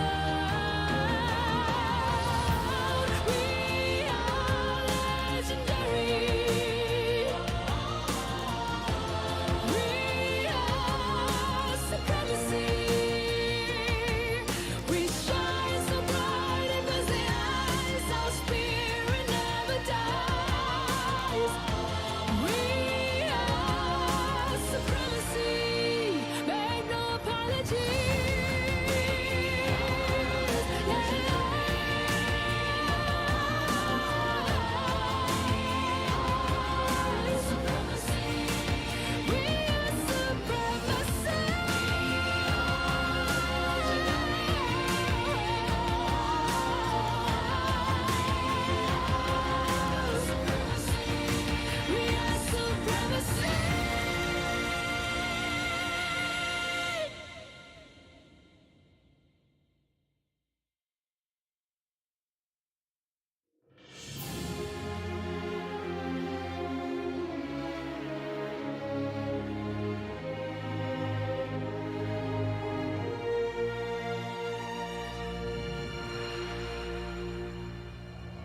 Slay the enemies, bury the monsters. Rise from the ashes, keep getting stronger.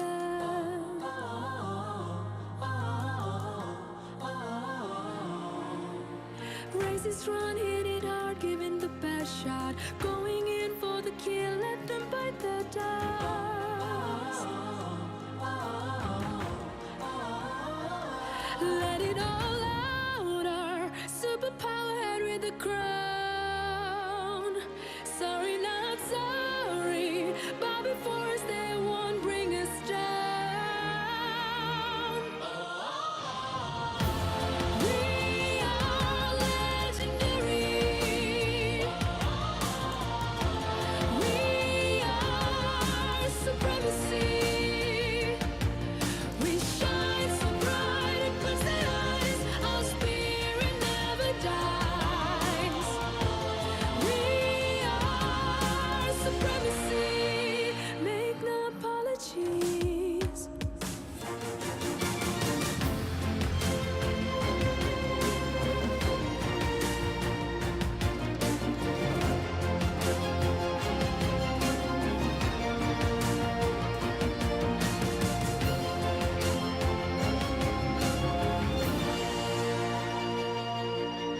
Fight on to the last drop of blood. Fight on to the last beat of heart.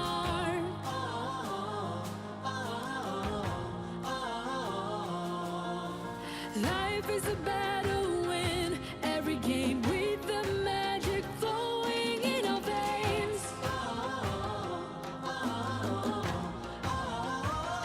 Let it all out, our superpower head with a crown.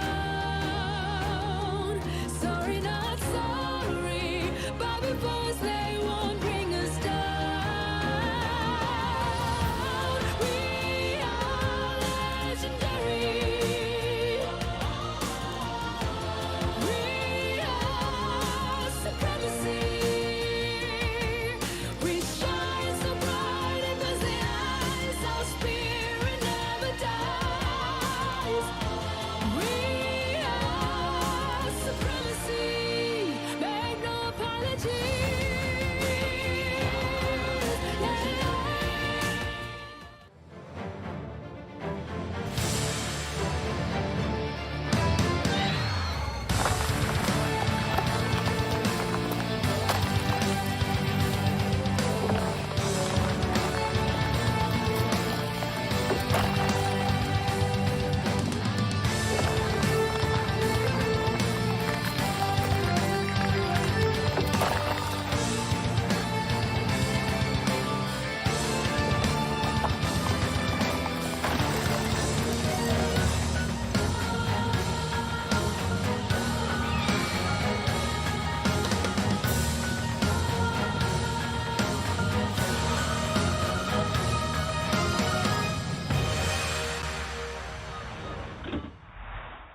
Welcome back, everyone, to MSC 2022. My name is Scrubby Cheeks. Here with me is Lafel and Stafa.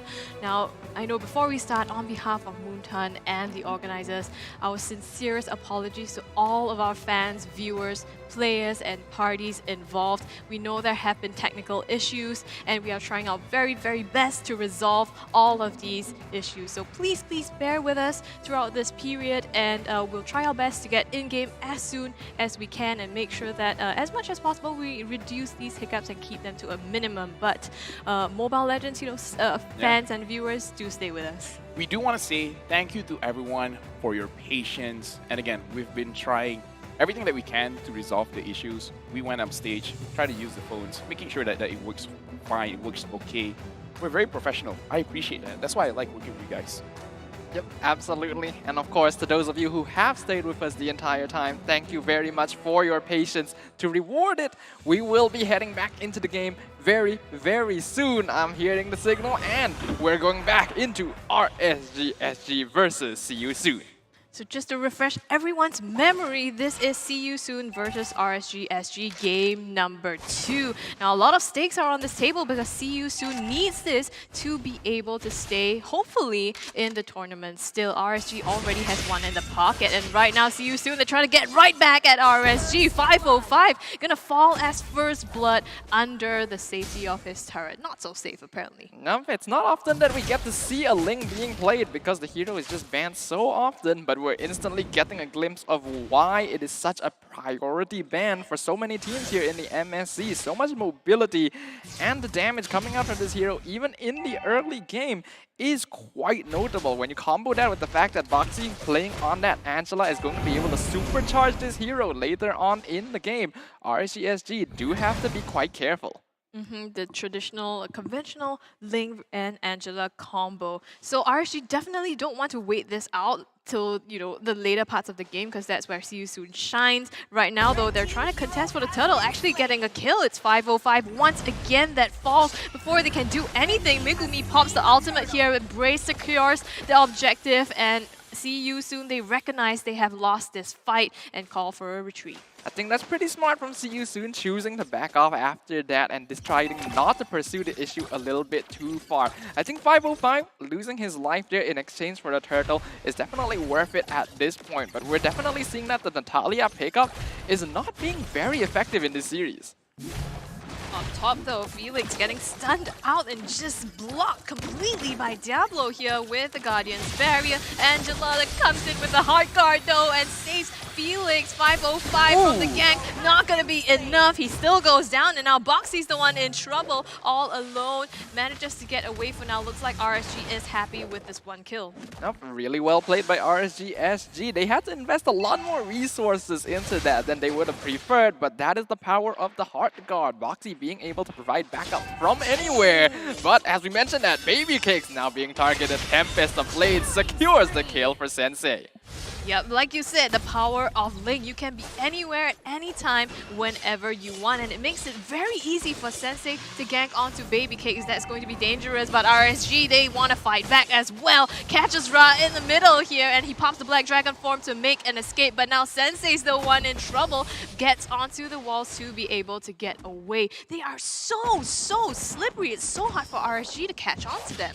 Yeah, I think that's once again a smart choice from See You Soon. We're seeing a very different playstyle from them in this game, electing not to go too aggressive and instead responding to RSG-SG's aggression by just backing off. Even the Black Dragon form being used to hide underneath their side of the map because they know they are being dived. It's a very different See You Soon. They are trying to be aggressive, yes, but also disciplined to recognize when they don't want to engage. Right now, up top, next turtle is spawning, so the team's probably going to look at that as their next objective. Yep, this is going to be an important objective for both sides because as we know, RSG-SG, their team is going to hit their power spike towards the mid-game, so they need to hit that as soon as possible. And as for See You Soon, if they're able to play into the late game with an advantage, what they get by stealing the turtle away, they're going to be in a pretty comfortable spot. That hurts. That really hurts. And now they want to press this advantage. Now getting onto 505 for the third time in this game. He goes down. They are continuing. See You Soon. They are really different. Now they have shored up a lead of about 1K, 1.5K ahead of them. And that is excellent for See You Soon because when you consider that they have a Ling and a Sicilion, having a gold lead at this stage of the game is not just good, it is excellent. This is exactly how they want this game to go. And RSG-SG definitely feeling a bit of the effects of their draft right now. This Natalia pickup, normally you want to be the one having control of the map with your mobility, but right now he's just being completely outscaled in that factor by Sensei.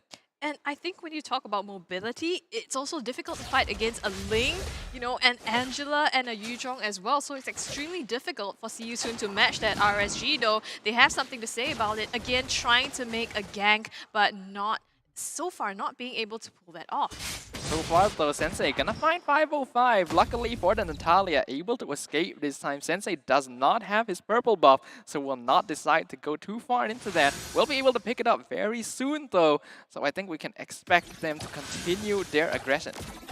This is not a good spot for RSG to be in, right? I mean, yeah, you can see the players' gold lead now. They are not quite on the top, just Baby Cakes there, alone. But right now on the bottom side, as we speak about Baby Cakes, he's the one in trouble. Going to be taken down here by Ra.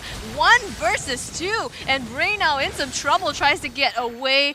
Will be able to do so because the hard guard is coming in. Boxy for reinforcements. Tempest of Blades put down by Sensei here. They're trying to close the kill and will manage to do so. Bray finally falls. And at the same time, 505 trying to gank Ember, not successful, which is not what you'd expect. You'd think that the Sicilian should be an easy target, and that is going to be a complete victory for See You Soon. A very nice dive onto the enemy jungle right when the turtle comes up. Luckily for RSG though, no purple buff available, so Sensei can't use this window to contest it. They are looking to contest the turtle instead though, so Diablo now is starting to leash it. See You Soon definitely wants this. Sensei does have Reshri up, and as we know, he could definitely pull off that steal once again. Right now, Break gonna be on top of it. Most of RSG in position as Diablo gets the wall charge. Hard guard not gonna be enough to protect the turtle. Going over to RSG-SG, 505 getting a kill onto Sensei. Finally, a bit of revenge. Bit of revenge. Constellation Prize. RSG though, they definitely need to pull ahead in this lead. Like you said, their power spike is in the mid-game. If they get this to the late game, it's going to spell trouble for them because they, on the side of See You Soon, they have the Sicilian, they have the Ling, as well as the Brody. I think something that is kind of interesting from the lineup of See You Soon here is that yes, they have swapped the Yuzong and the Brody into the opposite lanes, but they've also swapped the players playing on them. Ra is actually on the Yuzong with Felix playing on the Brody instead of their usual spots, so they've actually maintained the players in their lanes while swapping up their heroes entirely. That's actually really interesting. I mean, that shows that the players themselves have quite a big hero pool. Usually, you know, you will want to do the opposite, right? You swap, yeah, maybe the lanes, but not the heroes itself.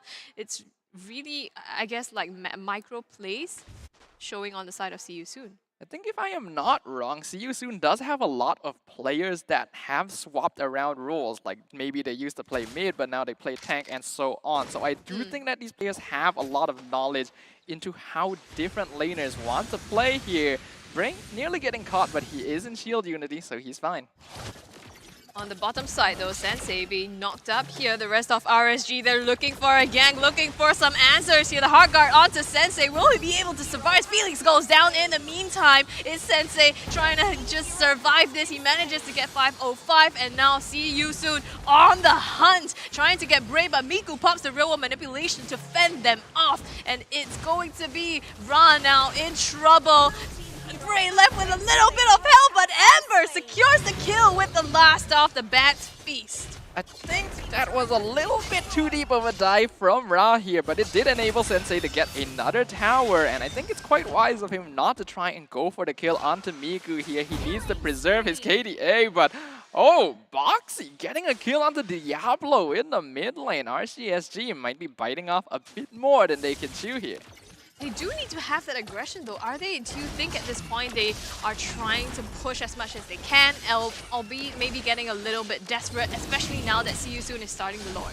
I do kind of think RSG is playing a little more sloppy, but it looks like Lord gonna be secured by Sensei now. It looks like Bray in a lot of trouble, getting ganked down quite a bit. Real world manipulation doing a lot of damage, but no kills going over. Sensei dropping real low, but is able to pick up Bray. Hard guard keeps him alive as Felix is picked off in the back line by 505. Ra now going to be the last one left in the zone of RSG-SG, but has enough HP to escape.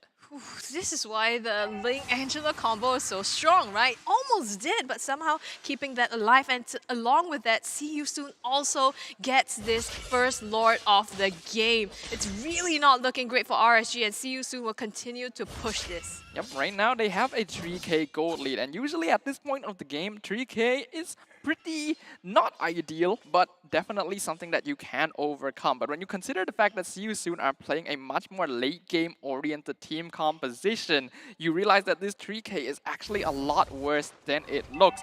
And as you mentioned, there is a little bit of desperation coming out of RSG-SG. Yeah, they're getting the Lord here, getting the first turret on the bottom side. Sensei trying to look for an opening to get the buff. Doesn't look like he managed to get it though. Yeah, doesn't look like that was successful, but it doesn't matter too much to See You Soon right now. They know they are in control of this game. They have a lot of farm. Their heroes are strong individually and can take team fights very well. And you have to consider, this whole time, Ember really hasn't been participating in a lot of these fights. This Sicilian is going to be the win condition for See You Soon. And I am honestly quite terrified of how much damage he should be able to do now. Yeah, I mean, we saw a glimpse of that earlier on when he popped the Bat's Feast and helped to close out the kill at the previous team fight. So that's only going to get worse for RSG. You can see in terms of damage dealt right now, the highest damage is actually going to be Miku on the side of RSG-SG, but after that, it is 4 members of See You Soon. The Eve is doing a good job of controlling the map and dishing out a lot of damage, but RSG just don't really have the follow-up now to be able to dive the backline because their own backline is being threatened by this Angela-Ling combination. Yeah, and the thing is, I guess RSG probably wanted to use their draft to be a little bit more aggressive, perhaps to go into the backline as well. But so far, a lot of the ultimates, especially Miku Miku Mi's, have been used in defense instead of on the offense. And that's a huge opportunity cost. RSG can't seem to find a place that they need. I think, unfortunately, Miku is in a bit of a rough spot because even if he wants to use the ultimate aggressive... Oh, hold on a second, though. It looks like they do find one. Boxy not realizing exactly what was waiting in that bush. Yeah, a bit of a, well, no vision there, I guess, for him. RSG, though, a slight consolation prize, but they are still sitting on the back foot. See You Soon just biding their time now because the Lord is up as of this second. And you can bet that both these teams want to sink their fangs into it. Right now, there's going to be a pretty notable skirmish here in the mid lane, Baby Cakes. We can already see the amount of damage that Ember is able to output. RSG-SG need to respect this a lot, but since they were able to catch out Boxy earlier, they're able to extend their map influence a little bit further. They don't want to end up being stuck in their base. Just a little bit though, because you can see that once Boxy pops the Heart Guard, he can be anywhere. And now combined with the Tempest of Blaze, the 505 in some trouble. One more hit will do the trick. Boxy secures the kill. And now next is Diablo. Also put in a body bag. See You Soon. This is the opening that they need, and they get this Lord completely for free. I think See You Soon were already in a pretty comfortable position to take the Lord, but taking out 2 members of RSG is always going to be good. We can already see Divine Glaive purchased on Emperor, even Radiant Armor going on to Ra as well. He's not going to be afraid of the real world manipulation anymore. And now, with a 7k gold lead for See You Soon, we could be seeing this game go in a very different direction from game number 1. Definitely. I mean, from the beginning, See You Soon has been, using their draft exactly as they wanted. Now, looking at the items here, it looks like, Sicilian, like we feared, is getting his items as he needs. That's super scary. Yep, he already has 4 items completed, going for a defensive last item as well, just to maintain himself a little bit more survivability in these late game team fights. And that's very important, because as long as Ember can keep himself alive in the backline of the fight, there really isn't a lot of ways that RSG-SG can jump on top of him. That's supposed to be the job of 505, but we've already been seeing how easy it is for this Natalia to get picked off. Yeah, 1 and 3 not having a great day so far. I think the only consolation is that Felix isn't as farmed out yet. He's also 1 to 3 on the top side though. See You Soon, they're trying to siege the bases of RSG. Sensei looking for a kill, but gets too much damage. The Heart Guard isn't enough to save him, and it's gonna be Bray that gets the kill, punishes him for it. Yeah, that was just a little bit of an overextension from Sensei. A bit overconfident considering how well this game is going for them. The Heart Guard from Boxy just a little bit too slow to save the Ling. And even though RSG-SG only caught out 1 person, it's perhaps the most important catch they could make. They have immediately narrowed the net worth gap down to only 5k now. This is what I love about RSG, right? Ever since they've kind of, turned into an evolved team, they know exactly, they don't only have the micro, they have the macro as well. And the moment something like this happens, they turn around and capitalize on it. Right now, they're gonna get the tier 2 turret off the top side as well. If See You Soon want to be able to close out this game in their favor, there needs to be a lot more discipline from this team and much better decision making, because yes, they are ahead. That allows them to play a little more aggressive, perhaps have a little bit of fun with it, but you can't afford to let your primary DPS die by himself, diving the enemy base. RSG-SG get a free tower out of that, and now, even though they are still behind in net worth, most of the cores on both teams are going to be completing their item builds pretty soon. I think maybe the only consolation for RSG is do they have a chance, to get back, perhaps split push or use a different strategy that they can to get back into this game? Because see you soon, their draft for the late game is extremely scary. I think what we have to note is that yes, See You Soon's late game draft is very scary, but their heroes are also all fairly squishy with the exception of Ra, which means that they need to take fights together. In comparison, Bray and Diablo can actually play quite safely on their own. 505 as well, now that he actually has some items under his belt. So a split pushing style of play from RSG may not actually be a bad idea if they're able to time it around the cooldowns of See You Soon. RSG though, with that small gap, they're actually going to start up the Lord here on the bottom side and see you soon playing on the back foot to see if they can steal. But this is probably, I guess, a bait just for see you soon to react, and we'll see if they actually take it. This is what we kind of call the dance around the Lord pit, but the Black Dragon Form has popped out hard guard on top of Sensei. They want to go for the Lord instead. We can see that the Yuzong just buying time for the rest of his team, but it's not going to be enough. Bray on top of it, but the one who secures it is going to be Baby Cakes. They pick off Bray, but the Lord is already down, but a very nice Dragon Tail catches multiple. He loses his life, but sets up for the rest of the team. Double kill going over the Felix Boyloy, and they're looking for more. Boxy sees that Baby Cakes is low, wants to set up for Ember. Puppet on the string doesn't land as the flicker allows him to escape. Great play by RSG. I mean, yes, they lost a lot of life, but they did get the Lord, so I think that's kind of a consolation for them. See you soon can't just end the game as quickly as they want. Yep, but do they care about the Lord right now? They're using the Heart Guard to dive into the tower. They take the mid inhibitor. Heart Guard is enough to pick off Baby Cakes, and the rest of RSG are not coming up in time. Ember loses his life, but RSG loses the crystal. Wow, see you soon just quick. I actually didn't expect him to end the game, but Ember was up, and this was what we were afraid of. Ember, his damage, and his entire kit that can just melt down the creeps and go in straight for the base, recognizing that window of opportunity to get this victory. That victory was so out of nowhere. My heart forgot to actually take a beat. Like it skipped for a few parts. I'm like, okay, I'm back. But yeah, See You Soon honestly played so well, and again, we have to say this draft suits them much better. But it's not just the See You Soon draft. I do have to say, for the side of RSG, they do not have a lot of answers for what See You Soon already has. And the thing is, they have answers.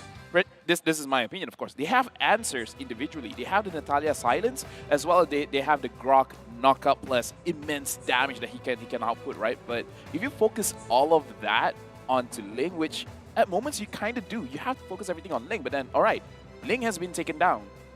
Now, what are you going to do against the Sicilian? What are you going to do against the Brody? So basically what I'm trying to say is, for the side of RSG, they have an individual answer. They can knock out one person at a time. Yes, Beatrix can dish out a lot of damage, so in a prolonged team fight, Beatrix should look good. But the thing is, Sicilian has a longer range than Beatrix, unless Beatrix uses the Renner and then manages to hit, then yeah, Beatrix has the advantage there. But either way, I'm just saying, if for the side of RSG, they actually have a little bit more crowd control, a more reliable lockdown hero for the Ling, it would have been much better. And the thing is, the Ling was the first pick. There were a lot of opportunities that they can have to actually lock down this Ling, but because the Franco was not there, apparently there was no answer. I feel like that was very inherent in the draft of RSG, that it was super scaled in like the early to the mid game. They needed that advantage, but they didn't get it. And we knew that, in the later part, See You Soon would be able to take that game, and that's exactly what they did. Yes, you can have the Natalia to shut down someone and then take a team fight with the wild charge, but then they just didn't play it that way. So unfortunately, it went to See You Soon, and it's a very different See You Soon in this game. Yeah, I'm really impressed by See You Soon here, and I love this sort of gameplay from them. I do think a lot of it in the end did come down to the draft, because yeah, I think RSG-SG, they get a little bit overconfident after their victory in game number 1. They saw that See You Soon, they have a lot of squishy cores in the backline, so if we drafted Natalia, we should be able to pick him up and snowball off of that, right? Usually, you think that is the case, but I think props is given to both Sensei and Boxy this game. Being able to match 505's rotation that well and just basically make this Natalia useless for the first few minutes of the game is huge. Yeah, and right now, actually, just to answer that, we're going to look at the itemization and we want to look at the heroes because the itemization is actually very important because, Stafa, as you said, the heroes on the side of CU, they are squishy. So what do? They build armor quite early on because look at Flexi Boy over here. He has the Dreadnought armor and as you guys have said as well, while Ember is building towards the magic items, he actually stacked on his own armor as well. So whenever the Natalia comes to attack, it's like you can't burst us that quickly just because we have armor in the early stages of the game. Once the armor is completed, it's like, all right, now we can build damage. Now this is what I want everyone to look at.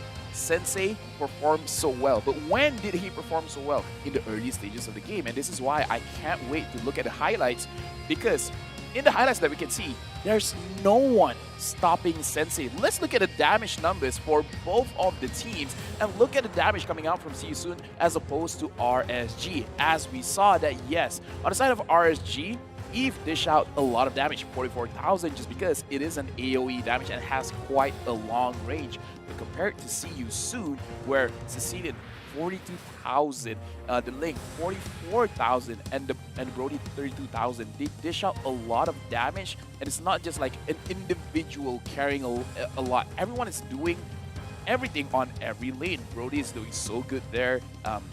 Everyone is Cecilian playing at mid, dishes out a lot of damage. And again, right now we do have to look at the MVP, the player that really made everything happen. Is gonna go over to Sensei with a 627 KDA, 801 gold per minute. And the thing is, the numbers, they're impressive. But again, when we look at the highlights, how is it played? Because earlier on, even though Natalia tried to run away, still died first blood, and then after that, there's no one stopping Sensei. Yeah, I absolutely agree. I think it was really smart of CU to focus primarily on denying 505 very early in the game. As we can see here, in the highlights of Game 2, they were very focused on shutting down Natalia as early as possible because they know that on the side of RSG-SG, all of their damage is going to come from Natalia, Beatrix, and Eve. Natalia needs to snowball. You shut her down early. Then in the late game, it's so easy for Sensei to dive the back line. And I really like the process of thinking they went through there. And this is the problem with having an assassin that really wants to skill, because generally as an assassin, the moment you lose in terms of level or gold, it's going to be very difficult for you to dish out any kind of damage, because we see that Natalia, after dying twice, at that moment of the time, two players from the side of CU Felix Boy as well as Ember, they have enough armor to really handle the damage coming out from Natalia. So that's why whenever we see any kind of assassins in the mid lane, doesn't matter if it's a roamer or a mid laner, it's going to be a very risky draft because you want to snowball. If you do not snowball, then you're forced to go to plan B. And then that comes to the question, what is your plan B? Yeah, high risk, high return, right? And if you don't have a plan B, then everything just falls apart. Unfortunately, that was the case for RSG-SG, and they did not manage to close out Game 2 in their favor. So this set concluded with 1-1, one apiece for CU as well as RSG-SG. And right now, ladies and gentlemen, we have concluded this game, but do stay tuned. I mean, we are going to have more games as well, but before that, we will be taking a 1-hour break because we want to resolve all these issues, have a thorough fix for this, and resolve the technical issues. So once again, on behalf of Moonton, we would like to officially apologize for the inconvenience caused, and we really seek your patience and understanding on this. Yep, we have to make sure that these issues that we have been dealing with so far are resolved once and for all. We understand that you don't want the MLBB action to end anytime soon, but I do think that this is a fair compromise to make sure that we won't have more issues later on. So, we will see you guys after this break to witness which teams are moving on to the playoffs. See you there.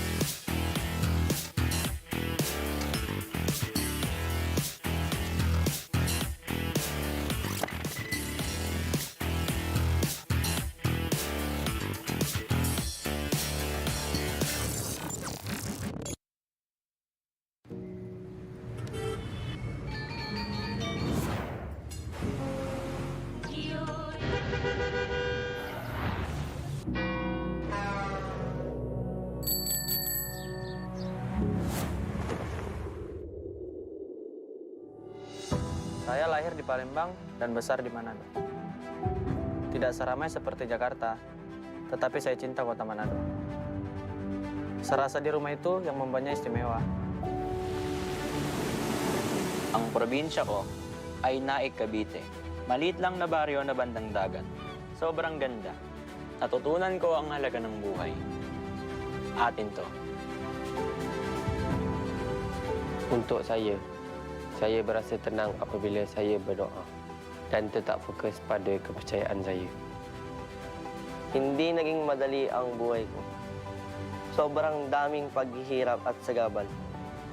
Kaya gusto kong nasa taas, sa ibabaw, at natutunan ko na laging tumungo pataas. Itu adalah bagian dari budaya bangsa kita. Tidak pernah berhenti untuk bekerja keras tanpa melewati batas.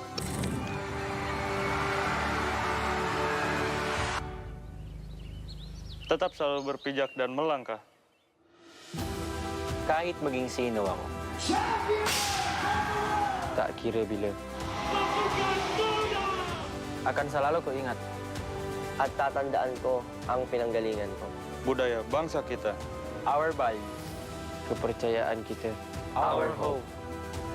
Gagawin ko ang lahat para ipagtanggol. Apapun untuk membuat negaraku bangga. Galing sa pinanggalingan ko ang lakas ko. Motivasiku. Dan selamat datang.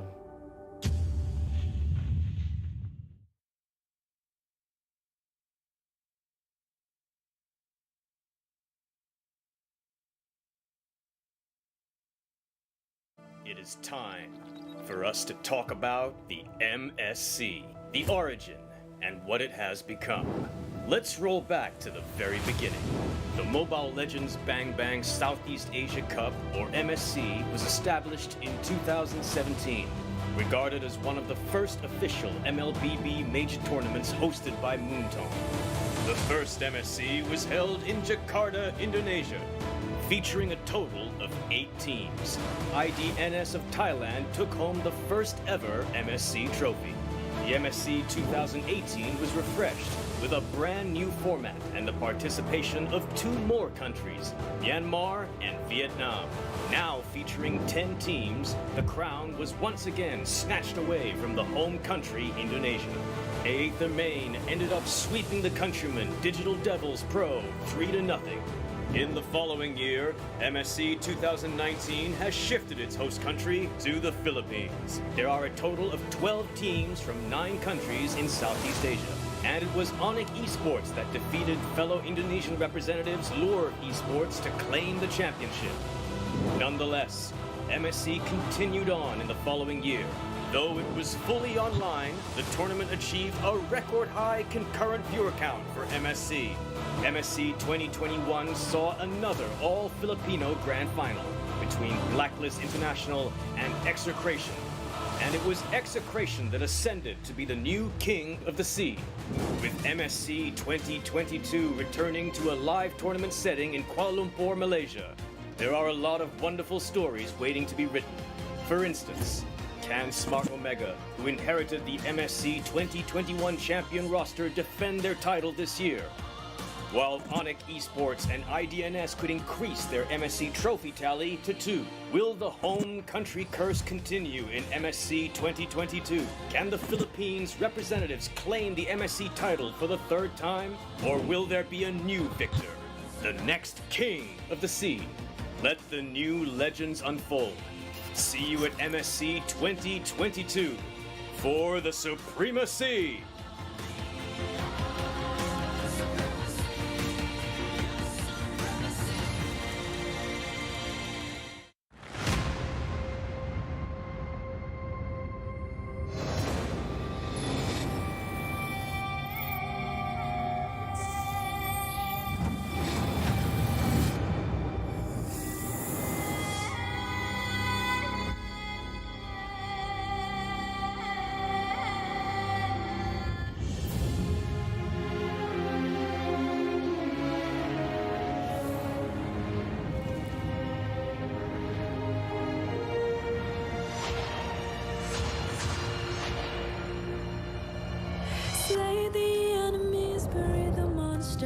Rise from the ashes, keep getting stronger.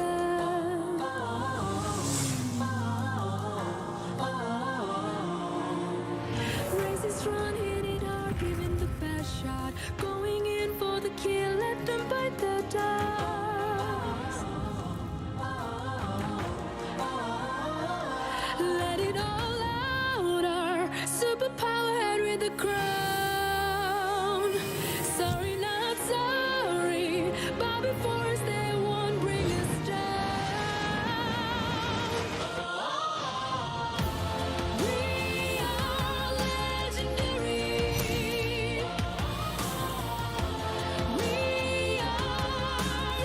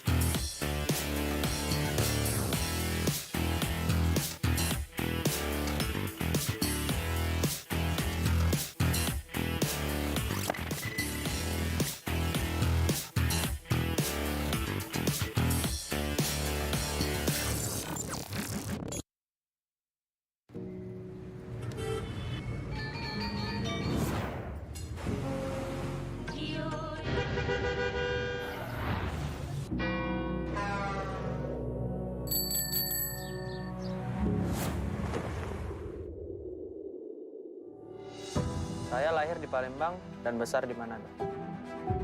Tidak seramai seperti Jakarta, tetapi saya cinta kota Manado. Serasa di rumah itu yang membuatnya istimewa. Ang probinsya ko ay Naik, Cavite. Maliit lang na baryo na bandang dagat. Sobrang ganda. Natutunan ko ang halaga ng buhay. Atin to. Untuk saya berasa tenang apabila saya berdoa dan tetap fokus pada kepercayaan saya. Hindi naging madali ang buhay ko. Sobrang daming paghihirap at sagabal. Kaya gusto kong nasa taas, sa ibabaw, at natutunan ko na laging tumungo pataas. Itu adalah bagian dari budaya bangsa kita. Tidak pernah berhenti untuk bekerja keras tanpa melewati batas.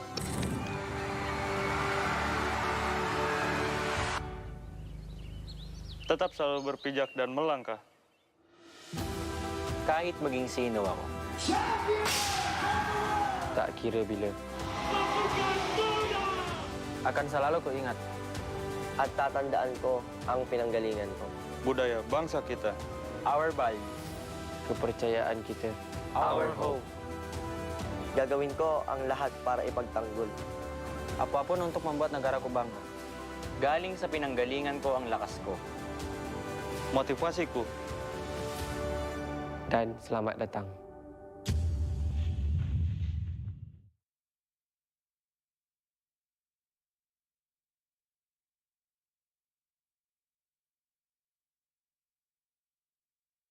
It is time for us to talk about the MSC, the origin, and what it has become.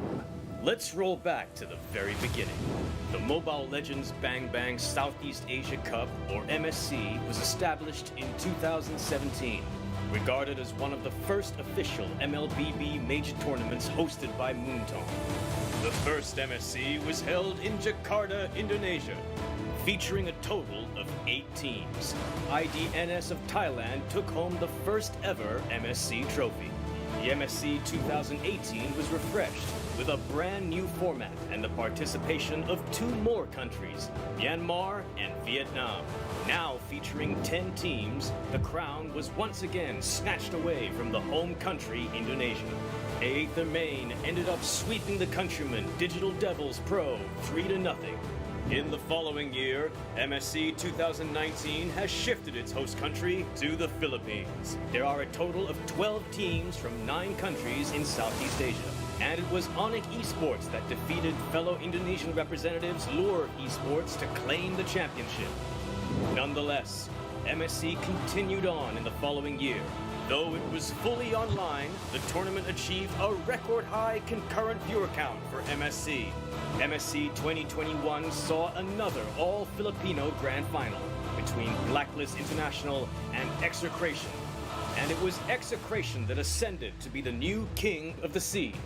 With MSC 2022 returning to a live tournament setting in Kuala Lumpur, Malaysia, there are a lot of wonderful stories waiting to be written. For instance, can Smart Omega, who inherited the MSC 2021 champion roster, defend their title this year? While ONIC Esports and IDNS could increase their MSC trophy tally to 2. Will the home country curse continue in MSC 2022? Can the Philippines representatives claim the MSC title for the 3rd time? Or will there be a new victor, the next king of the sea? Let the new legends unfold. See you at MSC 2022 for the supremacy!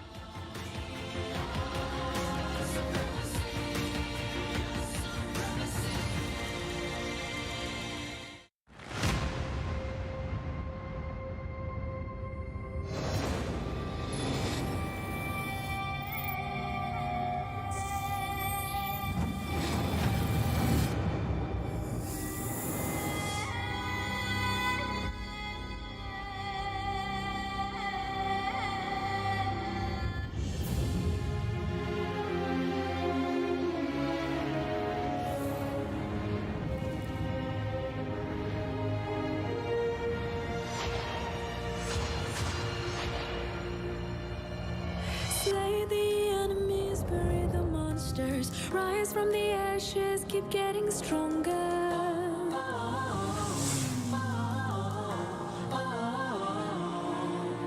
Races run, hit it hard, giving the best shot. Going in for the kill, let them bite the dust.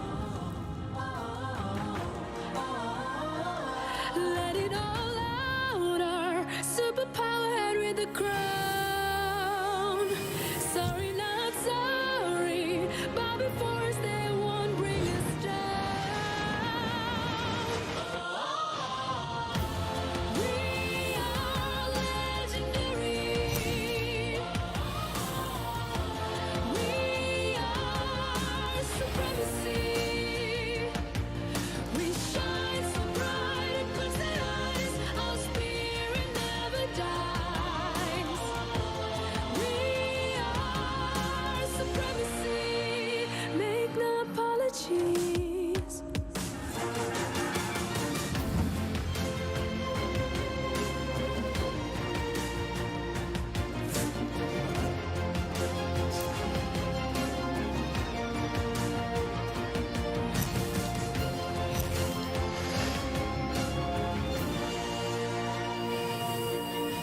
Fight on to the last drop of blood. Fight on to the last beat of heart.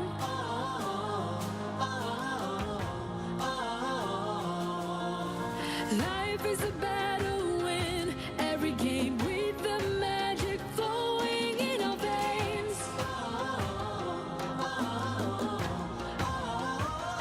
Let it all out, our superpower head with a crown. Sorry, not sorry, but before us they won't bring us down. We are legendary. We are supremacy. We shine so bright it burns the eyes. Our spirit never dies. We are supremacy. Make no apologies. Let it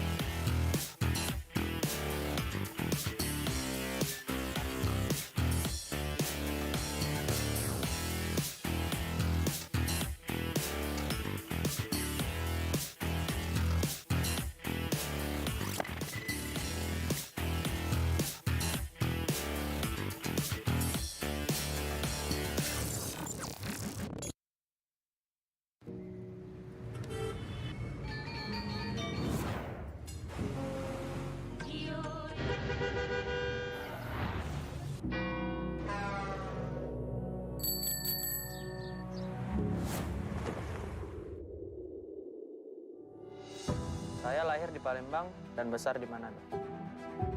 Tidak seramai seperti Jakarta, tetapi saya cinta kota Manado. Serasa di rumah itu yang membuatnya istimewa. Ang probinsya ko ay Naik, Cavite. Maliit lang na baryo na bandang dagat. Sobrang ganda. Natutunan ko ang halaga ng buhay. Atin to. Untuk saya berasa tenang apabila saya berdoa dan tetap fokus pada kepercayaan saya. Hindi naging madali ang buhay ko. Sobrang daming paghihirap at sagabal. Kaya gusto kong nasa taas, sa ibabaw, at natutunan ko na laging tumungo pataas. Itu adalah bagian dari budaya bangsa kita. Tidak pernah berhenti untuk bekerja keras tanpa melewati batas.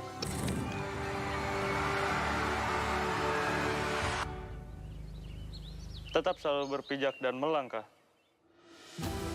Kahit maging sino ako. Tak kira bila. Akan selalu kuingat. At tatandaan ko ang pinanggalingan ko. Budaya bangsa kita. Our values. Kepercayaan kita. Our hope. Gagawin ko ang lahat para ipagtanggol. Apapun untuk membuat negaraku bangga. Galing sa pinanggalingan ko ang lakas ko. Motivasiku. Dan selamat datang.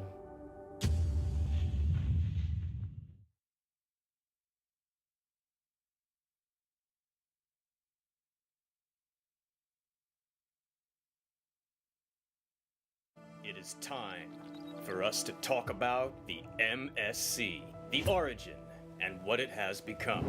Let's roll back to the very beginning. The Mobile Legends Bang Bang Southeast Asia Cup, or MSC, was established in 2017, regarded as one of the first official MLBB major tournaments hosted by Moonton. The first MSC was held in Jakarta, Indonesia, featuring a total of 8 teams. IDNS of Thailand took home the first ever MSC trophy. The MSC 2018 was refreshed with a brand new format and the participation of 2 more countries, Myanmar and Vietnam. Now featuring 10 teams, the crown was once again snatched away from the home country, Indonesia. Aether Main ended up sweeping the countrymen Digital Devils Pro 3-0. In the following year, MSC 2019 has shifted its host country to the Philippines. There are a total of 12 teams from 9 countries in Southeast Asia. And it was ONIC Esports that defeated fellow Indonesian representatives Lure Esports to claim the championship. Nonetheless, MSC continued on in the following year, Though it was fully online, the tournament achieved a record-high concurrent viewer count for MSC. MSC 2021 saw another all-Filipino grand final between Blacklist International and Execration. And it was Execration that ascended to be the new king of the sea. With MSC 2022 returning to a live tournament setting in Kuala Lumpur, Malaysia, there are a lot of wonderful stories waiting to be written. For instance, can Smart Omega, who inherited the MSC 2021 champion roster, defend their title this year? While ONIC Esports and IDNS could increase their MSC trophy tally to 2. Will the home country curse continue in MSC 2022? Can the Philippines representatives claim the MSC title for the 3rd time? Or will there be a new victor? The next king of the sea? Let the new legends unfold. See you at MSC 2022 for the supremacy!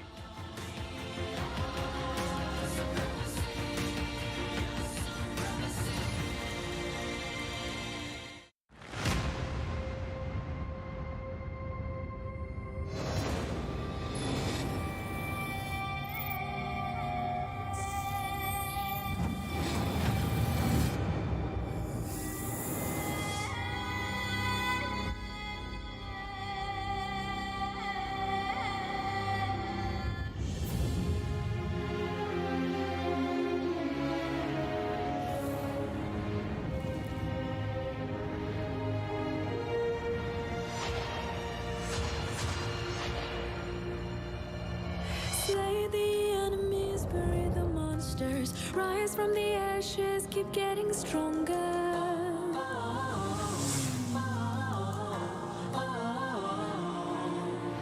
Races run, hit it hard, giving the best shot. Going in for the kill, let them bite the dust.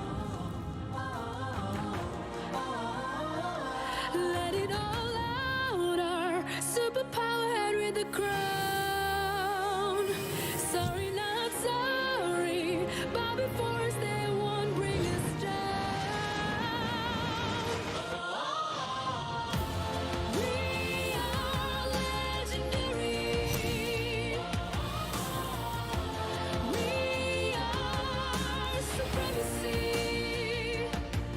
We shine so bright eclipse their eyes. Our spirit never dies.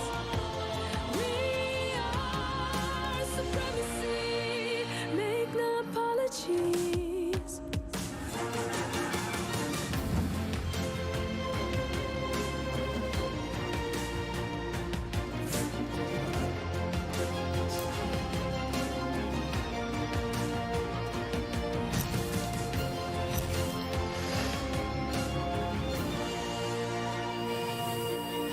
Fight on to the last drop of blood. Fight on to the last beat of heart.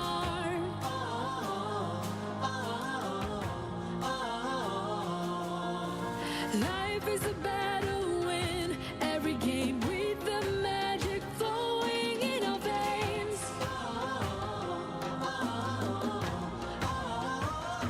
Let it all out, our superpower head with a crown.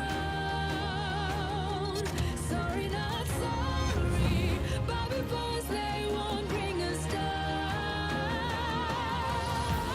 We are legendary. We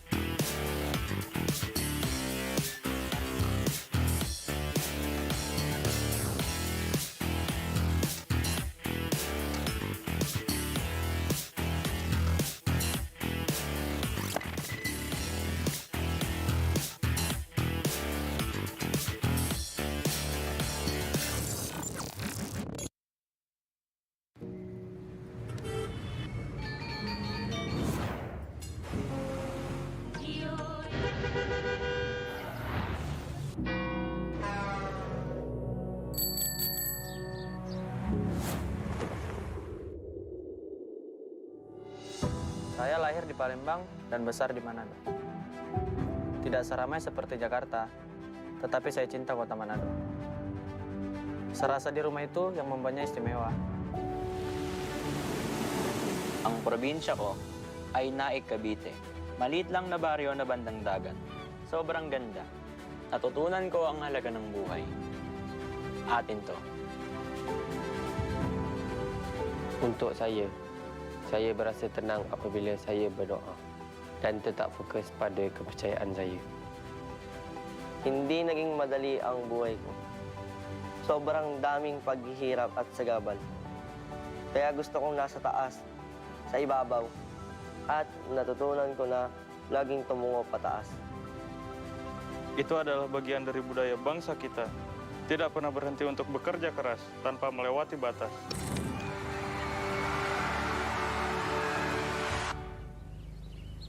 Tetap selalu berpijak dan melangkah.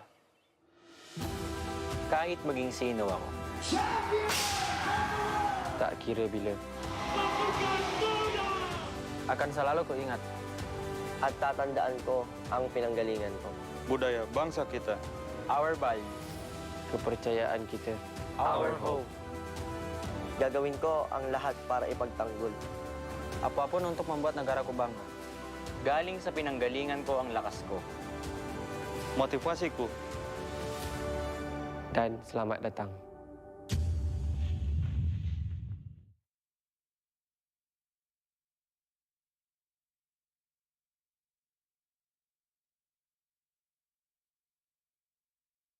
It is time for us to talk about the MSC, the origin, and what it has become. Let's roll back to the very beginning. The Mobile Legends Bang Bang Southeast Asia Cup, or MSC, was established in 2017, regarded as one of the first official MLBB major tournaments hosted by Moonton. The first MSC was held in Jakarta, Indonesia, featuring a total of 8 teams. IDNS of Thailand took home the first ever MSC trophy. The MSC 2018 was refreshed with a brand new format and the participation of 2 more countries, Myanmar and Vietnam. Now featuring 10 teams, the crown was once again snatched away from the home country, Indonesia. Aether Main ended up sweeping the countrymen Digital Devils Pro 3-0. In the following year, MSC 2019 has shifted its host country to the Philippines. There are a total of 12 teams from 9 countries in Southeast Asia. And it was ONIC Esports that defeated fellow Indonesian representatives Lure Esports to claim the championship. Nonetheless, MSC continued on in the following year. Though it was fully online, the tournament achieved a record high concurrent viewer count for MSC. MSC 2021 saw another all-Filipino grand final between Blacklist International and Execration. And it was Execration that ascended to be the new king of the sea. With MSC 2022 returning to a live tournament setting in Kuala Lumpur, Malaysia, there are a lot of wonderful stories waiting to be written. For instance, can Smart Omega, who inherited the MSC 2021 champion roster, defend their title this year? While ONIC Esports and IDNS could increase their MSC trophy tally to 2. Will the home country curse continue in MSC 2022? Can the Philippines representatives claim the MSC title for the 3rd time? Or will there be a new victor? The next king of the sea. Let the new legends unfold. See you at MSC 2022 for the supremacy!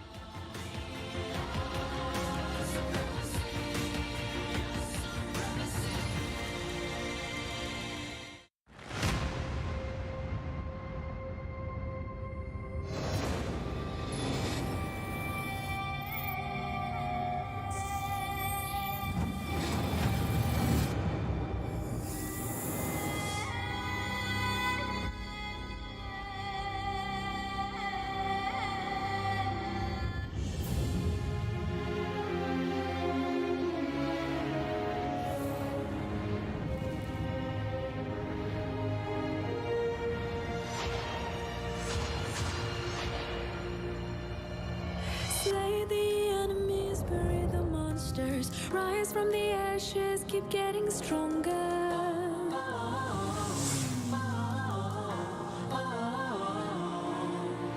Raise it strong, hit it hard, giving the best shot. Going in for the kill, let them bite the dust. Let it all out, our superpower head with the crown. Sorry, not sorry, bow before us, they won't bring us down.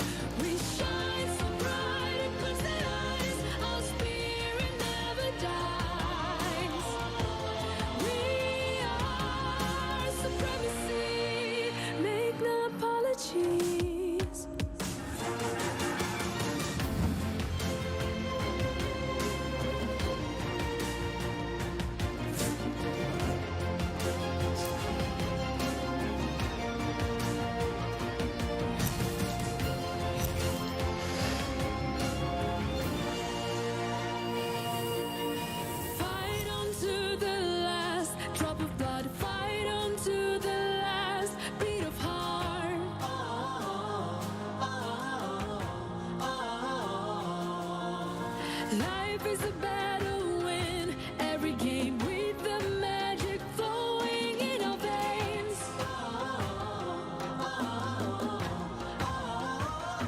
Let it all out, our superpower head with a crown. Sorry, not sorry, but before us they won't bring us down. We are legendary. We are supremacy. We shine so bright in the eyes, our spirit never dies. We are supremacy, make no apologies.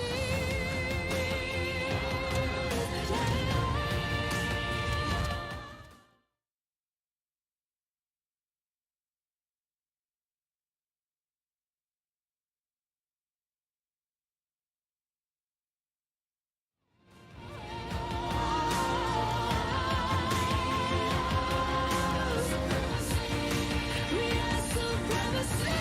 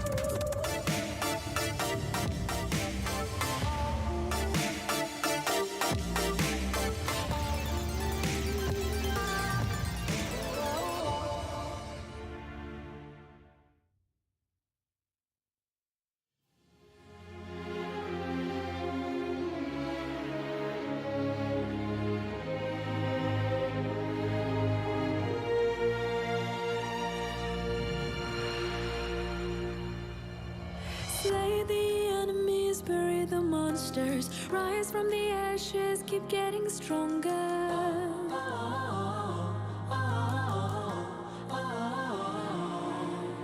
Races run, hit it hard, giving the best shot, going in for the kill, let them bite the dust. Let it all out, our superpower head with the crown.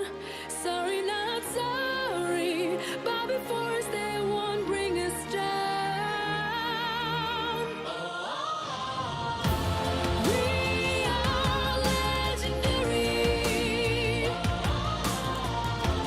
We are supremacy. We shine so bright it puts the eyes. Our spirit never dies. We are supremacy. Make no apologies.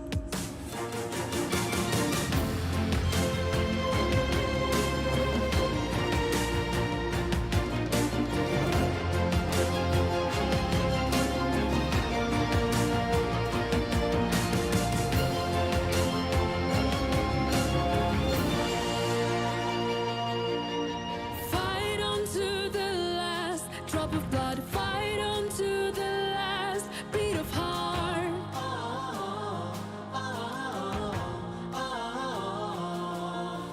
Life is a battle, win every game with the magic flowing in our veins.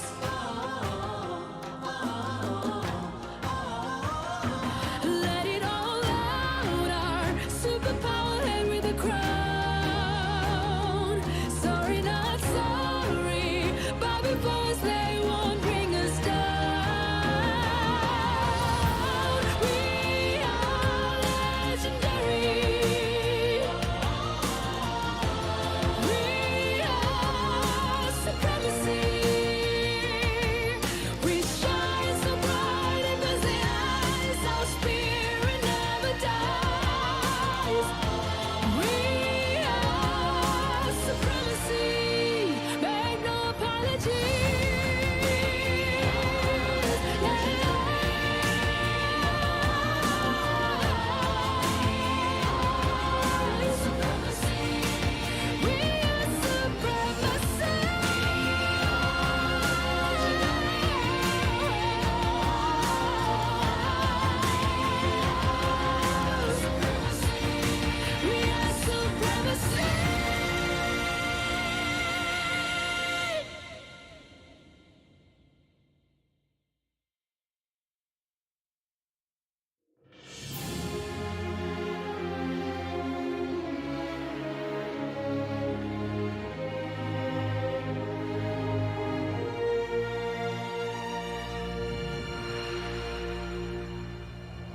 Slay the enemies, bury the monsters, rise from the ashes, keep getting stronger.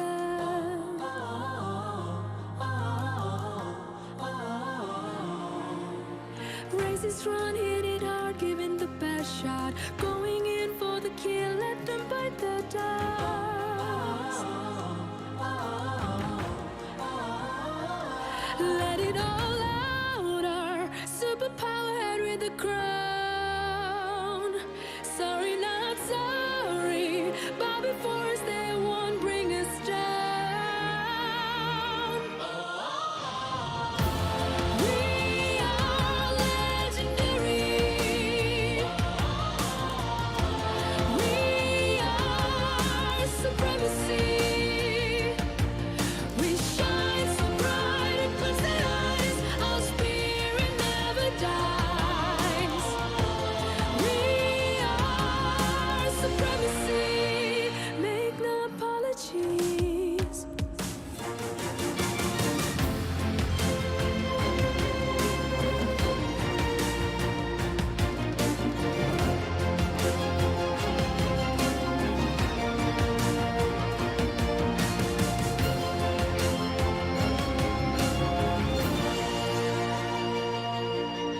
Fight on to the last drop of blood. Fight on to the last beat of heart.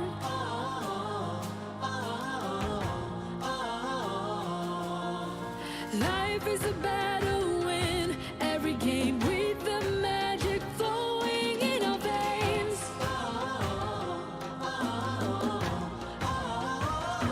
Let it all out, our superpower head with a crown.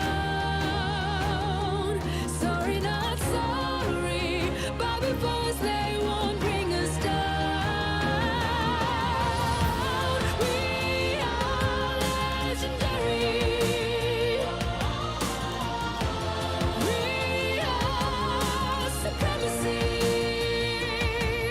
We shine so bright in those eyes. Our spirit never dies. We are supremacy. Make no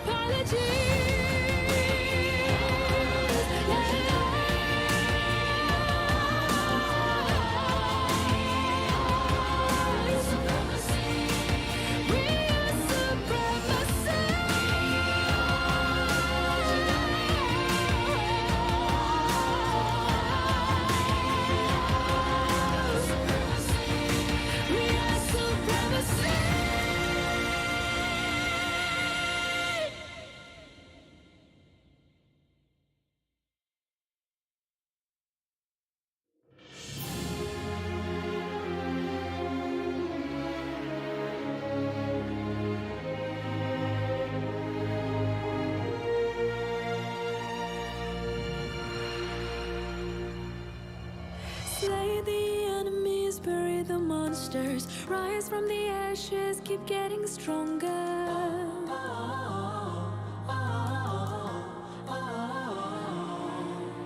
Race is run, hit it hard, giving the best shot, going in for the kill, let them bite the dust.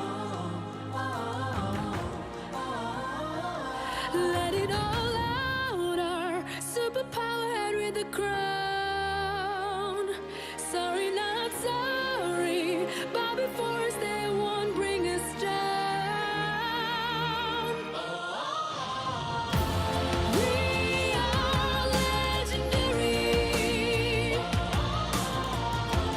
We are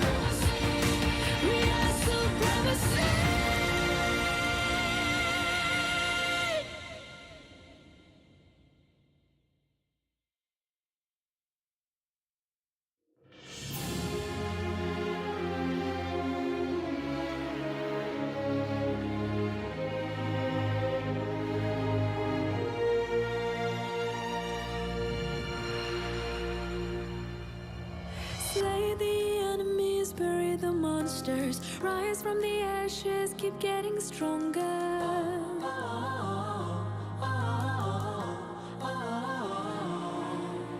Races run, hit it hard, giving the best shot, going in for the kill, let them bite the dust. Let it all out, our superpower head with the crown. Sorry, not sorry, Bobby Force, they won't bring us down. We are legendary. We are supremacy. We shine so bright it puts the eyes. Our spirit never dies. We are supremacy. Make no apologies.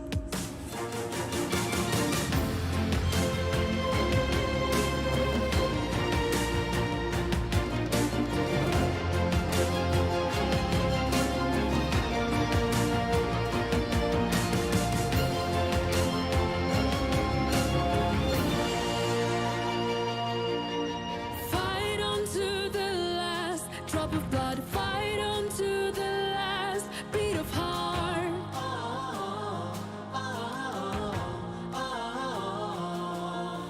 Life is a battle, win every game with the magic flowing in our veins.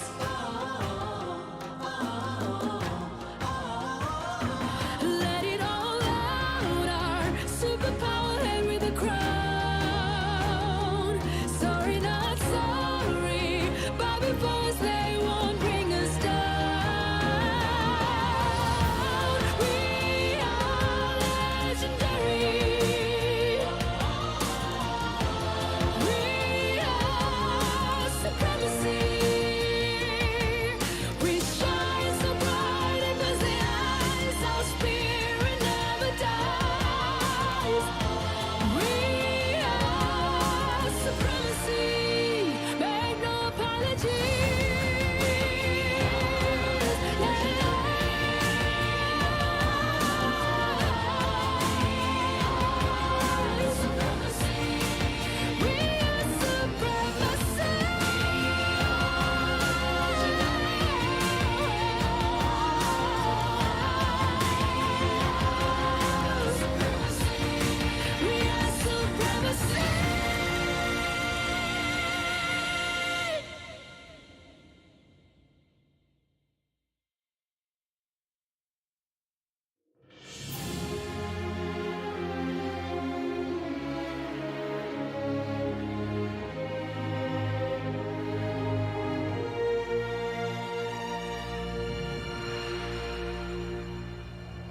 Slay the enemies, bury the monsters, rise from the ashes, keep getting stronger.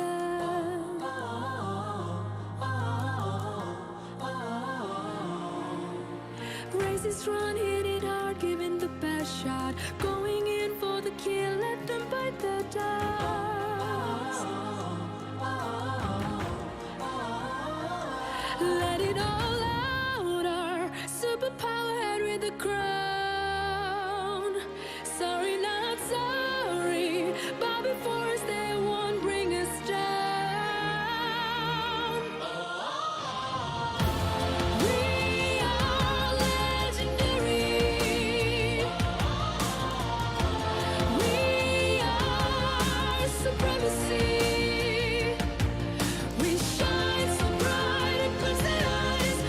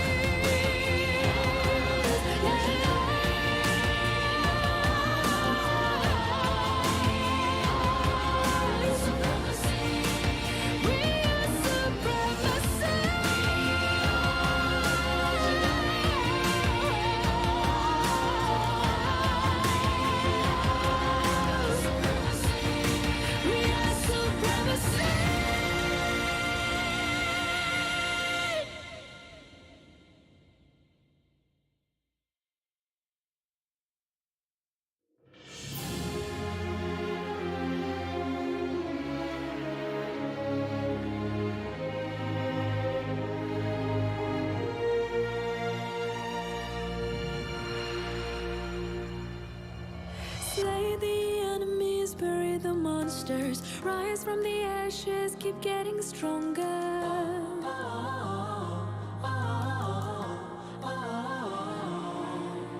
Races run, hit it hard, giving the best shot, going in for the kill, let them bite the dust. Let it all out, our superpower head with the crown. Sorry, not sorry, bow before us, they won't bring us down. We are legendary.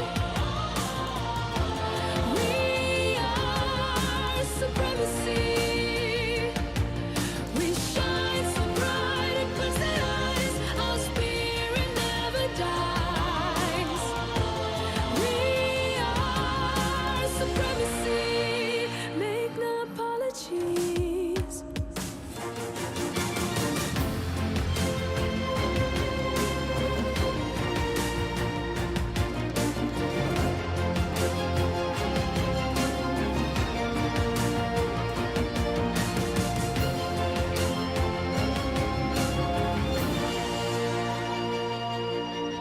Fight on to the last drop of blood. Fight on to the last beat of heart.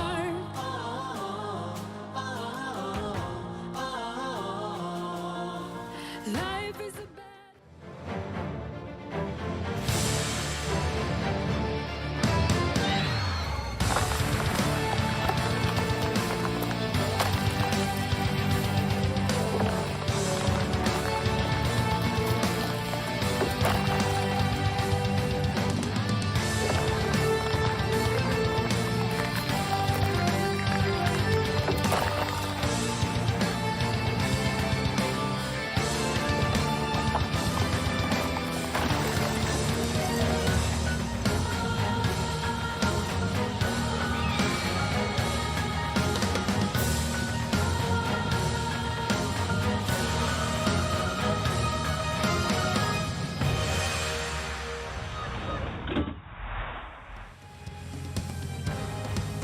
Welcome back to MSC 2022 Group Stage Day 1. MSC 22 is powered by Moonton, presented by TikTok. Also, shout out to our partner in esports, Secret Lab, and media partners, EGG Network and MediaCorp.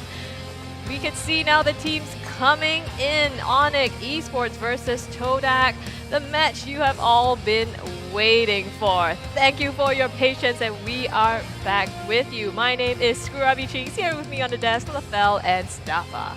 Welcome back, ladies and gentlemen. We know it's been a long wait, but we can promise you that it was worth it, because we are now approaching the final chapters of Day 1 of MSC 2022, our final 2 series of the day to determine which teams will be the first to qualify to the playoffs and who will unceremoniously be sent home. And this will be amazing. This will be an amazing match. This will be an amazing match where we will see who will get eliminated. Crikey, mate. It's okay, so Toda as well as ONIC, right? Malaysian fans, Indonesian fans will definitely be looking at this match. For the side of Toda, they just need one match win to actually qualify for the playoffs. And for ONIC, they need to win both games. There's a lot at stake here, and there's a bit of beef going on as well, right? I mean, Yeah. so firstly, both of these teams today have faced FCON Esports, the dark horse that nobody expected to be the top of the standings, if you will, at the moment. That's one. The other one is it's also a revenge match, because it was Todak who knocked ONIC down to the lower brackets in M3. Yep, absolutely. You can tell that there is some history between these teams, and I don't think any of us would have anticipated this result, where we are seeing the possibility of either of these teams going home on Day 1. But they're going to be doing everything in their power to stop that. Here is your player lineup. Yeah, over here we have ONIC Indonesia CW Keyboy, Drian Sons, as well as Boots. And based on their performance against FCON, I feel like it's just a situation where they were caught off guard, because FCON did look very, very strong, but it was a situation where ONIC, it looks like they just didn't have the tools necessary to actually deal with what Falcon is doing. And what they did is just focus on the gold lane. And right now, let's introduce the players from Todak, Momo, Yumes, Moon, Chiku, as well as Formace, where they did face against Falcon before, but the match went to a 1-1 score. So similarly, in the first game, they didn't quite have the tools. Maybe wasn't expecting Falcon to pull all of that out, but they were the ones that had one game after. So I think this kind of bodes well for this series going in. Todak may actually stand a chance. If we treat this as a sort of mathematics situation, as you mentioned, Todak did take one game against Falcon, whereas ONIC were unfortunately not even able to win one game in their series. So one would think that, oh, this should be a shoe-in for Todak, considering they only need to win one game to eliminate ONIC Esports. But I get the feeling they're not going to be going down that easily. Yeah, right now, looking at the coach Aldo for ONIC Esports, going up against Todak is going to be very, very tricky. Number one, you really can't predict a draft coming in for the side of Todak, especially when it comes to who's going to use who. Because traditionally over here, we have Coach Ajim for the side of Todak, where we see Chiku is a jungler. But as we saw today, Chiku played the gold lane, and then Momo went to the jungle. So right now, Ajim and Aldo, we can definitely see that they're playing mind games. For the side of Todak, it's kind of a roll dice, you know, like you can never really tell what hero is going to be picked first, and even when the hero is picked, you're not so sure who's going to use it. Yeah, because they can flex all the different roles, and also it's super unpredictable. And ONIC as well, not just Todak, right? They have a super experimental kind of way to go around their plays. They have experimental picks. I think like in the mid lane, for example, was it the Valeric or the Hanzo that they even pulled out before? So absolutely insane, very surprising cheese strats and surprise picks. So I don't know, what will these teams pull out? Please don't say cheese. I'm pretty hungry. But before we go over to Stafa, right? I just want to highlight a few players. From the side of ONIC, I want to highlight CW and Sans, where in the previous series against Falcon, it was difficult for them to actually join the team fight, especially when the mid laner from Falcon used Kagura and make sure to dish out a lot of burst damage onto CW as well as Sans, making sure that they are not involved in the team fight at all. And Boots, he's very good when he is using a hero that can sustain a lot of damage in the front line. When he was using Dairoff, he really can't do too much. So I feel like right now, okay, Chiku has used 14 unique heroes as a jungler in MPL-MY, and the thing is, it's almost like he is consistently trying to break his own records. Like he's like, wait, 14? Let's make it 16 this time. So not enough unique heroes. Not enough unique heroes, but I feel like they saw what Falcon used to beat ONIC. I kind of feel like they have to take the same formula, making sure that Boots doesn't get a very tanky hero, and making sure that CW and Sans, if Moon can counter both of these heroes, they're in a good position to win the game.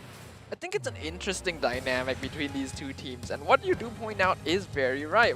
We've already seen exactly how to break the ONIC Esports formula, so Todak should be able to adapt to that. But we don't know that for sure because, again, Todak is a very unpredictable team. We don't know if this might match the strategy that they're trying to play, because even though they are a flexible team, Todak can be a little bit stubborn sometimes. If they want to play a certain strat, they are going to play that strat. I think what does come as advantages here, though, is that we can see that ONIC Esports had a little bit of difficulty dealing with these fights when their laners, their mid laner was separated, when they couldn't take control of the fight for themselves. And that is something that Todak really enjoys doing, taking the fight into their own hands.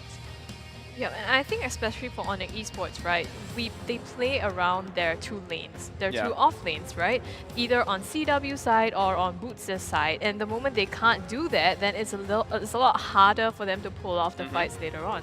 Yeah, and when we're talking about lanes, it's actually very interesting because I do want to see if Todak, they're going to stick with this lineup where Chiku is going to be in the gold lane, or are they going to switch it up where Chiku will be going back into the jungler position, because we've seen, especially internationally, it's kind of weird that Todak, when they play locally, Chiku will play the jungle. But we've seen M3 and then now MSC, well, he will be in the gold lane because here's the thing that we've been speculating. Chiku is an amazing shot caller, but as a shot caller, it's better if you're somewhere around the mid. Doesn't matter if you're a jungler, roamer, or a mid laner, just because you see the map a little bit wider. If you're a laner, gold laner, or EXP, you're kind of focusing on the 1v1, and you're trying to focus to make sure that you don't get ganked. So I'm just worried if Toda really goes this way, where Chico is gonna be a laner, they will not have this unique mechanic that Chico is the one doing the shot calling. It's too many things for one person to look at, right? At the same time, for yourself as well as the whole team. But right now, we're going to see what exactly they decide to pick up for themselves as we go into the drafting phase. Again, this is Todak versus ONIC.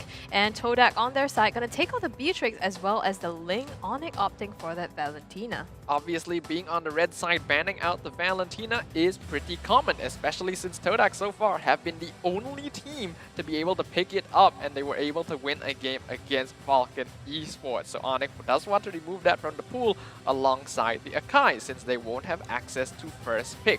Todak, they're going to be banning out some interesting late game carries in the form of the Beatrix and the Ling, but also the Fanny, which is of course in respect to Sans. Yeah, I feel like looking at the bans from Toda, they really just want to make sure that whatever jungler ONIC decides to get is not going to be a super slippery jungler. They can still handle it. And right now, Toda, they got 1-1 for themselves. And Chico on this 1-1 is an absolute monster, where before this, on the world stage, where two people tried to gank him, he was able to get a double kill. And I'm looking forward for him to do the same thing. Provided he plays the gold lane, oh, right? Yeah, provided he plays. Yes, that's correct. Well, he could go into the jungle and still have Momo pick that 1-1 up instead. A possibility nonetheless. ONIC banning out the Julian and now picking up the Franco as well as Xavier for themselves. ONIC definitely going for a safer lineup here straight away, going for that Franco to have that early game dominance, as well as the Xavier that allows them to scale up for their late game dominance. We know that ONIC Esports overall is a fairly slow scaling team. Yes, they can fight, but they would prefer to be left alone to farm and really come online towards the late game. It's going to be up to Todak to decide how they want to counteract this, whether they want to match them in the late game or try and stop them before they reach them. Interesting enough, right now, Todak, the drop is really like they want to add more unique heroes, right? Because I really don't like seeing the Franco, but right now, Toda, they picked up the Atlas. Now, I'm gonna say a worry over here, where during the SEA games, they used an Atlas jungler. Didn't work out. Didn't work out too well. And the only reason why I'm a little bit worried about the Atlas pick, it's an amazing pick. However, it becomes worrying if, for the side of ONIC, if for the side of ONIC, they just have like, I don't know, 3-4 purifies. If there's a lot of purifies, it's gonna be very difficult for the Atlas to really do anything. Yeah, well, they picked that because, you know, they've already shown the Franco as well as Xavier on that side. So at least there's no direct counter to that. They just have to play the Atlas well. But I think that's something we haven't seen, and that plays to the total unique heroes that we've been seeing so far. 36. Let's go for 40. Yeah, I'm very excited to Pick see up the more heroes put into the pool. But yeah, with the Atlas and the Masha as well, we actually haven't seen the Masha yet. I think it's been banned out once or twice, but overall, not a hero that's prioritized often. But we do know that 4Mays can play a pretty mean Masha. So we'll see whether or not that works out for Todak, as the Popol and Koopa is locked in by ONIC Esports as well. A hero that can definitely dominate lane against this 1-1. Yeah, I feel like Popol and Koopa is super dangerous when you leave them for a very long time, because if the Popol and Koopa does not join the team fight, you'll be like, oh great, there's no immediate stun and there's no lot of damage. But then it's like, wait, if he's not here, where is he? And then looking at the side lanes, apparently 2 turrets have been pushed. So Popol and Koopa, I feel like, is always dangerous no matter if you're winning the lane or not, because as long as Popol and Koopa is in a team fight or in the lane, it's gonna provide a lot for your team. And don't forget that this is CW on that Popol and Koopa as well. Like, you say you leave him for 5 minutes and then you come back and like, wait, I'm dead? Like suddenly, like he has that much. That's a surprise. Like, wait, I'm dead. Yeah, definitely. CW is not a player you want to leave alone in the gold lane. The thing is, Todak have a gold laner that they themselves want to be able to just farm comfortably, because 1-1 is obviously going to be a lot weaker than Popol and Kuba in the laning stage, but will scale up hard with that crossbow of Tang. So there's going to be a lot of priority for Todak put onto the gold lane, and that's why I think they decided to go with the Masha, because it's very easy to just leave 4 Mays alone on the other side of the map. Right now, though, Todak, they've already banned out Karina. So far, it's 3 heroes just dedicated to taking that jungler out. What options are left on the table? Well, Lancelot is still there if they really want an assassin. Roger as well is a very aggressive early game jungler that can really snowball the game out of control. But if they don't want an assassin, I would say there's still some very niche but solid picks like the Bellman jungler, where it's not an assassin, but you can really secure the turtles very, very easily with your ult. But apparently, yeah, that's well. Well, there's a little bit of issue, it seems, with making the drafting phase now. So it appears that the teams will be going into a remake of this draft. Do bear with us as we reset this match right now. I know, it's a match that we've all been waiting for, so we want to make sure that we get this right. The question is now, let's just try and predict a little bit what the rest of the hero picks that these teams are going to go for based on what we've already seen drafted. I think a hero that we haven't actually seen yet but should be prioritized is the Baxia. Obviously, both teams have not yet picked up their jungle. Having a tanky jungle in this meta is obviously very good, and we already see bans on the Akai and the Karina, so I'm expecting this to be a pretty notable pickup. Yeah, because the thing about 1-1 does actually like going up against very, very tanky heroes just so that it's easy for her to actually get her weakness tags. It's difficult to do that if you're fighting against an assassin or assassin playstyle kind of jungler. So I think that's why the Fanny has been banned, the Ling has been banned, the Karina has been banned, because Karina can also deflect basic attacks. And yeah, right now we have a disconnection issue, and we'll fix it soon. So I feel like they really want to put a lot of their resources onto the 1-1.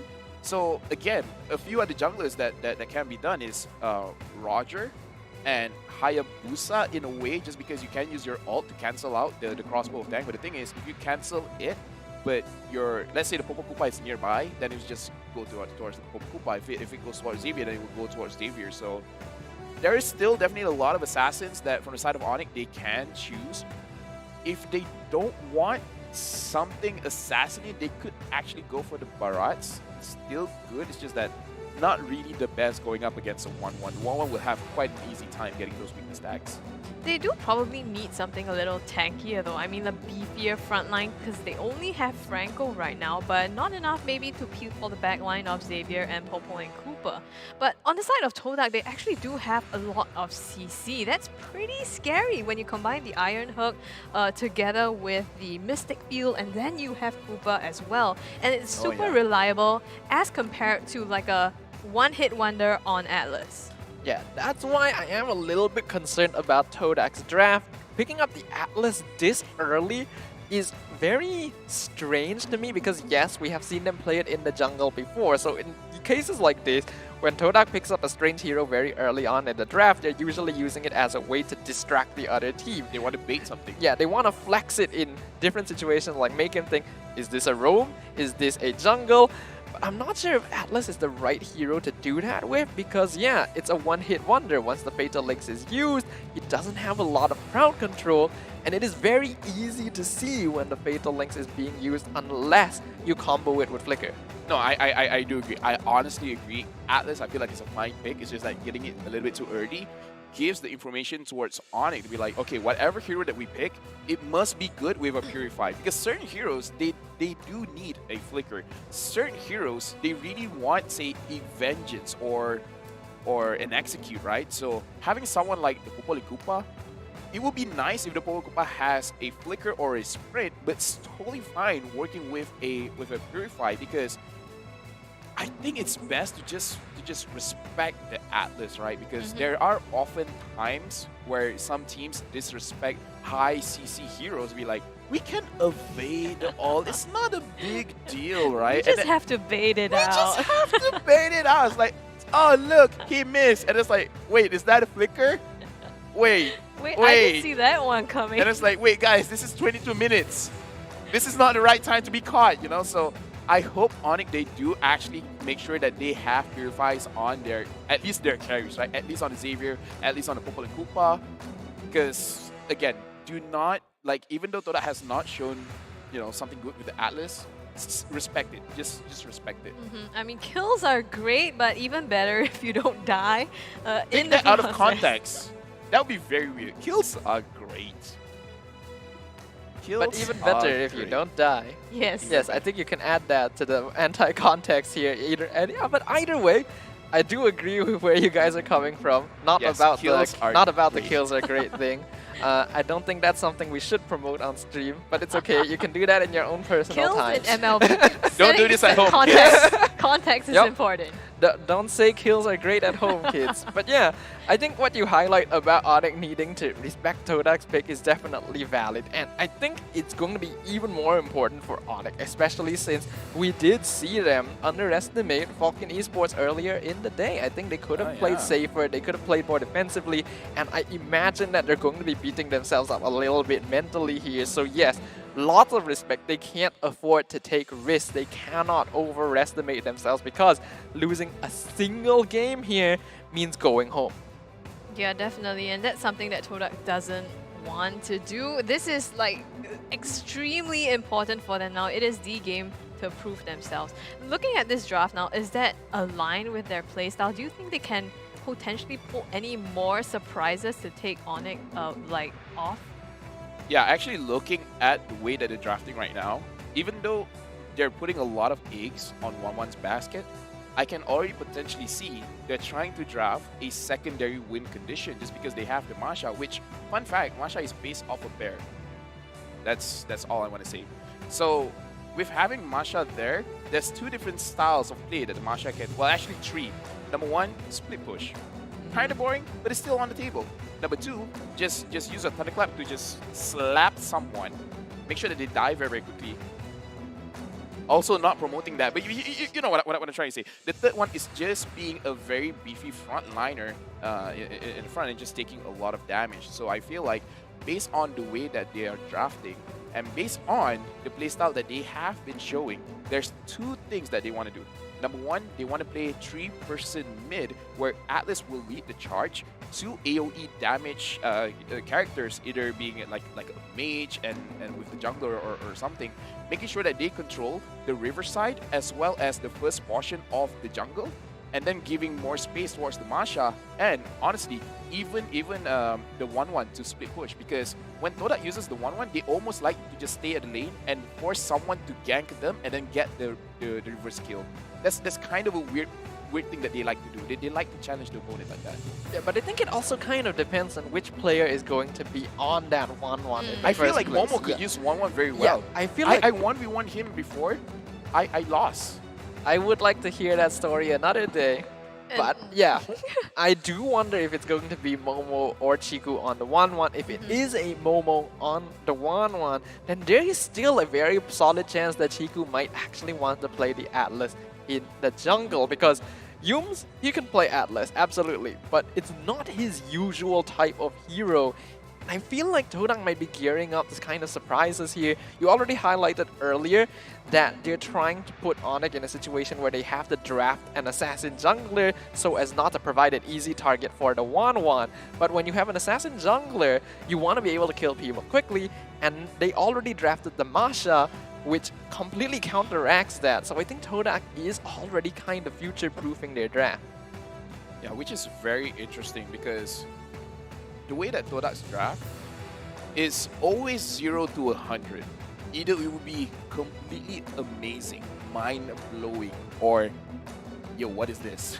You know, it's like there's no in between, right? So, but you know, this is kind of why watching Todak play is very interesting. But with that, let's actually look at both Drian as well as Moon. Based on their performance today, Moon does have the higher average KDA with 3.2.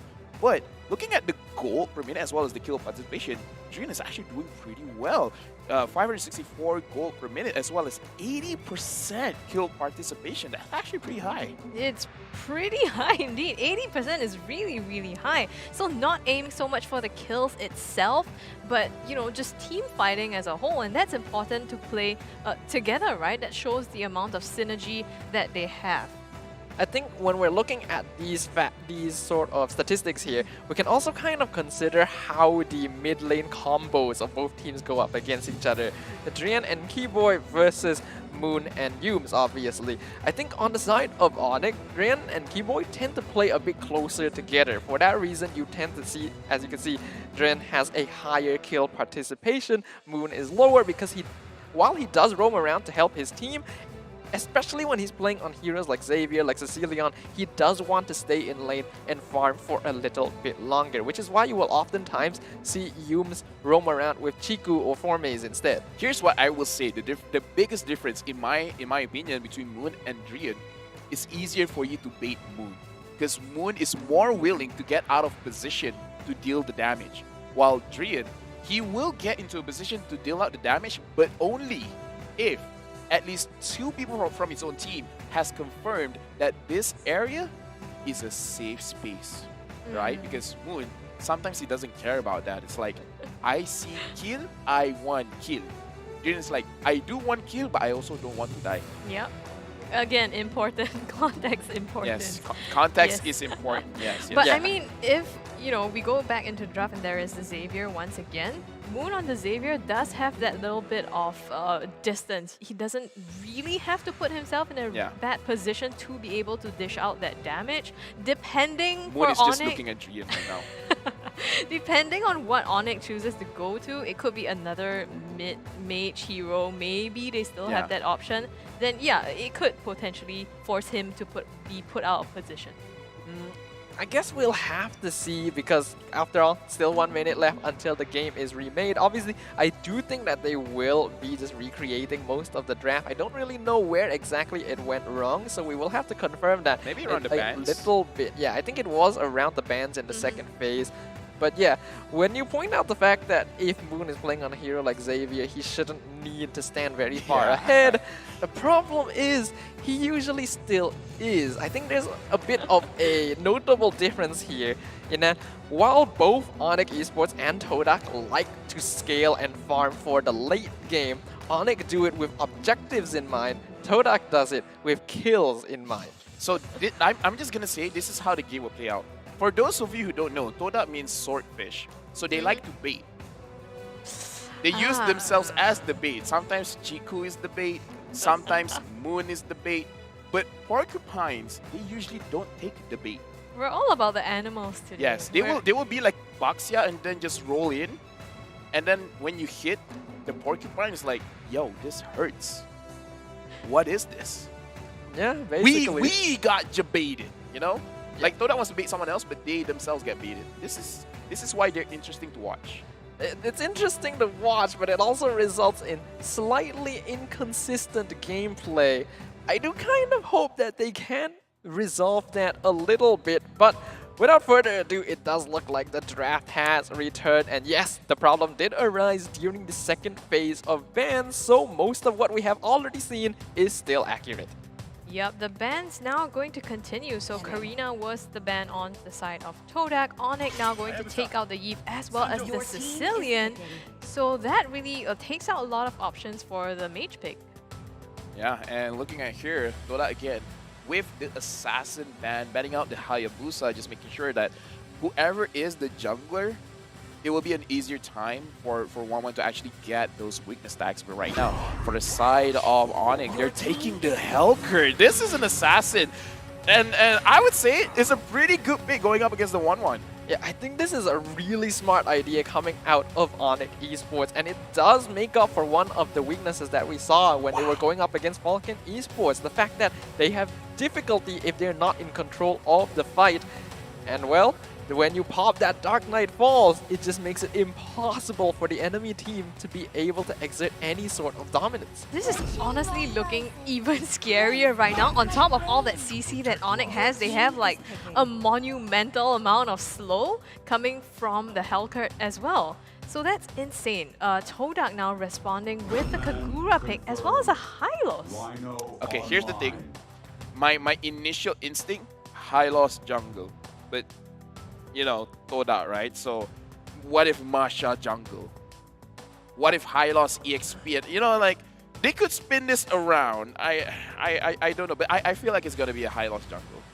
I think it is, because if you look, right, they haven't swapped players. Momo is playing on the Hylos, and so far, he has been playing jungle the entire time. Yums is indeed going to be on the Atlas as well. So right now, we can see Todak, they have an incredibly bulky lineup. They have 3 tanks basically, and they're going to be basing all of their damage around the Kagura and the 1-1, whereas ONIC seems to have a much more balanced lineup. We'll see which of these 2 strategies are going to come out on top. Yeah, we're gonna see, but right now, heading into the land of dawn, this is game number 1 between ONIC and Todak. Ladies and gentlemen, this is a match you definitely don't want to miss. Dafa, any preferences looking at both of these drafts? On one hand, Todak's draft is definitely going to be very fun to watch. It's very difficult to kill him. They have a lot of big ultimates that we can play around.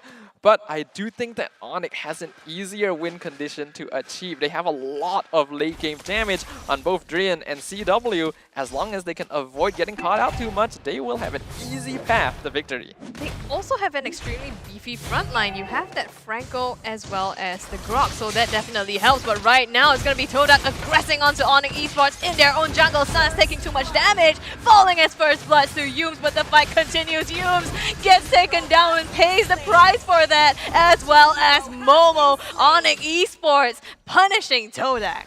At first, it looks like Todak has control of the situation and caught ONIC Esports off guard with a catch, resulting in first blood, but then putting themselves a little bit too much at risk. Yums was definitely ready to give away his life to trade for Sans, but the fact that Keyboy was actually able to land the hook and pull Momo into tower range, resulting in a 2-for-1 trade, is actually beneficial to ONIC instead.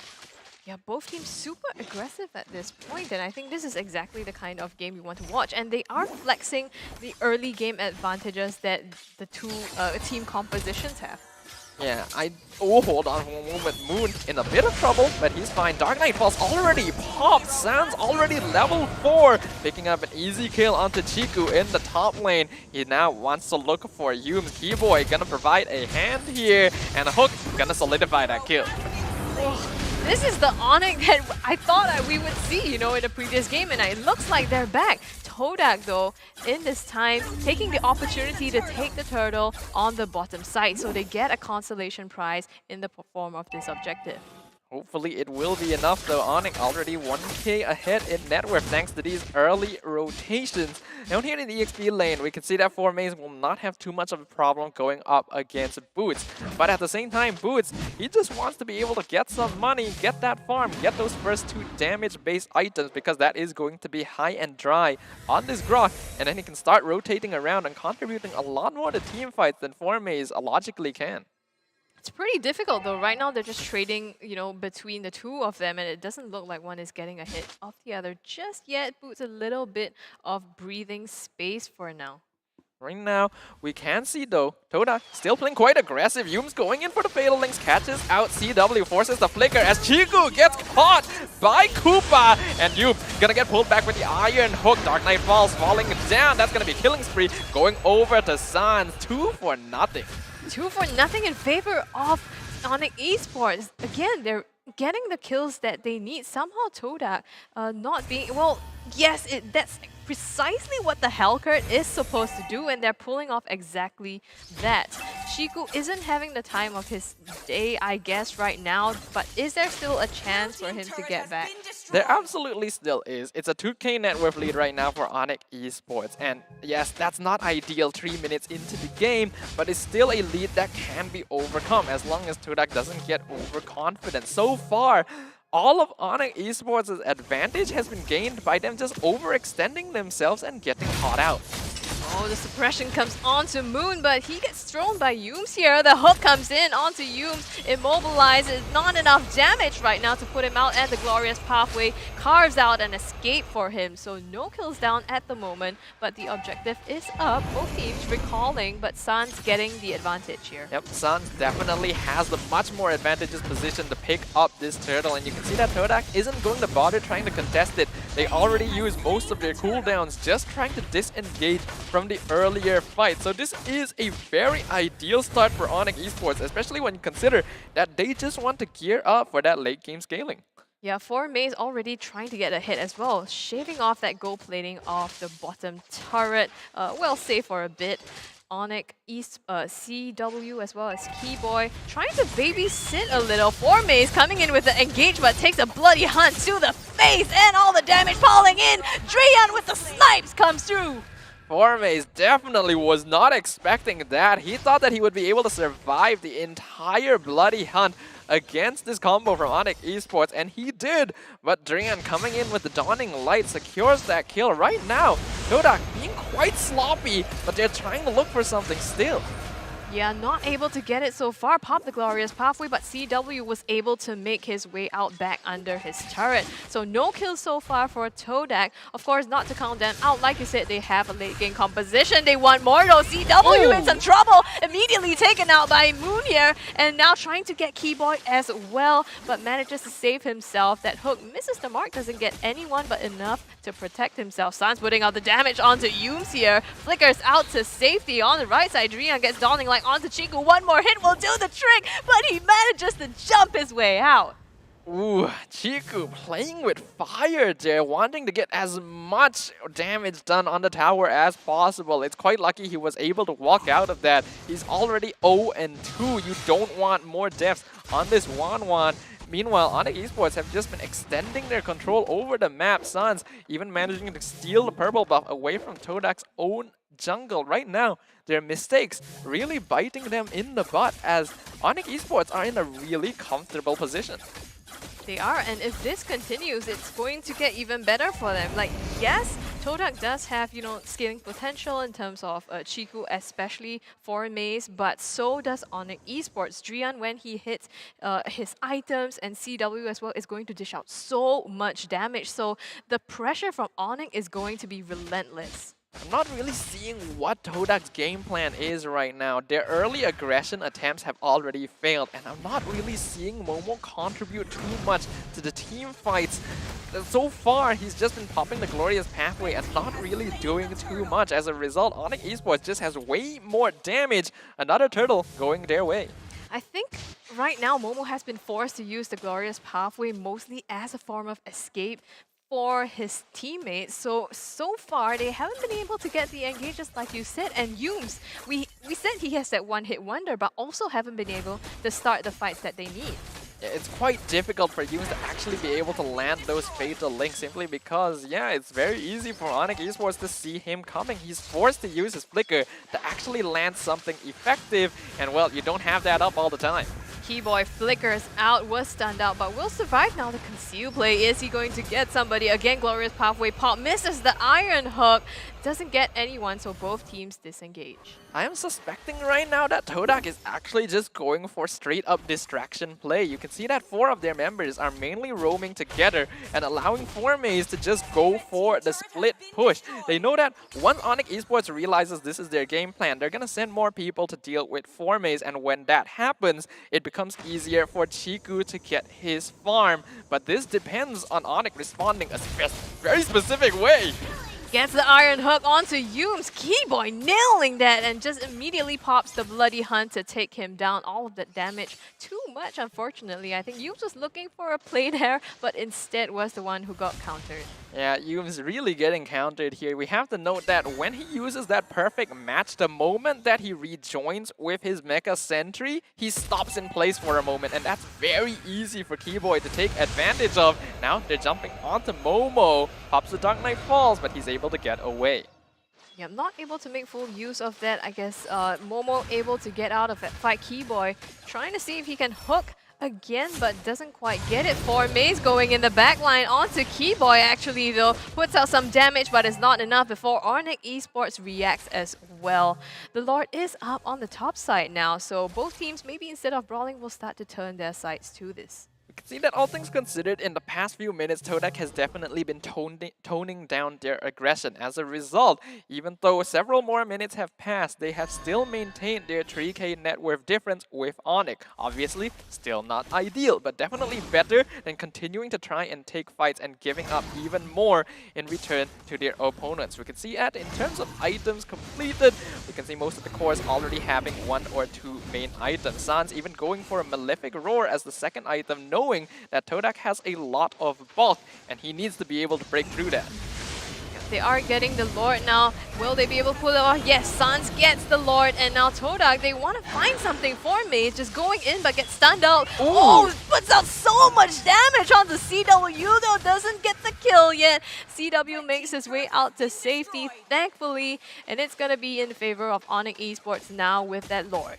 I think we have to note though, even though ONIC Esports, they're getting the wins in fights, they're getting more kills, they're getting more farm, they're getting the neutral objectives, Todak actually still have the advantage in terms of structures, simply because when they're not able to take a fight, they swap their attention over to taking these towers from ONIC Esports instead. So in that way, they are still maintaining map control, even though they're losing a lot more fights than they should. Playing that macro game, and just with Maze on this, Masha makes it so much easier to do that. On the side of ONIC Esports, maybe not quite being able to achieve the same, but they don't need that if they have the Lord charging down the top side. Already got in the tier 2 turret here. Suppress this Maze and stunned out. The unending CCs and the knockup will claim his life for now. And ONIC Esports looking to push this lead now with the Lord onto the top inhibitor. The Lord goes down. They haven't managed to get it yet, and ONIC Esports now trying to retreat, but Todak is coming in for the counter engage. Momo onto Keyboy, but he takes too much damage from CW and gets eliminated. Meanwhile, we can see Moon coming in from the backline. He wants to set up for the crossbow of Tang. Gets the burst onto CW, but loses his life in exchange. Chiku, he's still going for it on Drian, but isn't able to pop all the weakness points and gets taken out by Boots instead. Yooms, now one of the only ones remaining. Killing spree going over to Drian. Whoa, I feel like that was a huge overextension there by Todak. Shiku going way deep in, didn't manage to get out anything and traded his life out for that. And now ONIC Esports, they have the chance to press this. Too much damage onto Sans. He teleports out of the fight. Maze continues to chase, will get immobilized by the Mystic Fuel and forced to back off. I have to admit, this is just such a weird game coming out from Todak right now. This does not feel like characteristic to their play. They're just getting walked over by ONIC Esports right now. And while they have been able to maintain their net worth difference for a long time, that previous fight ended up giving so much gold over to ONIC. They are now at a 6k net worth advantage. We're only 12 minutes in. Todak, 3 kills to 13. This is looking pretty one-sided. Definitely is. And now Todak, I feel like they're forced into, well, if your planning doesn't work, maybe plan B. Is their only way back into this game to just survive and use Maze's split push ability to get the objectives? Ideally, that is what they need to do now. Maze at this point has to be used as a sacrificial lamb because he's the only one that can actually get objectives with his split push. Buy as much time as possible for Chiku. Moon, he already does enough damage to burst down squishier heroes like CW, so that is his job during these fights. But they need to be able to create opportunities for Chiku to get the crossbow of Tang. That is their winning factor in any fight at this point. Yeah, or, well, I guess you need Moon to be able to dish out the damage as well, but you use one Yin Yang overturn. unless you get the backline, you still have the likes of Keyboy and Boots as well fronting ONIC Esports.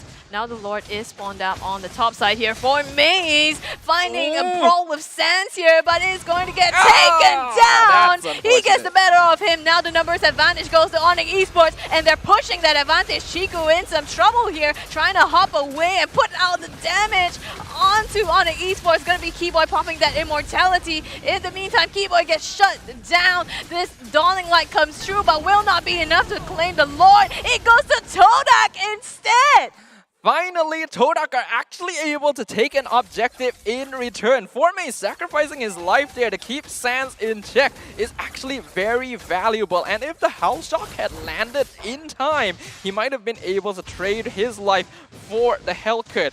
Either way though, being able to secure that is pretty valuable. But we're already seeing Chiku definitely not quite farmed enough. He did pop the Crossbow of Tang in that last fight, but we didn't really see any casualties. Yeah, we did not. I guess there's just too much on the side of ONIC Esports, but they're trying again. The Lord is down. Chiku in the backline. They find their win condition and shut him down immediately. Next to go is Yumes. Tolek to try to fight back and find Keyboy, but at what cost? Momo sacrifices his life himself. It's gonna be Moon next, and now Formays all alone in the middle of 3 men on ONIC Esports. What can he possibly do? He's gonna go down as well. And now 2 members on ONIC Esports. This is absolutely insane, Staffa. I have absolutely no idea what I am witnessing right now. Todak, they are basically just throwing bodies at ONIC in an attempt to win these fights. At first, it did look like a good opportunity to engage. Yumes, he missed out his fatal links, but forced Keyboy to use his Bloody Hunt on the Atlas. Lafel, what do you have to say? Yeah, over here we can definitely see that Yumes try over and over again to actually get his fatal links. However, look at how they counter engage with, he tries to go on Boots, but Boots could immune every single thing over there. And looking at Toda, just like you said, they're throwing bodies, trying to get advantage one by one. And this is weird to say, but this is kind of Toda's way of stalling the game. I'm not lying. This is their way of stalling the game. It's like we're just gonna drop bodies, but we're gonna push at the same time. So it's they can't do this until 20 minutes. As long as it's not 20 minutes yet, it's still a viable way to stall the game. It's weird, but just accept it, okay? What is weird about it is that, yeah, as an MPLMY caster, I know this is what Todak does. They actually do this. And I don't, even though it seems counterproductive, it has actually worked for them before. I don't know how, but it does. But yeah, as you mentioned, they cannot keep relying on that. Chiku needs some farm. 0 and 4 on the 1-1 is not typical Chiku gameplay. Yeah, and I think it shows, right? The thing is, ONIC Esports also recognizes that Chiku is basically the win condition. They're stalling to either split push or get Chiku up as well. And they're diving right into him to take him out as the first person out of the fight. But it should be more difficult to do such a thing. Yes, that is the goal of ONIC. Pick off the 1-1. All things considered, Chiku should be very difficult to catch when he has 3 tanky frontliners, and yet they are successfully picking him off every single fight. If ONIC Esports can continue doing this, they'll be in a pretty good spot. We've already reached the point where even if Keyboy uses his valuable Bloody Hunt on a hero like the Atlas, which at this point is basically a non-factor, they can still win fights simply because they have more farm, their positioning is better, they are catching out Chiku way too early. Yeah, well, I guess it also maybe plays to the amount of CC that he has on the side of ONIC Esports, right? You just have too much to be able to, well, freeze the front line and make your way back. And coupled with the Dark Knight Falls, and you basically are blind for a couple seconds, I guess that gives you a little bit of leeway to have your way around the map and have more control right now, though. Moon getting caught by the Iron Hook as well as the Bloody Hunt. It's gonna be 1 down already. Not like this. Todak, Keyboy now running, trying to again make his way out from Todak. They actually tried to counter engage here, but ONIC, they turned their backs on them instead. Momo goes down. They're trying to continue the siege here and find another kill, but not going to be able to. We're already seeing the amount of damage that Drian is able to output. 5-1 and 12 on the Xavier. He is an absolute monster in this game, chunking out more than half of Moon's HP in a single Dawning Light. And Todak, they still engaged. They were willing to use Moon to set up for the crossbow of Tang, but when he popped it on the Franco, Keyboy used the conceal and forced the crossbow of Tang to be redirected to Koopa instead, meaning that Todak just can't take that fight. Definitely not. And right now, ONIC Esports also has the Lord in their bag. Are they looking for a fight here, though? Dawning Light comes through to take out the help, but Fortmaze just immediately blows out Santia, and trying to get in the middle of the backline here will take a lot of damage. The Iron Hook comes through. He's stunned down, not able to do anything, and takes way too much and claims his life. All things considered, though, despite the fact that the members of Todak are actually getting caught out by Keyboy in situations where they really should not be, being able to trade for people is still a testament to the fact that Todak, they are still fighting this. They're still looking for it. But with the Lord pushing up top lane and 4 members of ONIC alive, this is going to be a rough defense. It definitely is. They've already got the mid inhibitor. The Dawning Light comes through for some defense. Doesn't seem to quite hit, but they do have this Evolve Lord knocking on the door of Todak. Momo takes half his health out, but Boots, dangerously low, has to pop the Wild Charge to get out. Keyboy in some trouble as well. Doesn't get the Iron Hook here. Dawning Light takes up half of Chiku's HP. ONIC Esports forced to back, not able to finish off this push. We're in a rough situation for Todak here. It has taken so long for Chiku to actually come online, and even now that he has the damage and is able to pop the crossbow of Tang, CW, all he had to do was press that Wind of Nature, and it meant nothing, meaning that again, Todak is not able to take the fight. They were able to defend against the Lord, so they survive for now, but they're left with only a single inhibitor turret. And we can see just in terms of damage dealt, Drian and CW are leagues ahead of everyone else in the game. The Dawning Light's just absolutely insane, and also the damage coming in from CW. Well, you just send out Koopa, right? And then you just basically have free reign over attacking the opponents. We can see that from the item builds here. Most of the players in this game are completing their builds. Drian already having all his items. Chiku as well, but still not doing quite enough damage. Right now, the only people still looking to complete their build are going to be Yumes, Moon, Momo, and Keyboy on the side of ONIC. Obviously, these heroes at this point are a non-factor. It's all going to come down to the primary cores. Chiku needs a perfect crossbow of Tang. Oh, Keyboy finds a money hunt, but the 3-man Fatal Links gets them! And now Todak trying to press on their lead. CW goes down! Yumes trying to chase down Keyboy in the middle lane. Will get this kill here. Todak find this and turn the tables around. Crazy plays there. This is what you get when you don't get the Purify like LaFell said. Holy Boots, the only one left will be shut down as well. It's a complete team wipe. We are witnessing an absolute 180, a team wipe on ONIC Esports in a single move. Todak have turned the entire game around. They have secured victory. They qualify to the playoffs. We are seeing ONIC Esports go home on day 1 of MSC 2022. Wow! Wow! That was absolutely insane. This is Mobile Legends at its peak. You play so well the entire game. You just need one Fatal Links to fell. Like you said, 20 minutes in. I gotta say it before the game starts. A lot of things that happen in the game, I called it. Just saying, I called it. But speaking of that, might someone call the ambulance? Because, whoa! My heart! That was, in case anyone doesn't know, I'm Malaysian, so partial bias here, but that was a crazy game. And this is why watching Toda is interesting, because they don't play conventionally. How else can you tell someone, it's like, how do you stall the game? Yeah, just throw bodies, man. Like, make sure you die, but die on the enemy side of the map. if you die on the enemy side of the map, it would take such a long time for them to travel back to your base. That's how you stall the game. And then die one by one, leave 4 mates there for a while longer so they're occupied. I just cannot believe what I have just witnessed. You can imagine ONIC Esports, this is going to be devastating for them. Yeah. They did put up an amazing performance throughout the entire game. Who can expect Todak losing out the entire early game, starts throwing bodies in the most random gameplay you might ever see in an attempt to prolong the game? You think they're just delaying the inevitable. Well, turns out the inevitable is eliminating ONIC. Purify, man.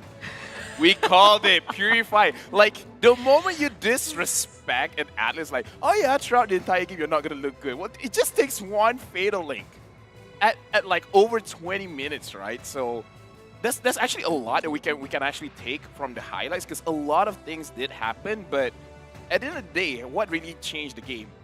No Purifies.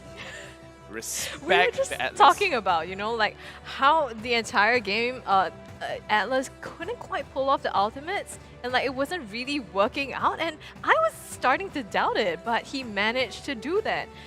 Insane game, insane game. So viewers out there, you definitely want to tune into this, and one way you can do that is to tune into AGG Network, our official media partner, Southeast Asia's 24/7 esports channel under the Astro Malaysia Group, and you can catch MSC 2022 there at network channel 800. Yep, and of course, make sure you guys check out their social media platforms as well, just to show your support for broadcasting an amazing MSC 2022. We're only one game into this match, but it already feels like the series has ended. That's just how big of an impact that final play was.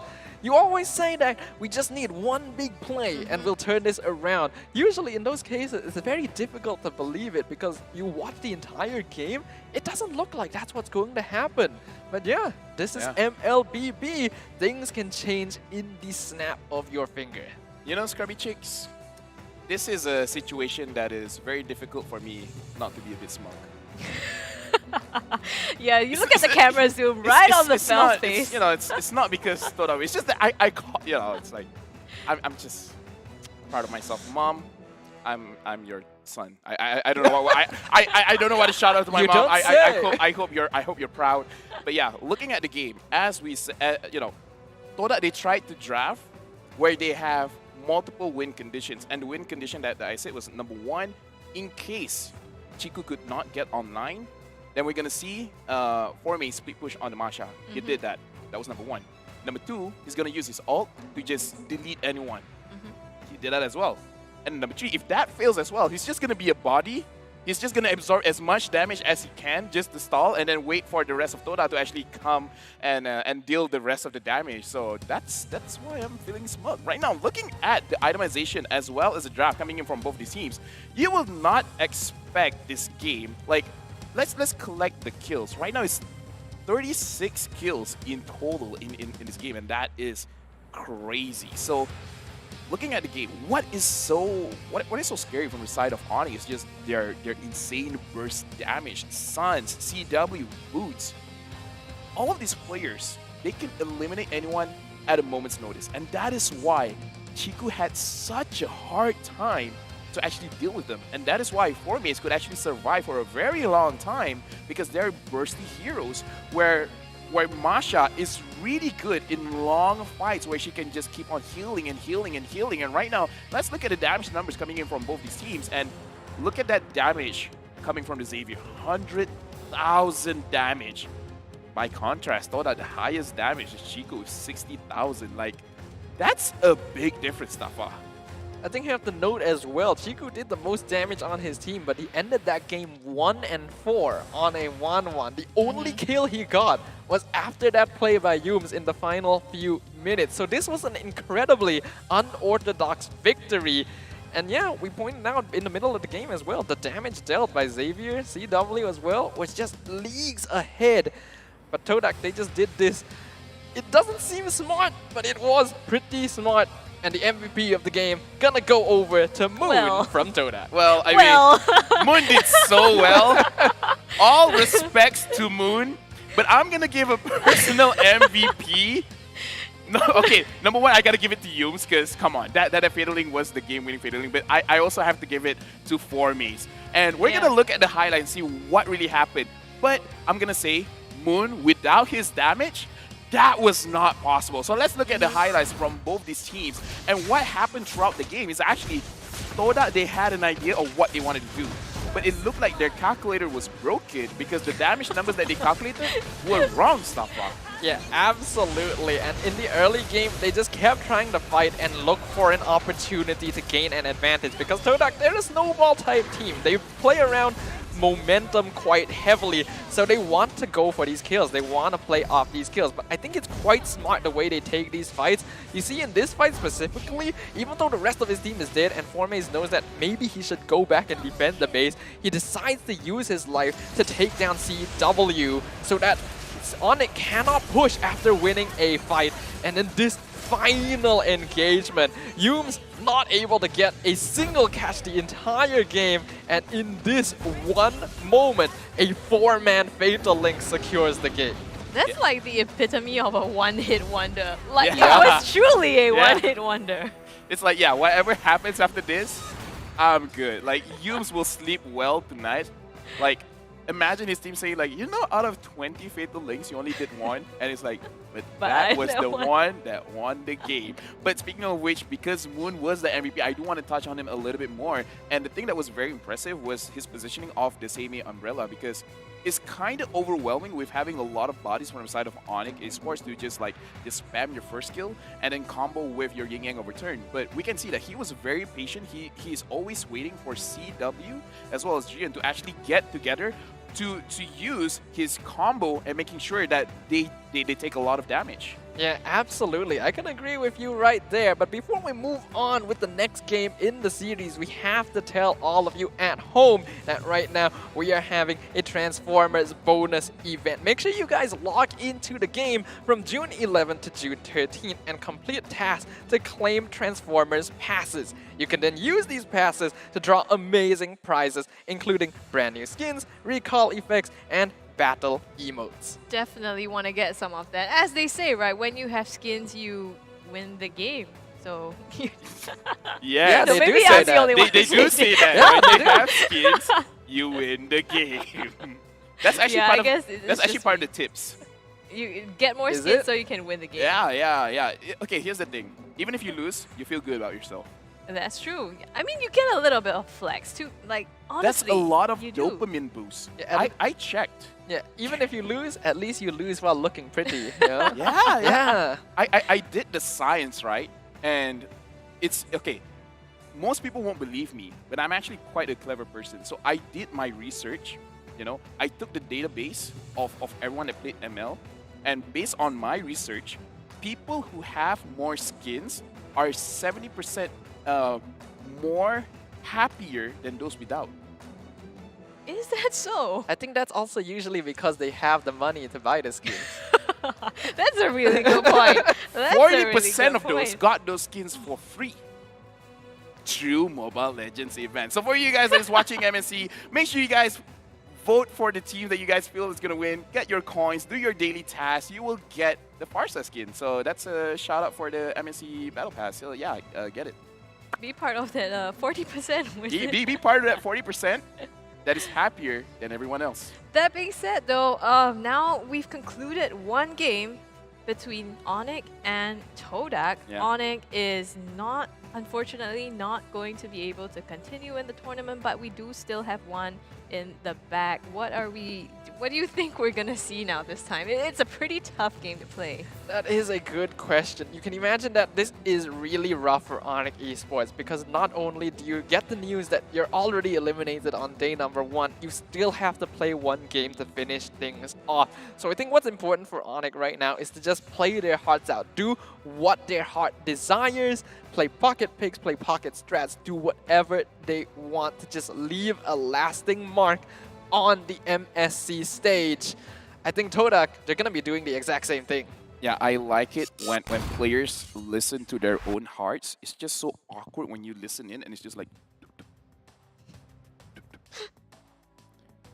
I don't know. Lafelle's I don't know if anyone could hear that or not. But yeah, I do agree. I feel like Toda, now that they have secured their playoff spot, I kind of want them to show their best, because it's not enough to win. You kind of have to you kind of have to send a message, if you get what I mean, because going into the playoffs, you need that kind of momentum, you know. So ONIC could stop this momentum from Toda, and Toda, if they can get a convincing victory over here, because let's face it, the first victory, it wasn't that it was entertaining to watch. It's kind of like a bullfight, you know. You're just waiting for the what you call it, the cowboy to fall down, and the bull just.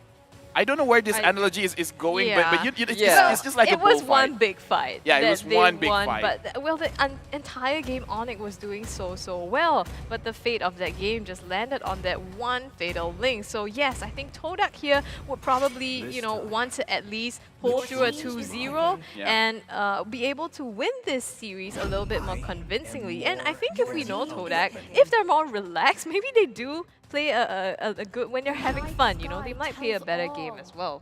I can definitely agree with you, Dan. We're already seeing signs of that as Todak going to be locking in Julian. We have to remember that since they were the first game of MSC, they were also the first people to bring in Julian onto the competitive scene.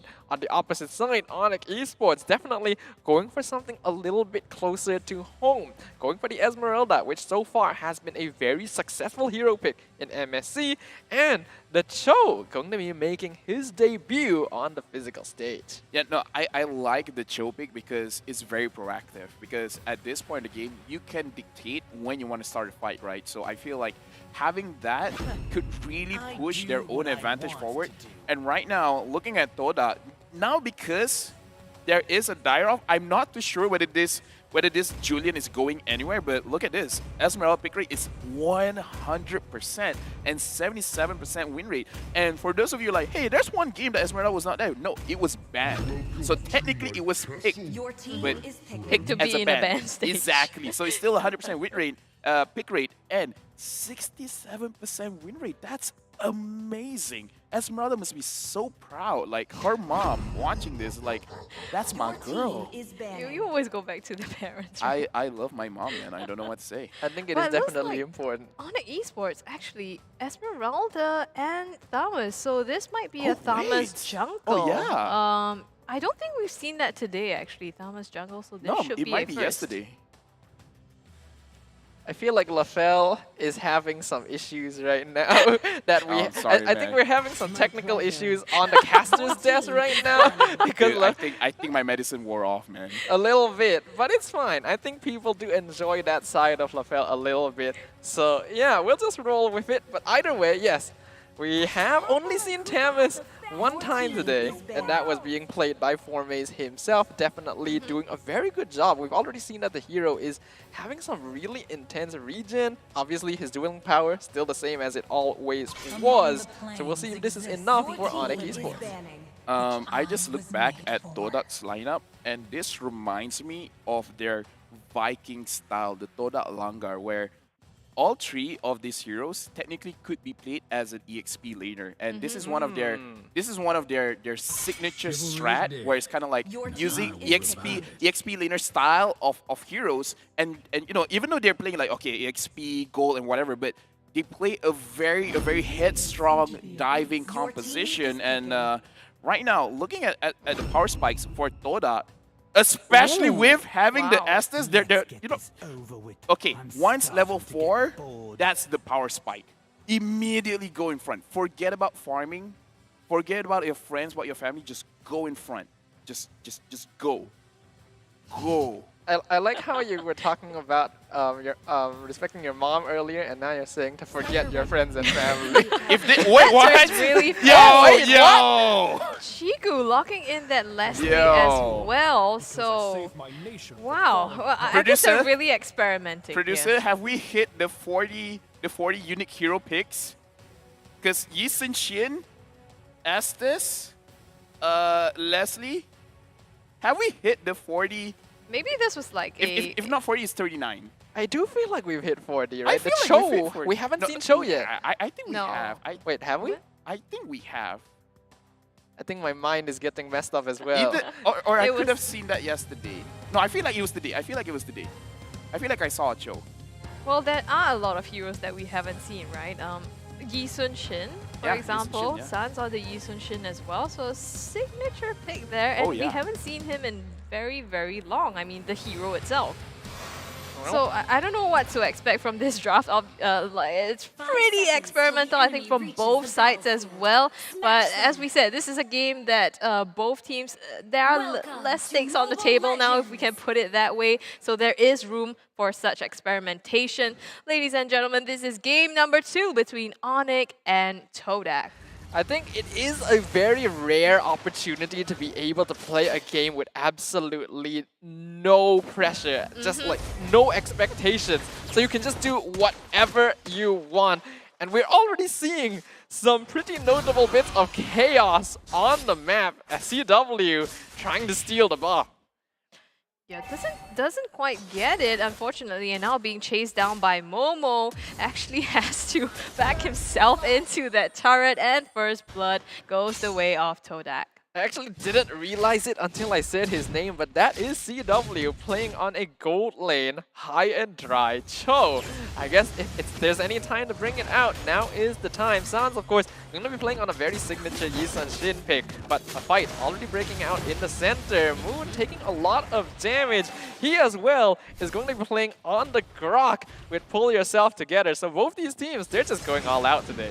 Yeah, definitely. I mean, like you said, it's really not often that you get to play a game with no pressure, so you experiment as much as you can. Personally, I have also not, seen this much, diversity in the way that they pick different heroes. But the thing is, the EXP lane is still a pretty normal matchup, so this is probably the most uninteresting lane to watch overall. Maybe that's a little bit biased. I mean, it's a game with no pressure. You want to see more interesting things. But yeah, Joom's gonna get picked off here as well.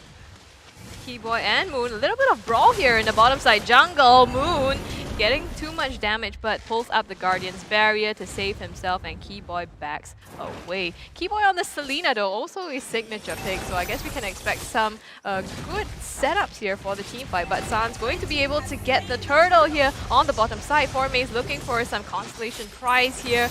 Moon getting some damage, will knock up Boots and be able to get away. Momo, though, does not make that escape. All things considered, though, that was actually a pretty bad engagement for Todak, and being able to walk out with only one casualty, even if it is their jungle, is actually not that bad. We already saw Boots jumping into the backline. 1v3 is able to zone out the entire Todak backline, so you cannot count out Tamas. Oh, Drian going right in with the Falling Star Moon under the turret, trying to get Formaze here. 3 versus 1. Poor Formaze just gets annihilated. Moon here for some backup, but a little too late to the party. Nothing much he can do.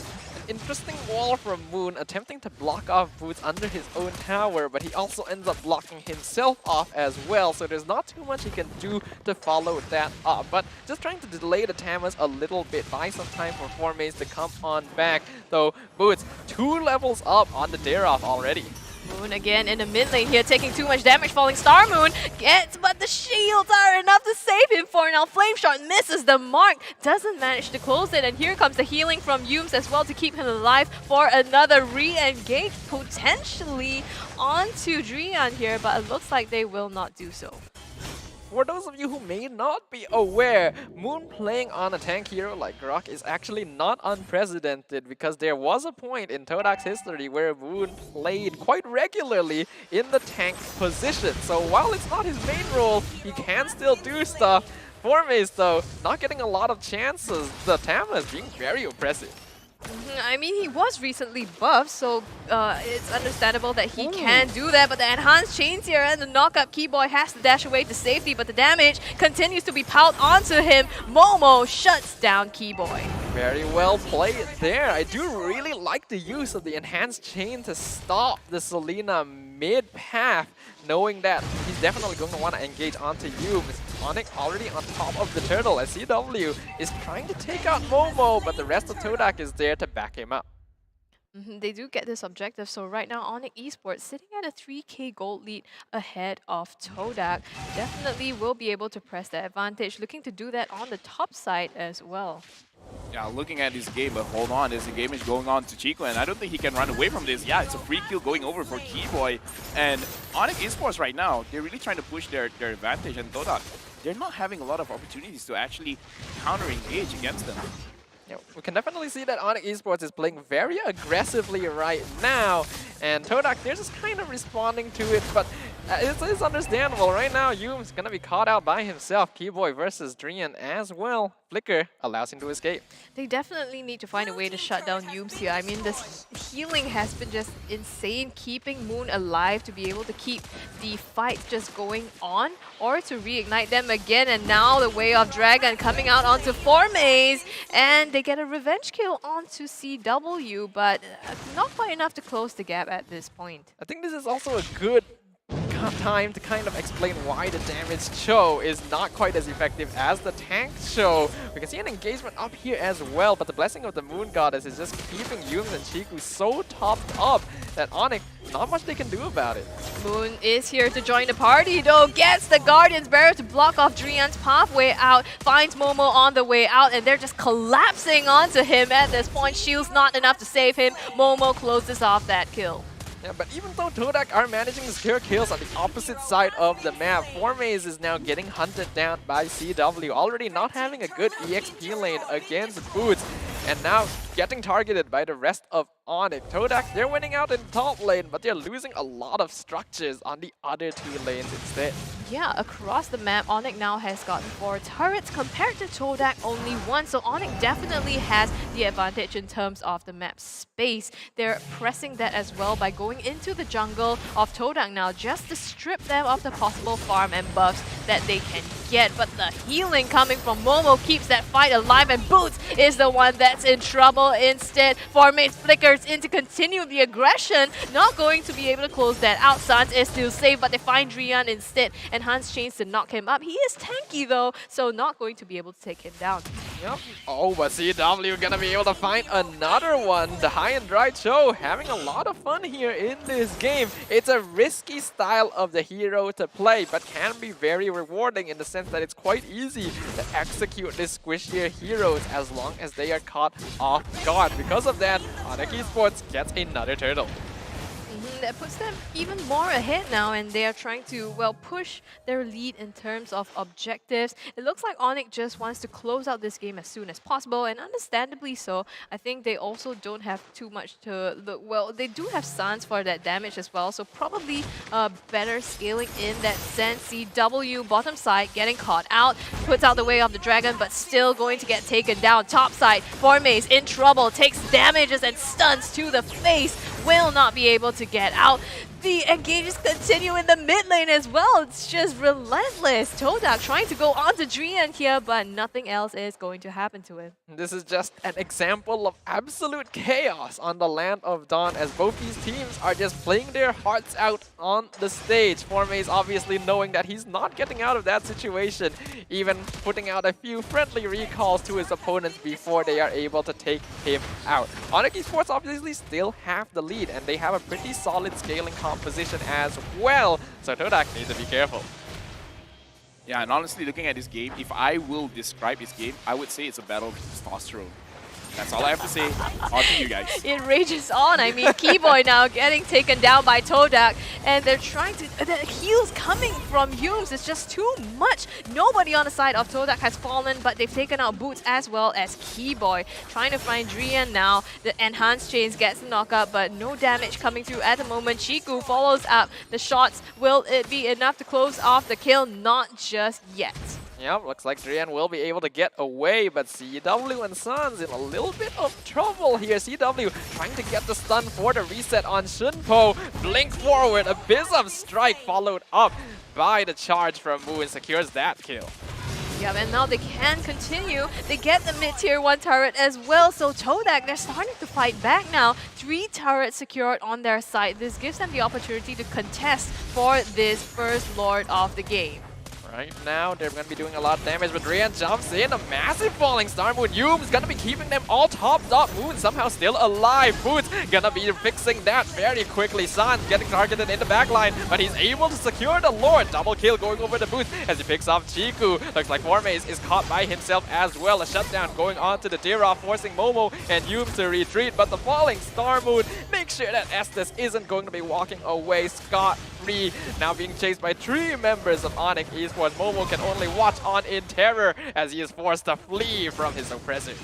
ONIC Esports, even though Todak responded, they respond in kind as well, taking out almost all the members of Todak now, and they continue on this bottom lane siege, trying to take out the inhibitor. The Lord is coming as well, so they most likely will be able to get something out of this. Yeah, Lord now going to be shoving in the bottom side. We can see that ONIC Esports going to be focusing on the bottom side and the middle lane, allowing the top lane to be cleared up. They want to be able to get some inhibitors here against Todak, who are putting up a solid defense.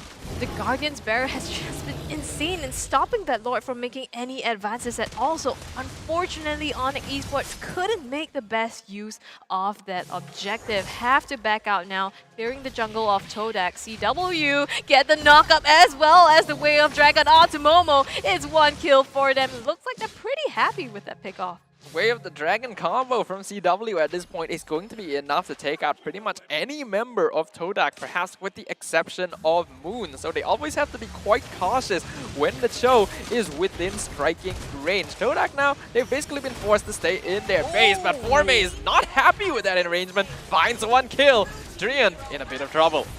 Having to back out now. Looks like he will be able to get away, but that insane play by Formaze in backline. But CW though on the bottom gets taken out. That's rough for CW. He tried to flicker in to get the Way of the Dragon onto Chiku, and if he had succeeded, that would have been a free kill on the Leslie, but he was just a little bit short. The sprint from Chiku enough to get him away, and that put him completely out of position. We can see in terms of item builds, CW going for a pretty default damage. Cho, Momo as well going for full damage on the Julian.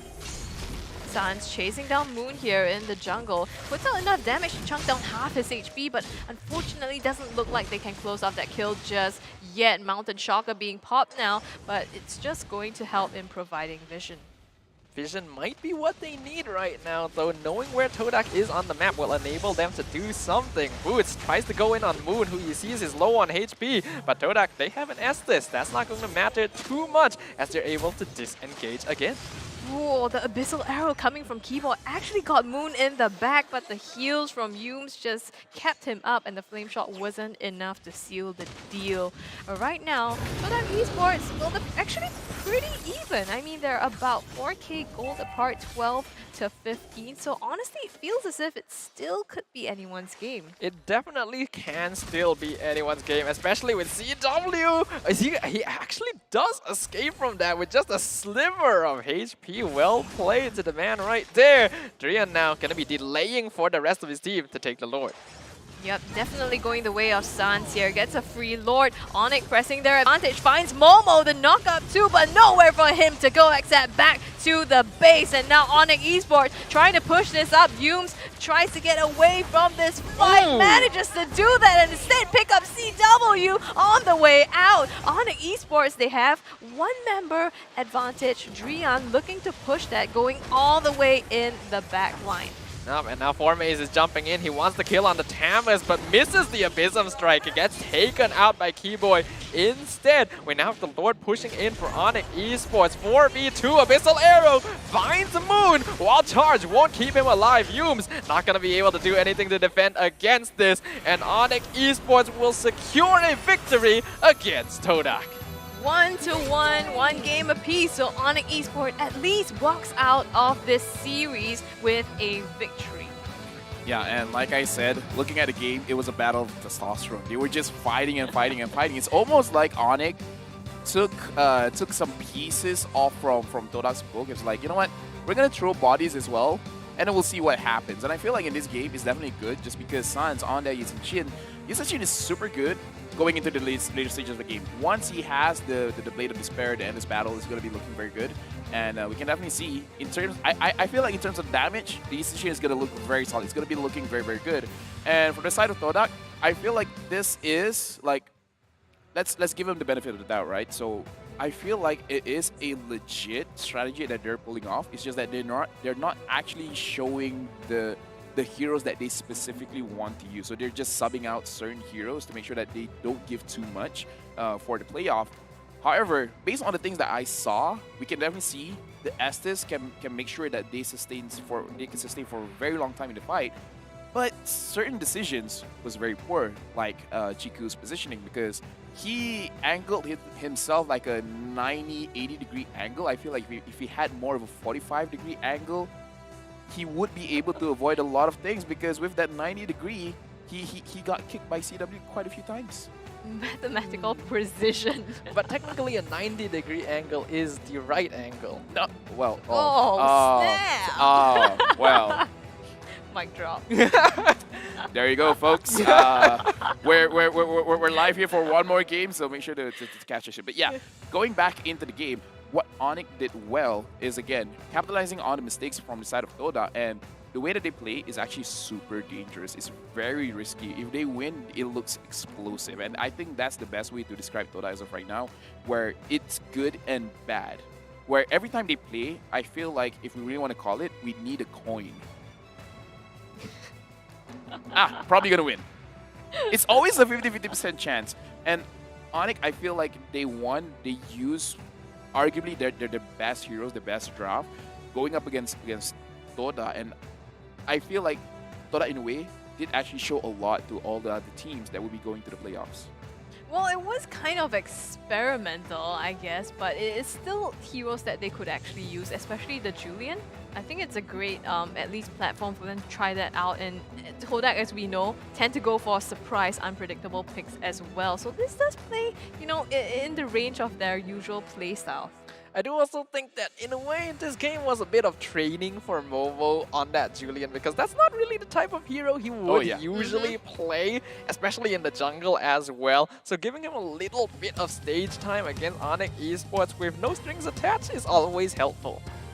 You know, take this out of context, right? Like, oh yeah, Momo is trying out a hero against ONIC. Like, that's, you know, take that out of context, it will sound weird. But right now, looking at the itemization, Humes, he wore a more defensive build. I feel like having one magical item earlier on could actually push them even further if they wanted to be a more snowbally type of composition. And looking at ONIC Esports, I actually really like Drian on the Esmeralda. I feel like if you use it in the first game, it might have been the difference maker. But you know, that's my personal opinion. But right now, let's look at the damage numbers coming in from both sides of the team.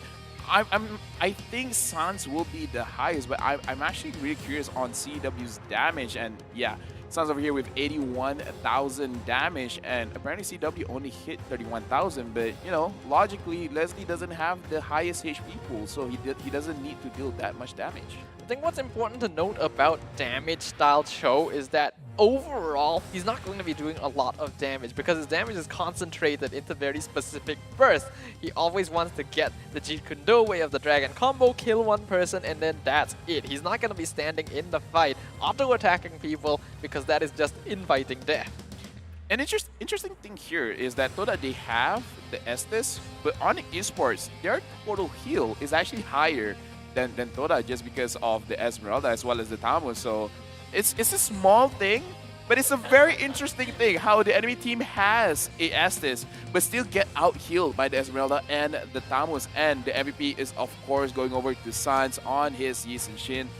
Nowadays, since it's not a Yi Sun-shin meta, we don't see him use this hero that often, but when he does show it, he shows it. Yeah, definitely. I mean, 3, 1, and 11, even though you had to wait a little bit for him to scale up, he did eventually do that. And it's worth the wait. Yes, exactly.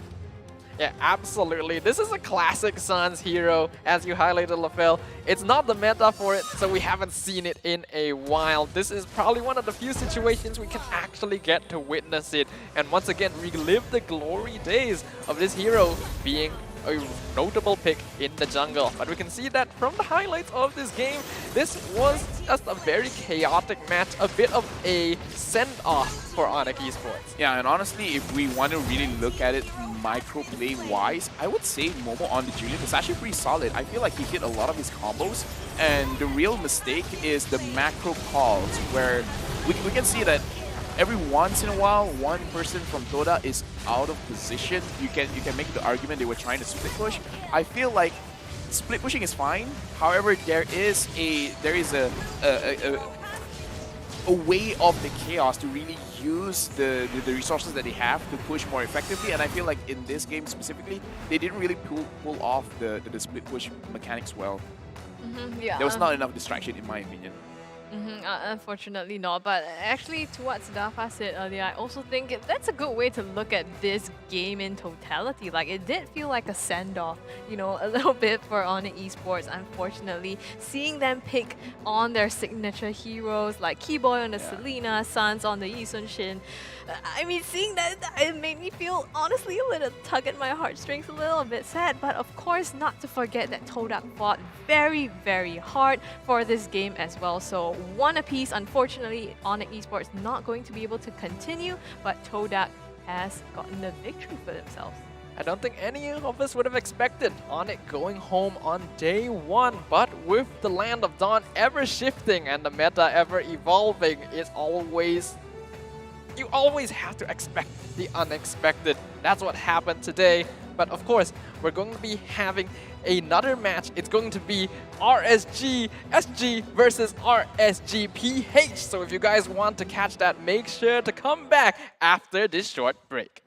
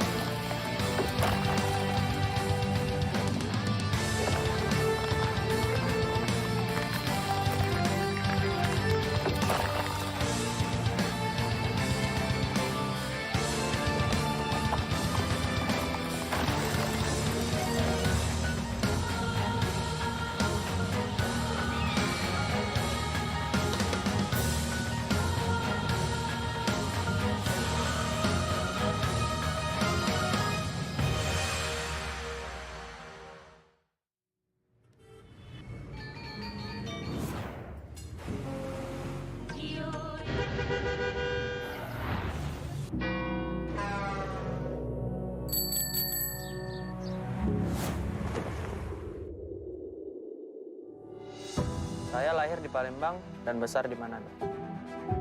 Tidak seramai seperti Jakarta, tetapi saya cinta kota Manado.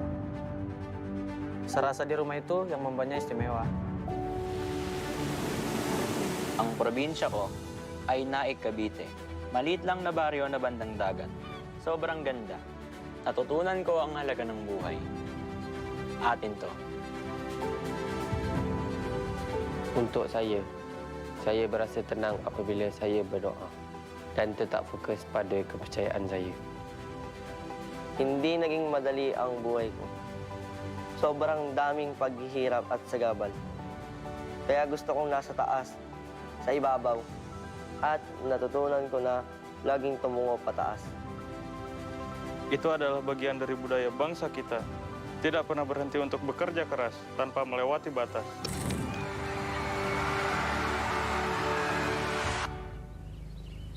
Tetap selalu berpijak dan melangkah. Kahit maging sino ako. Tak kira bila. Akan selalu kuingat at tatandaan ko ang pinanggalingan ko. Budaya bangsa kita. our value, kepercayaan kita, our hope. Gagawin ko ang lahat para ipagtanggol. Apapun untuk membuat negaraku bangga. Galing sa pinanggalingan ko ang lakas ko. Motivasiku. Dan selamat datang.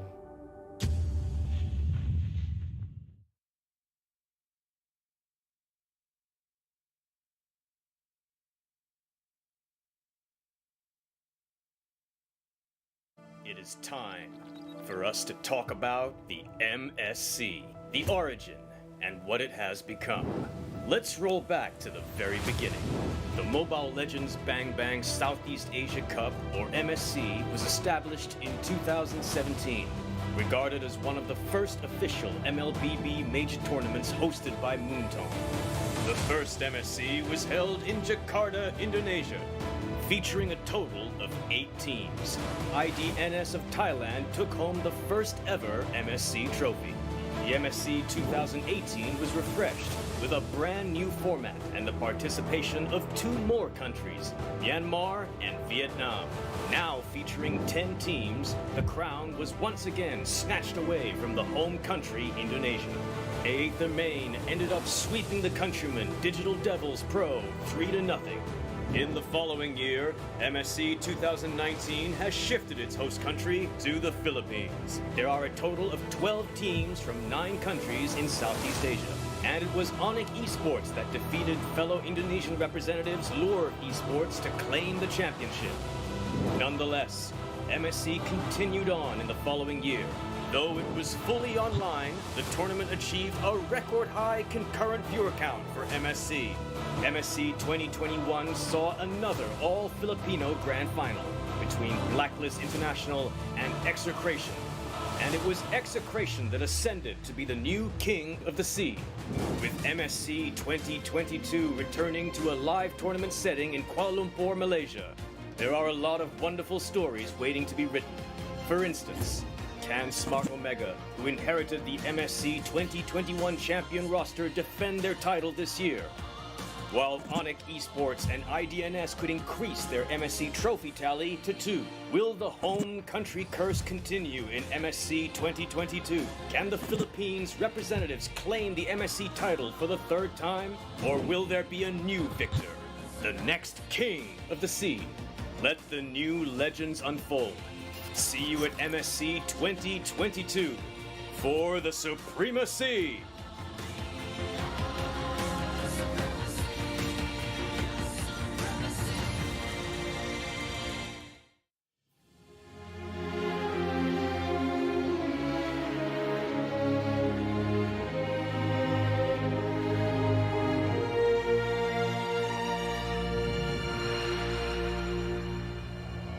Slay the enemies, bury the monsters, rise from the ashes, keep getting stronger.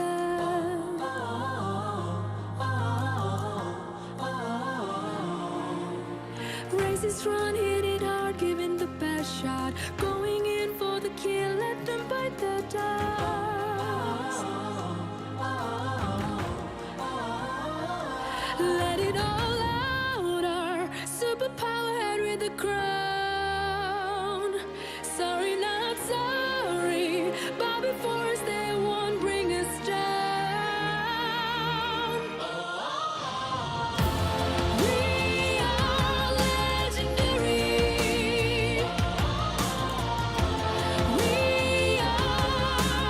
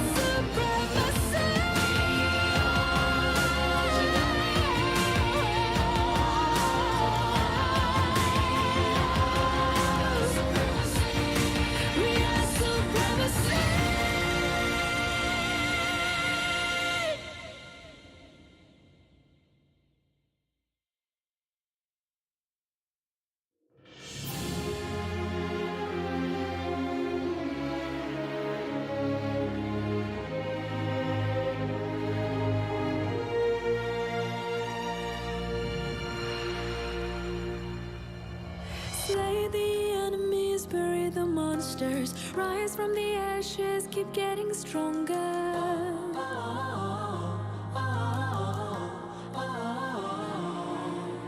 Races run, hit it hard, giving the best shot, going in for the kill, let them bite the dust.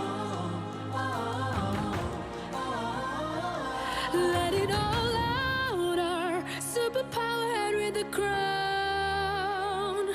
Sorry, not sorry, but before us they won't bring us down. We are legendary. We are supremacy. We shine so bright it puts the eyes. Our spirit never dies. We are supremacy. Make no apologies.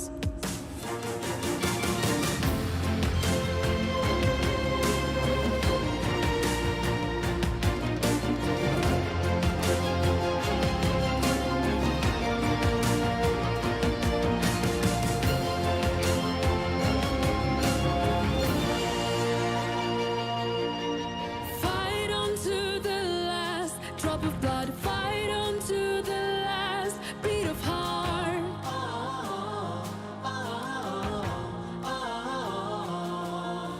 Life is a battle, win every game with the magic flowing in our veins.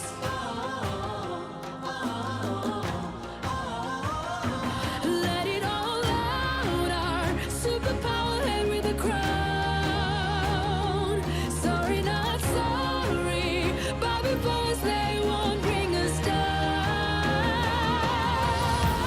We are legendary. We are supremacy. We shine so bright it does the eyes. Our spirit never dies. We are supremacy. Make no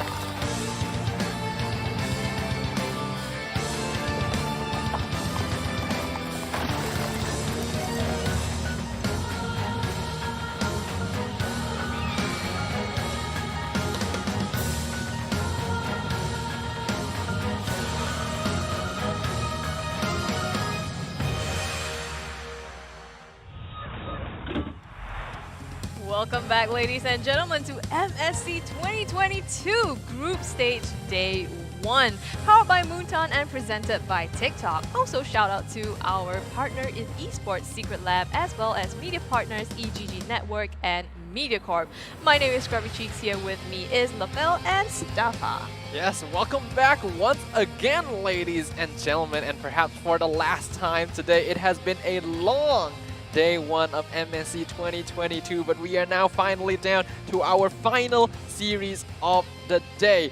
We have already witnessed the unfortunate elimination of ONIC Esports, but unfortunately there needs to be another team joining their ranks today, and we are now going to be seeing these two final teams duke out to decide who it's going to be. It's very interesting. You say it's a very long day. I don't feel it like that. I feel like the day just breezed through. I didn't notice the time flew by because all of the games were amazing. But yes, as I said right now, the final 2 teams, and this will determine whether CU Soon will be going home or they will be going to the playoffs, because there's only 2 possible ways that this could turn out. Either RSG-SG win a game and then they will be proceeding towards the playoffs, or they will lose to RSG Philippines 2-0 and then we'll be going to a tiebreaker. Well, who do you think? How do you think the score would turn out for this game? I You know, feel I like want to ask, like, RSG who would do you win. think will win this game? But the answer is RSG. Oh, that's funny. Definitely curious to see these two sister Oh, my teams funny bones. Haha. going head to head. I think the time. I'm think smacking my knee. You say time has just breezed by, but it does sound like you've been through a few years, LaFell. Either way, we have the player stats here. RSG-SG, Baby Kings, 505, Miku Mikumi, Bray, and Diablo. Looking at this lineup, I really want to see more of 505 as well as Miku Mikumi, because I feel like they're really the key factors to actually achieve victory towards the game, especially 505, where he's really stepping up as a roamer. But with that being said, let's look at RSG Philippines with Iman, Light, Aqua, Demon Kite, and Nuts. Like, Iman is actually the guy that I want to see, because whenever he plays, even if it looks like a normal laning phase, but for some reason, if you look at his gold, somehow his gold is just skyrocketing off of the enemy gold laner. And then once you try to fight against him, especially the game when he was using Beatrix, like, the damage was a little bit too much. The damage onto Hilda. Hilda is a tank. The tank should not be taking a lot of damage in the early stages of the game. In mind, like, as a gold laner, his damage is magic. His damage is actually it's magic. physical, Yeah, but it you know, is. but you know what? You know, magic's like, you know, like, don't test me, scrubby cheeks. Well, Iman's a really good player, definitely, and I think RSG Philippines in general, you can also see that they're super individually strong. But RSG-SG, with the addition of Coach Saint De Lucas, we've seen in the previous series that they've really upped their game. They took Game 1, unfortunately dropped Game 2, but we talked about how that draft was also a little ambitious for them. Unfortunately, could not pull it off. In this game though, how do you think RSG might look to change up their strategy?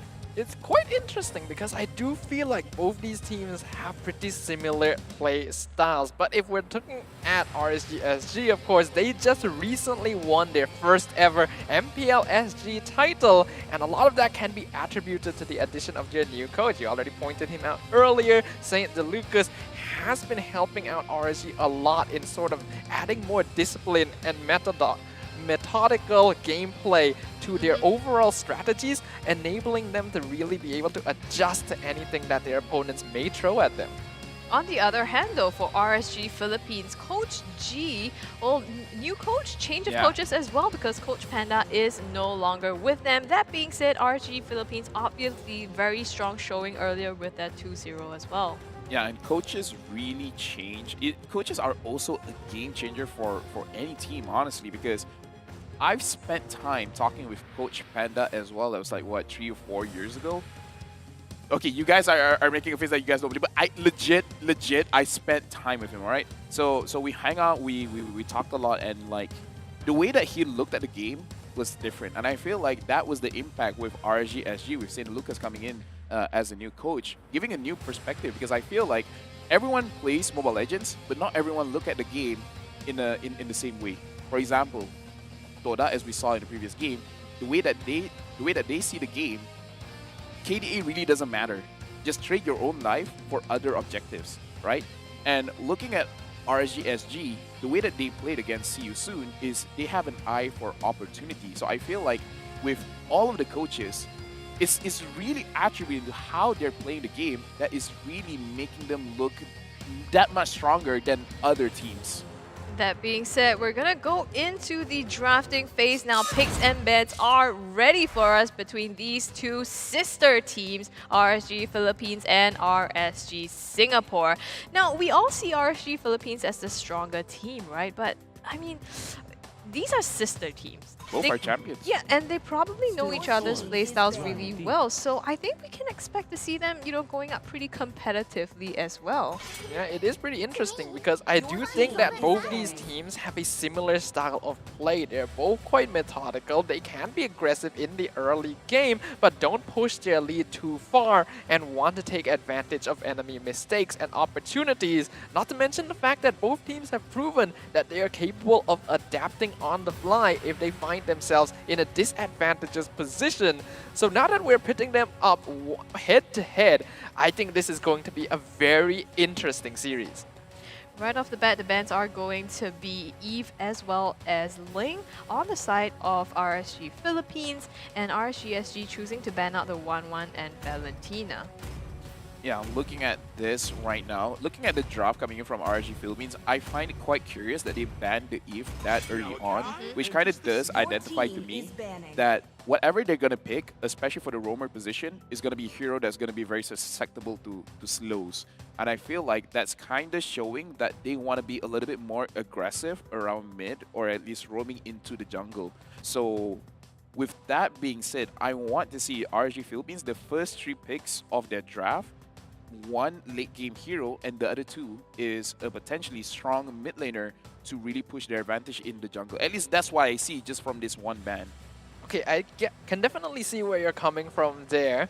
And I do agree, because this Eve is usually something that RSG Philippines would prioritize on themselves, because Aqua plays a mean Eve. But we have to know that they are on the first pick, and it's quite likely that they will not prioritize the Eve heavily enough to want to grab it themselves, so denying it away from RSG-SG, they lock in the Beatrix. And not to mention that Eman also plays a crazy game of Beatrix, so taking that for themselves as well as taking that away from Baby Cakes, it's basically killing 2 birds with 1 stone.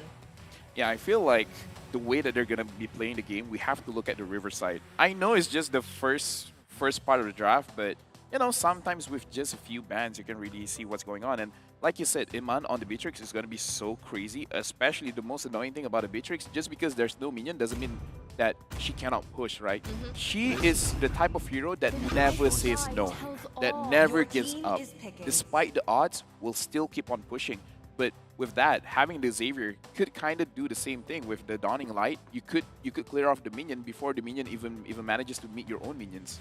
So far, this Xavier has been doing a very good job of just being able to scale up into late game. Basically, any team that is able to lock in this mage hero early on in the draft basically confirms that they want to scale up for that late game, for that Dawning Light to become a huge problem. The fact that RSG-SG have even topped that off with an Esmeralda, another scaling hero, indicates that they're going for more of their scaling style. We can see though, RSG-PH not going to allow them to do that easily. We're going to be seeing light play on the Franco and the Tamas coming out from Nats. I was going to say the Franco is actually open, and we saw earlier that 505 played Franco really well, landing those hooks where he needed them to be, but this time RSG Philippines is going to take that away from them. Instead, RSG Singapore going for the Atlas. Purify, let's go. That's interesting. I'm not going to let that one go. I'm just saying, Purify, let's go. Yeah, can definitely agree with you there, especially since they obviously know that CC is going to be a major factor. They themselves have the Franco. They know that being able to catch people out of position is a huge factor. So Purify definitely needs to be considered, especially for someone like the Beatrix here, so as not to be easily caught out by the Fatal Links. It's pretty interesting that RSG-SG would go for this, considering that means that 505 is going to be playing on this hero. And as compared to a Franco, which does play around more skill shots, this is just a straight up traditional tank pick. Looking at this, look at RSG-SG. They have 3 heroes that actually have quite good AoE. Doesn't matter if it's AoE damage, AoE crowd control. So it looks like they do want a team fight. Huge wombo combo. A huge wombo combo. But the thing is, they need someone to specifically catch off the Beatrix, because if the Beatrix manages to avoid their initial attacks, once she has enough space with the Nimiru's Passion, with Bandit's Rage, any kind of combination of AoE ults, she's gonna destroy any any front line is coming out from the side of RSG-SG. So right now, it's very clear that the win condition from the side of Philippines is to put a lot of the damage onto the Beatrix. And I feel like RSG-SG, they understand this, but I do want to see what is their answer. And right now, with the Karina getting banned, what is the jungler that they're going to opt for to make sure that the Beatrix cannot be played? I definitely would have suggested the Karina if not for the fact that RSG Philippines already banned it out. So they themselves are reading to the fact that RSG-SG are still looking for a hero to jump onto Eman in the back line. If they really wanted to, Baxia is still open, but I don't think he has enough burst damage to really take down the Beatrix. So it might be time for Bray to consider playing something more of an assassin. Yeah, I think Bray also is pretty good on assassin-type heroes as well, especially the Ling, unfortunately, is not available. Wow. And here we have a fun fact. Xavier is actually hasn't won a single game after 2 games. So this, I guess, seems to be not in favor of RSG-SG here, given that they've taken that up as the first pick. You know, when the producer was queuing that she's gonna put up a pretty good fact up, I was hoping for something positive. I did not thought it was like, oh yeah, by the way, Xavier hasn't won in the previous 2 games. I feel like my memory is failing me right now. I feel like I've seen Xavier win a game, but the Fanny, let's go! That is interesting. Demon Kite gonna be playing on the Fanny today, and they're gonna be matching the Xavier in the mid lane, allowing Aqua to pick up on the Cecilion. So some really heavy late game scalers on RSG-PH and solid front line as well as mobility to be able to get them there. Yeah, but RSG-SG also not losing out on that front. I mean, we said that they need a little bit more damage, so going into the Brody seems like a great choice. Going to go Baby Cakes as well, the Xavier as well, going to put out enough damage that they need. They do still have the jungler though, they saved that for the last pick, so I feel like that's going to be the surprise pick. I don't know, like a Hayabusa, Lancelot, ooh, Barat. I feel like it's good to have a tanky frontliner, but it does just prove that RSG-SG, they're just looking for that team fight, and Fanny there, in case if the team fight is not working out, hello side lanes, I'm gonna be splitting the pushes. I'm personally not a big fan of this choice here. Yes, Barat is always a good jungle, but there's not that many good targets for the Daytona's welcome, because you usually want to catch the cores. He wants to catch the Fanny, he wants to catch the Beatrix, but he's not going to be able to get far enough into the backline to catch out Eman, and it's quite easy for the steel cables to be used to avoid getting caught by the Barats. So we will see if it's enough. Well, it could be more of a defense strategy, maybe potentially if you wanted to protect the backline of Xavier as well as Brody. But right now, we're gonna see how exactly this plays out. This is game number 1 between the 2 sister teams, RSG Singapore as well as RSG Philippines. Now take note, RSG Philippines is playing on the blue side, RSG Singapore is playing on the red side. I feel like we do need to sharpen my focus at least a little bit to be able to tell these 2 teams apart. This is definitely going to be a challenge for us as casters, considering that both teams have the same RSG in front of their names here. So definitely gotta have a little bit more focus. As we can see so far from the emblems, nothing too strange coming out from either of these teams. And in terms of early game aggression, we're actually not seeing a lot of it here, even though both Light as well as 505 typically like to play quite aggressively. I think this is a lot of respect for their fellow roamer on the opposite side. Yeah, right now just clearing up their lanes, and it's really surprising. I mean, Light on that Franco especially, and Demon Kite on that Fanny.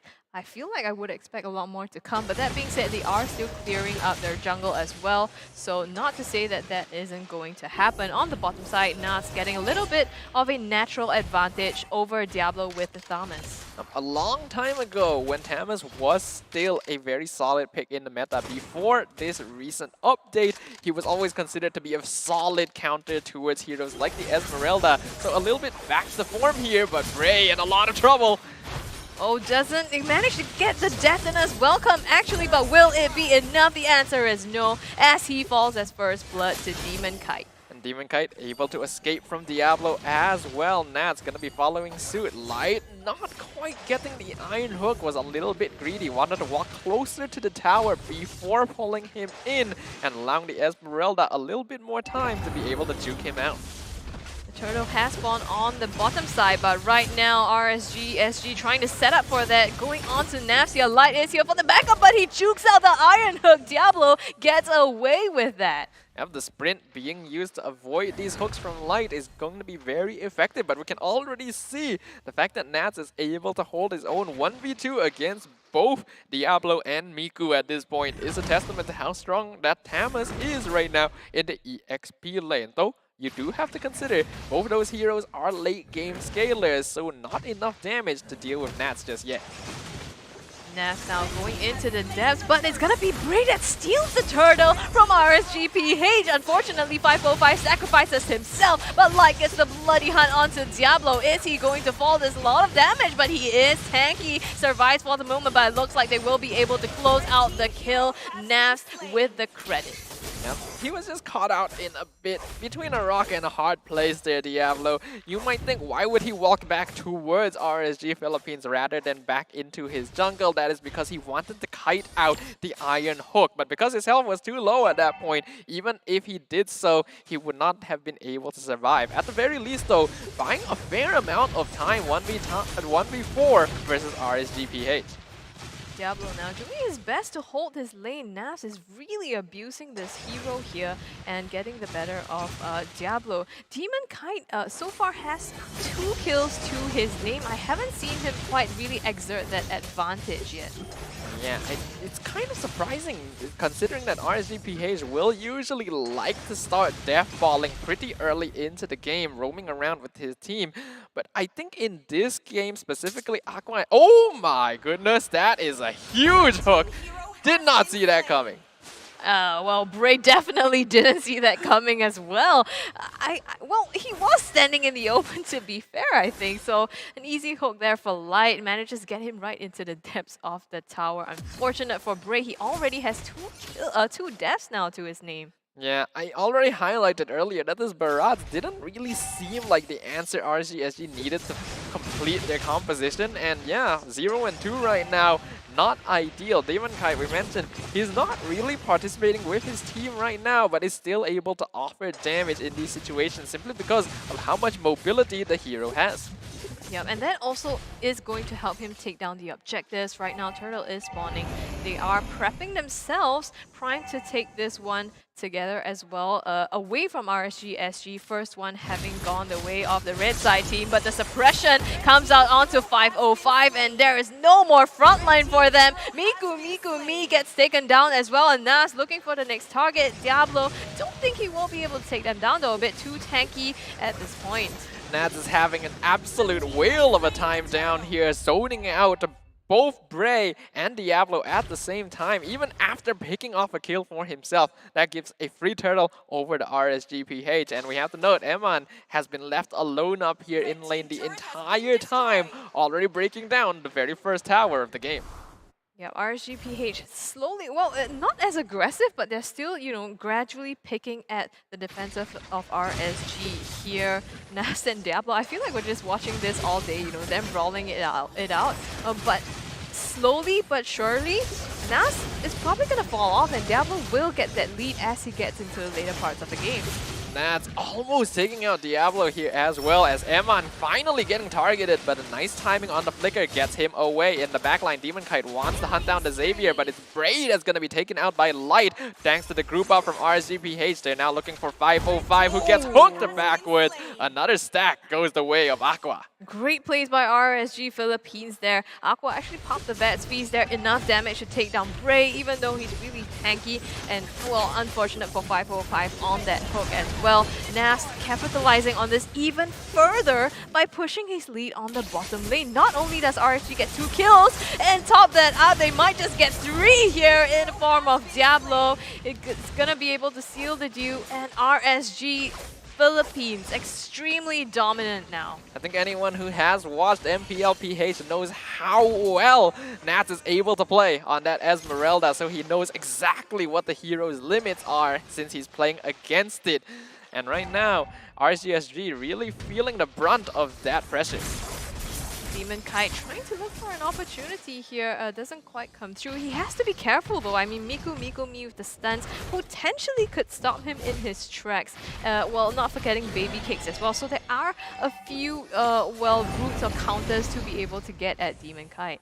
Yeah, but I don't think Demon Kite is too concerned about that because he has his team backing him up. I think there is an engagement going down there. It did look like from the minimap, Light was able to get a hook onto Bray, but not realizing how many members of RSG-SG there were, ends up getting taken out himself. Now that they have the numbers advantage, not sure if RSG will look to press this, but Demon Kite is definitely here to play. So zoning them out and threatening to be able to get something huge damage output onto Miku Me here forces them to back out.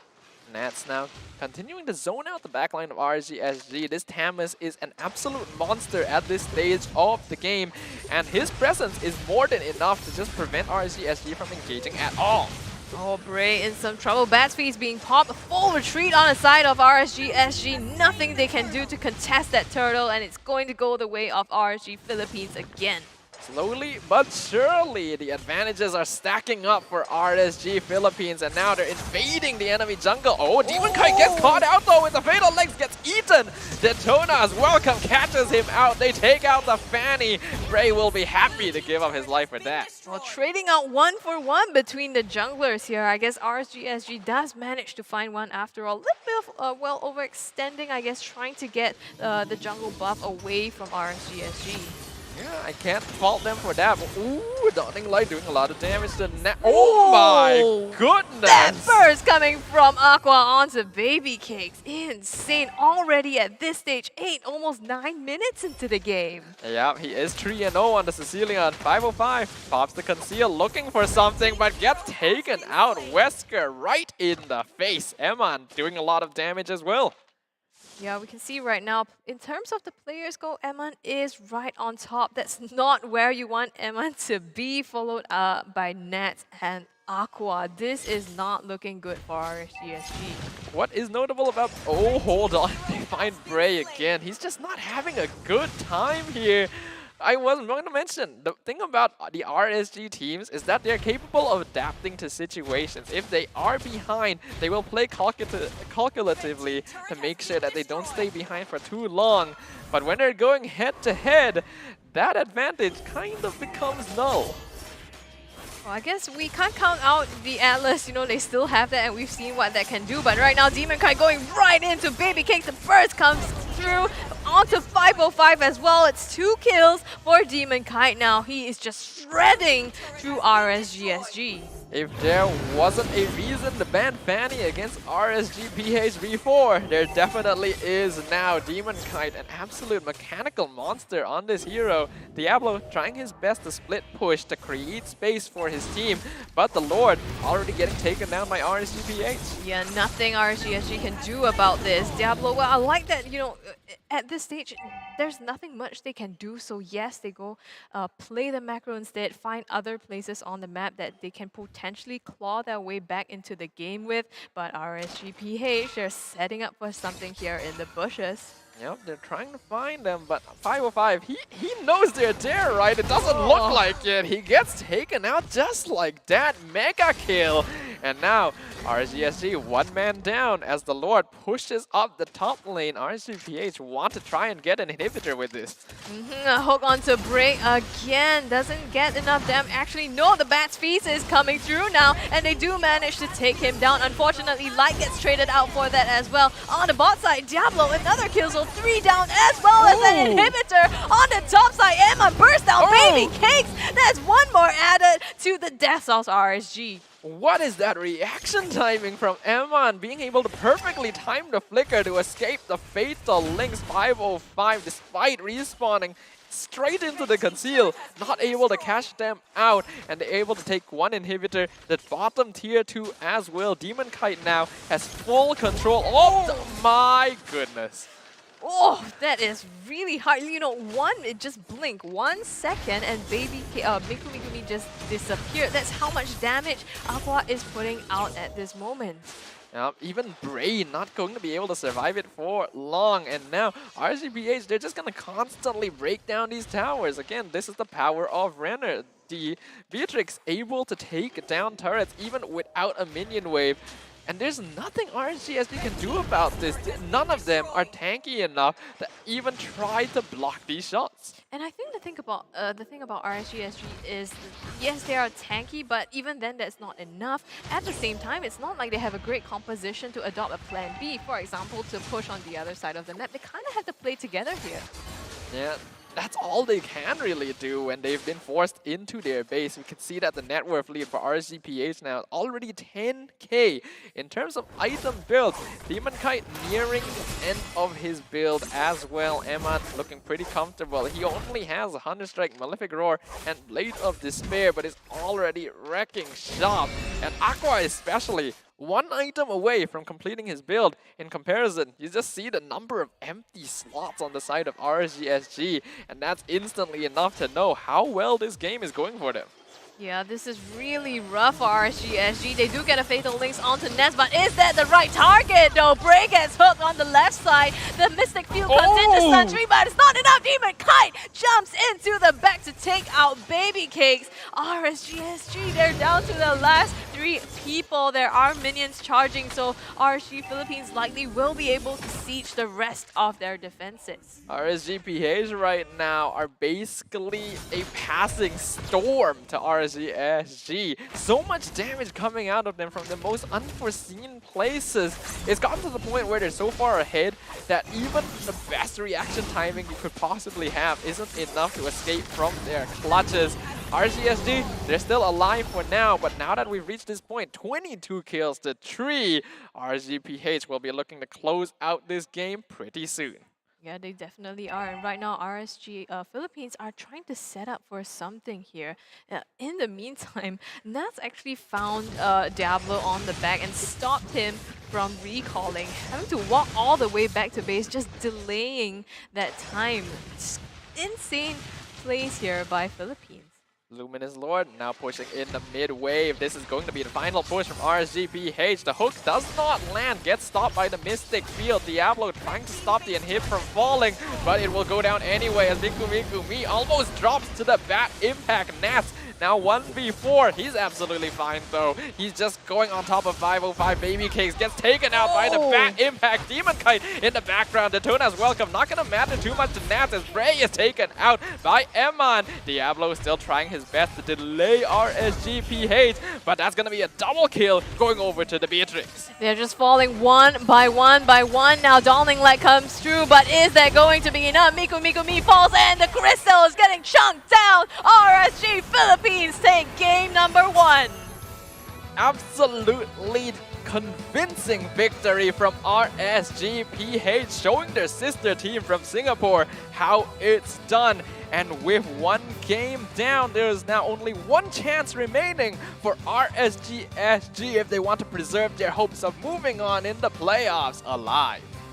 And unfortunately, in this kind of situation, I do have to point out the obvious, where it looks like for the side of RSG-SG, they kind of have a problem when they're going up against a very mobile assassin, because the game that they lost against Yusun was a Ling, and in this game, it was a Fanny. So they have to figure out, if they have no other choice, they have to let go of all these mobile assassins. They need some kind of answers, because for both of the games that they fought against this very high pace level of gameplay assassins, they don't have any reliable crowd control, because you need something that you can point and click and it happens instantly. Whereas, yeah, it's a point and click, but as you said, it takes some time to chew your food. It really does, and the fact that they're just able to escape from the Daytona's welcome before it activates means that Bray is constantly wasting his ultimates on targets he cannot catch. Demon Kite on that Fanny was incredible mechanically, and it bought so much time alongside Nats for both Aqua and Eman to become monsters in the late game. In comparison, you could see that there was nothing RSG-SG could really do when their jungle is getting picked off over and over again. They were already playing at a deficit and their team lineup just has no way to answer these mobile heroes. Honestly, I'm a bit surprised by the draft as well. I feel like RSG Singapore is also used to playing a lot more mobile draft, something more aggressive that allows them at least a plan B also. If, they don't get the early game, at least they have a plan B to do something on the other side of the map. But in this case, they went for, heroes like Barats that really just kept them in their base and there was nothing else they could do.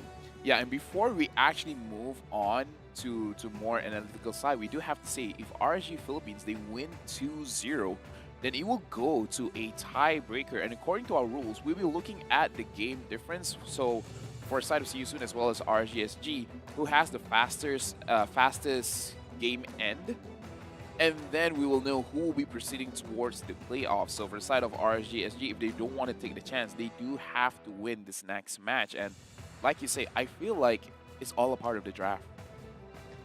Yeah, I definitely think so. And it was also the same thing when they played against CU soon earlier. It was down to the draft. So I don't know. Was this also an execution thing? Do you think if they win the draft in a better way, they could stand a better chance? I think in the end, it's not as if their draft was bad. It's just obviously more difficult to execute in comparison to RSG-PH if you don't really consider the mechanical complexity of Fanny in the first place. Overall, as a team lineup, it is much easier for RSG-PH to do what they need to do. And I think they're a lot more comfortable as well with Light on that Franco. He's going to always land those hooks. In comparison, 505 on the Atlas definitely felt a bit out of his element. And while yes, Atlas is able to make that one big catch, it doesn't matter if they can never find it. And the thing is, with a 10,000 goal difference, that's kind of a little bit too much, because there are moments where I see Eman just like casually hitting his Wesker shots, and it's like, that's not fair. That is not fair. Yeah, and I think the thing is, even if you get Fatal Links, to your point, you don't really have quite the damage to follow up. So that was a bit unfortunate, but we're going to see exactly why it panned out that way here in the item build. Yeah, looking at the itemization over here, I do want to say, looking at Eman on this Beatrix, it's actually, if you want to really look at it, I want to see the amount of gold he gets at, I would say, the 4-minute mark. Because this is what we said about Eman before the game even starts. He looks like he's just having a casual, normal laning phase, but for some reason, if you look at the gold, his gold is actually much higher. And with the power spike, he really doesn't waste that much time. He's like, all right, guys, I got my... Doesn't matter whether he got his Blade of Despair, whether he got his Blade of Heptasis. Like, yeah, I can dish out a lot of damage. Just give me the space that I need, and I'm going to give a lot to you guys. And the fact that he respects RSG-SG, that he could die, he got that with the Truncheon, just in case if there's any kind of crazy engagements, he can survive.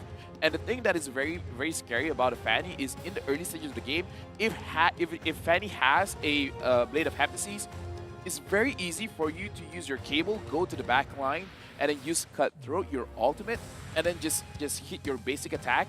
That's basically a one-hit combo on any squishy hero, whether it be Xavier or the Brody, which, by the way, 3 winless games.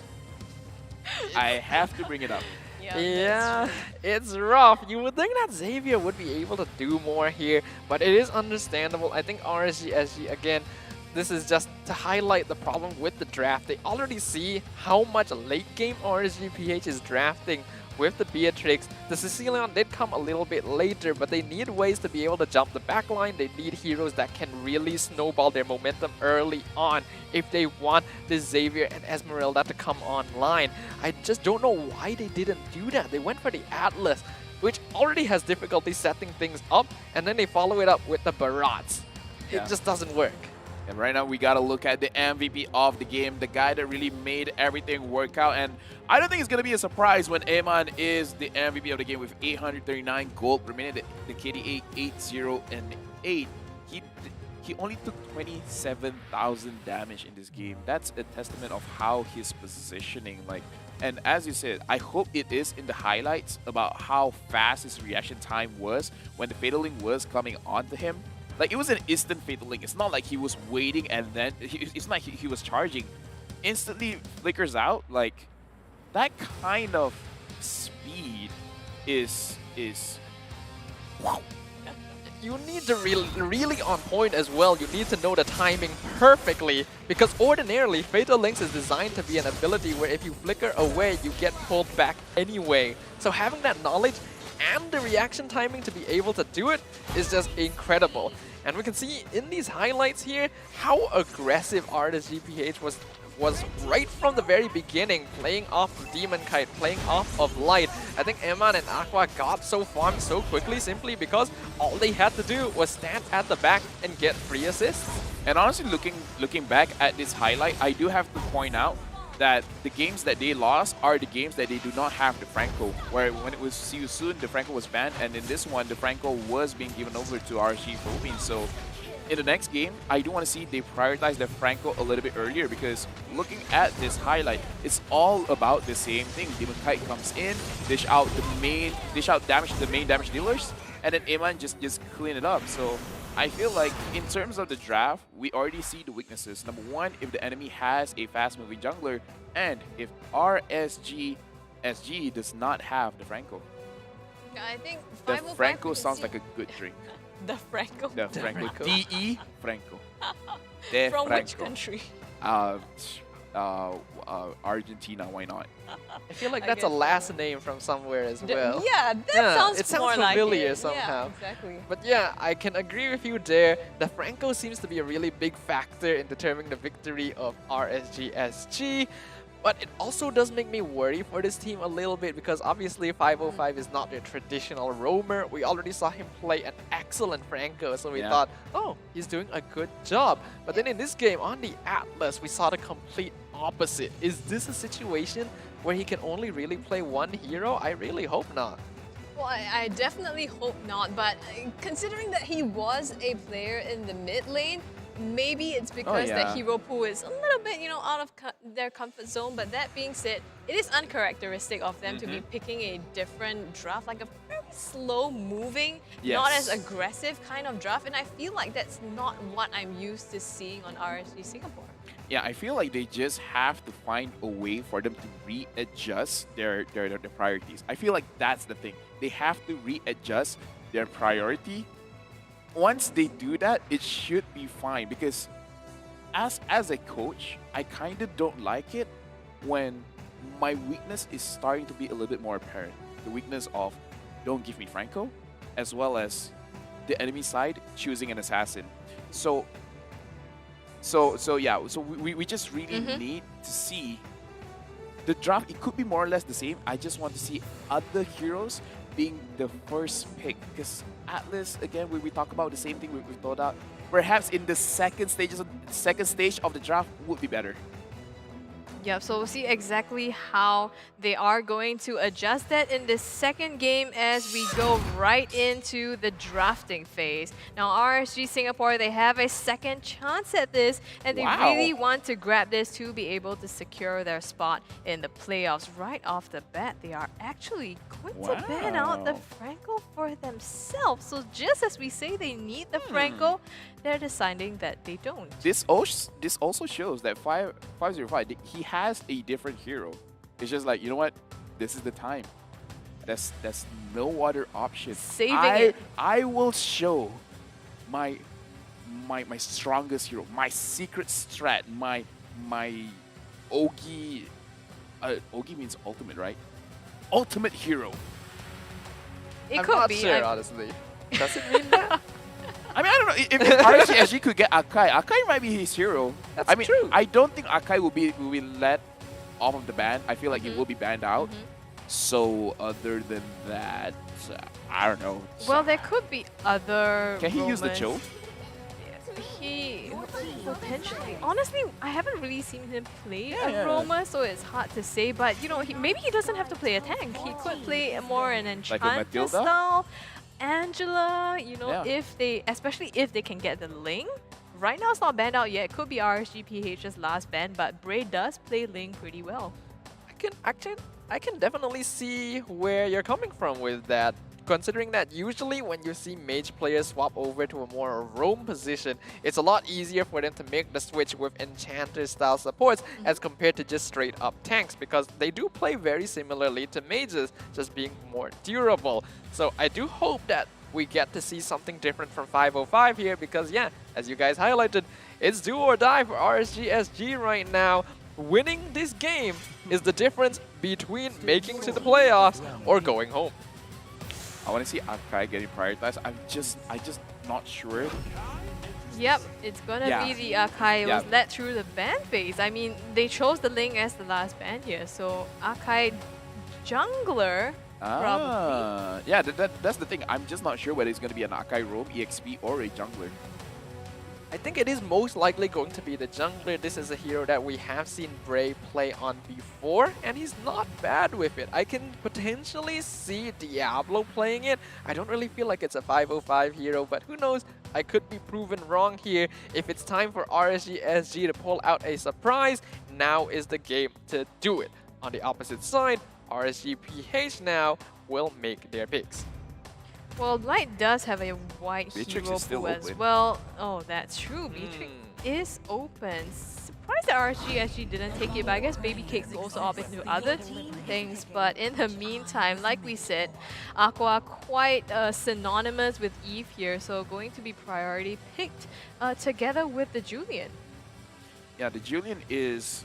Okay, so we got to talk about Julian just for a little bit, right? Because it's a very flashy hero, but in terms of the result, it's a very mixed bag. So honestly, RSG Philippines taking Julian here is also kind of a toss-up because they could potentially have a very good setup. And why I say it's like not consistent, just because even though it's a good setup, it doesn't necessarily translate to a good team fight, right? Like you could pick someone off, but that doesn't necessarily mean you will win this team fight. So I feel like Julian being able to execute his combo, that's the first step.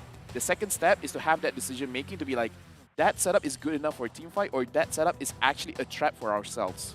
Yeah, and when it comes down to playing Julian as well, it's very important to be able to make decisions very quickly because you have to choose between crowd control, escape, or burst damage, and you're not going to be able to do multiple at once, which is why you often see Julian getting caught out very early on in fights simply because he has to use his dash first to unlock his CC or his burst.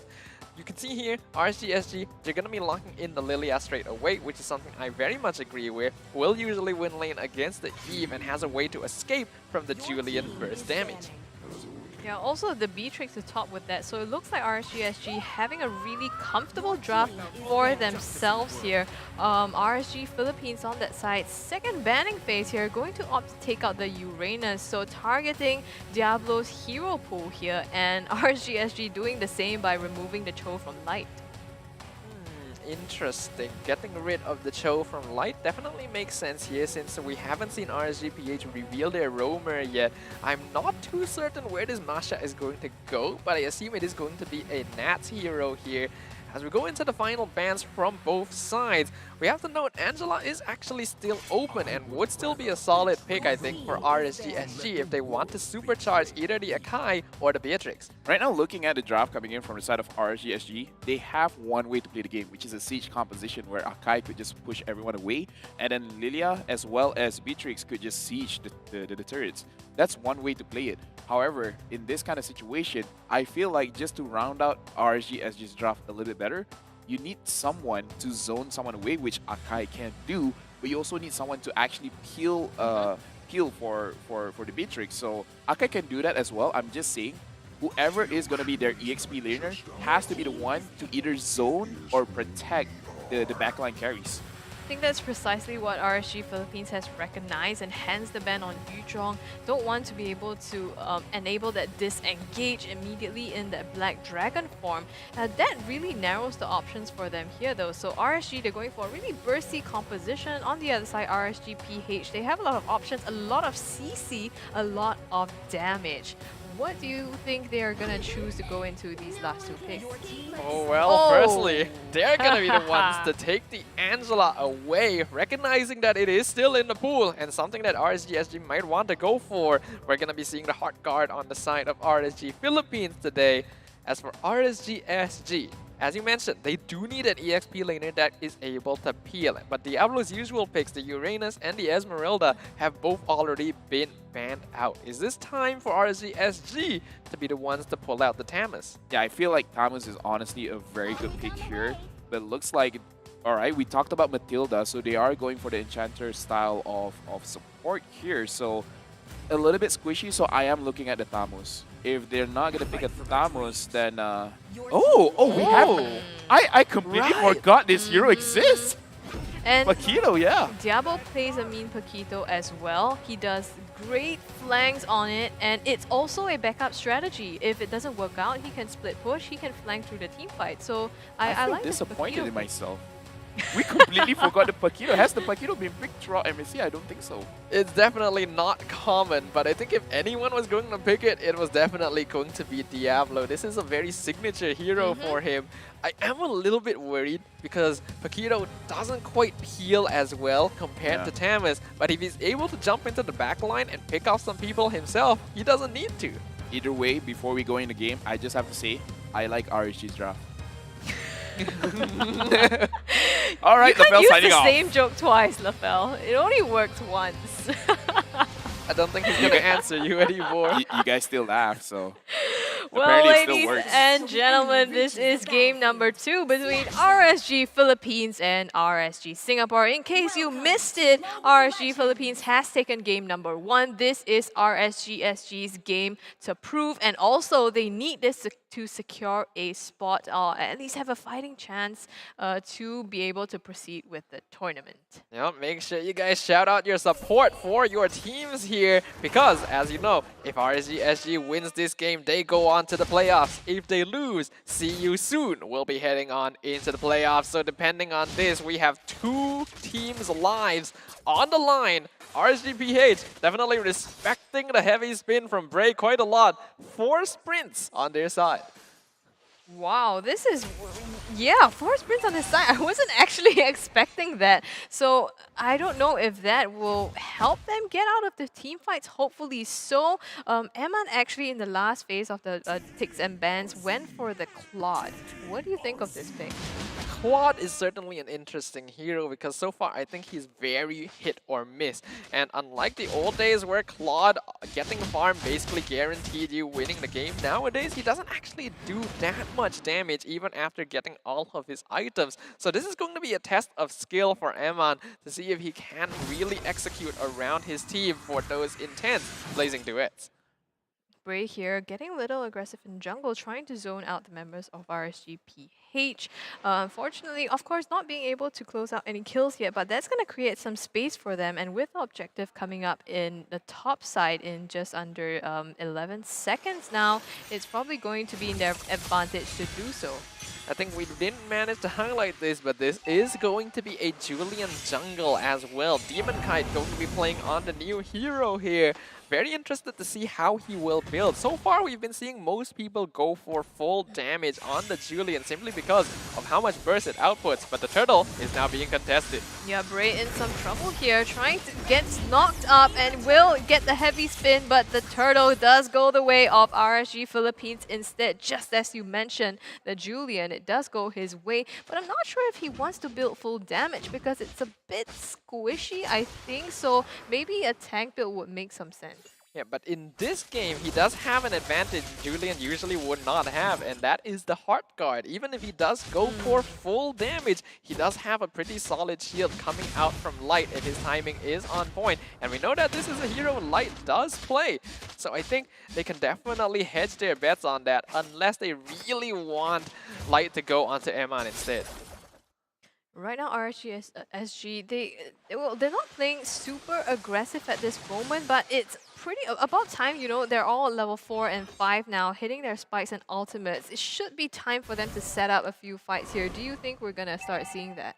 I think we're definitely going to see it from RSG-SG because this is a pretty important spike for them, especially around Bray and Diablo. These 2 heroes will really start hurting once they hit that level 4. The problem here is, especially for Diablo, since he's going to be playing against a Masha in lane, he's never really going to be able to zone Nats out, and that means that he isn't able to roam around to help his team.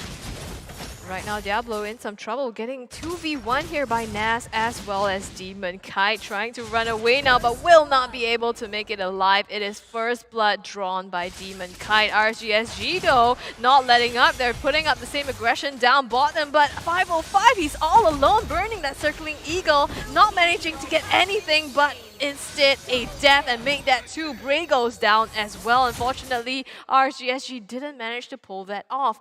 I think they didn't pull the trigger quick enough. The rest of RSG Philippines rotated down and unfortunately closed off that fight. That was a perfect battle mirror image from Eman there, not only being able to escape from the clutches of RSG-SG, but timing it so that he would pull 505 back into his team once he used that circling eagle, enabling the kill on both the Matilda and the Akai.